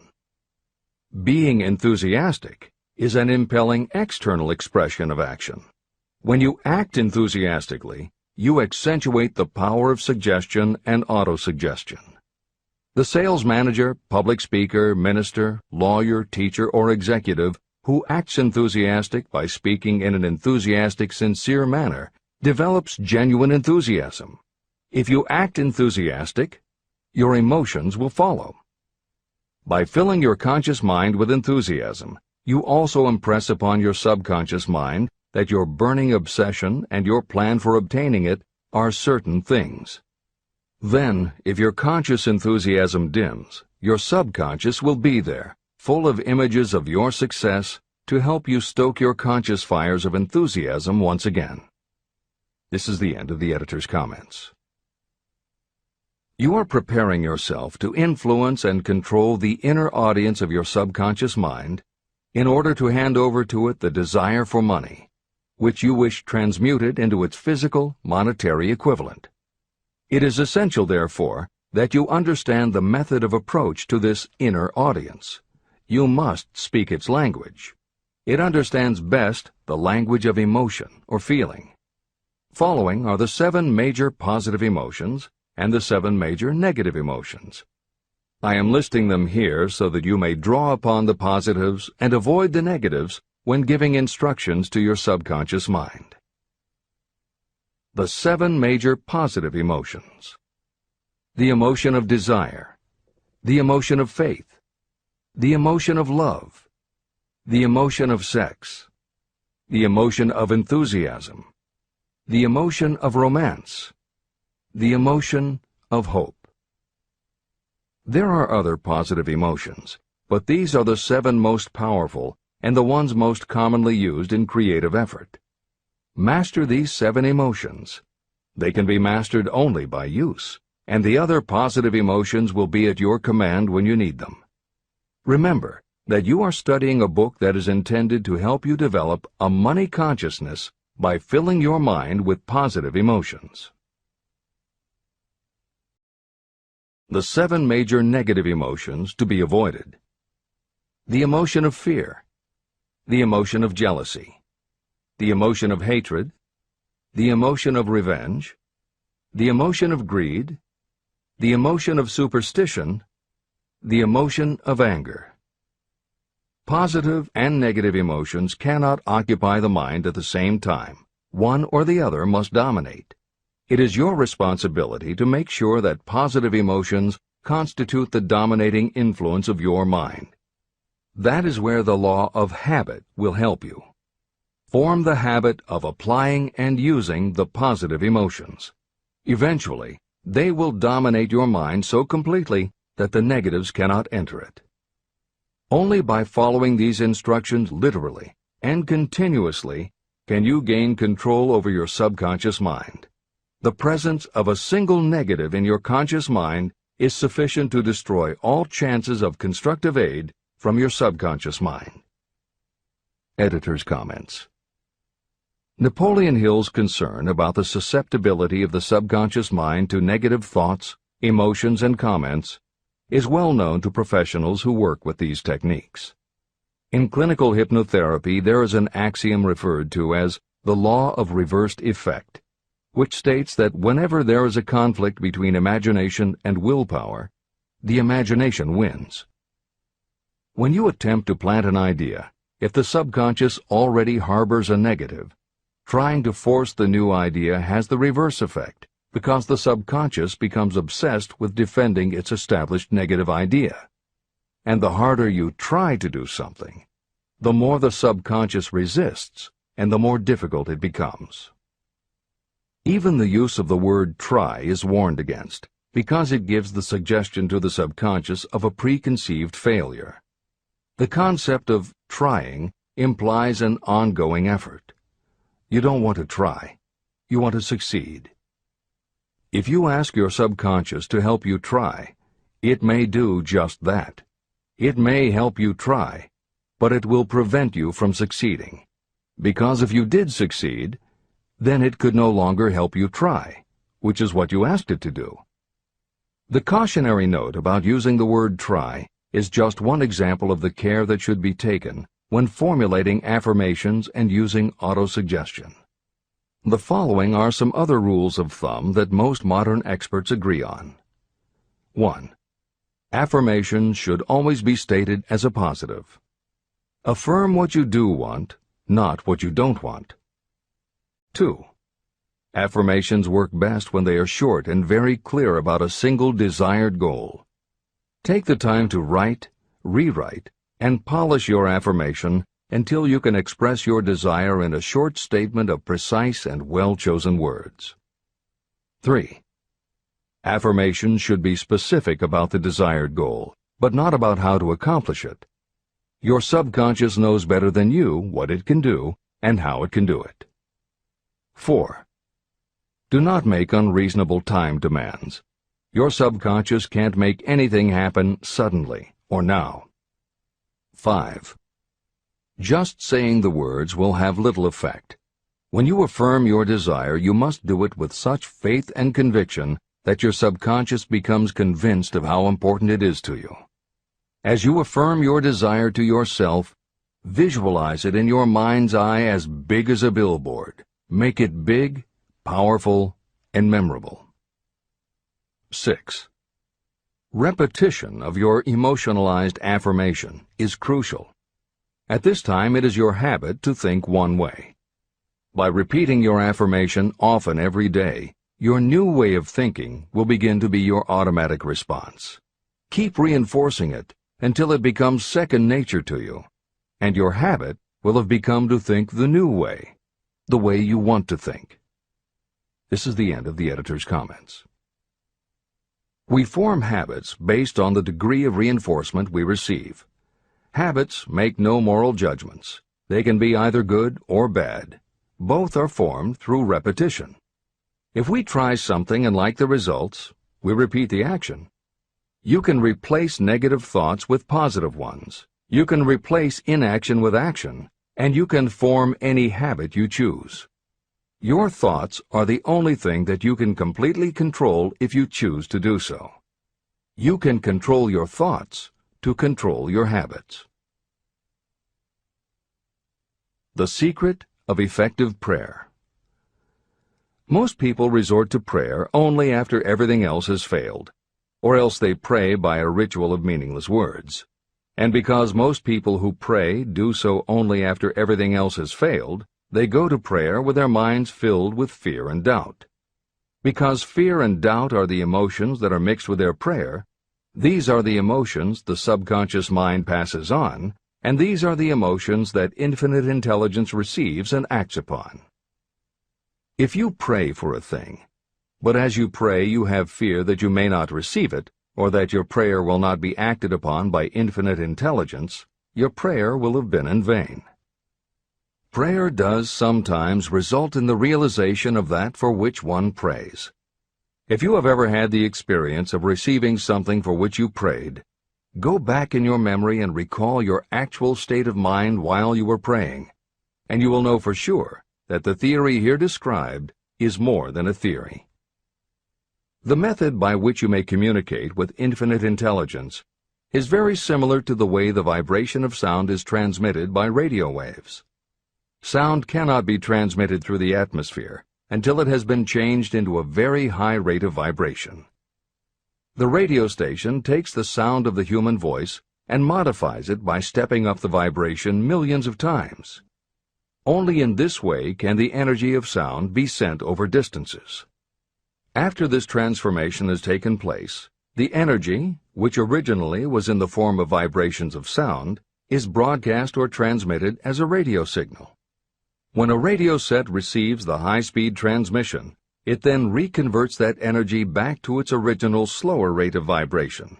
And when it is stepped down to its original rate, it vibrates the diaphragm of the speaker, which reproduces the original sound of the voice.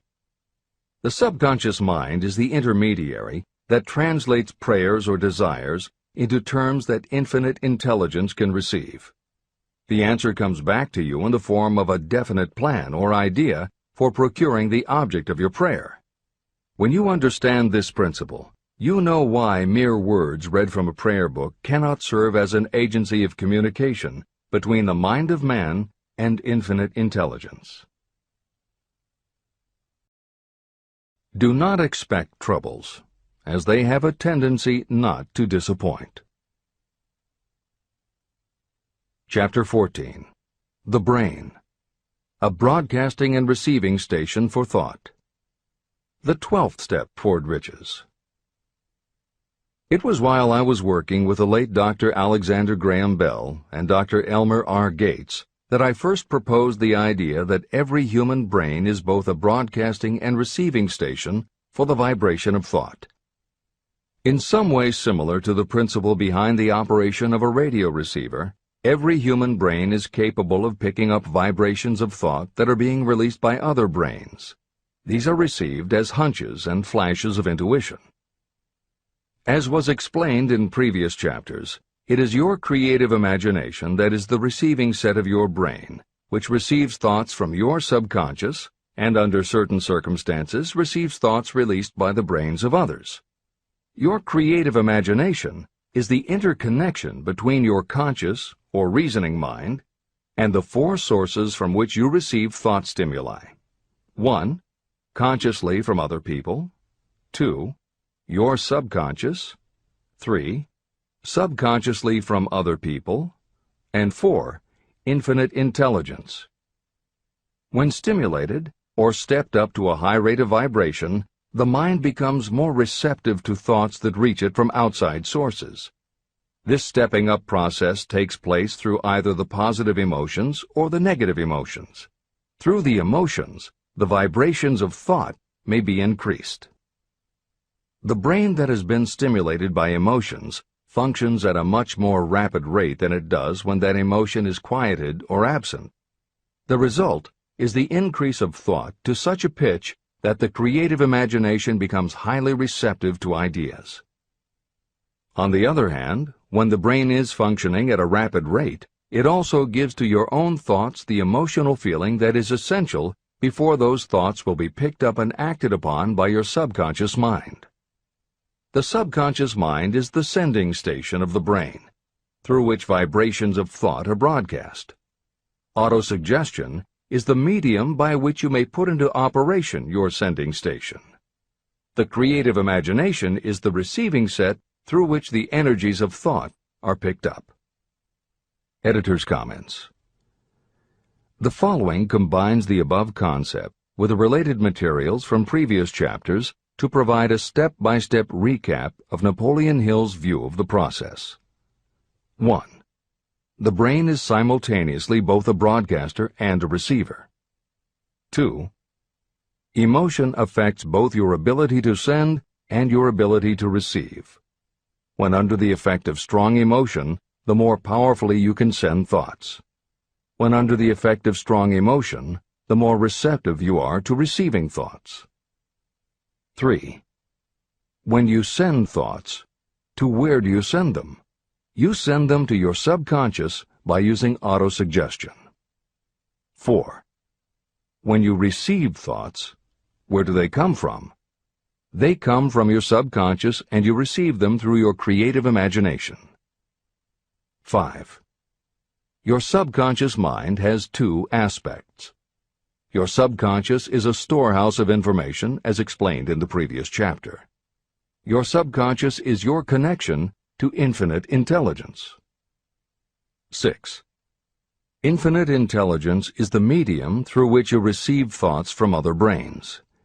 Infinite intelligence is Hill's term for describing the following basic law of physics.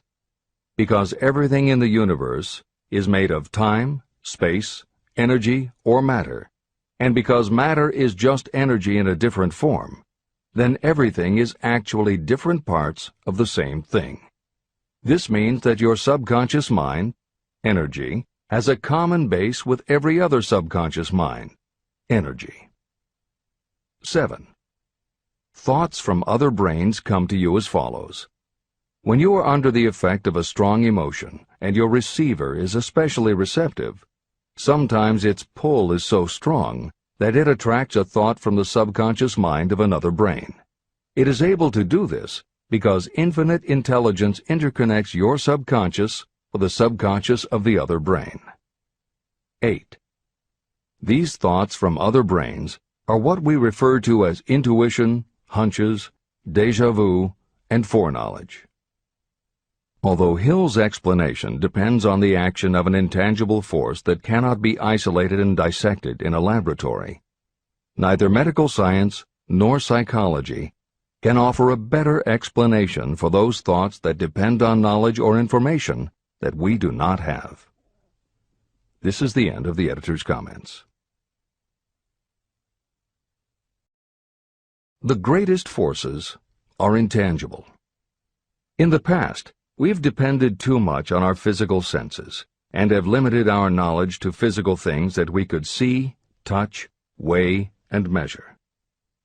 I believe we have entered the most marvelous of all ages, an age that will teach us more about the intangible forces of the world about us. Perhaps we shall learn that there is an other self that is more powerful than the physical self we see when we look in a mirror. Many people do not take seriously such intangibles, the things that they cannot perceive through any of their five senses. However, to belittle the idea of forces that are intangible or cannot be explained is to ignore the fact that all of us, every day, are controlled by forces that are unseen and intangible. The whole of mankind has not the power to cope with nor to control the intangible force wrapped up in the rolling waves of the oceans. We still do not fully understand the intangible force of gravity, which keeps this little Earth suspended in space and keeps us from falling from it, much less have the power to control that force. We are entirely subservient to the intangible force that comes with a thunderstorm, and we are just as helpless in the presence of the intangible force of electricity. We do not understand the intangible force and intelligence wrapped up in the soil of the earth, the force that provides us with every morsel of food we eat, every article of clothing we wear, and every dollar we carry in our pockets. Last but not least, with all of our culture and education, we still understand little or nothing of the greatest of all the intangibles, thought. However, we have begun to learn a good deal about the intricate workings of the physical brain, and the results are stunning. We know that the central switchboard of the human brain, the number of lines that connect the brain cells to each other, is written as the figure 1, followed by 15 million zeros. Dr. C. Judson Herrick of the University of Chicago says, "The figure is so stupendous that astronomical figures, dealing with hundreds of millions of light years, become insignificant by comparison. It has been determined that there are from 10 billion to 14 billion nerve cells in the human cerebral cortex, and we know that these are arranged in definite patterns. These arrangements are not haphazard. They are orderly. It is inconceivable to me that such a network of intricate machinery should be in existence for the sole purpose of carrying on the physical functions connected with the growth and maintenance of the physical body. Is it not likely that the same system, which gives billions of brain cells the media for communication, one with another, also provides the means of communication with other intangible forces?" Editor's comments. In the time since Hill wrote the above comments, we have learned a great deal more about the physical brain and how it operates. We understand much about the chemistry of the brain. We can measure the energies it releases. We know which areas control the various functions of the body and which areas affect memory, emotions, reasoning, and many other subtleties related to the thinking process. Through surgery, medication, and other techniques, we know how to prevent the brain from having certain kinds of thoughts. And we know how to encourage the brain to produce certain other kinds of thoughts when we want it to. For instance, a specific area can be stimulated, and you will have pleasurable thoughts. But we cannot yet control what those pleasurable thoughts will be, and we have no idea what the bits and pieces of information are that go into your pleasurable thoughts. With all of our advanced knowledge about the physical brain, we still don't know how to make it have a specific thought or idea, especially not an original thought or a creative idea. And medical science offers no better theory than Hill's as to how we could have an intuition or hunch made up from information that we don't have and were never exposed to. In short, the physical properties of the brain confirm that it is where the thinking process takes place. But it does not offer the answer to the question of how it happens, or how thoughts from one brain might travel to another. In previous commentaries, we pointed to the laws of physics as they relate to Hill's theory about the interconnectedness of all things. And although this is not meant to be a science lesson, it may reassure you to know that the work of renowned scientists lends support to the idea. Quantum theory deals with subatomic particles so minuscule that they are almost at the level of the basic stuff from which everything is made. Albert Einstein developed what is called the EPR effect. Einstein, Podolsky, and Rosen. And Irish physicist John Stuart Bell proposed Bell's theorem, both of which pertain to the concept that when two linked subatomic particles are separated from each other, when a change is made to particle A, the same change will instantly happen in particle B, even though the two are distant from each other. Another related concept is called the holographic brain or holographic universe, and is named after an unusual quality of holograms. It is a fact that if you cut a hologram in half, you don't get two halves of a picture. You get two separate but complete pictures. Cut either one of those in half, and you get another two complete pictures. Cut other pieces, and again you get whole images. Every part of a hologram has the whole of the information in the original. In the 1970s, Carl Pribram, a neurophysiologist at Stanford University, announced the results of his studies which suggest that memory is not in a specific part of the brain, but is spread throughout the brain like the image on a holographic plate. At almost the same time, renowned physicist David Bohm proposed that the workings of the universe were like a holographic image, that among all things there is total interconnectivity, and that all things influence all other things. In effect, every part of the universe contains the whole of the universe. That is probably more than enough science for most readers. The point is, Hill was not alone in his conclusion that through some intangible force, your subconscious shares interconnectivity with everything else in the universe.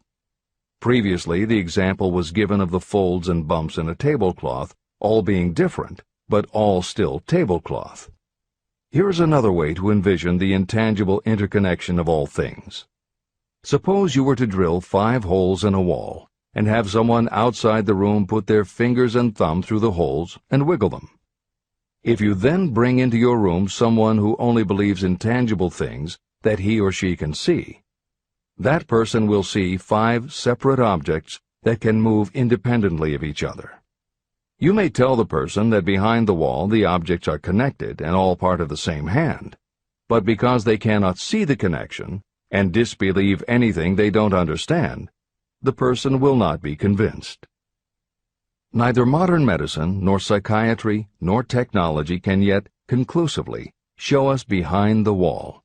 But the fact remains, we have all had a hunch about somebody, and it turns out to be right. A premonition that something will happen, and it does. Or a feeling that something isn't right with someone who is not there with you, and it turns out to be true. How does this information come to us? As mentioned previously, psychologist Carl Jung called the intangible connection the collective unconscious, also called universal subconscious.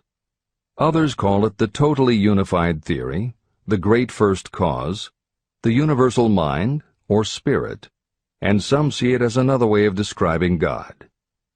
Napoleon Hill calls it infinite intelligence and offers a common-sense explanation that allows you to work with a phenomenon, even if it is not completely understood. And that, after all, is what Hill was aiming for, to give you a way to access intangible forces that will help you turn your desire into reality. This is the end of the editor's comments. After this book had been written, just before the manuscript went to the publisher, the New York Times published an editorial showing that at least one great university and one intelligent investigator in the field of mental phenomena are carrying on an organized research through which conclusions have been reached that parallel many of those described in this and the following chapter. The editorial briefly analyzed the work carried on by Dr. J.B. Rhine and his associates at Duke University. From the New York Times. What is telepathy? A month ago, we cited on this page some of the remarkable results achieved by Professor Rhine and his associates in Duke University from more than 100,000 tests to determine the existence of telepathy and clairvoyance. These results were summarized in the first 2 articles in Harper's Magazine.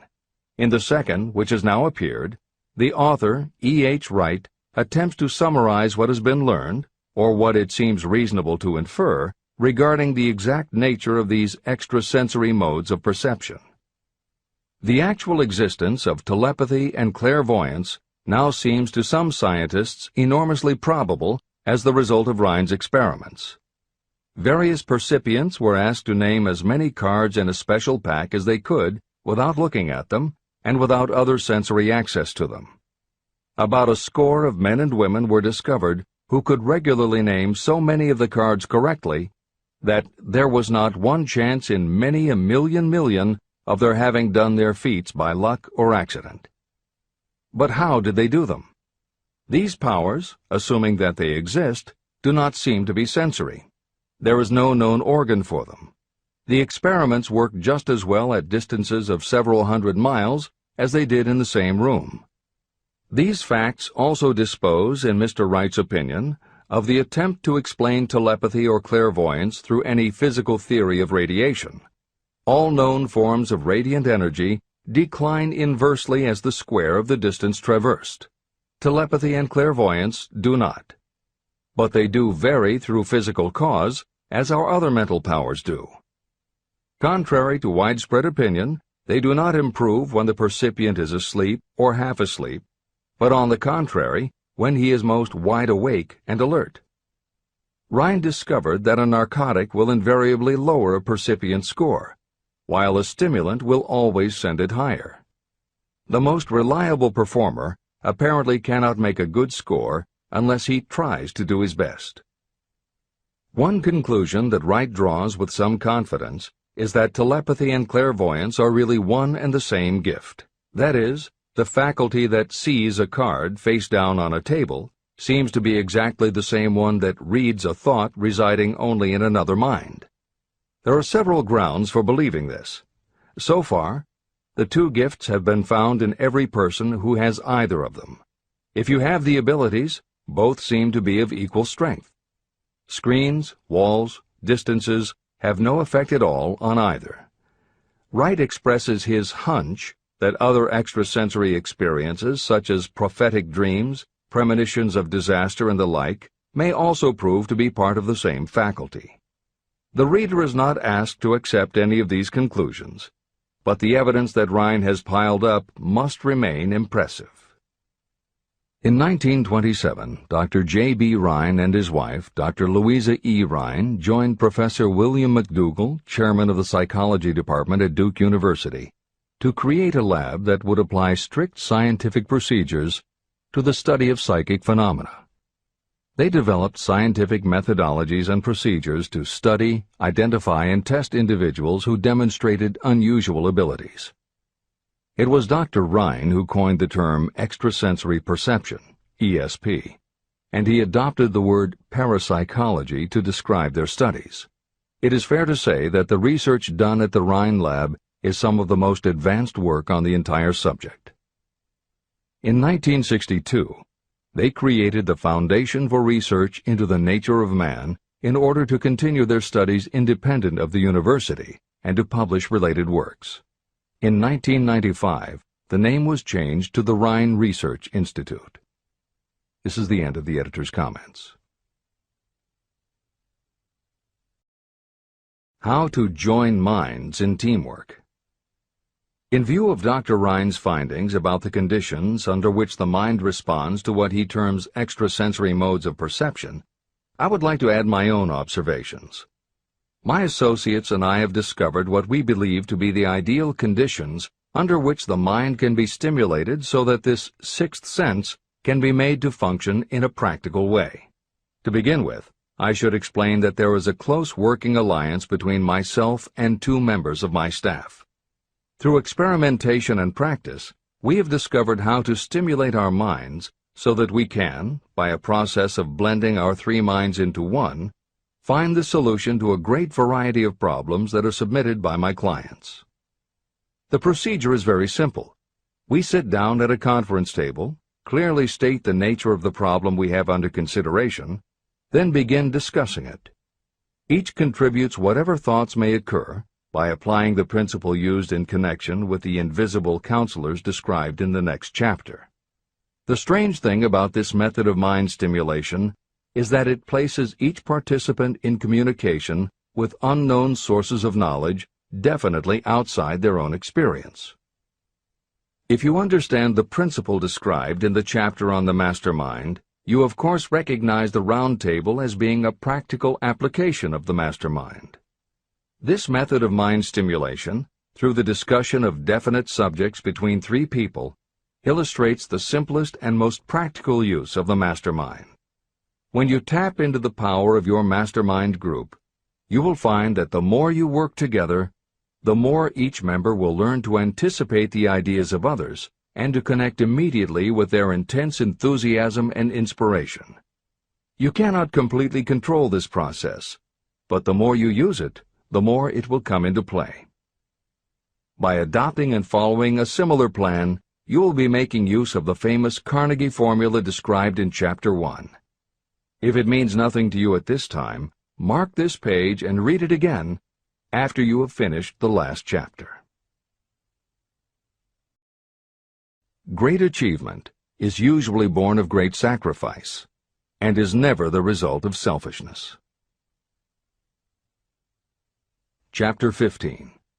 The Sixth Sense. The Door to the Temple of Wisdom. The 13th Step Toward Riches.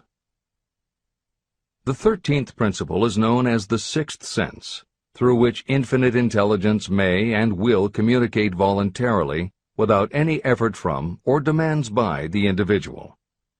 This principle is the apex of the philosophy of success. It can be assimilated, understood, and applied only by first mastering the other 12 principles. The sixth sense is that portion of the subconscious mind that has been referred to as the creative imagination. It has also been referred to as the receiving set through which ideas, plans, and thoughts flash into the mind. The flashes are sometimes called hunches or inspirations. The sixth sense defies description.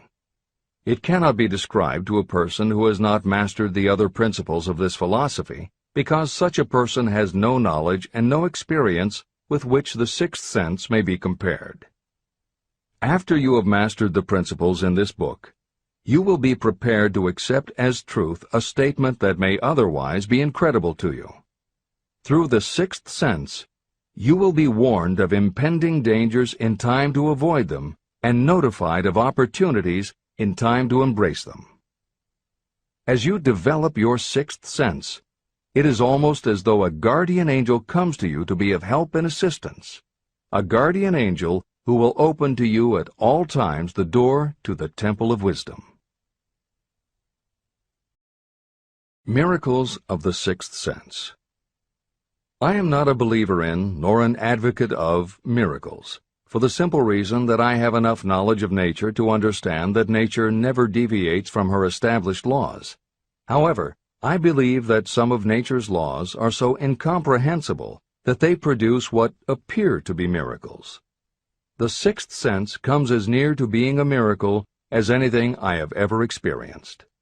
This much I do know, that there is a power, or a first cause, or an intelligence which permeates every atom of matter and embraces every unit of energy perceptible to man. I know that this infinite intelligence is the thing that converts acorns into oak trees, causes water to flow downhill in response to the law of gravity, follows night with day and winter with summer, each maintaining its proper place and relationship to the other. Through the philosophy explained in this book, this intelligence can help turn your desires into concrete or material form. I know this because I have experimented with it, and I have experienced it. Step by step through the preceding chapters, you have been led to this, the last principle. If you have mastered each of the preceding principles, you are now prepared to accept, without being skeptical, the extraordinary claims made here. If you have not mastered the other principles, you must do so before you may determine definitely whether or not the claims made in this chapter are fact or fiction. Let great people shape your life. I have never completely divested myself of the habit of hero worship. While I was passing through the stage of hero worship, I found myself trying to imitate those whom I most admired. My experience has taught me that the next best thing to being truly great is to emulate the great, to try to act like them, be like them, and feel like them as much as I could. I discovered that the faith with which I tried to imitate my idols gave me great capacity to do so quite successfully. Long before I had ever written a line for publication or delivered a speech in public, I followed the habit of reshaping my own character by trying to imitate the 9 men whose lives and life works had been most impressive to me. These 9 men were Emerson, Paine, Edison, Darwin, Lincoln, Burbank, Napoleon, Ford, and Carnegie. Every night, over a long period of years, I held an imaginary council meeting with this group, whom I called my invisible counselors. This is how I did it. Just before going to sleep at night, I would shut my eyes and see, in my imagination, this group of men seated with me around my council table. Here I had not only an opportunity to sit among those whom I considered to be great, but I actually dominated the group by serving as the chairman. I had a very definite purpose in using my imagination in this way. My purpose was to rebuild my own character, so it would become a composite of the characters of my imaginary counselors. Realizing that I had to overcome the handicap of being born and raised in an environment of ignorance and superstition, I deliberately assigned myself the task of voluntary rebirth through the method I have described above. Building character through autosuggestion. I knew, of course, that we all become what we are because of our dominating thoughts and desires. I knew that every deeply seated desire causes a person to find a way to turn that desire into reality. I knew that self-suggestion is a powerful factor in building character. In fact, it is the sole principle through which character is built. With this knowledge of how the mind works, I was fairly well armed with the equipment needed to rebuild my character. In these imaginary council meetings, I called on my cabinet members for the knowledge I wished each to contribute. I would even speak out loud to each of them as follows. Mr. Emerson, I desire to acquire from you the marvelous understanding of nature which distinguished your life. I ask that you impress upon my subconscious mind those qualities you possessed that enabled you to understand and adapt yourself to the laws of nature. Mr. Burbank, I request that you pass on to me the knowledge that enabled you to so harmonize the laws of nature that you caused the cactus to shed its thorns and become an edible food. Give me access to the knowledge that enabled you to make 2 blades of grass grow where but 1 grew before. Napoleon, I desire to acquire from you the marvelous ability you possess to inspire men and will rouse them to greater and more determined spirit of action. I desire also to acquire the spirit of enduring faith which enabled you to turn defeat into victory and to surmount staggering obstacles. Mr. Paine, I desire to acquire from you the freedom of thought and the courage and clarity with which to express convictions which so distinguished you.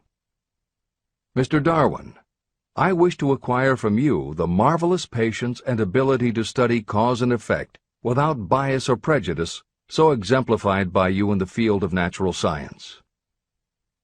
Mr. Lincoln, I desire to build into my own character the keen sense of justice, the untiring spirit of patience, the sense of humor, the human understanding, and the tolerance that were your distinguishing characteristics. Mr. Carnegie, I wish to acquire a thorough understanding of the principles of organized effort, which you use so effectively in the building of a great industrial enterprise. Mr. Ford, I wish to acquire your spirit of persistence, the determination, poise, and self-confidence that have enabled you to master poverty and to organize, unify, and simplify human effort so I may help others to follow in your footsteps. Mr. Edison, I wish to acquire from you the marvelous spirit of faith with which you have uncovered so many of nature's secrets, the spirit of unremitting toil with which you have so often wrested victory from defeat. The startling power of imagination. My method of addressing the members of my imaginary cabinet would vary according to the traits of character I was most interested in acquiring. I studied the records of their lives with painstaking care. After some months of this nightly procedure, I was astounded as each time my imaginary counselors started to become more and more real to me. Each of these 9 men developed individual characteristics that surprised me. For example, Lincoln developed the habit of always being late, then walking around in solemn parade. He always wore an expression of seriousness on his face. Rarely did I see him smile. This was not true of the others. Burbank and Payne often indulged in witty repartee, which seemed at times to shock the other members of the cabinet. On one occasion, Burbank was late.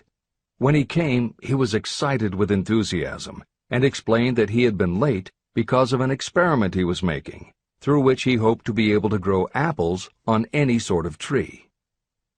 Payne chided him by reminding him that it was an apple that started all the trouble between man and woman.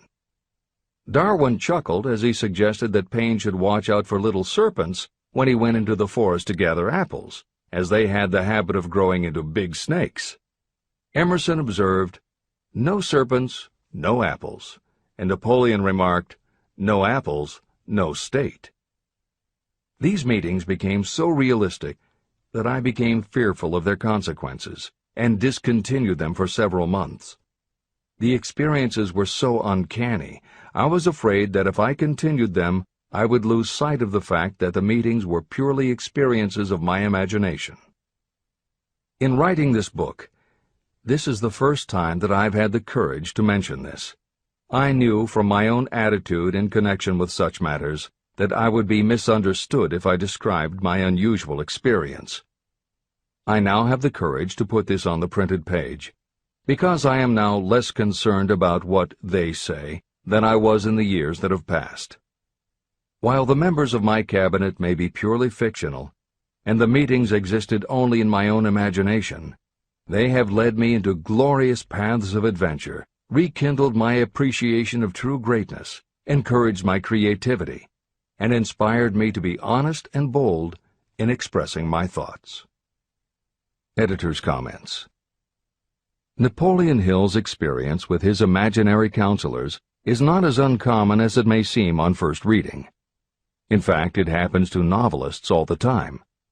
As an author proceeds with the writing of a book, there will come a point when the characters in the novel become so well defined in the author's mind that the personalities of the characters themselves begin to suggest plot points and dialogue that the author never planned.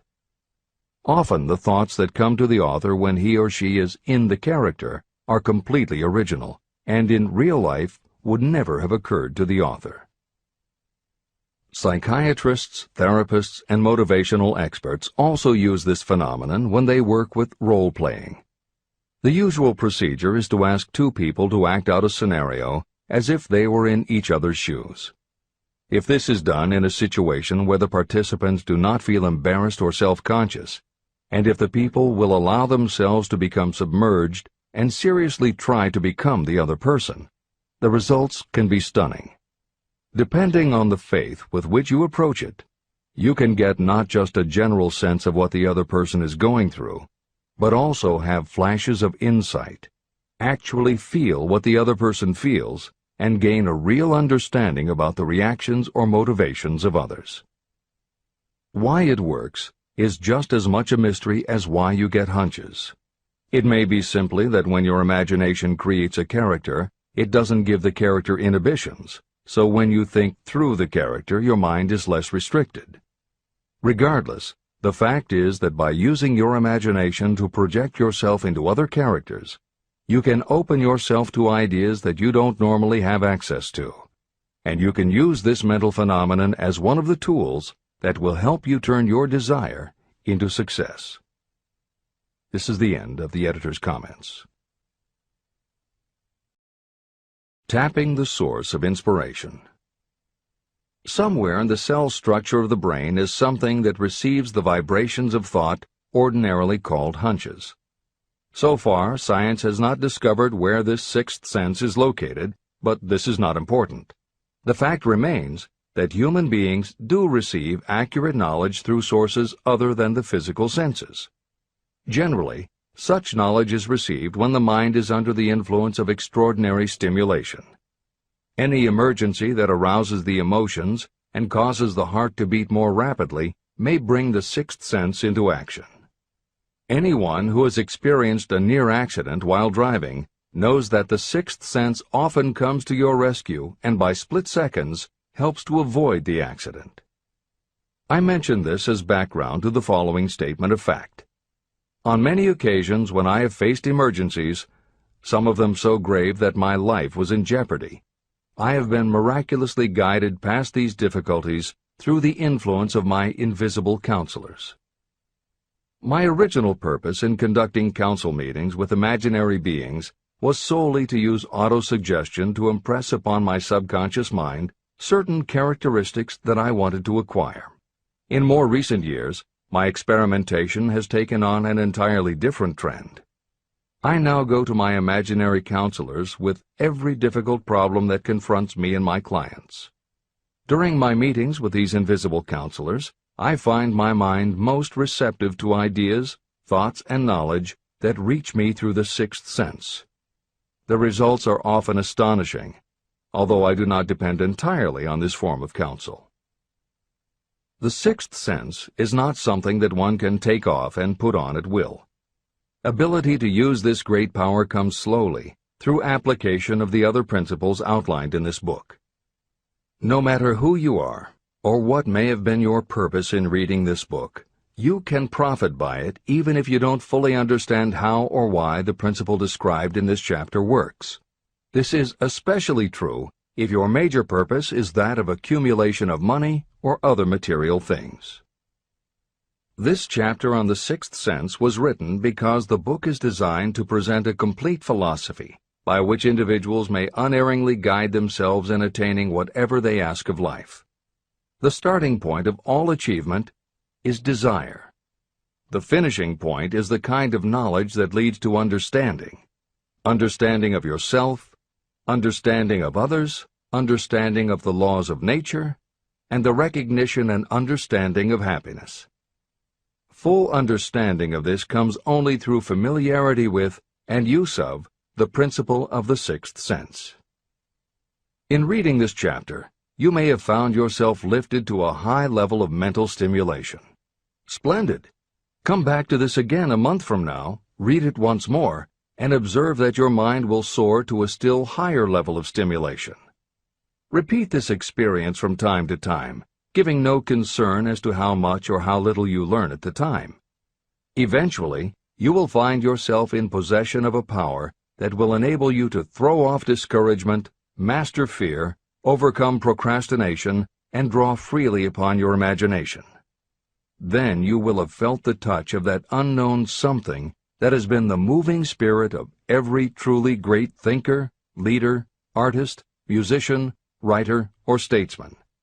Then you will be in a position to transmute your desires into their physical or financial counterpart as easily as you may lie down and quit at the first sign of opposition.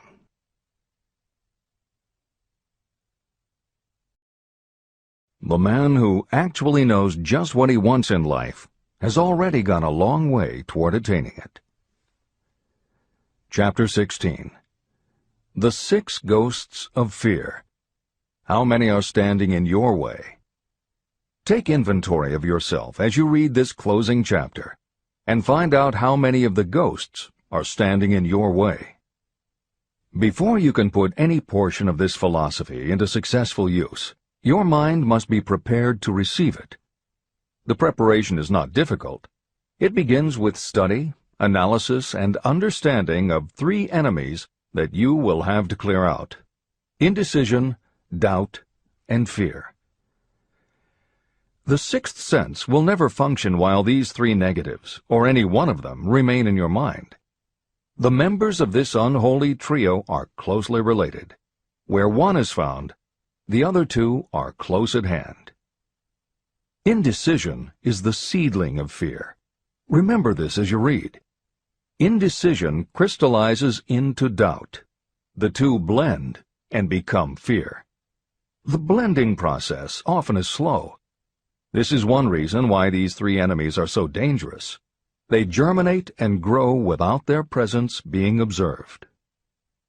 The remainder of this chapter describes a state of mind that you must attain before the philosophy can be put into practical use.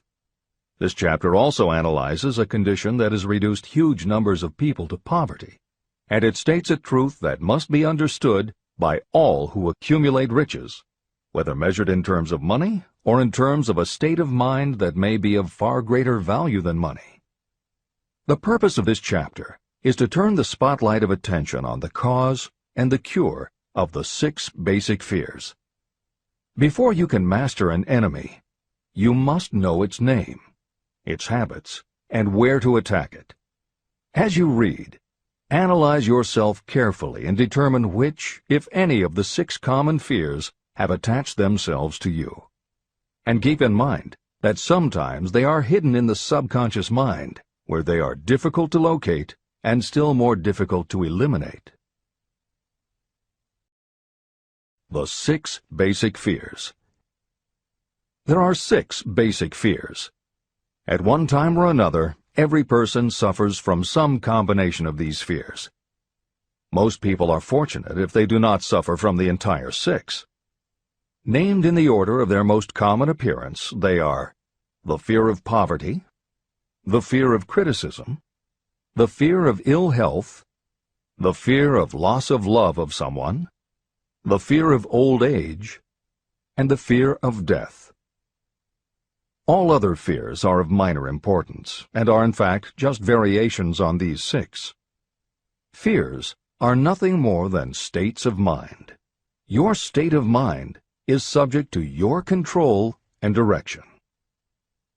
You can create nothing that you do not first conceive in the form of an impulse of thought. The following statement is of even greater importance. Thought impulses begin immediately to translate themselves into their physical equivalent, whether those thoughts are voluntary or involuntary. Even thought impulses that are picked up by mere chance, thoughts that have been released by other minds, may determine your financial, business, professional, or social destiny just as surely as the thoughts that you create by intent and design. This circumstance also explains why some people seem to be lucky, while others of equal or greater ability, training, experience, and brain capacity seem destined to have misfortune. The explanation is that you have the ability to completely control your own mind. With this control, you may open your mind to the thought impulses that are being released by other brains, or you can close the doors tightly and admit only thought impulses of your own choice. Nature has endowed human beings with absolute control over only one thing, and that one thing is thought. This fact, coupled with the additional fact that everything we create begins in the form of a thought, leads us very near to the principle by which fear may be mastered.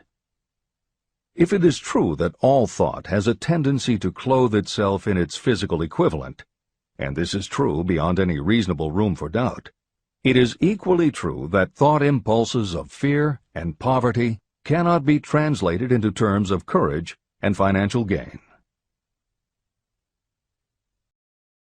The first basic fear. The fear of poverty. There can be no compromise between poverty and riches. The two roads that lead to poverty and riches travel in opposite directions. If you want riches, you must refuse to accept any circumstance that leads toward poverty. The word riches is used in its broadest sense, meaning financial, spiritual, mental, and material wealth. The starting point of the path that leads to riches is desire. In Chapter 3, you received full instructions for the proper use of desire. In this chapter on fear, you have complete instructions for preparing your mind to make practical use of desire. Here is the place to give yourself a challenge, which will definitely determine how much of this philosophy you have absorbed. Here is the point at which you can tell what the future holds in store for you. If, after reading this chapter, you are willing to accept poverty, you may as well make up your mind to receive poverty. This is one decision you cannot avoid. But if you demand riches, determine what form and how much will be required to satisfy you. You know the road that leads to riches. You have been given a roadmap. If you follow it, it will keep you on that road. If you neglect to make the start, or stop before you arrive, no one will be to blame but you. This responsibility is yours. No excuse will save you from accepting the responsibility if you now fail or refuse to demand riches of life. All you need is one thing. Incidentally, the only thing you can control, and that is a state of mind. A state of mind is something that is up to you. It cannot be purchased. It must be created.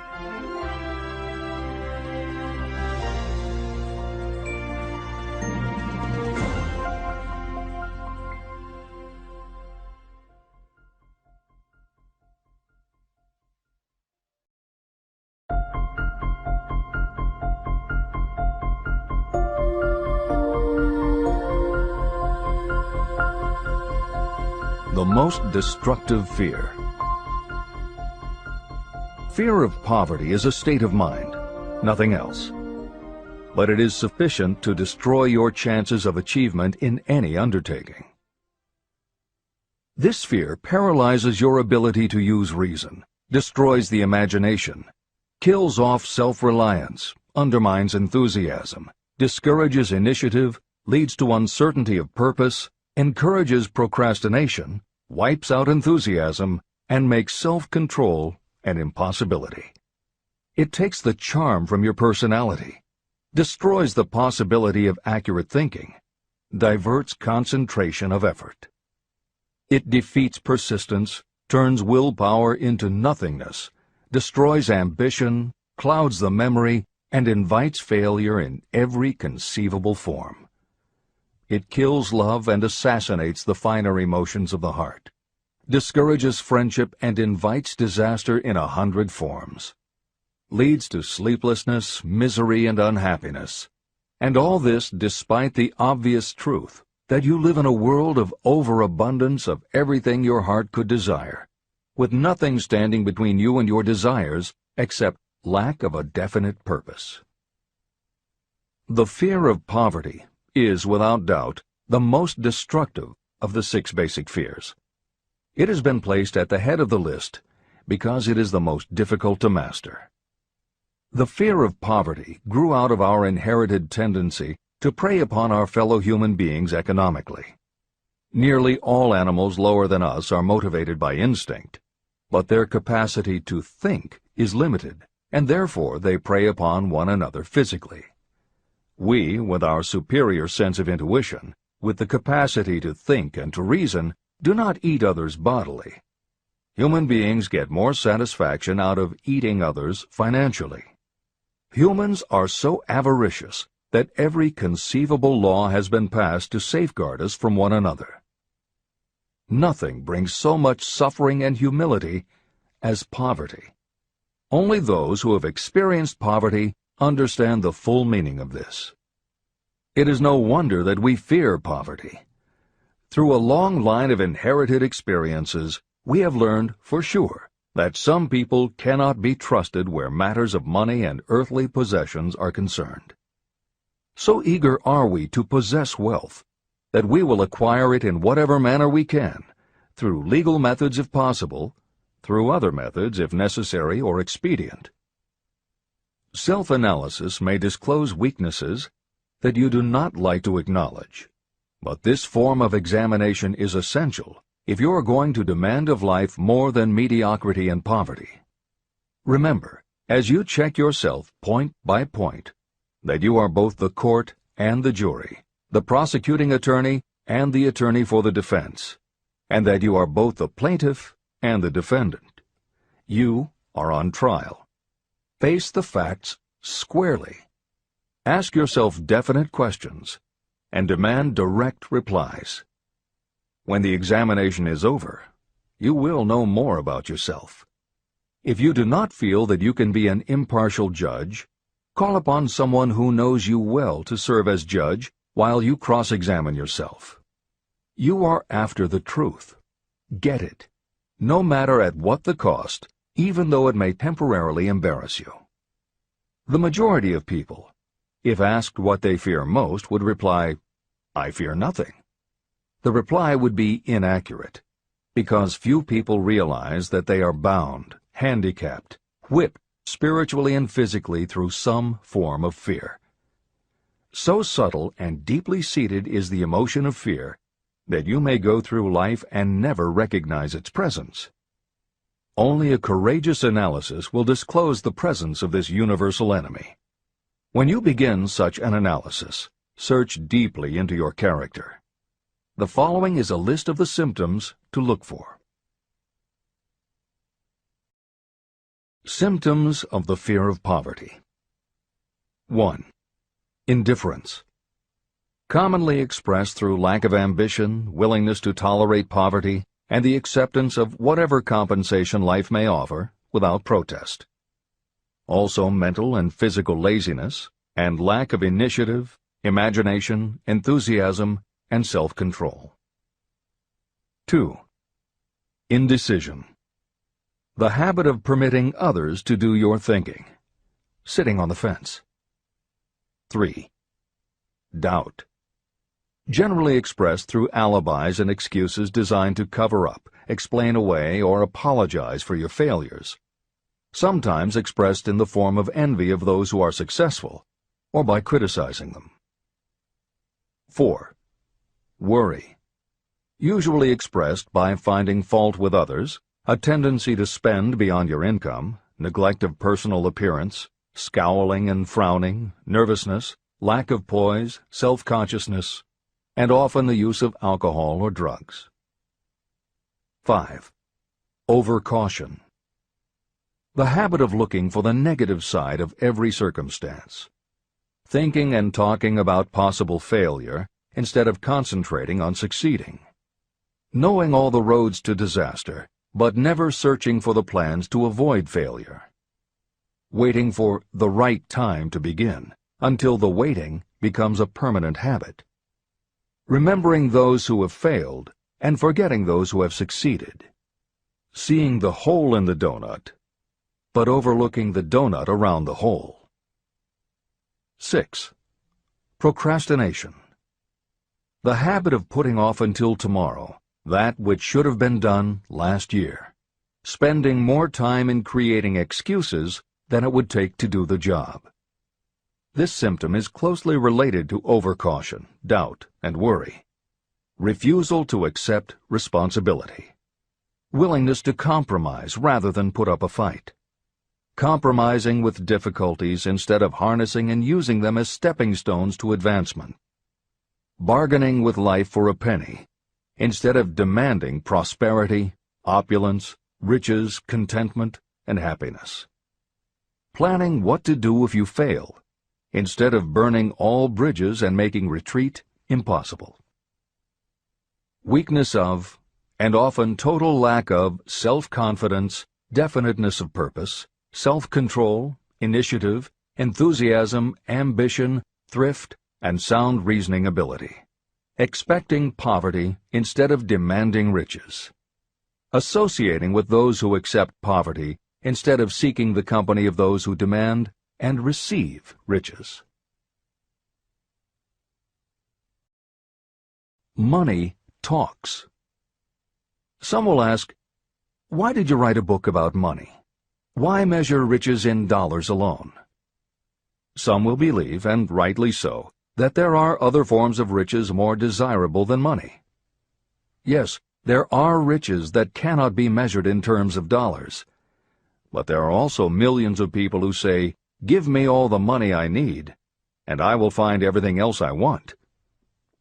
The major reason why I wrote this book on how to get money is that millions of men and women are paralyzed with the fear of poverty. What this sort of fear does to one was well described by Westbrook Pegler. Editor's comments.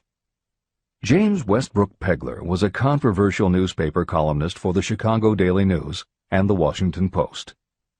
Although his career lasted into the 1960s, he was most widely read and quoted during the 1930s and 1940s. During that period, he went from being a public supporter of Franklin Roosevelt and the New Deal policies to the opposite end of the political spectrum, championing conservative points of view. Pegler was also the author of 3 books based on his columns, and in 1940 won the Pulitzer Prize for his expose of union racketeering. This is the end of the editor's comments. We continue with the article by Westbrook Pegler. Money is only clamshells or metal discs or scraps of paper, and there are treasures of the heart and soul which money cannot buy. But most people, being broke, are unable to keep this in mind and sustain their spirits. When a man is down and out and on the street, unable to get any job at all, something happens to his spirit, which can be observed in the droop of his shoulders, the set of his hat, his walk, and his gaze. He cannot escape a feeling of inferiority among people with regular employment, even though he knows they are definitely not his equals in character, intelligence, or ability. These people, even his friends, feel, on the other hand, a sense of superiority and regard him, perhaps unconsciously, as a casualty. He may borrow for a time, but not enough to carry on in his accustomed way, and he cannot continue to borrow very long. But borrowing in itself, when a man is borrowing merely to live, is a depressing experience, and the money lacks the power of earned money to revive his spirits. Of course, none of this applies to bums or habitual ne'er-do-wells, but only to men of normal ambitions and self-respect. Women in the same predicament must be different. We somehow do not think of women at all in considering the down-and-outers. They are scarce in the breadlines, they rarely are seen begging on the streets, and they are not recognizable in crowds by the same plain signs which identify busted men. Of course, I do not mean the shuffling hags of the city streets, who are the opposite number of the confirmed male bums. I mean reasonably young, decent, and intelligent women. There must be many of them, but their despair is not apparent. When a man is down and out, he has time on his hands for brooding. He may travel miles to see a man about a job and discover that the job is filled, or that it is one of those jobs with no base pay, but only a commission on the sale of some useless knick-knack which nobody would buy except out of pity. Turning that down, he finds himself back on the street with nowhere to go, but just anywhere. So he walks and walks. He gazes into store windows at luxuries which are not for him, and feels inferior and gives way to people who stop to look with an active interest. He wanders into the railroad station, or puts himself down in the library to ease his legs and soak up a little heat, but that isn't looking for a job, so he gets going again. He may not know it, but his aimlessness would give him away even if the very lines of his figure did not. He may be well dressed in the clothes left over from the days when he had a steady job, but the clothes cannot disguise the droop. He sees thousands of other people, bookkeepers or clerks or chemists or wagon hands, busy at their work, and envies them from the bottom of his soul. They have their independence, their self-respect and manhood, and he simply cannot convince himself that he is a good man too, though he argue it out and arrive at a favorable verdict hour after hour. It is just money which makes this difference in him. With a little money, he would be himself again. This is the end of the article by Westbrook Pegler. The second basic fear, the fear of criticism. Just how we originally came by this fear, no one can say definitely, but one thing is certain: we have it in a highly developed form. I am inclined to attribute the basic fear of criticism to that part of our inherited nature that prompts us not only to take away other people's goods and wares, but also to justify our actions by criticism of the character of others. It is well known that a thief will criticize the man from whom he steals, that politicians seek office not by displaying their own virtues and qualifications, but by running negative campaigns against their opponents. Designers and clothing manufacturers have not been slow to take advantage of this basic fear of criticism. Every season, styles change. Who establishes the styles? Certainly not the purchaser. It is the designers and manufacturers. Why do they change the styles so often? The answer is obvious. They change the styles so they can sell more clothes. The fear of criticism robs people of their initiative, destroys their power of imagination, limits their individuality, takes away their self-reliance, and does them damage in 100 other ways. Parents often do their children irreparable injury by criticizing them. The mother of one of my friends used to punish him with a switch almost daily, always completing the job with the statement, "You'll land in a penitentiary before you are 20. He was sent to a reformatory at the age of 17. Editor's comments. Modern psychotherapy is well aware of the circumstance that Hill describes in the preceding paragraph. In the chapters on autosuggestion and hypnosis, reference was made to childhood traumas that result in phobias, compulsive behaviors, fixations, or complexes. However, there are instances in which the implanting of a suggestion is much more subtle. Hypnotherapists have found that common phrases such as, "Don't you ever say no to me again," "I'm afraid she'll never get over it," or "You're just like your father," can hamper a person's abilities later in life if such phrases were said often enough, or at a time when a child was particularly vulnerable. This is the end of the editor's comments. Criticism is the one form of service of which everyone has too much. Everyone has a stock of it, which is handed out gratis whether called for or not. Your nearest relatives are often the worst offenders. It should be recognized as a crime. In reality, it is a crime of the worst nature for any parent to build inferiority complexes in the mind of a child through unnecessary criticism. Employers who understand human nature get the best there is in people not by criticism, but by constructive suggestion. Parents may accomplish the same results with their children. Criticism will plant fear in the human heart, or resentment, but it will not build love or affection. Symptoms of the fear of criticism. This fear is almost as universal as the fear of poverty, and its effects are just as fatal to personal achievement, mainly because this fear destroys initiative and discourages the use of imagination. The major symptoms of the fear are: 1. Self-consciousness, generally expressed through nervousness, timidity in conversation and in meeting strangers, awkward movements, and shifting of the eyes. 2. Lack of poise, expressed through lack of voice control, nervousness in the presence of others, poor posture, poor memory. 3. Personality weaknesses, lacking in firmness of decision, personal charm, and ability to express opinions definitely, the habit of sidestepping issues instead of meeting them squarely, agreeing with others without careful examination of their opinions. 4. Inferiority complex, the habit of expressing your own self-approval as a means of covering up your feeling of inferiority, using big words to impress others, often without knowing the real meaning of the words, imitating others in dress, speech, and manners, boasting of imaginary achievements, and acting superior to cover up the fact that you feel inferior. 5.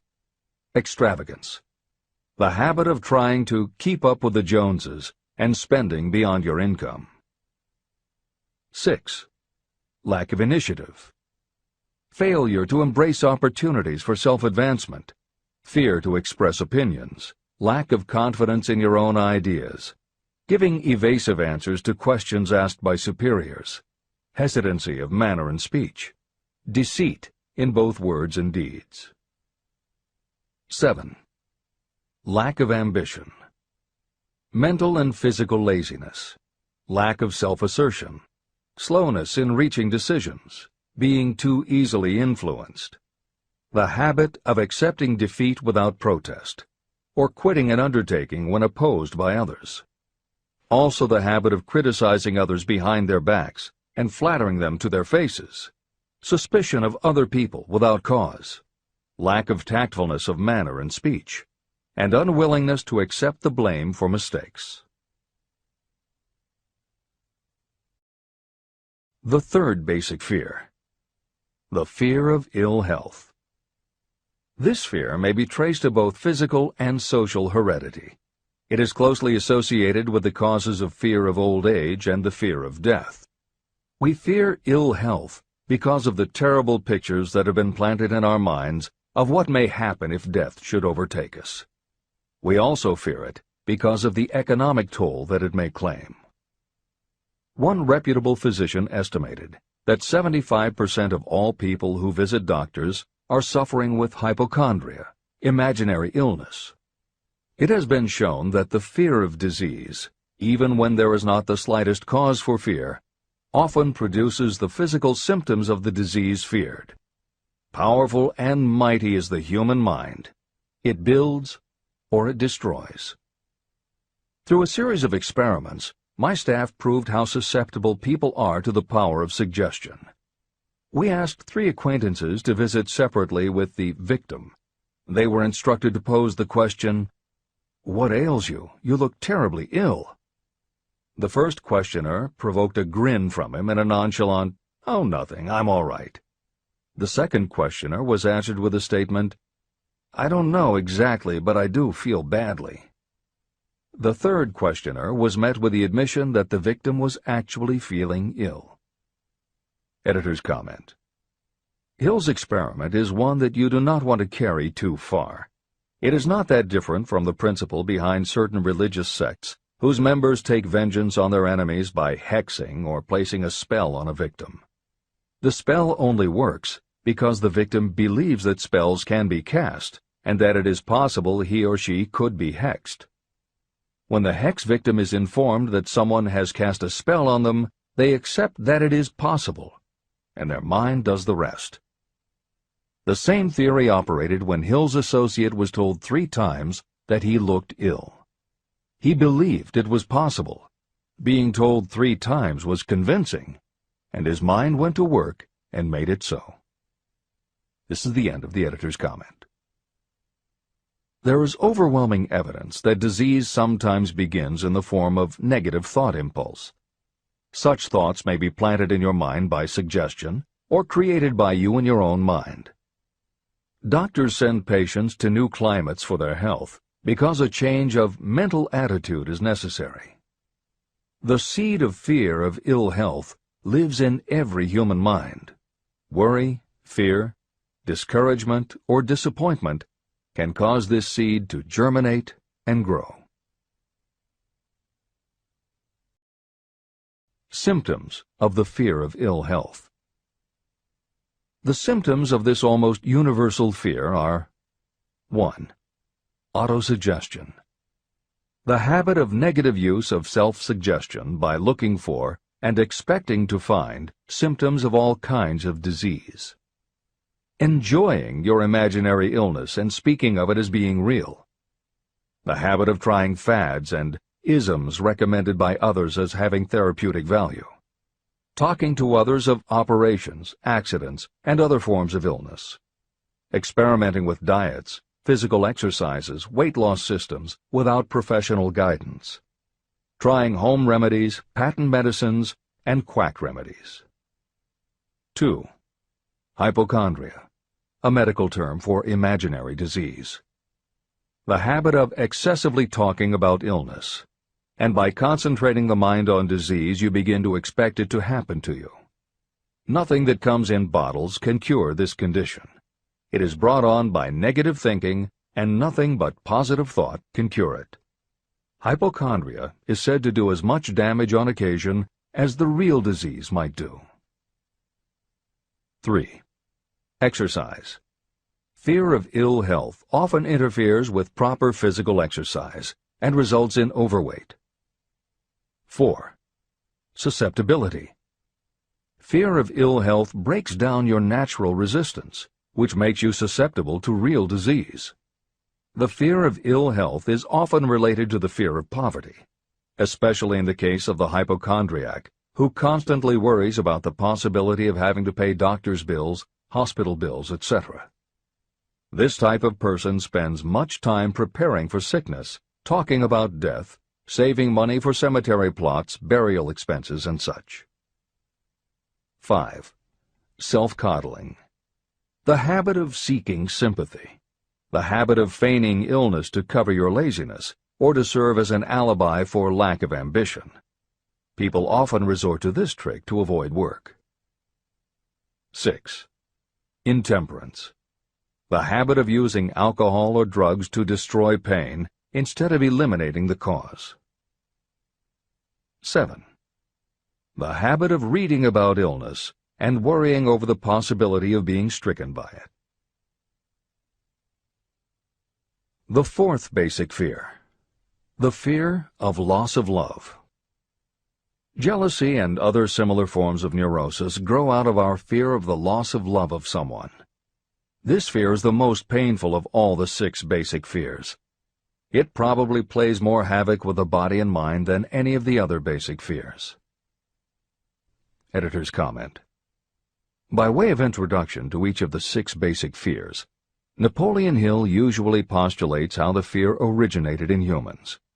In the original edition of this book, he suggested that the fear of loss of love may have started with prehistoric man's habit of stealing his neighbor's mate and taking liberties with her whenever he could. Though amusing, this theory does not take into account that women fear the loss of a love just as profoundly as men do, and both men and women fear losing the love of not just their mates, but also of family members and others with whom they are close. How the emotion of love originated may remain a mystery, but there is no mystery about how we feel when we lose it. This is the end of the editor's comment. The fourth basic fear. The fear of loss of love. Jealousy and other similar forms of neurosis grow out of our fear of the loss of love of someone. This fear is the most painful of all the 6 basic fears. It probably plays more havoc with the body and mind than any of the other basic fears. Editor's comment. By way of introduction to each of the 6 basic fears, Napoleon Hill usually postulates how the fear originated in humans. In the original edition of this book, he suggested that the fear of loss of love may have started with prehistoric man's habit of stealing his neighbor's mate and taking liberties with her whenever he could. Though amusing, this theory does not take into account that women fear the loss of a love just as profoundly as men do, and both men and women fear losing the love of not just their mates, but also of family members and others with whom they are close. How the emotion of love originated may remain a mystery, but there is no mystery about how we feel when we lose it. This is the end of the editor's comment. Symptoms of the fear of loss of love. The distinguishing symptoms of this fear are 1. Jealousy. The habit of being suspicious of friends and loved ones. The habit of accusing wife or husband of infidelity without grounds. General suspicion of everyone and absolute faith in no one. 2. Fault-finding. The habit of finding fault with friends, relatives, business associates, and loved ones upon the slightest provocation, or without any cause whatsoever. 3. Gambling. The habit of gambling, stealing, cheating, and otherwise taking hazardous chances to provide money for loved ones, in the belief that love can be bought. The habit of spending beyond your means, or incurring debts to provide gifts for loved ones, in order to make a good impression. Also insomnia, nervousness, lack of persistence, weakness of will, lack of self-control, lack of self-reliance, bad temper. The fifth basic fear. The fear of old age. In the main, this fear grows out of two sources. First, the thought that old age may bring with it poverty. Second is the concern that many have for what may await them in the world beyond. The most common cause of fear of old age is associated with the possibility of poverty. Poorhouse is not a pretty word. It throws a chill into the mind of every person who faces the possibility of having to spend declining years having to live on some form of charity. The possibility of ill health, which is more common as people grow older, is also a contributing cause of this common fear of old age, as is concern about diminishing sexuality. Another contributing cause of the fear of old age is the possibility of loss of freedom and independence, as old age may bring with it the loss of both physical and economic freedom. Symptoms of the fear of old age. The most common symptoms of this fear are 1. Lack of enthusiasm. The tendency to slow down and develop an inferiority complex, falsely believing you are slipping because of age. The habit of killing off initiative, imagination, and self-reliance by falsely believing you are too old to exercise these qualities. 2. Self-consciousness of speech. The habit of speaking apologetically of yourself as being old merely because you have reached the age of 40 or 50, instead of reversing the rule and expressing gratitude for having reached the age of wisdom and understanding. 3. Inappropriate dress and action.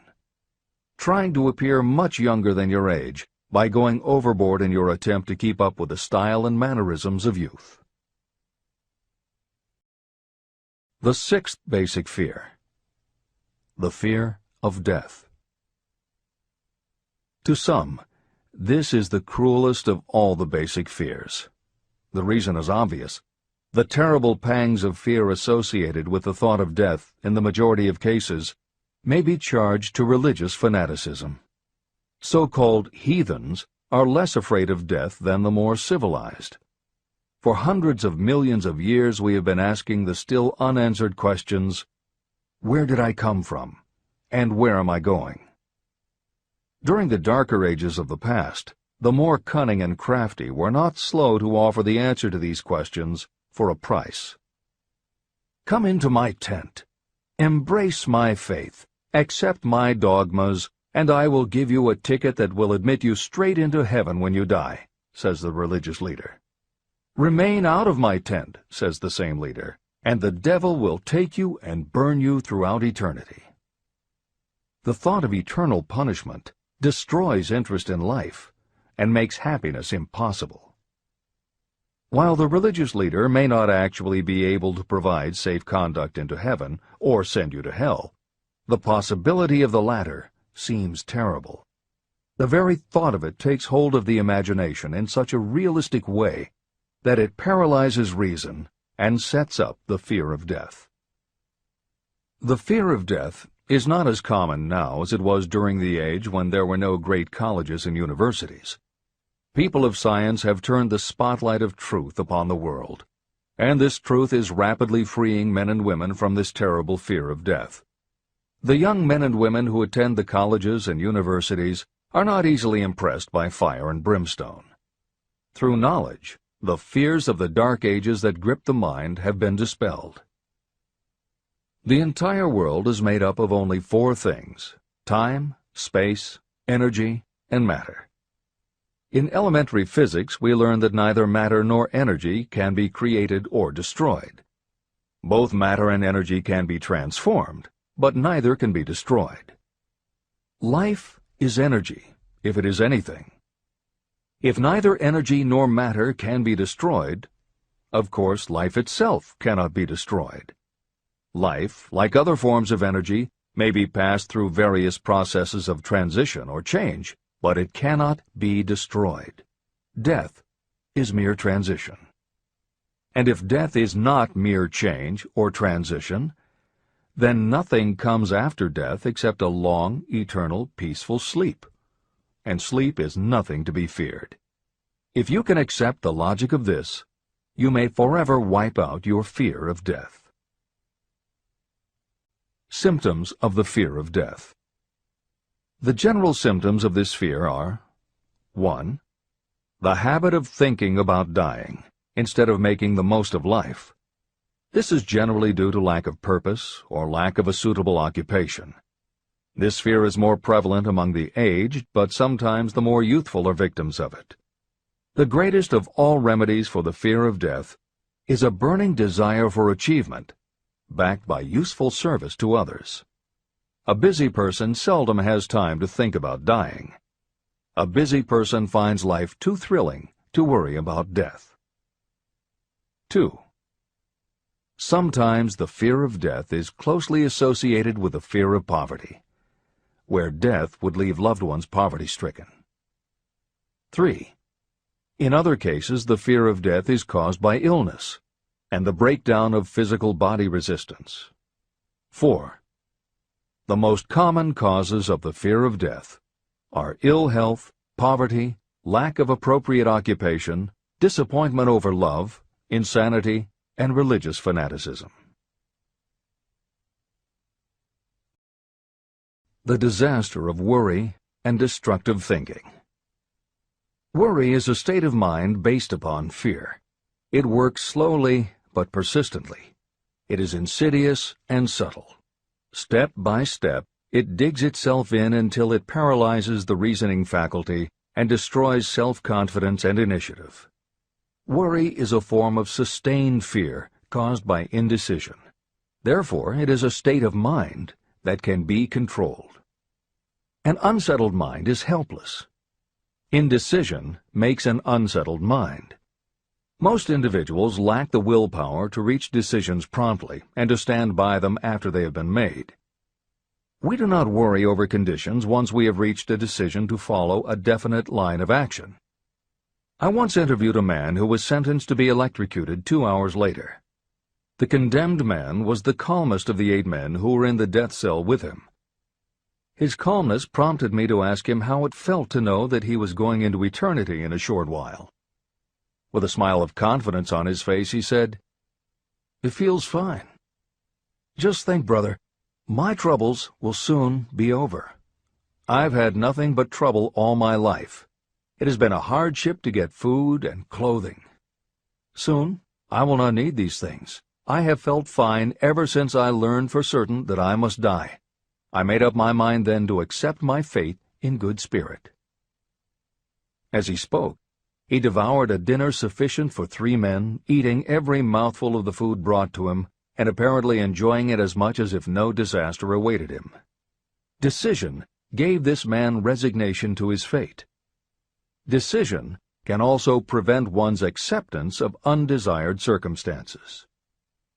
Through indecision, the 6 basic fears become translated into a state of worry.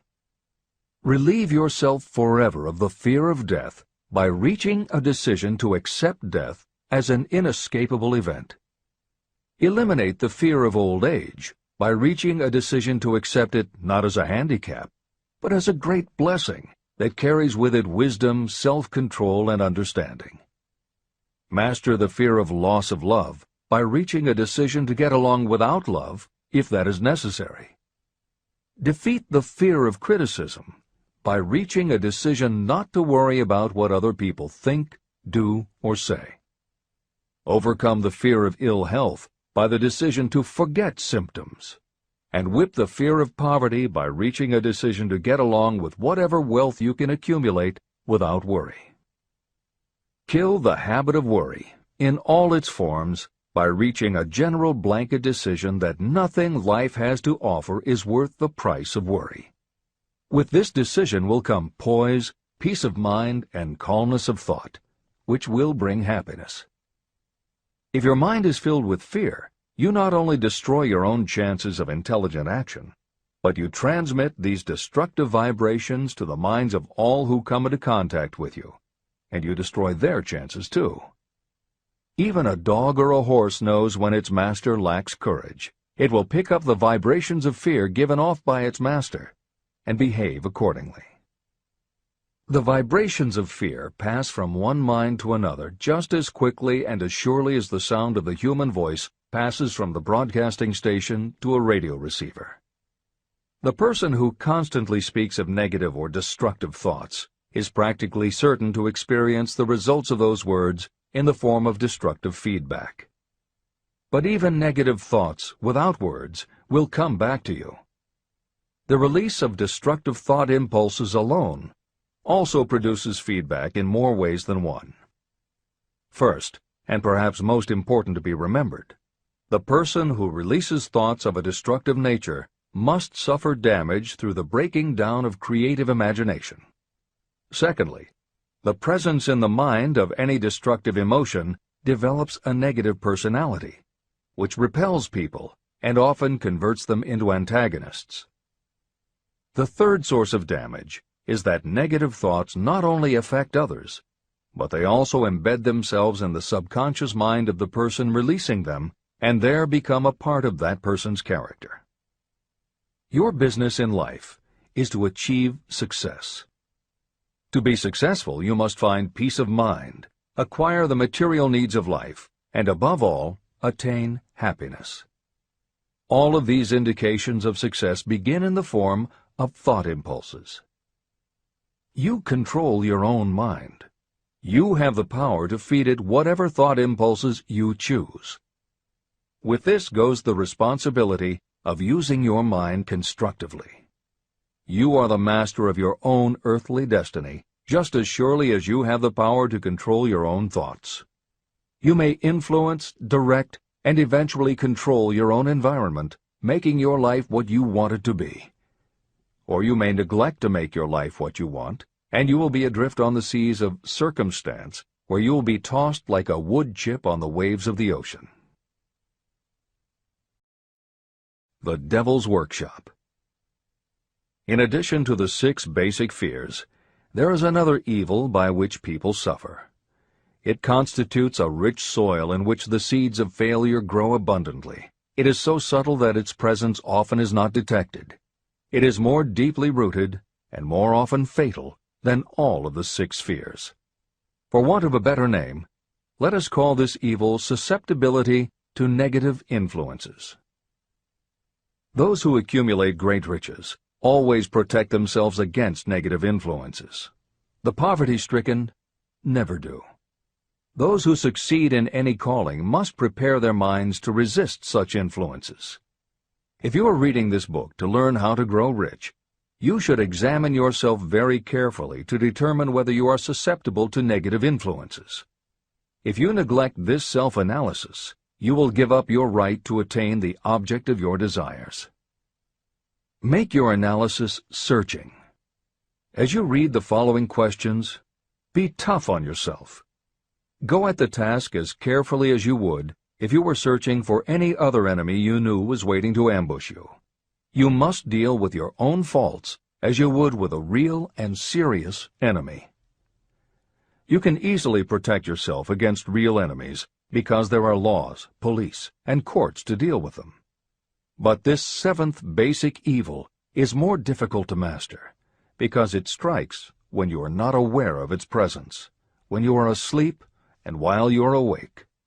Moreover, its weapon is intangible because it consists of merely a state of mind.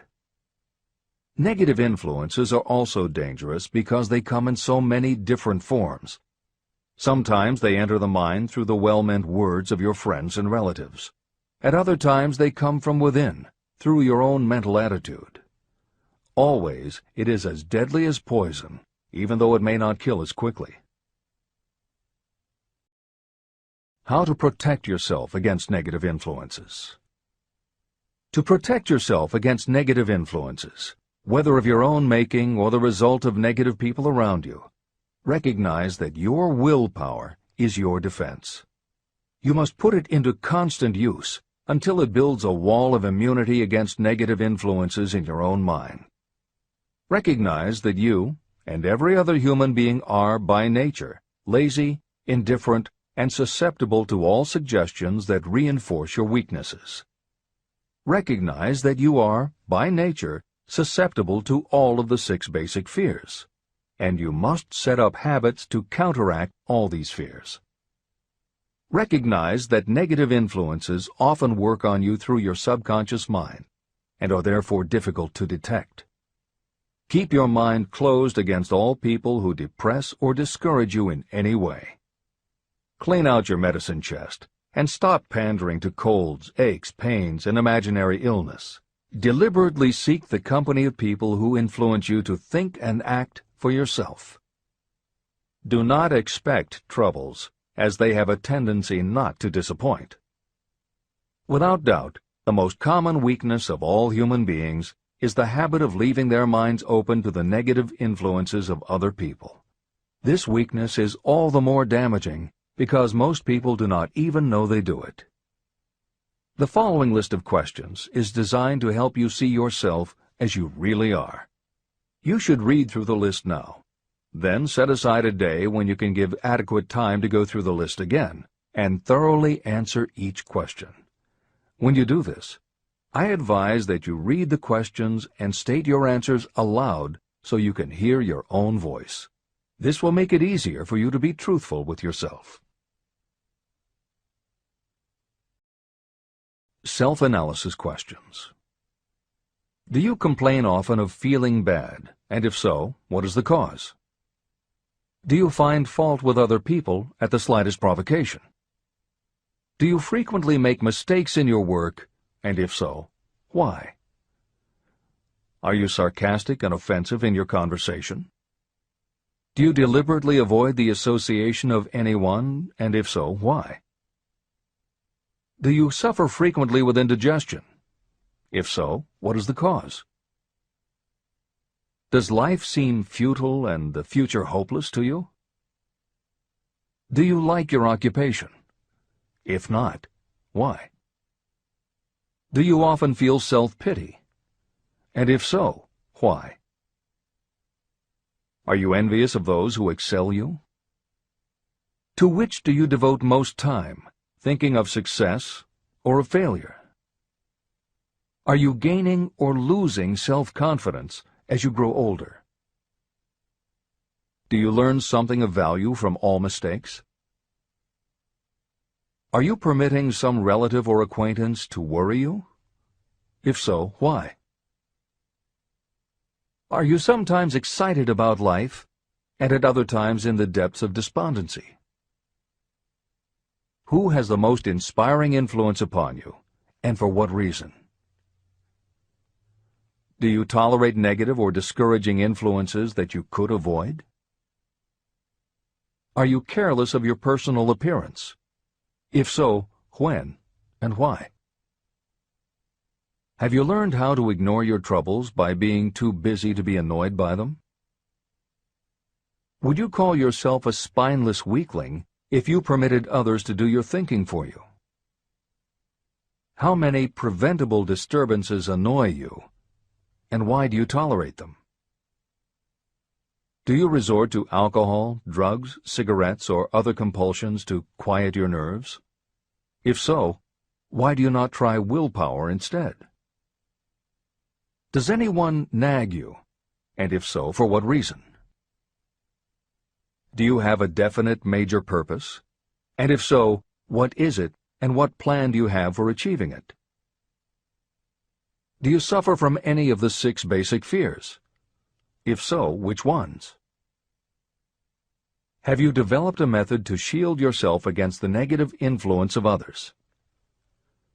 Do you use autosuggestion to make your mind positive? Which do you value most, your material possessions or your privilege of controlling your own thoughts? Are you easily influenced by others against your own judgment? Has today added anything of value to your stock of knowledge or state of mind? Do you face squarely the circumstances that make you unhappy, or do you sidestep the responsibility? Do you analyze all mistakes and failures and try to profit by them, or do you take the attitude that this is not your duty? Can you name 3 of your most damaging weaknesses? What are you doing to correct them? Do you encourage other people to bring their worries to you for sympathy? Do you choose from your daily experiences lessons or influences that aid in your personal advancement? Does your presence have a negative influence on other people as a rule? What habits of other people annoy you most? Do you form your own opinions, or do you permit yourself to be influenced by other people? Have you learned how to create a mental state of mind with which you can shield yourself against all discouraging influences? Does your occupation inspire you with faith and hope? Are you conscious of possessing spiritual forces of sufficient power to enable you to keep your mind free from all forms of fear? Does your religion help to keep your mind positive? Do you feel it your duty to share other people's worries? If so, why? If you believe that birds of a feather flock together, what have you learned about yourself by studying the friends whom you attract? What connection, if any, do you see between the people with whom you associate most closely and any unhappiness you may experience? Could it be possible that some person whom you consider to be a friend is, in reality, your worst enemy because of his or her negative influence on your mind? By what rules do you judge who is helpful and who is damaging to you? Are your intimate associates mentally superior or inferior to you? How much time out of every 24 hours do you devote to your occupation, sleep, play and relaxation, acquiring useful knowledge, plain wasted time? Who among your acquaintances encourages you most, cautions you most, discourages you most? What is your greatest worry? Why do you tolerate it? When others offer you free, unsolicited advice, do you accept it without question, or do you analyze their motive? What, above all else, do you most desire? Do you intend to acquire it? Are you willing to subordinate all other desires for this one? How much time daily do you devote to acquiring it? Do you change your mind often? If so, why? Do you usually finish everything you begin? Are you easily impressed by other people's business or professional titles, college degrees, or wealth? Are you easily influenced by what other people think or say about you? Do you cater to people because of their social or financial status? Whom do you believe to be the greatest person living? In what respect is this person superior to yourself? How much time have you devoted to studying and answering these questions? At least one day is necessary for the analysis and the answering of the entire list. If you have answered all these questions truthfully, you know more about yourself than the majority of people. Study the questions carefully. Come back to them once each week for several months, and be astounded at the amount of additional knowledge of great value to yourself you will have gained by the simple method of answering the questions truthfully. If you are not certain about the answers to some of the questions, seek the counsel of those who know you well, especially those who have no motive in flattering you, and see yourself through their eyes. The experience will be astonishing. The one thing over which you have absolute control. You have absolute control over only one thing, and that is your thoughts. This is the most significant and inspiring of all facts known to humans. It reflects our divine nature. This ability to control your thoughts is the sole means by which you may control your own destiny. If you fail to control your own mind, you may be sure you will control nothing else. Your mind is your spiritual estate. Protect and use it with the care to which divine royalty is entitled. You were given your willpower for this purpose. Unfortunately, there is no legal protection against those who, by design or through ignorance, poison the minds of others with negative suggestion. Those with negative minds tried to convince Thomas A. Edison that he could not build a machine that would record and reproduce the human voice, because, they said, no one else has ever produced such a machine. Edison did not believe them. He knew that the mind could produce anything the mind could conceive and believe. That knowledge was the thing that lifted the great Edison above the common herd. Men with negative minds told F.W. Woolworth he would go broke trying to run a store on 5 and 10-cent sales. He did not believe them. He knew that he could do anything within reason if he backed his plans with faith. Exercising his right to keep the negative suggestions of others out of his mind, he piled up a fortune of more than $100 million. Doubting Thomases scoffed scornfully when Henry Ford tried out his first crudely built automobile on the streets of Detroit. Some said the thing would never become practical. Others said no one would pay money for such a contraption. Ford said, "I'll belt the earth with dependable motor cars." And he did. For the benefit of those seeking vast riches, let it be remembered that practically the sole difference between Henry Ford and a majority of workers is this: Ford had a mind, and he controlled it. The others have minds that they do not try to control. Mind control is the result of self-discipline and habit. You either control your mind, or it controls you. There is no halfway compromise. The most practical method for controlling your mind is the habit of keeping it busy with a definite purpose, backed by a definite plan.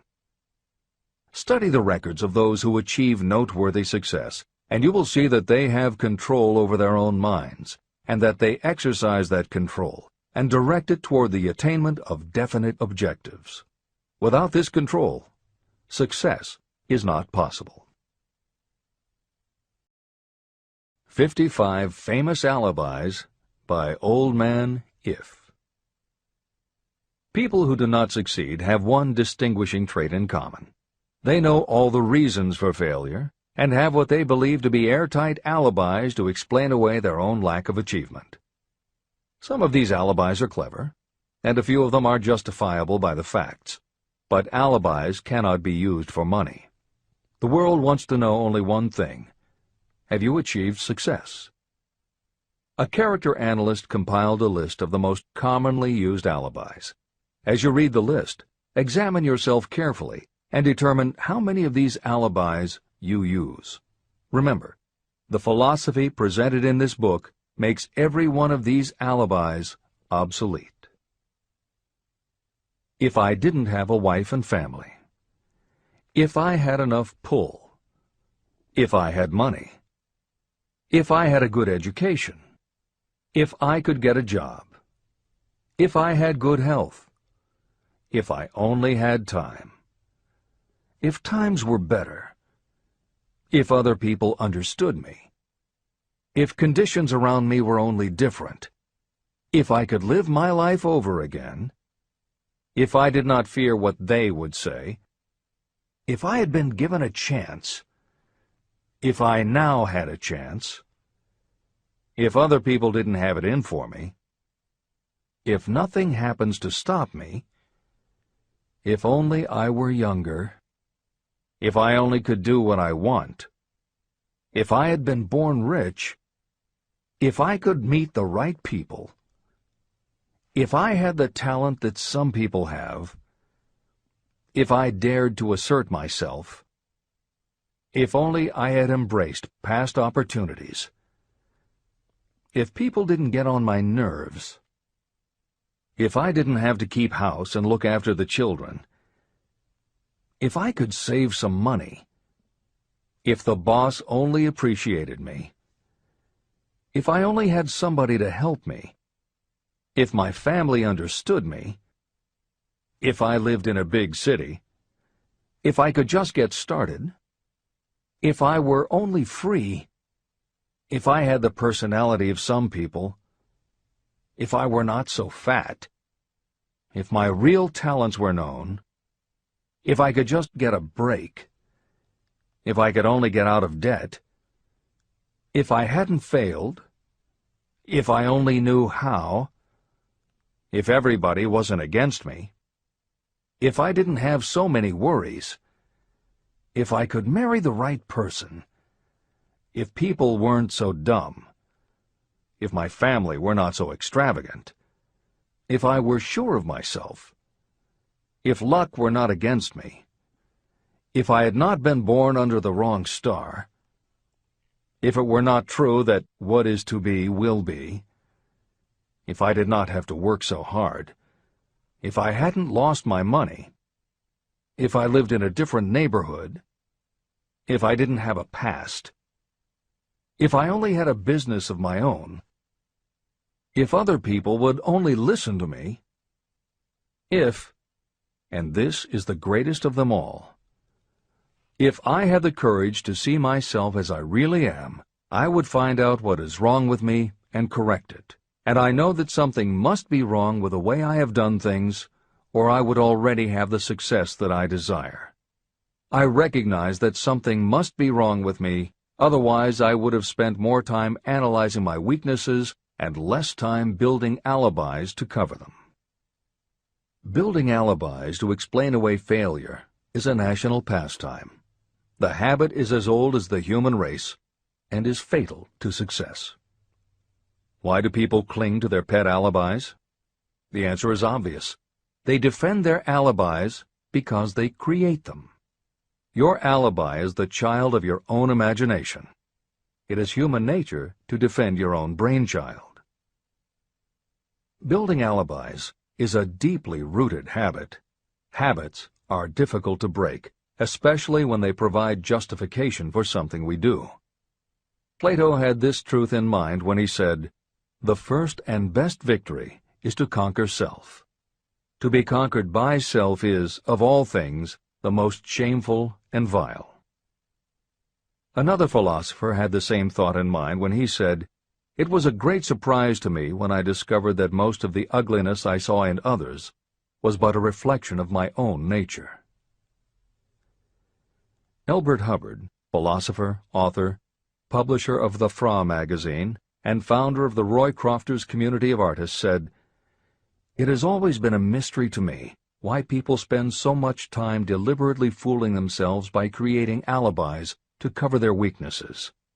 If used differently, this same time would be sufficient to cure the weakness. Then no alibis would be needed." In parting, I would remind you that life is a checkerboard, and the player opposite you is time. If you hesitate before moving, or neglect to move promptly, your men will be wiped off the board by time. You are playing against a partner who will not tolerate indecision. Previously, you may have had a logical excuse for not having forced life to come through with whatever you asked. That alibi is now obsolete, because you are in possession of the master key that unlocks the door to life's riches. The master key is intangible, but it is powerful. It is the privilege of creating, in your own mind, a burning desire for a definite form of riches. There is no penalty for the use of this key, but there is a price you must pay if you do not use it. The price is failure. There is a reward of stupendous proportions if you put the key to use. It is the satisfaction that will come to you when you conquer self and force life to pay whatever is asked. The reward is worthy of your effort. Will you make the start and be convinced? "If we are related," said the immortal Emerson, "we shall meet."